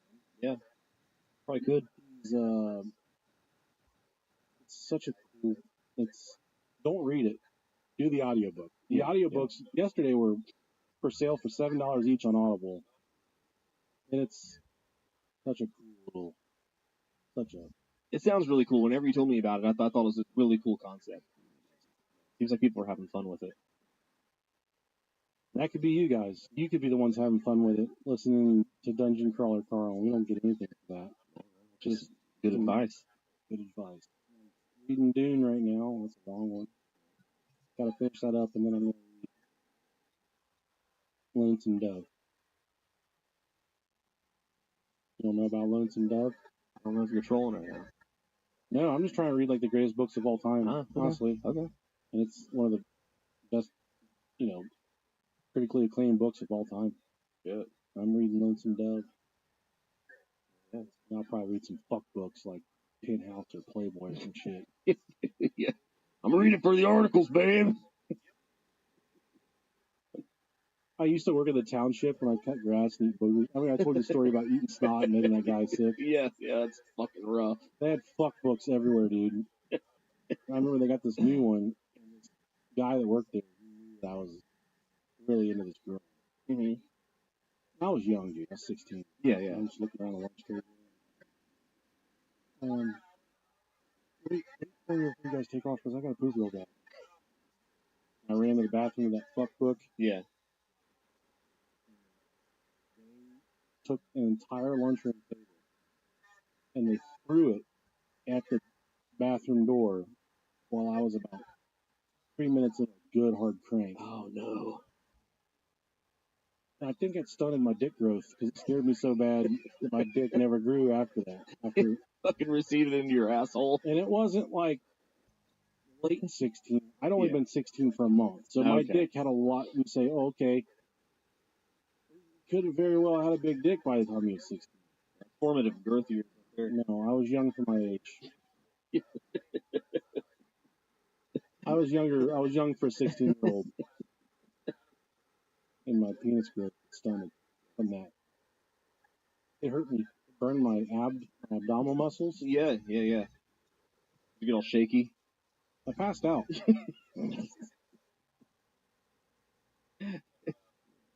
Man. I came out there like, there were 1,000 years we could jack off to a fucking Lego catalog.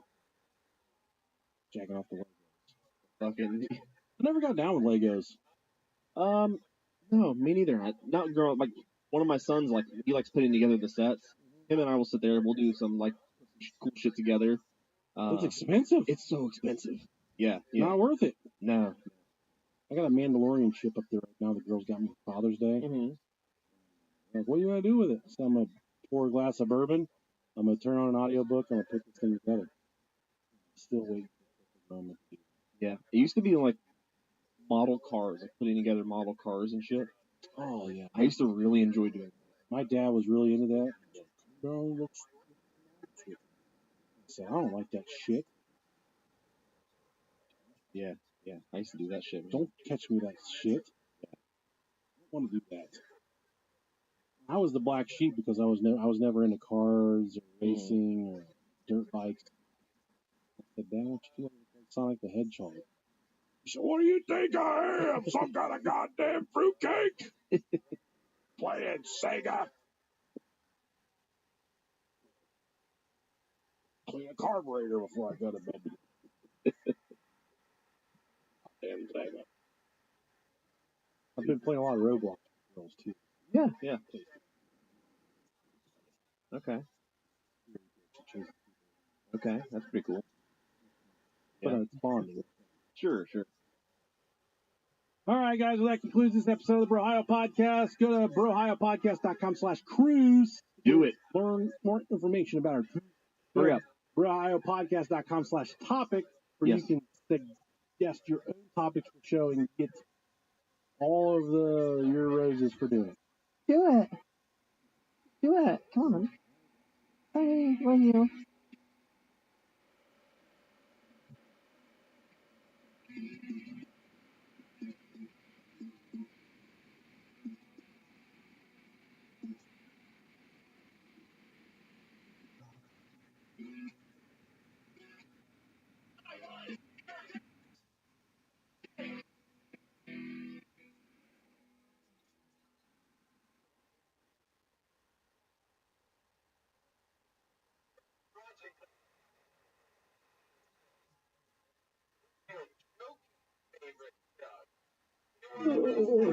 Hey, heb je meer onrust dan nachtrust?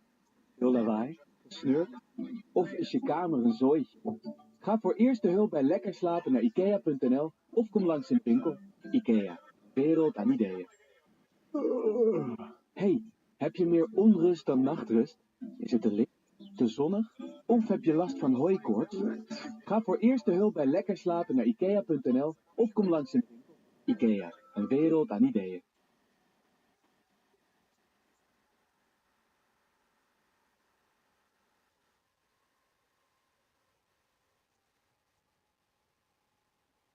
Hallo, Piet Hellemans hier, dierenarts en ambassadeur van Stichting Dierenlot.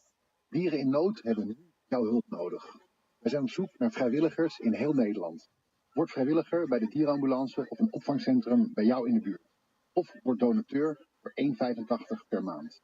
Ga nu naar dierenlot.nl en sluit je aan bij het grootste netwerk van dierenhulpverleners in Nederland.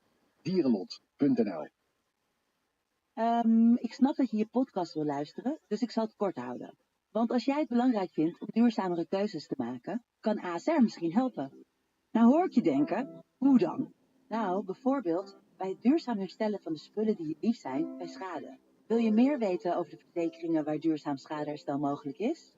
Ga naar asr.nl/duurzame keuzes. Dit doet ASR voor jou en een duurzamere samenleving. ASR? Nou, dan kan je nu lekker naar je podcast luisteren. One's name is Rob, the other is Nick. Like to suck on dicks.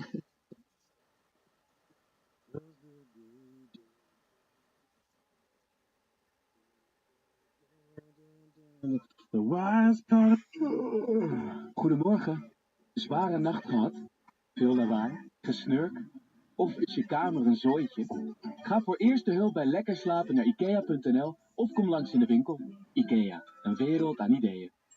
Hij geeft je alle ruimte. Hij laat je meer genieten. En hij voelt als de nieuwe volledige Ford Capri. Met een formidabele bagageruimte en tot 127 kilometer rijbereik. Boek nu jouw proefrit met de Capri en ervaar hem zelf. Ga naar Ford.nl.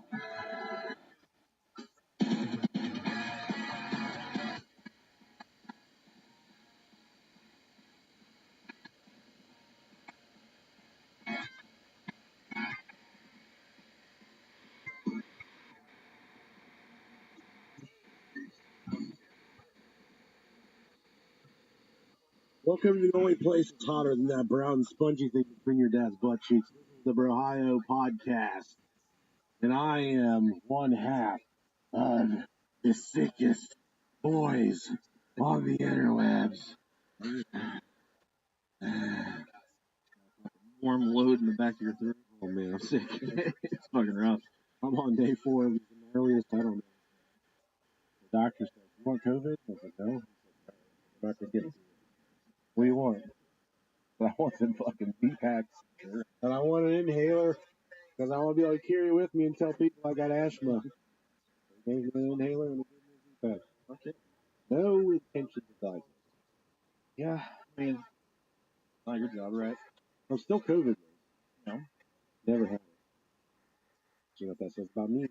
You never diagnosed it. I've been diagnosed with a lot of shit.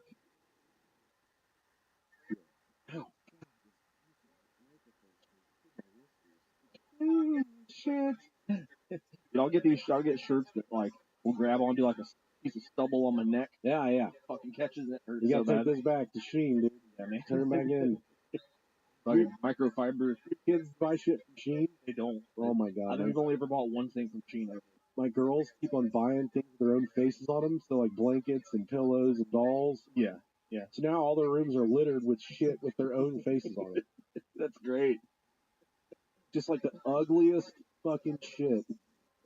Imagine this fucking Asians making it. Like, oh yeah, they do it. They paint their faces like Road Warrior Hawk and Animal. It's like, what's wrong with these Americans? Oh no, I can't make this one. Nothing wrong with her. And they get the like voodoo dolls made themselves. That's pretty fucking cool. Yeah, kids are gonna do it. Oh, how about a thank you to our all 2 of these brand new Patreon subscribers. Take both of them. Go ahead.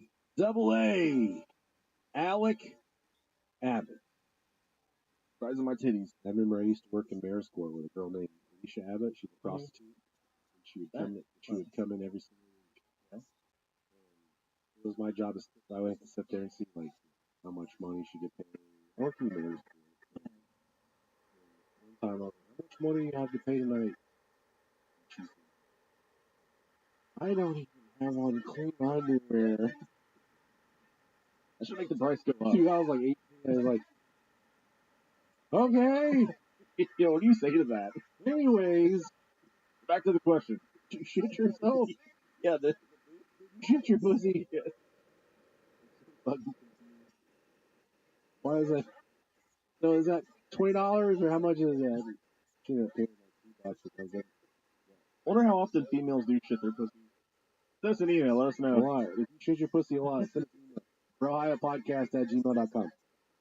Alec, we're so proud to have you along, buddy. We love you so much. Thanks for Love you. And then next, we got the Dora's evil fucking twin, Manny. I don't know. Could it make it? It might be. There's some cartoon character named Manny. Manny C. Got that vitamin C. Manny cartoon. Manny the Handyman sounds like Handy Manny, that's it. okay. Racist. I think I'd be Hispanic. Because he's a super. He comes to your house.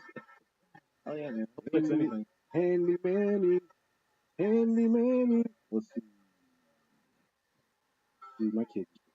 Shit. Yeah, I've never seen that before. My kids are on this kick now where they like to go back and watch the cartoons they watch when they were little. That's awesome. It's really nostalgic for me because it turns up all those feelings from the little ones. Right. They laugh and shit. Pretty interesting. And I show them cartoons from when I was little. Like, what the fuck is this? For the best. I mean, it's definitely the fucking nostalgia blinders. But ours are cartoons. I should have Biker Mice from Mars. That's shit. Like I've never seen that. You never saw Biker Mice from Mars? No. Is that like fucking? Is that some PBS bullshit? I think it was on Fox every day. Okay. School. Yeah, I wasn't really a Fox kid.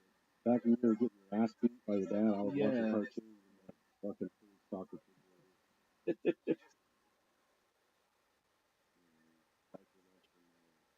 Yeah. Play it for everybody. And we have the best theme song. That's another thing.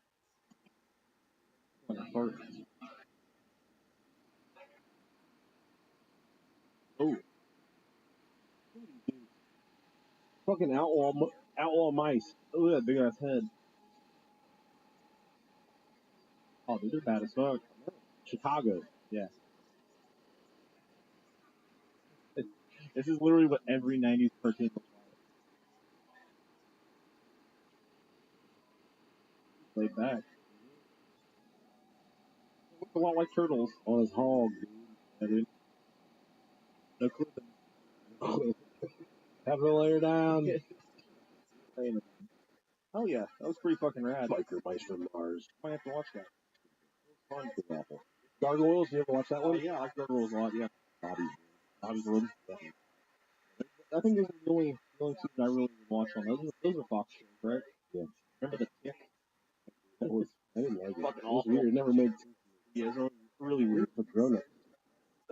What we got? Chicago woman gets 9-year sentence for stealing $1.5 million in chicken wings.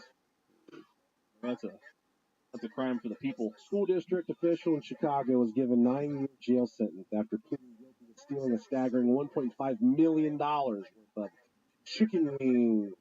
Vera Lytle, the food service director for the Harvey School District 152 near Chicago, stole a huge amount of fast food during the pandemic and its aftermath.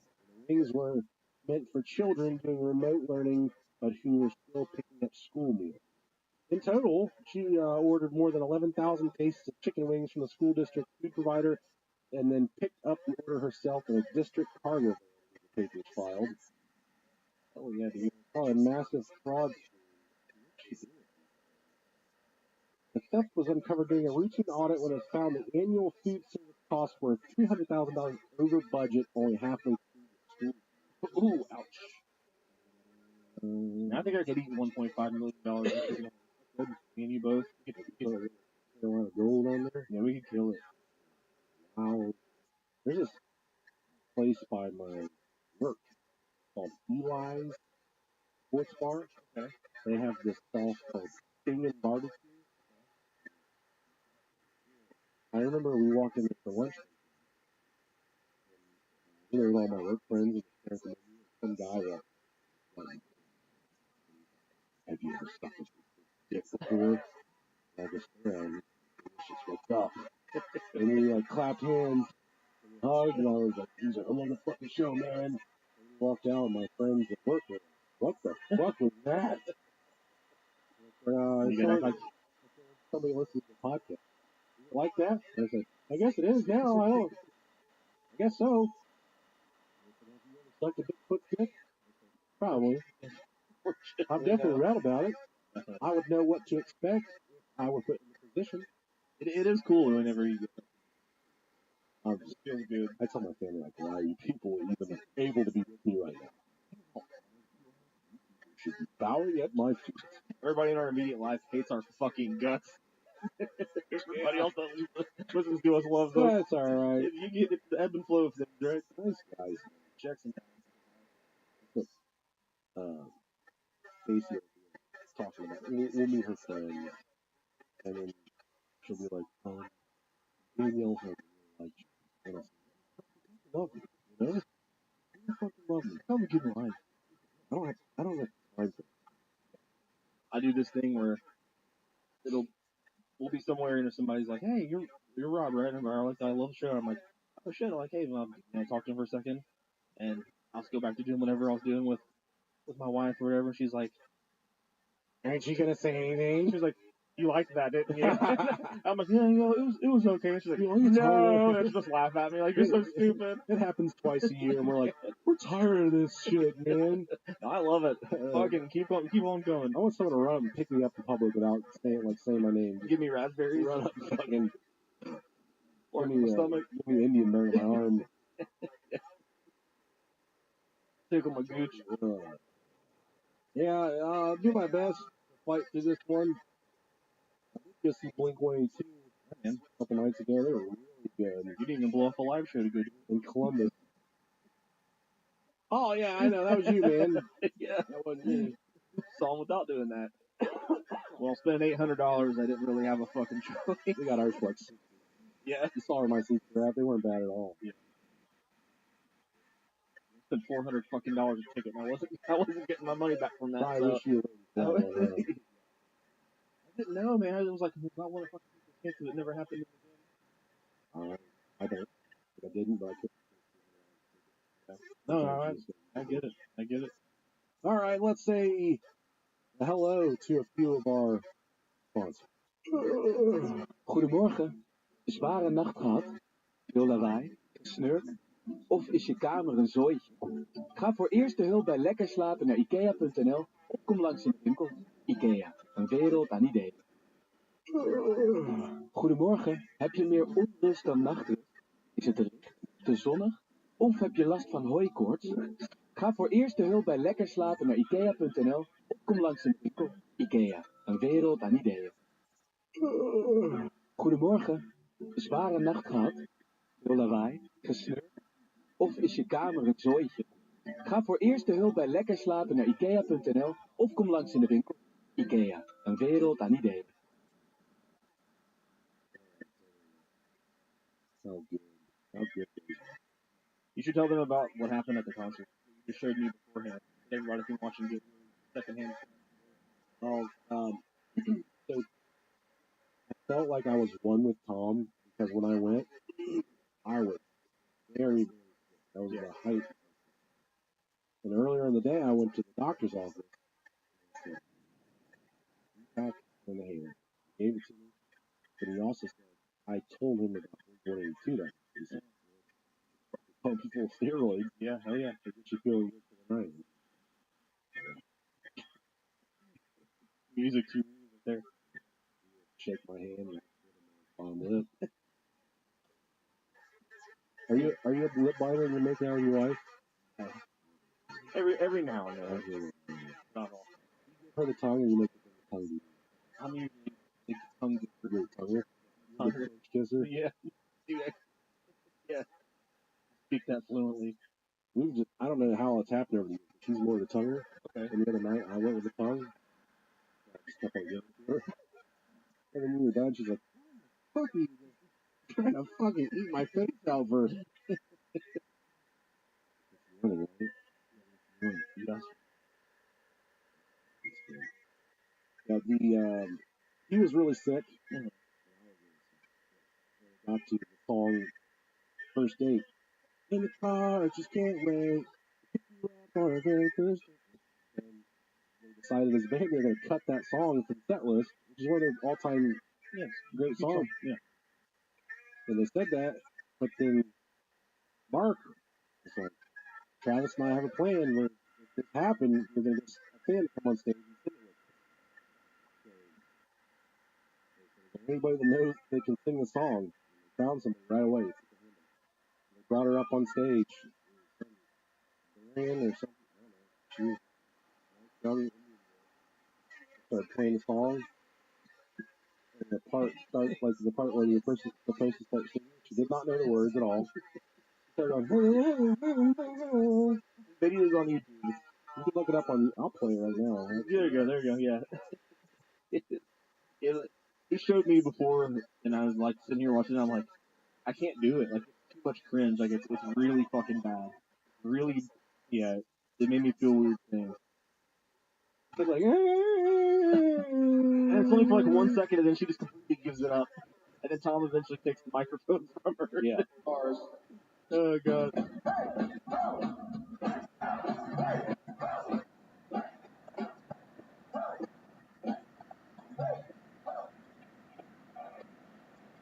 Travis Buck is so fucking good.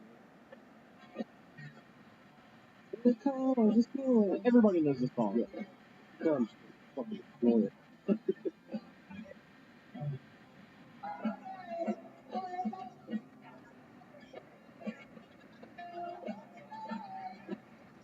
I think she's singing all the small things. Yeah. Mark takes over. over. Yeah. She starts singing again in a second.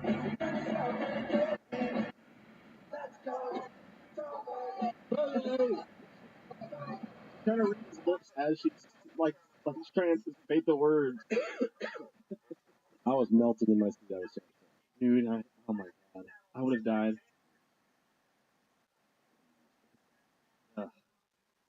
All right, we've talked a lot recently about the U.S. government's black budget.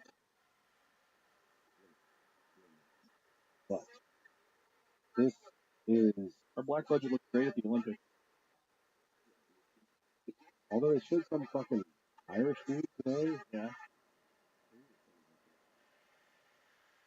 Hung like a huge budget. Saw a lot of dick action. It's fucking beautiful. Did you watch the 100 meter? Yeah. Holy fuck, was that nuts? Dude, The finish was literally. it was a photo fucking finish. I think it's the most excited I've ever seen. Like, I actually got to see that, like, as it was happening. They let me wear baseball too. So I could do that. Dude, that race was nuts. It was great. He won by a nut, honestly. For real. That one guy that knocked the high jump and knocked the pole vault. You know, sometimes the Pains have a small dick. Yeah. Not often. Sure. One particular of these alleged missions, however, stands out among the many that we've talked about over the years. Project Serpa. I find it hard to believe that we've never talked about this. Yeah, I've never even heard of it. According to the claims, Project Serpa would see a dozen human beings take part in an intergalactic exchange program. Yes, dude. One where they would find themselves in another galaxy in the name of research and intergalactic relations. I love this story, this project, and I'm not going to call it a story. I love the research around this project because it's deep and rich, like fucking chocolate cake. And I guess you can think this the next 10 pages of research with the framework of the story. It goes as this: the remaining topic, teaching myself stories. Okay? Como está? Está bien? Muy bien, gracias. ¿Sí? Disculpe. Excuse me. Disculpe, señor.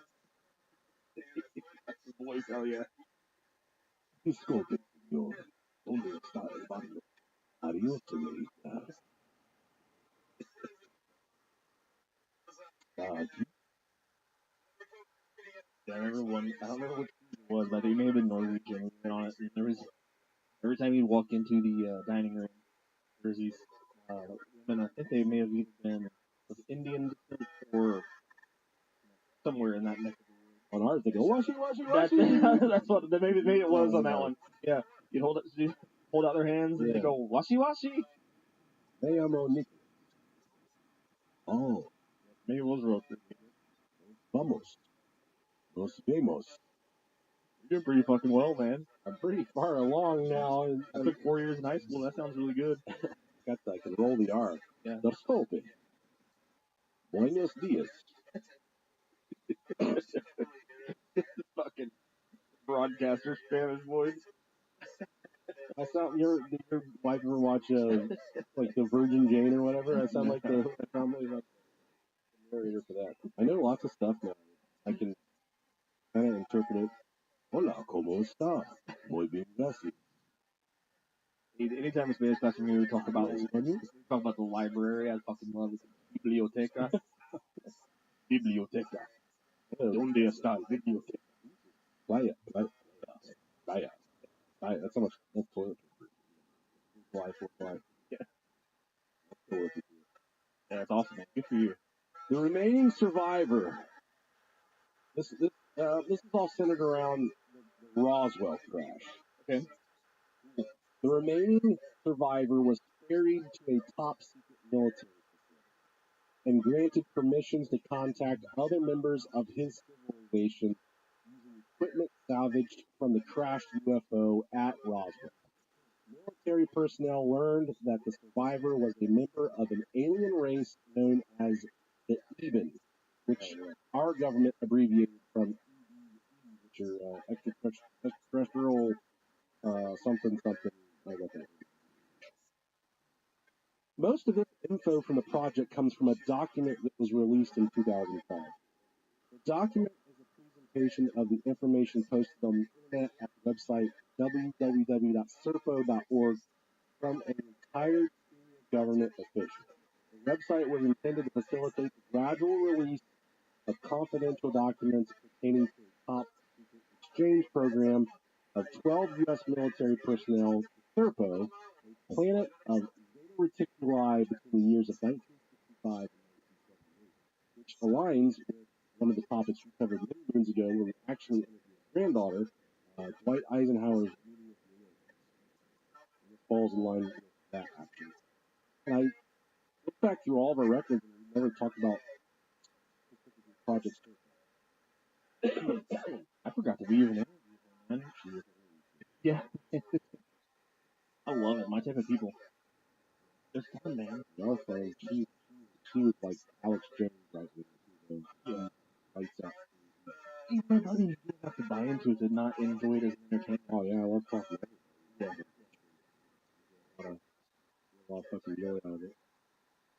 The crazy, I think it's fucking cool. Like, people that are that hard into a subject, even like just their compassion for it, they're like just love for the subject. And I was in a talking group on Facebook one time. Yeah, dude. Yeah. We want to talk about lunacy. These people were crazy.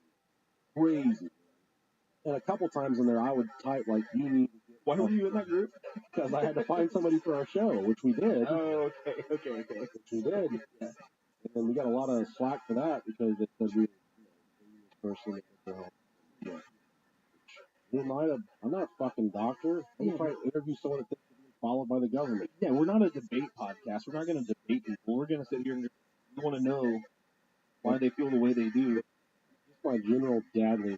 I had a couple times go to the hospital. Sure. And I got out of that group because there's so much sad, delusional negativity. Yeah. People that really need it. Super mentally ill. Yeah. A lot of mental fucking. Yeah, I get that. And they're in a group essentially that, perpetuates that and feeds into it and they're all egging each other on. Yeah. They're like, yeah, they're out hot and heavy today, shit like that. Like a fucking state trooper looking for speeders and shit. Yeah. They're out heavy today. Egging them on. The information began to be released on the 2nd of November of 2005 by a retired senior official within the U.S. Defense Intelligence Agency. He called himself Anonymous. This individual reported that he was not acting individually and was part of a group of 6 BIA personnel working together as an alliance of 3 current and 3 former employees. He is the chief spokesman. This group, known as the BIA 6 in the Defense Intelligence Agency, continues its work today under Anonymous, the cultish tech group known and loved over the years. Much respect, much love. With full access to the briefing control access roster. Its official name is actually known in government.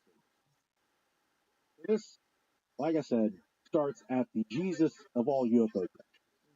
This is the mega. This is Roswell, the most famous UFO alleged incident in the history of the United States.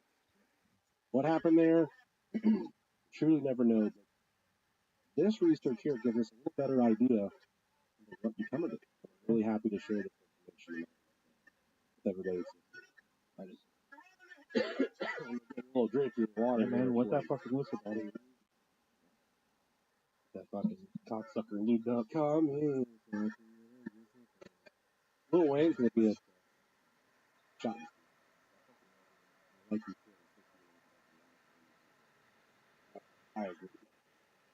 I love Lil Wayne, man. I think he's fucking genius. The hood loves it. Yeah. Dude, I was watching an interview a couple of days ago, and I think it was when he was on Fallon.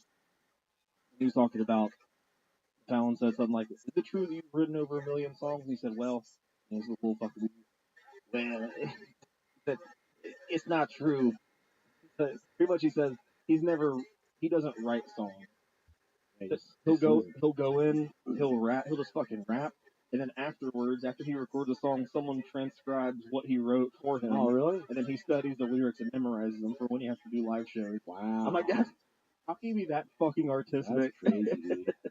Which, you can kind of see it because in a lot of his songs, he does repeat certain rhymes, like certain bars he'll repeat. And it's like, you know what, if a lot of it is coming off of his head, he's just making it up right as he spits. Fucking cool. Wild, man. And what's great to think about is like somebody like him, like we're gonna have music of his coming out even after he passes away, like new shit that anybody, like nobody's ever heard before. Yeah, it's fucking great, man. I'd say every day he's supposed to die, and I don't want to do dead. I just. Yeah, I think he's top 3 all time. I think he overdosed. Yes, yeah. In July of 1947, a remarkable event occurred in New Mexico. During a storm, two E-2 spacecrafts crashed. One crashed southwest of Corona, New Mexico, and one crashed near Till, New Mexico. 5 dead aliens and 1 living alien crash. What we're talking about is going to detail what happened to one living extraterrestrial. The Corona site was found a day later by an archaeology team. This team reported the crash site to the Lincoln County Sheriff's Department. A deputy arrived the next day and summoned a state police officer. One live entity, an EBE, was found hiding behind a rock. The entity was given water, but declined food. What are you doing over there? I'm just rocking. Water? The information eventually went to Roswell Army Airfield. All the debris and EBEs recovered from the first crash site were initially taken to Roswell Army Airfield, Roswell, New Mexico. The debris itself was actually transferred here, our home, in Ohio, home of the Air Force Foreign Technology Division. The bodies of the dead aliens were transported to Wright Field in Ohio and kept in the form of deep freeze. And I will say, over the years, there's always been a rumor Wright Pat Air Force Base. That's where the aliens are at. Yeah. And there's someone close. Talked about everything. Yeah. He's no longer. That person will not talk to anything else. But I have pulled at this person enough. I know that wreckage, at least, was researched at the time. For sure. I'm pretty sure at this point it's known. It's a 100% fact almost that it was transferred from Roswell, New Mexico to state in Ohio. Now, these DVEs were later transported to Los Alamos, where special containers were made to keep the bodies from decaying. The second crash site discovered by ranchers wasn't discovered until a month later. Both sites align with one another. What type of cadavers were found, the types of spacecraft. So it's not like the first crash they found, everything is different compared to the second crash. So everything kind of aligned with the living creature, surprise, surprise, was found not the scientists designated the creature as one. They referred to this male as Noah. Within EBE's race, they have males, and they do have females. EBE, I trust the science dog. Say you're right. Right, yeah.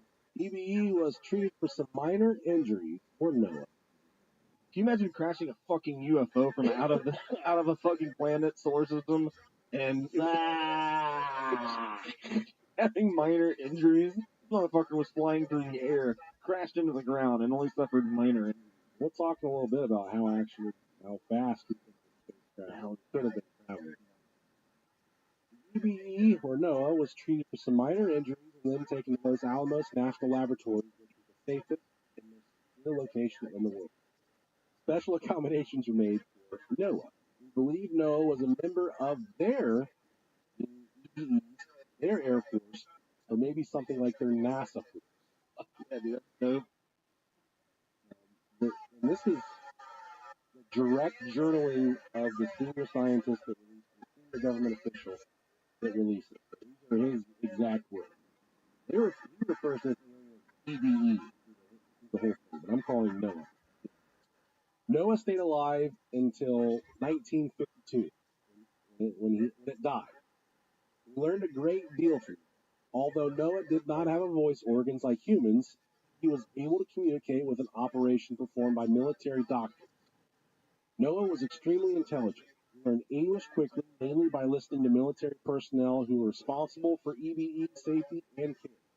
Noah was housed in a special area at Los Alamos and Sandia Base. Although many different military doctors, scientists, and select number of civilians studied EBE, Noah never became upset or angry. Noah helped us learn from all the items found in the two crash sites, and that's one thing that I would like to touch on. Is this alien Noah? He was they claimed all of it. He was 100% cooperative. Okay. He wanted to help us make contact with new people. He wanted to help us understand the mission. Like, we want you dead. Yes, a lot of the things over the years have been, hey, the aliens start turn stones over and we start getting too much nuclear acceleration. Sure. No mention of that. Project. Noah showed us some of how the items work, such as the communication device. He also showed us how various other devices work. Noah died of what military doctors considered natural causes.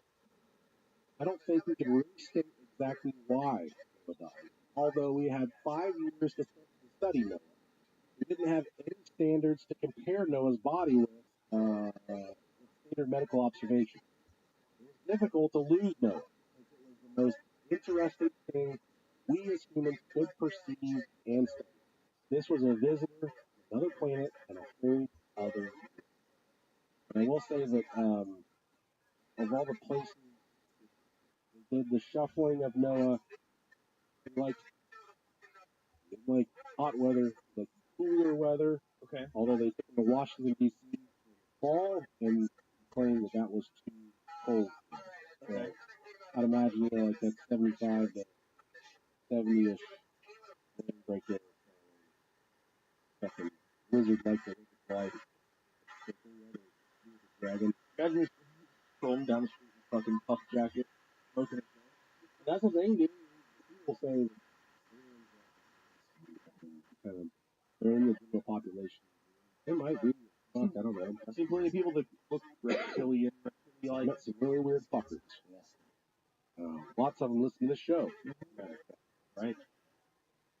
So let's talk about the Eben society, or Noah's society. Okay. The alien civilization EBE comes from is called the Eben society, a name given by humans, not by the aliens themselves. Ebens differ significantly from humans in terms of internal organs, skin, eyes, ears, and breathing. Their blood is not red, and their brain structure is entirely different from that of humans. Ebens have two different eyelids, likely due to the brightness of their home planet. Probably likely. So, Zeta Reticuli is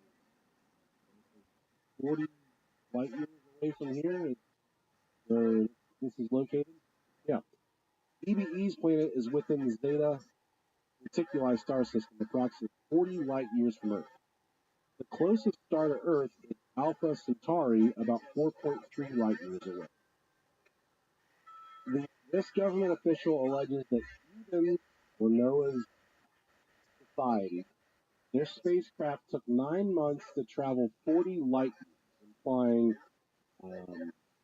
much, much faster travel than that of the speed of light. Okay.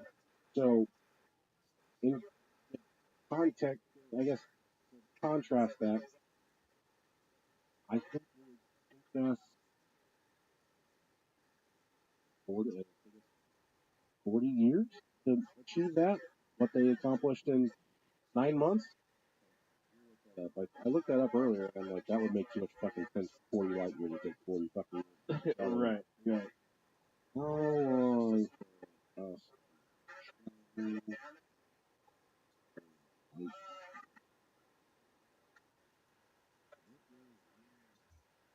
27,000 years to travel 1 month.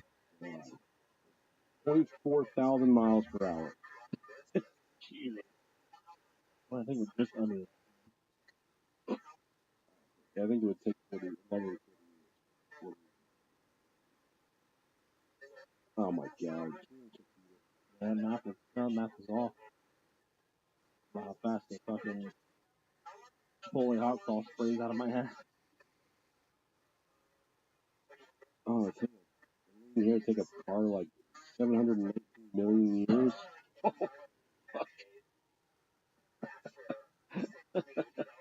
18 trillion euros. And these fucking lizards did it in 9 months. Wow. Impressive, man. Yeah. We're talking about cooking. Shit. Grease, man.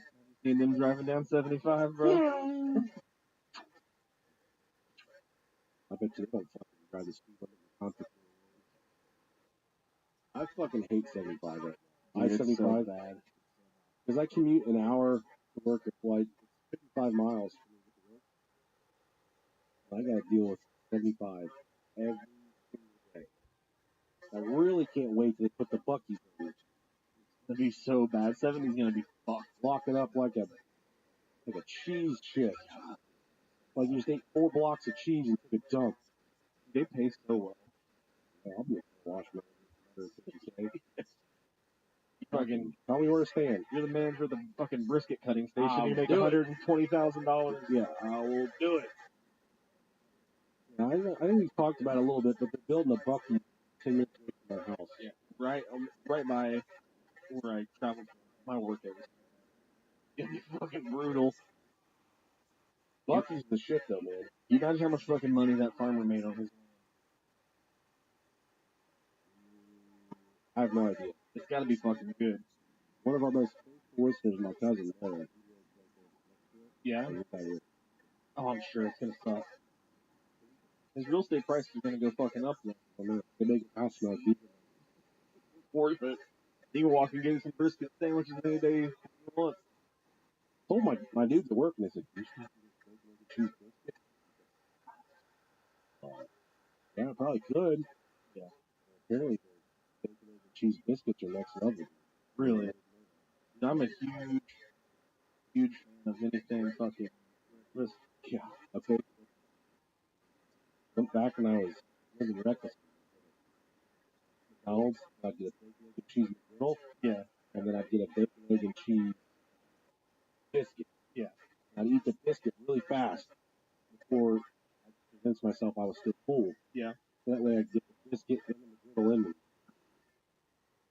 Boy, I tell you what, it really sets you up for the day. Yeah. My boss told me about this place that's right down the road from me called the Bulldog Diner. He has friends and family that fucking Waffle House. What's Milton? I'm like, we got to Check that out. I don't know what you got going on, but I'll fucking You're asking up for breakfast, are you? I'll be up for breakfast. I'll be up for breakfast. Is that good? There's nothing better than waking up in your kid. Dude, anytime it's like one of those things. You wake up and you fucking smell breakfast. It makes you happy. Start your day off right, Especially if you're in biscuits and eggs, fucking bacon, sausage stuff. Fuck me. maple sauce. Biscuits and gravy for me is like that's like the Yeah. fucking cream of the crop.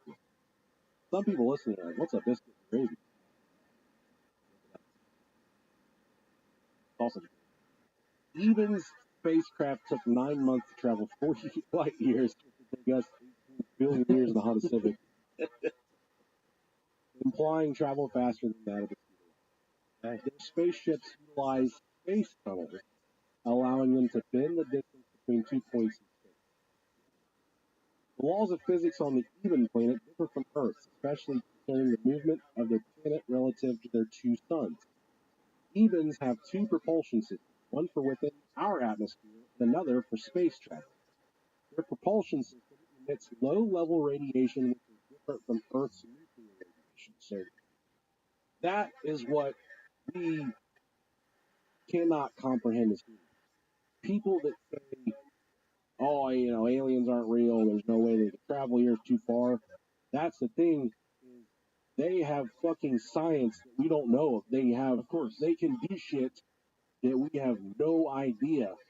You can't comprehend it because we don't know it's a thing. Yeah. Space tunnels, bending time, traveling faster than certain sources of energy. They have and can do things that we don't know about, so it's hard for us to quantify in our brains what they're actually doing. It's safe to say that they, if they do exist, that they've probably lasted and been here a lot longer than we have. And it's believed that a lot of our understanding of what they can do is from reverse engineering or from help from them. And From the writers of the Red Dead Redemption and Grand Theft Auto series, comes a new immersive audio fiction podcast, Better Paradise, Volume 1 and Aftermath. This exciting new podcast is set in the near future. A Better Paradise tells a story of the innovative development of an ambitious but addictive digital game world project led by inventor and psychologist Dr. Mark Hyber. As the advanced software they have developed began delivering unexpected and disturbing results, the team fell apart under strange circumstances and the project was abandoned. The game world and the superintelligence within were discarded, left dormant and undiscovered until now. In this podcast, A Better Paradise, it's got an all-star cast, including Andrew Lincoln of The Walking Dead, Shamir Anderson from John Wick 4 and Invasion, Patterson Joseph from Wonka, and Rain Spencer from The Summer I Turned Pretty. Everything that Andrew Lincoln touches turns into absolute beautiful gold. I got a sneak peek of this podcast, and everything that I've enjoyed from it, it's been a twisting, turning ride, completely immersive. It feels like you're in the universe. So I would encourage you to listen to this podcast. A Better Paradise. It's out now and available everywhere you get your podcast. Go listen today, and don't forget to follow A Better Paradise on your platform of choice to make sure you never miss it. Hij geeft je alle ruimte. Hij laat je meer genieten. En hij als voortgaat. Een formidabele bagage. En tot 627 meter rijbereik. Nieuwe proefrit met de Capri. En ervaar hem zelf. Ga naar Fort Picardie. Luister nu naar Ongeboren Leiders, een podcastserie van de Baak. Dit seizoen gaan we het met onze gasten hebben over leiderschap en innovatie. Luister naar Ongeboren Leiders van de Baak op je favoriete kanaal. You gotta think is that one of these beings shows us something science related that you know. Dick. Yeah, like their dick. Like they're already 40 years in the past. It would be essentially like someone fighting Earth and us showing them a piece of paper. Exactly. Yeah, like the wheel for the first, like a fucking fire. Fire, yeah, exactly. Okay. By the time they get back to their planet, they probably quadrupled in fucking technology. Time on the Eben planet, called Serpo, is different with a day lasting approximately 40 hours. The Serpo solar system is a binary star system with two suns. Imagine all you could get done in a 40-hour day. I could barely get anything done in a 40-hour week. That's the worst. My boss is like, what'd you get done today? And I'm like, what the fuck did you get done today? Not much. Done? I'm done alright. Shit. Under that. Man. Causing continuous daylight with only a brief period of time. NOAA, EBE-1, provided a communication device that allowed us to contact the planet Serpo. This communication device was on board the Eben craft that crashed in July 1947 near Corona, New Mexico. NOAA showed us the proper use of this communication device prior to it. However, the device did not function properly and no contact could be made with Serpo. Just prior to Noah's death, an American scientist in Los Alamos figured out the device worked and connected an energy source found in Eben craft to the communication device. With Noah's assistance and language input, several signals were sent during the summer of 1952. In early fall of 1952, we received several signals in return on the device. Noah translated the messages and provided us with information. Noah sent 6 messages. The first message was just letting his planet know that he was indeed alive. The second message explained the crash in 1947 and the death of his crew. The third message asked for a rescue craft for him. Get me the fuck out of here. This place is fucking insane. They just took me to Washington, D.C. Get me out of here. They took me to their leader. The fourth message suggested a formal meeting with the leaders of Earth. Who would that be? Who would that be? Yeah. The fifth message suggested an exchange program. The sixth message, this is the fucking potatoes, buddy, provided landing coordinates for any future rescue or visitation mission to Earth. The incoming messages gave a time and date, even date, and confirmed the landing location. However, once the message was translated by Noah, it was determined the date is over 10 years away. Hearing that Noah, who was sick at this point, did not translate the message correctly, our scientists began to translate the message based on the Eben language that was taught to us by Ebe-1, aka Noah. So we'll talk about briefly. Noah was actually a mechanic in his fleet, the Air Force that he was in. He was not a scientist, but he did help teach the Eben language to the humans. His handlers. Okay.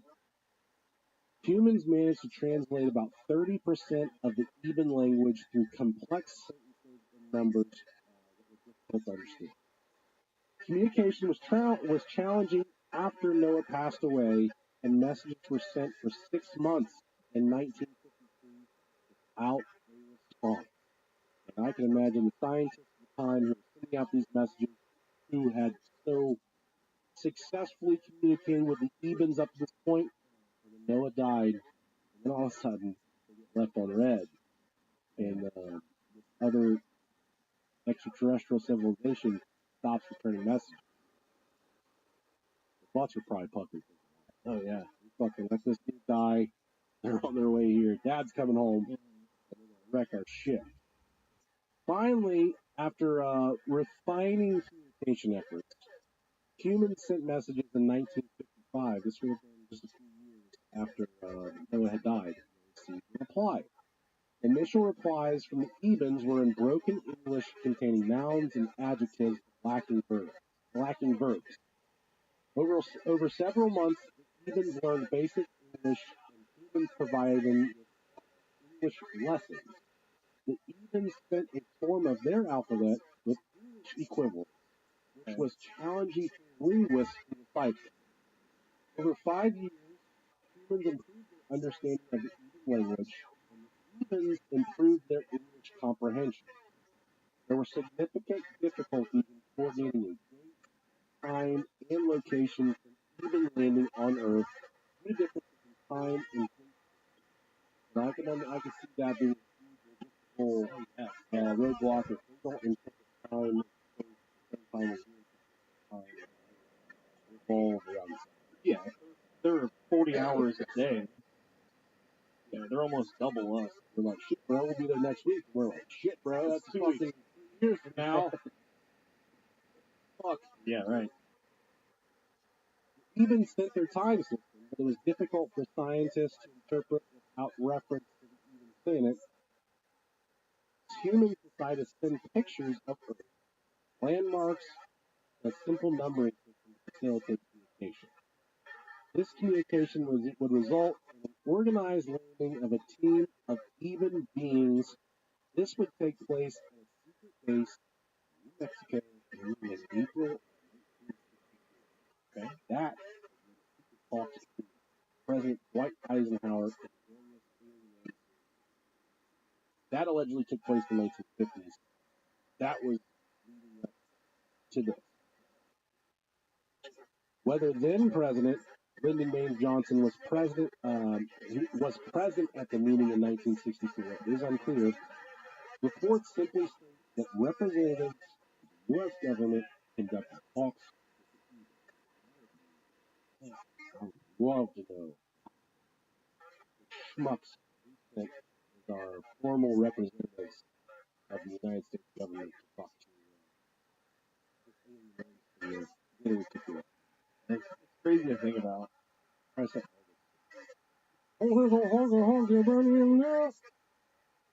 Elvis does come into play here a little bit. Shut the fuck up. They're not really in a crazy way. Yeah. So we'll talk about it. According to the source, a technological device of Ebens allowed. I don't want to make this seem like it's far fetched. You'll understand why. And it does make. According to the source, a technological device of the Ebens allowed these talks to proceed in English. The Ebens wished to retrieve their fallen pilots. The U.S. military had kept these beings in biological storage following their studies. The Ebens would indeed take their dead crew home during that meeting in 1964. More than that, though, the two sides agreed to a bizarre exchange program. A program that would see 12 American military members leave with the Ebens on their return journey. A single Eben would remain with the Americans throughout the program.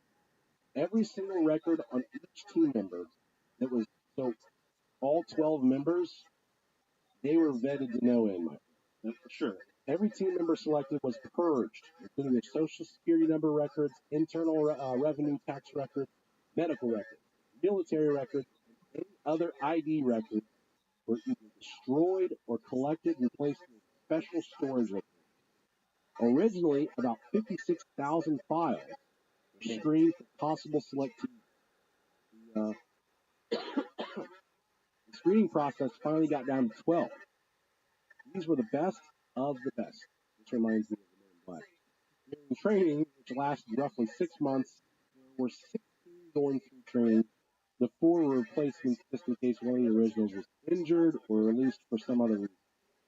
Team commander, assistant team commander, team pilot, another team pilot, linguist, another linguist, biologist, 2 scientists, 2 doctors, 1 security officer.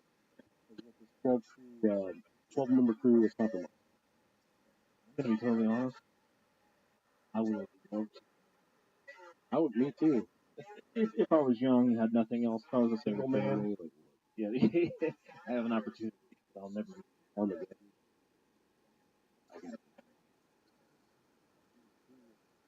It'd be sad to be lonely, but part of the spaceship. I would. Yeah. I know what a fucking space turd does. Man, those aliens are immediately just right to our fucking cameras and tell us how much of a mistake it was sitting our dumb ass. Yeah. 2 podcasters, 2 doctors. Aliens probably make like snake turds, like little white chalky turds. I don't know if they poop, man. We're having big fucking messy ass blasters. If you're an alien and you poop, send us an email, broiopodcast@gmail.com. Send us a picture of your poop. I want to know what it looks like. Send us alien poop. P.O. Box 672, Vandalia, Ohio 45377. The top secret mission left Earth in 1965 on their way to the planet Serpa in the Zeta Reticuli star system. Incidentally, Serpa was the crew's name. The Cubans referred to it as 12 military members would make up the crew for the mission, 2 members each in the Navy and Army ranks, along with 8 members of the United States Air Force. The mission was allegedly supposed to last about 10 years, which they would then return to Earth. There was a plethora of things that we sent with us, much like a traveling time capsule. Yeah, like a time capsule, yeah. And they sent a whole bunch of music with these guys. That's cool. To give it to let these aliens listen to it. The very top of this list of music that we sent is Elvis Presley. Some of the other names that we would know: Buddy Holly, the Beach Boys, Bob Dylan, the Beatles, Loretta Lynn, Simon and Garfunkel, Chubby Checker. Oh, baby! Crosby, Worst Day, Frank Sinatra, Dean Martin. What a good fucking selection of music it really is. Christmas music, fuck that. And U.S. patriotic music, along with a lot of classical, and patriotic music. I can't do it. All the things I got, I work for my life. So rough. Until they ever bleed them. So I cannot sing. I cannot do my best Lee Greenwood impression. My children and my wife. My children and my wife. I pack my Lightning McQueen Crocs in the morning. Somebody wrote us about Crocs. They're a grown man. They have Toy Story Crocs. Shut the fuck up.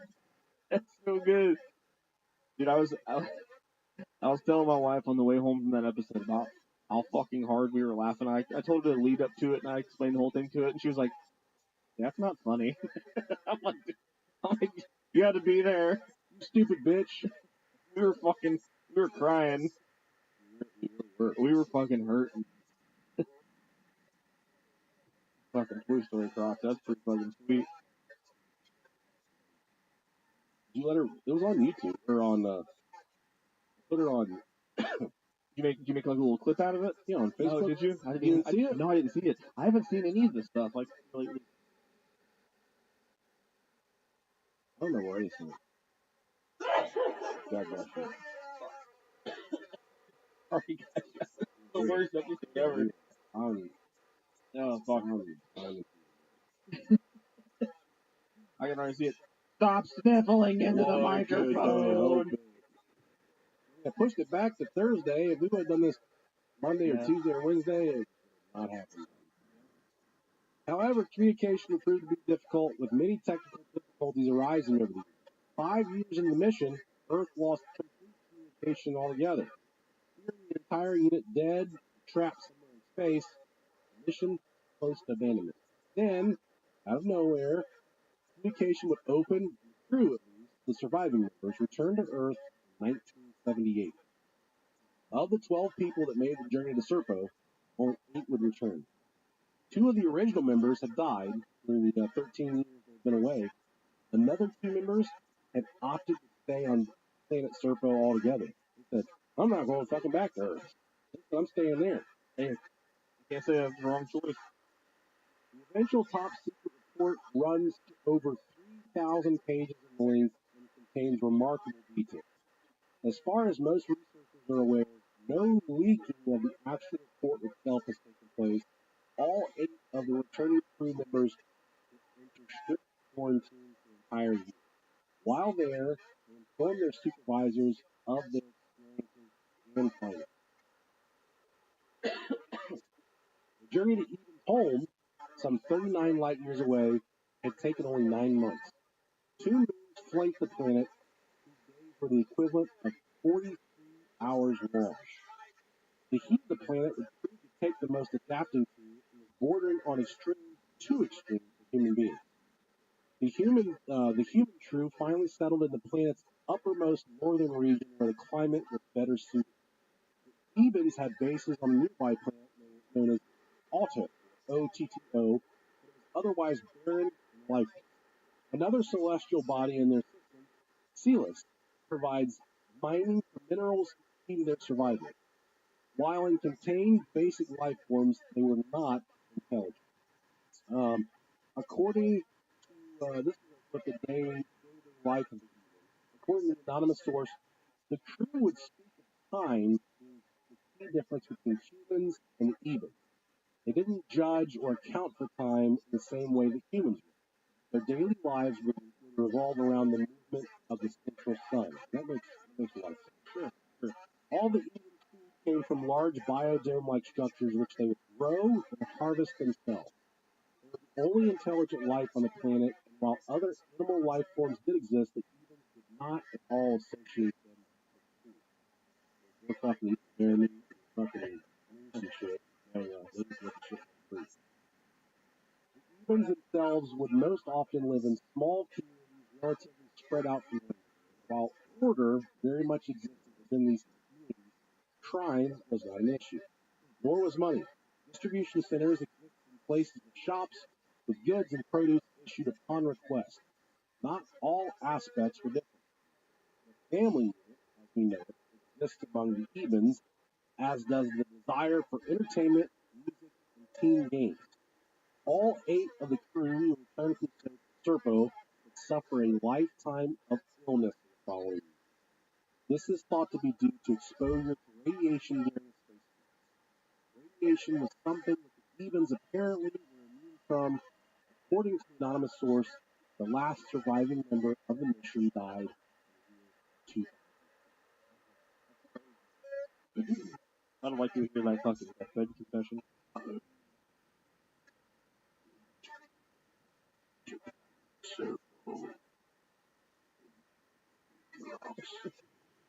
Okay, Grandpa. Yeah, right, okay. Yeah, right.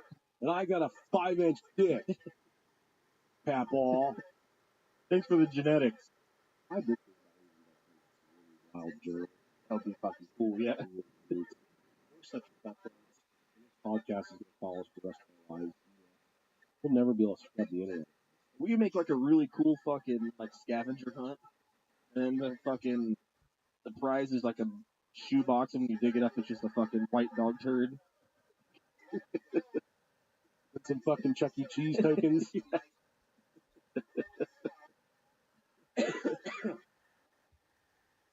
Man. Yeah. What's crazy is when I was reading through all this, none of it seemed too far fetched. It's all kind of. Absolutely, it doesn't look good. I want to think that it would happen. That it could happen. That it did happen. I would. I want them to launch me out of here. Yeah, if they need some mediocre broadcasters out in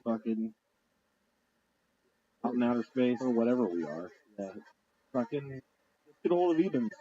They need to fucking go to Serpo. Find that ice. Yeah. They probably just quit talking. Man, think about it. 40 years from now, Serpo may be getting there. Yeah. Earth is really are on some hard times. Well, that concludes our episode about Project Serpo. That was fun. I like that. Yeah. Change time and shit. Yeah. I love fun stuff. appreciate you guys sticking with us through this illness. All healed up. Today's Thursday, so It is, yeah. probably back sooner than later. Sure. We are getting so close to the cruise. Almost about 30 days away. I'm so profoundly excited. It's one of those things, man, that then once it passes, I think I'm going to be depressed.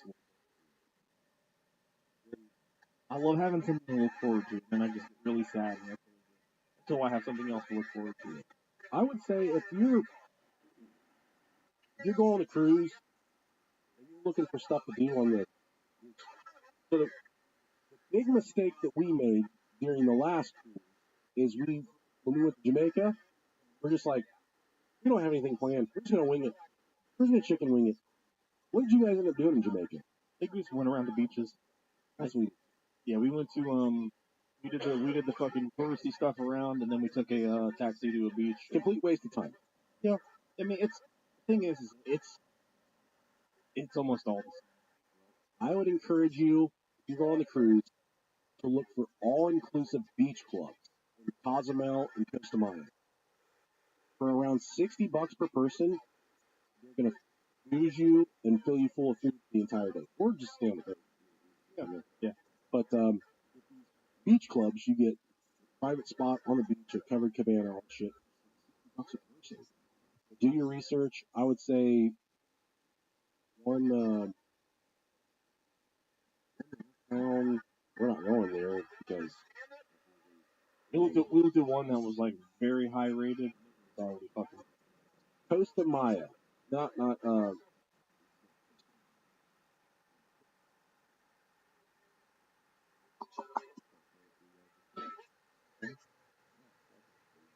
Maya Chan. Maya Chan. Maya Chan. Maya Chan. CHAN. They got incredible reviews. I personally found a nicer club, and we're gonna go there. All inclusive is the way to go. And also, if you are going, I do want to let you know Texas is really weird. So when you first get on, even if you have the drink pass, you will be paying for drinks until we hit it. Which takes about an hour off the coast of the ship. Texas, for some reason, Texas has this law where you can't have any. Essentially, they cannot serve any free drinks. Free drinks, even though it's the alcohol served has to come from Texas distribution center. Yes, there you go. Yeah, so you'll be paying even if you do have the drink pass, which is very wise if you're a drinker. You'll still have to pay for drinks for about, however long you're on the ship until an hour after.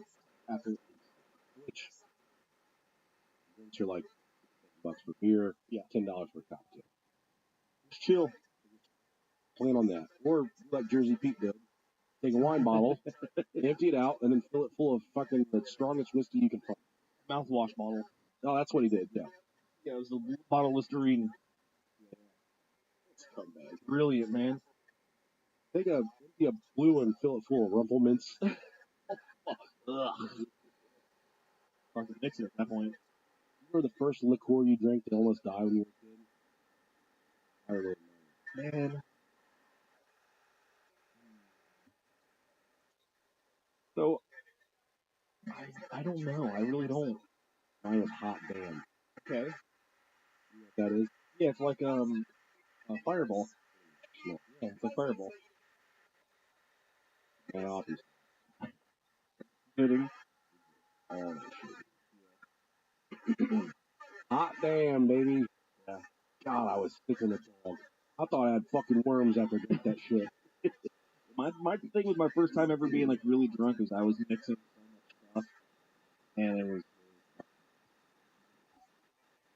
I'll say one thing for the cruise.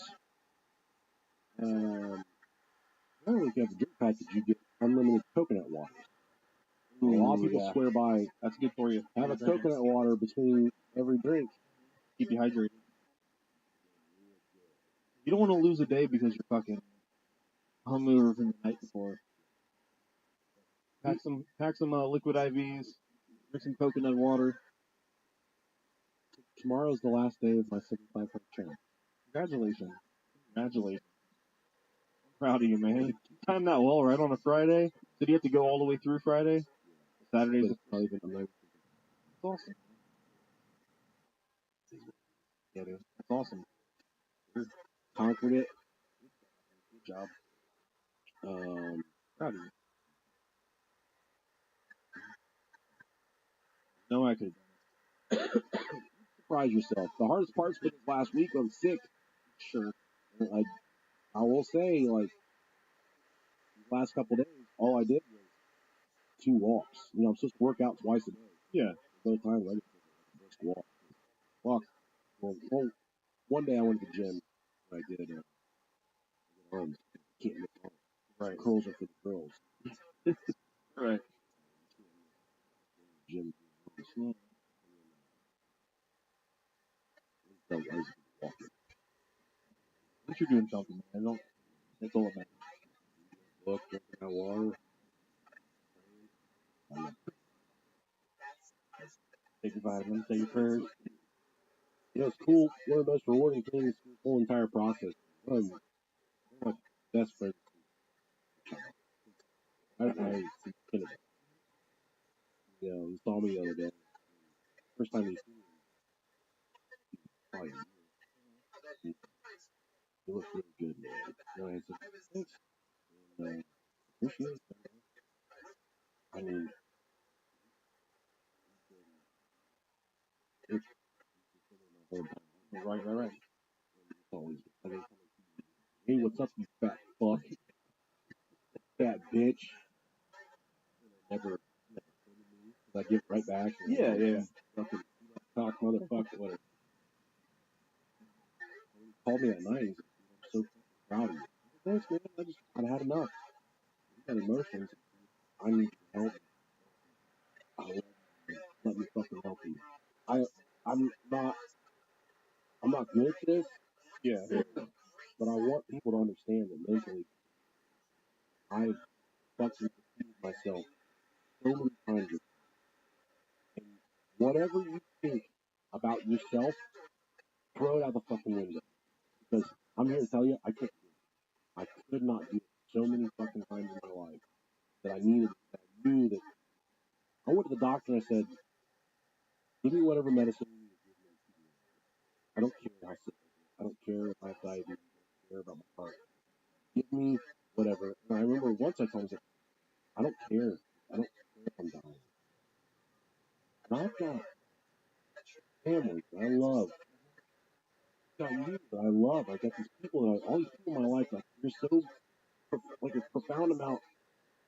I love everyone so much.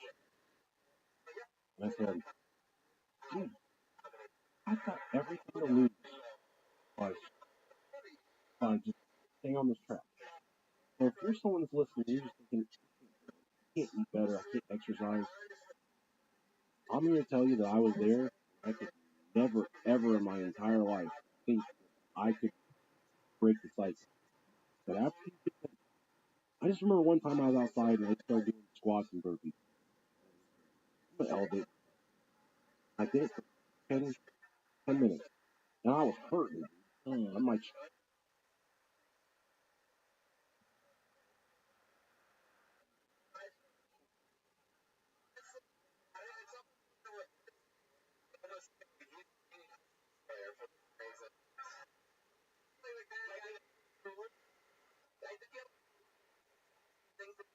but like, I think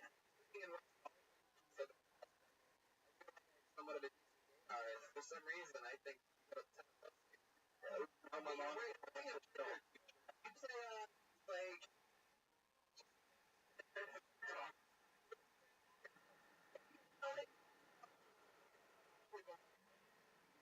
last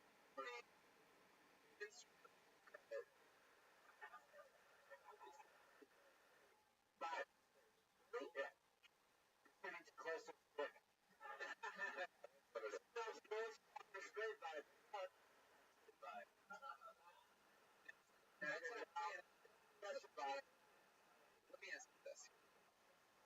What is like one of the worst things that ever happened? Ever have your like heartbroken or like I mean like George Michael dining or something here. Yeah, I was married briefly. You were? Yeah. When you got married? Wow. Girl, age 23. Yeah, she on me. So, that's pretty.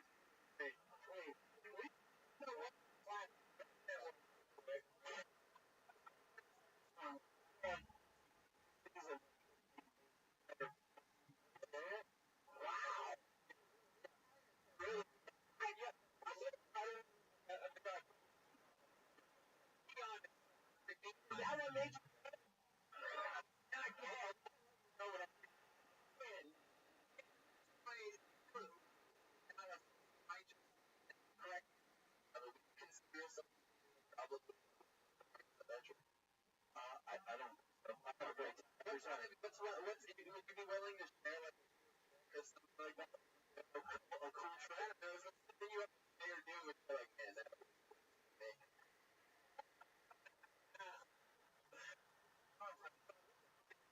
I know. I'm good. Okay. Yeah. That's all right. Like,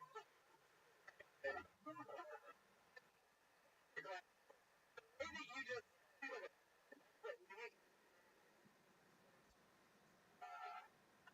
might be like last topic.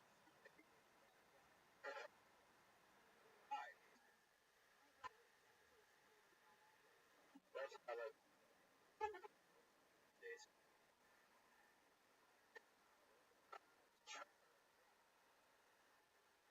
I mean, that's like that's for the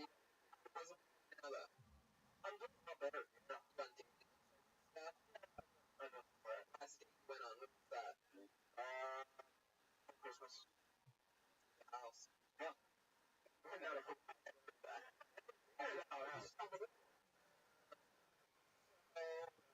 how did that go? What did you do? Went to Applebee's. It was just at my house. So where did you take dinner at? There was a place all back room. A bar with a like a Cosby of around there. And perfect.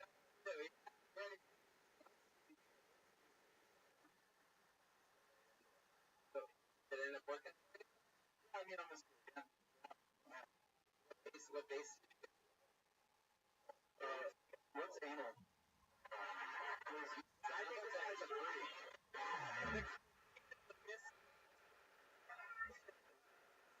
Other guy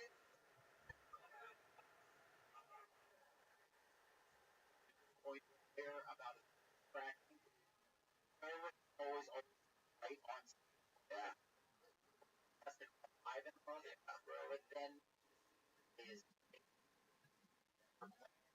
you're not to, and you can also accentuate them. You know what I mean? And they get longer. You can just make it longer by just going for it. Try something.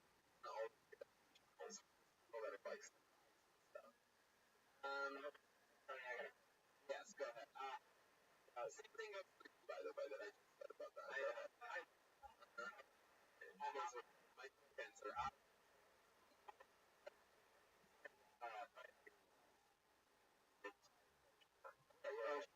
The link that wow.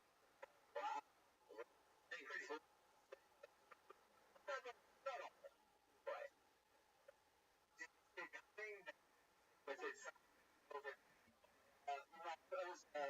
We were both in the environment that was back, and I was like, you gotta go, we were not trying to go, get out of here. And getting performing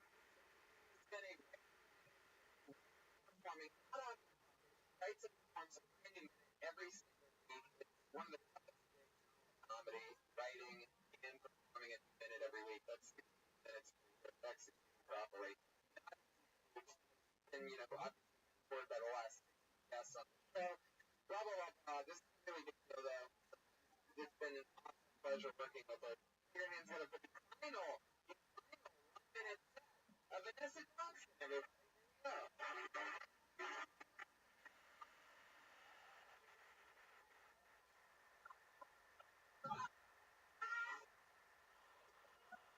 Here we go. She talks about so I'm an atheist, which sucks because I'm afraid of the dark. But I still go to church. I like the songs. My favorite part is when they talk about the birth of Jesus and everyone sings Silent Night because it makes absolutely no sense. Like this bitch is having a baby in a barn full of noisy animals with a virgin type pussy. That's the least Silent Night ever. It's really night. Everyone's all upset that Jesus got killed. I'm like, dude, he got killed too.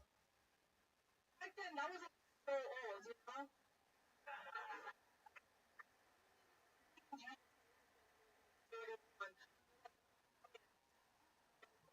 God, no one lived past 30.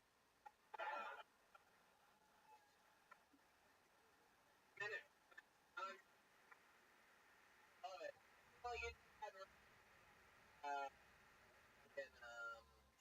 what was that? Truth. An atheist with those for the dark. Oh, the Silent Night. Yeah, the Silent Night. You just gotten right into like fucked up. It is about getting bait, or is it about but I love that sort of went under the radar thing that said about or whatever. Yeah.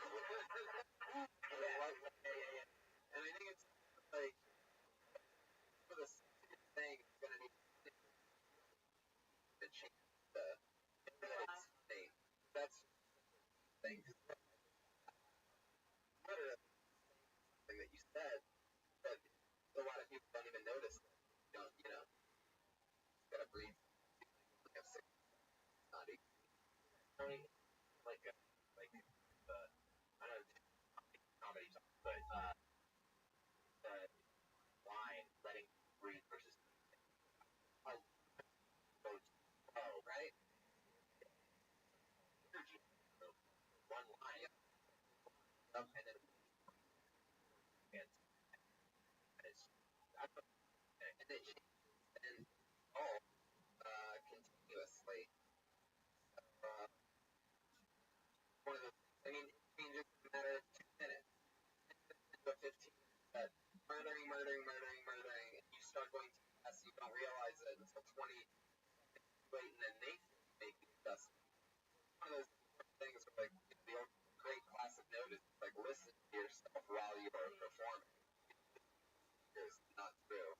Your mouth and to the audience. Anyway.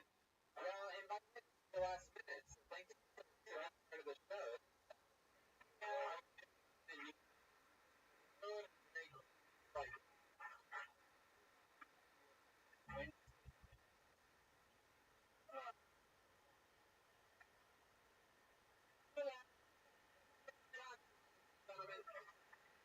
when you go up the one this thing and it's all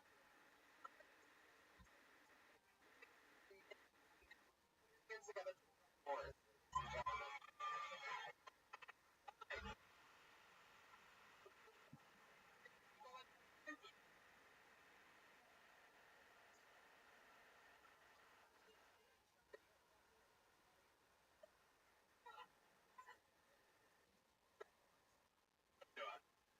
Myself 32, like I'm older.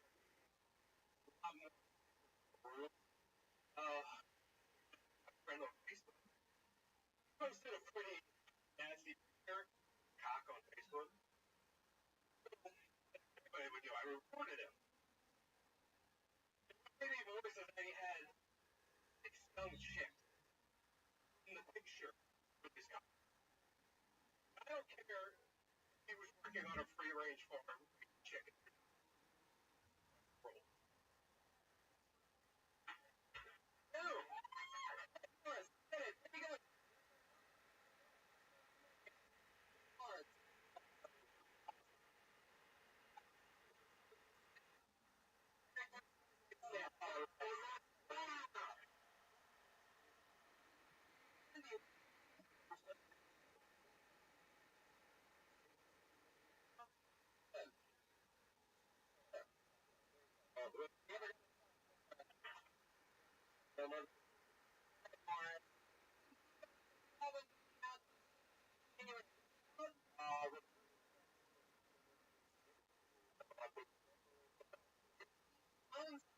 Right now, we're on all the iTunes.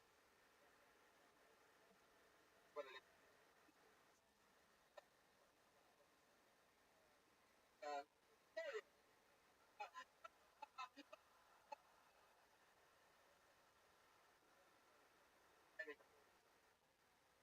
Thank you. Hey, Reagan, on Twitter. It is great. Also, kind of a place, Calgary, Dallas, San Antonio, Corpus, a lot of got to be tomorrow. Friday,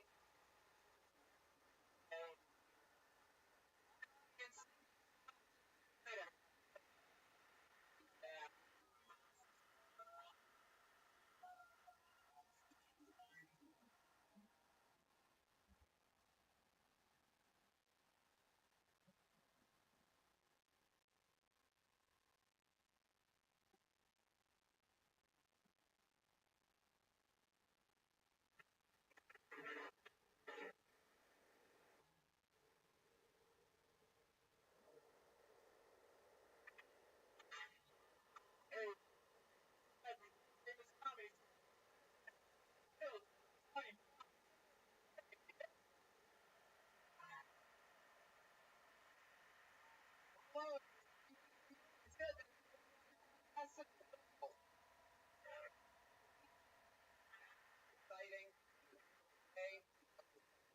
The month of us, and this 20th, different February 27th. All right. 21st, something like that. I know. When he gets the comments for it, have a show. Smart. Comic. On me. 21st, Saturday, January 21st. It's right now. Comedy store. Sketch Fest. It's ready to start the show. Ryan felt it. Drawing. It's a powerful Jamie Vernon on the camera. The powerful. Not the best marketing way to describe it. Pretty powerful. Colors. They are what our actually be on. I want one. Always like one. Should we bring up the gas? Let's bring up the gas first. Let's do that. Actually, let's not do that. Let's bring up the band. My mind. You and I've missed the band. Been here. Been out of town for the last week. They're all back. Fans going to kill Tony. Reagan, Jeremiah Watkins, and Ed. Holy oh, extensions! Oh, yeah! Could have done it again first.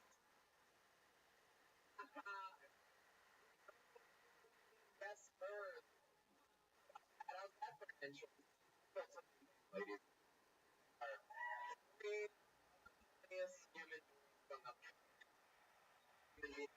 cracking the fuck up. Oh, yeah, that's your New Year's Eve. Fans. Love it. Welcome back, guys. Let's have some fun. You ready to meet tonight's guests, ladies and gentlemen? Huh? You guys like? I'm gonna keep pretty much every single. But I got excited. 17 banks. I already said you guys know who they are. Three of the funniest from the entire planet. Let's see how loud this place can get. For Tom Aguilera and Doug Benson.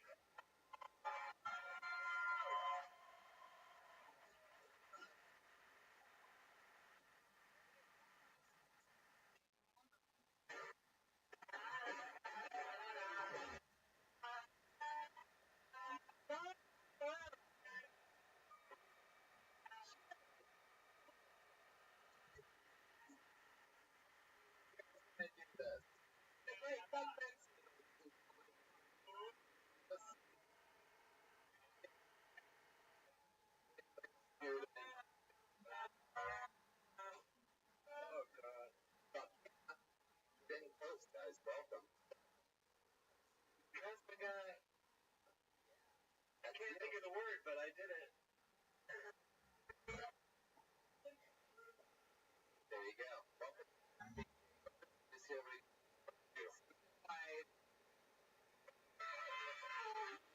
comedy.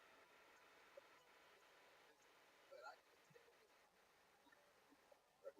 fucking that on April.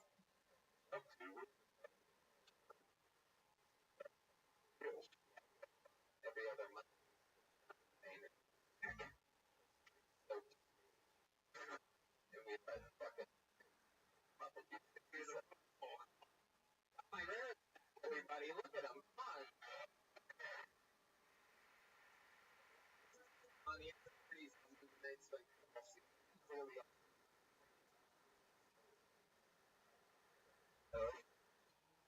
and you look like look at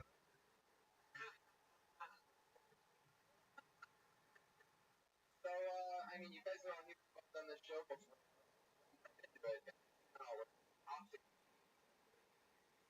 on their stage, they get to do whatever they want for 6 seconds. 50 some people signed up before their names on people's paper up is right there. Absolutely anyone can sign up for the show before the show starts. Sometimes some of the brightest talent are here to take over. Sometimes it's completely at extreme level. Yeah, there has been a couple times been glimpses of it early on in the community. We cleaned it up fast. But somehow those are going to say a little small. There's a woman named Aphrodite, but wrong. I don't know. But we're second up. Wrap it up, and I'll show you angry with there. Hey, there you go. Okay. All right.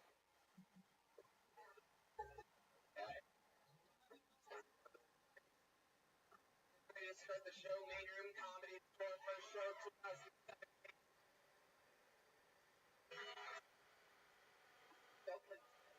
Down from the your first Tony performer 2017, an uninterrupted talk to him or her about anything in the world.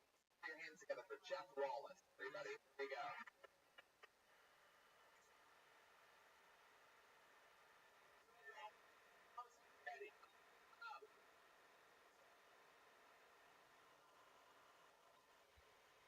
Wallace, everybody.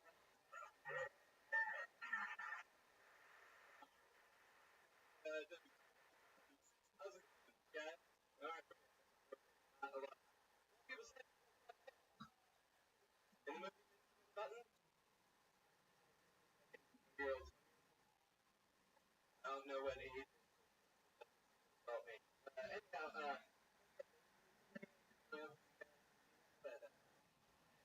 push up on the heroes on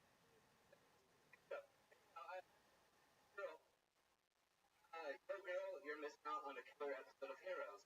If you don't notice, over the P on a keyboard on your phone, it's like to each other. And if you spell Heroes, ER, and if you spell Herpes, it's yes. When I actually text this girl is, yo girl, you're missing out on a killer episode of Herpes. He still came over. He got the green light. Big red coat. What it was. Anyway, Jeff Wallace, there he is.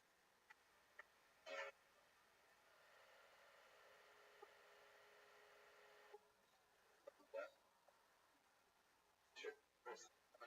Yeah. I like the show. Great show. Like, listen to the podcast.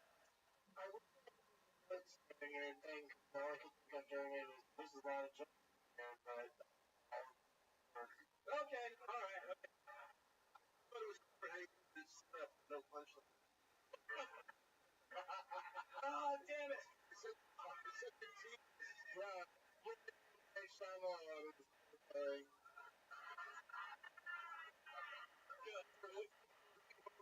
twist that I don't know because I'm stuff. Don't like fucking dog. We're here at the comedy store. They love the legendary. Looks like all I think that's Ed Wynn over there. You know, so it's good. Yeah, how long have you been doing? About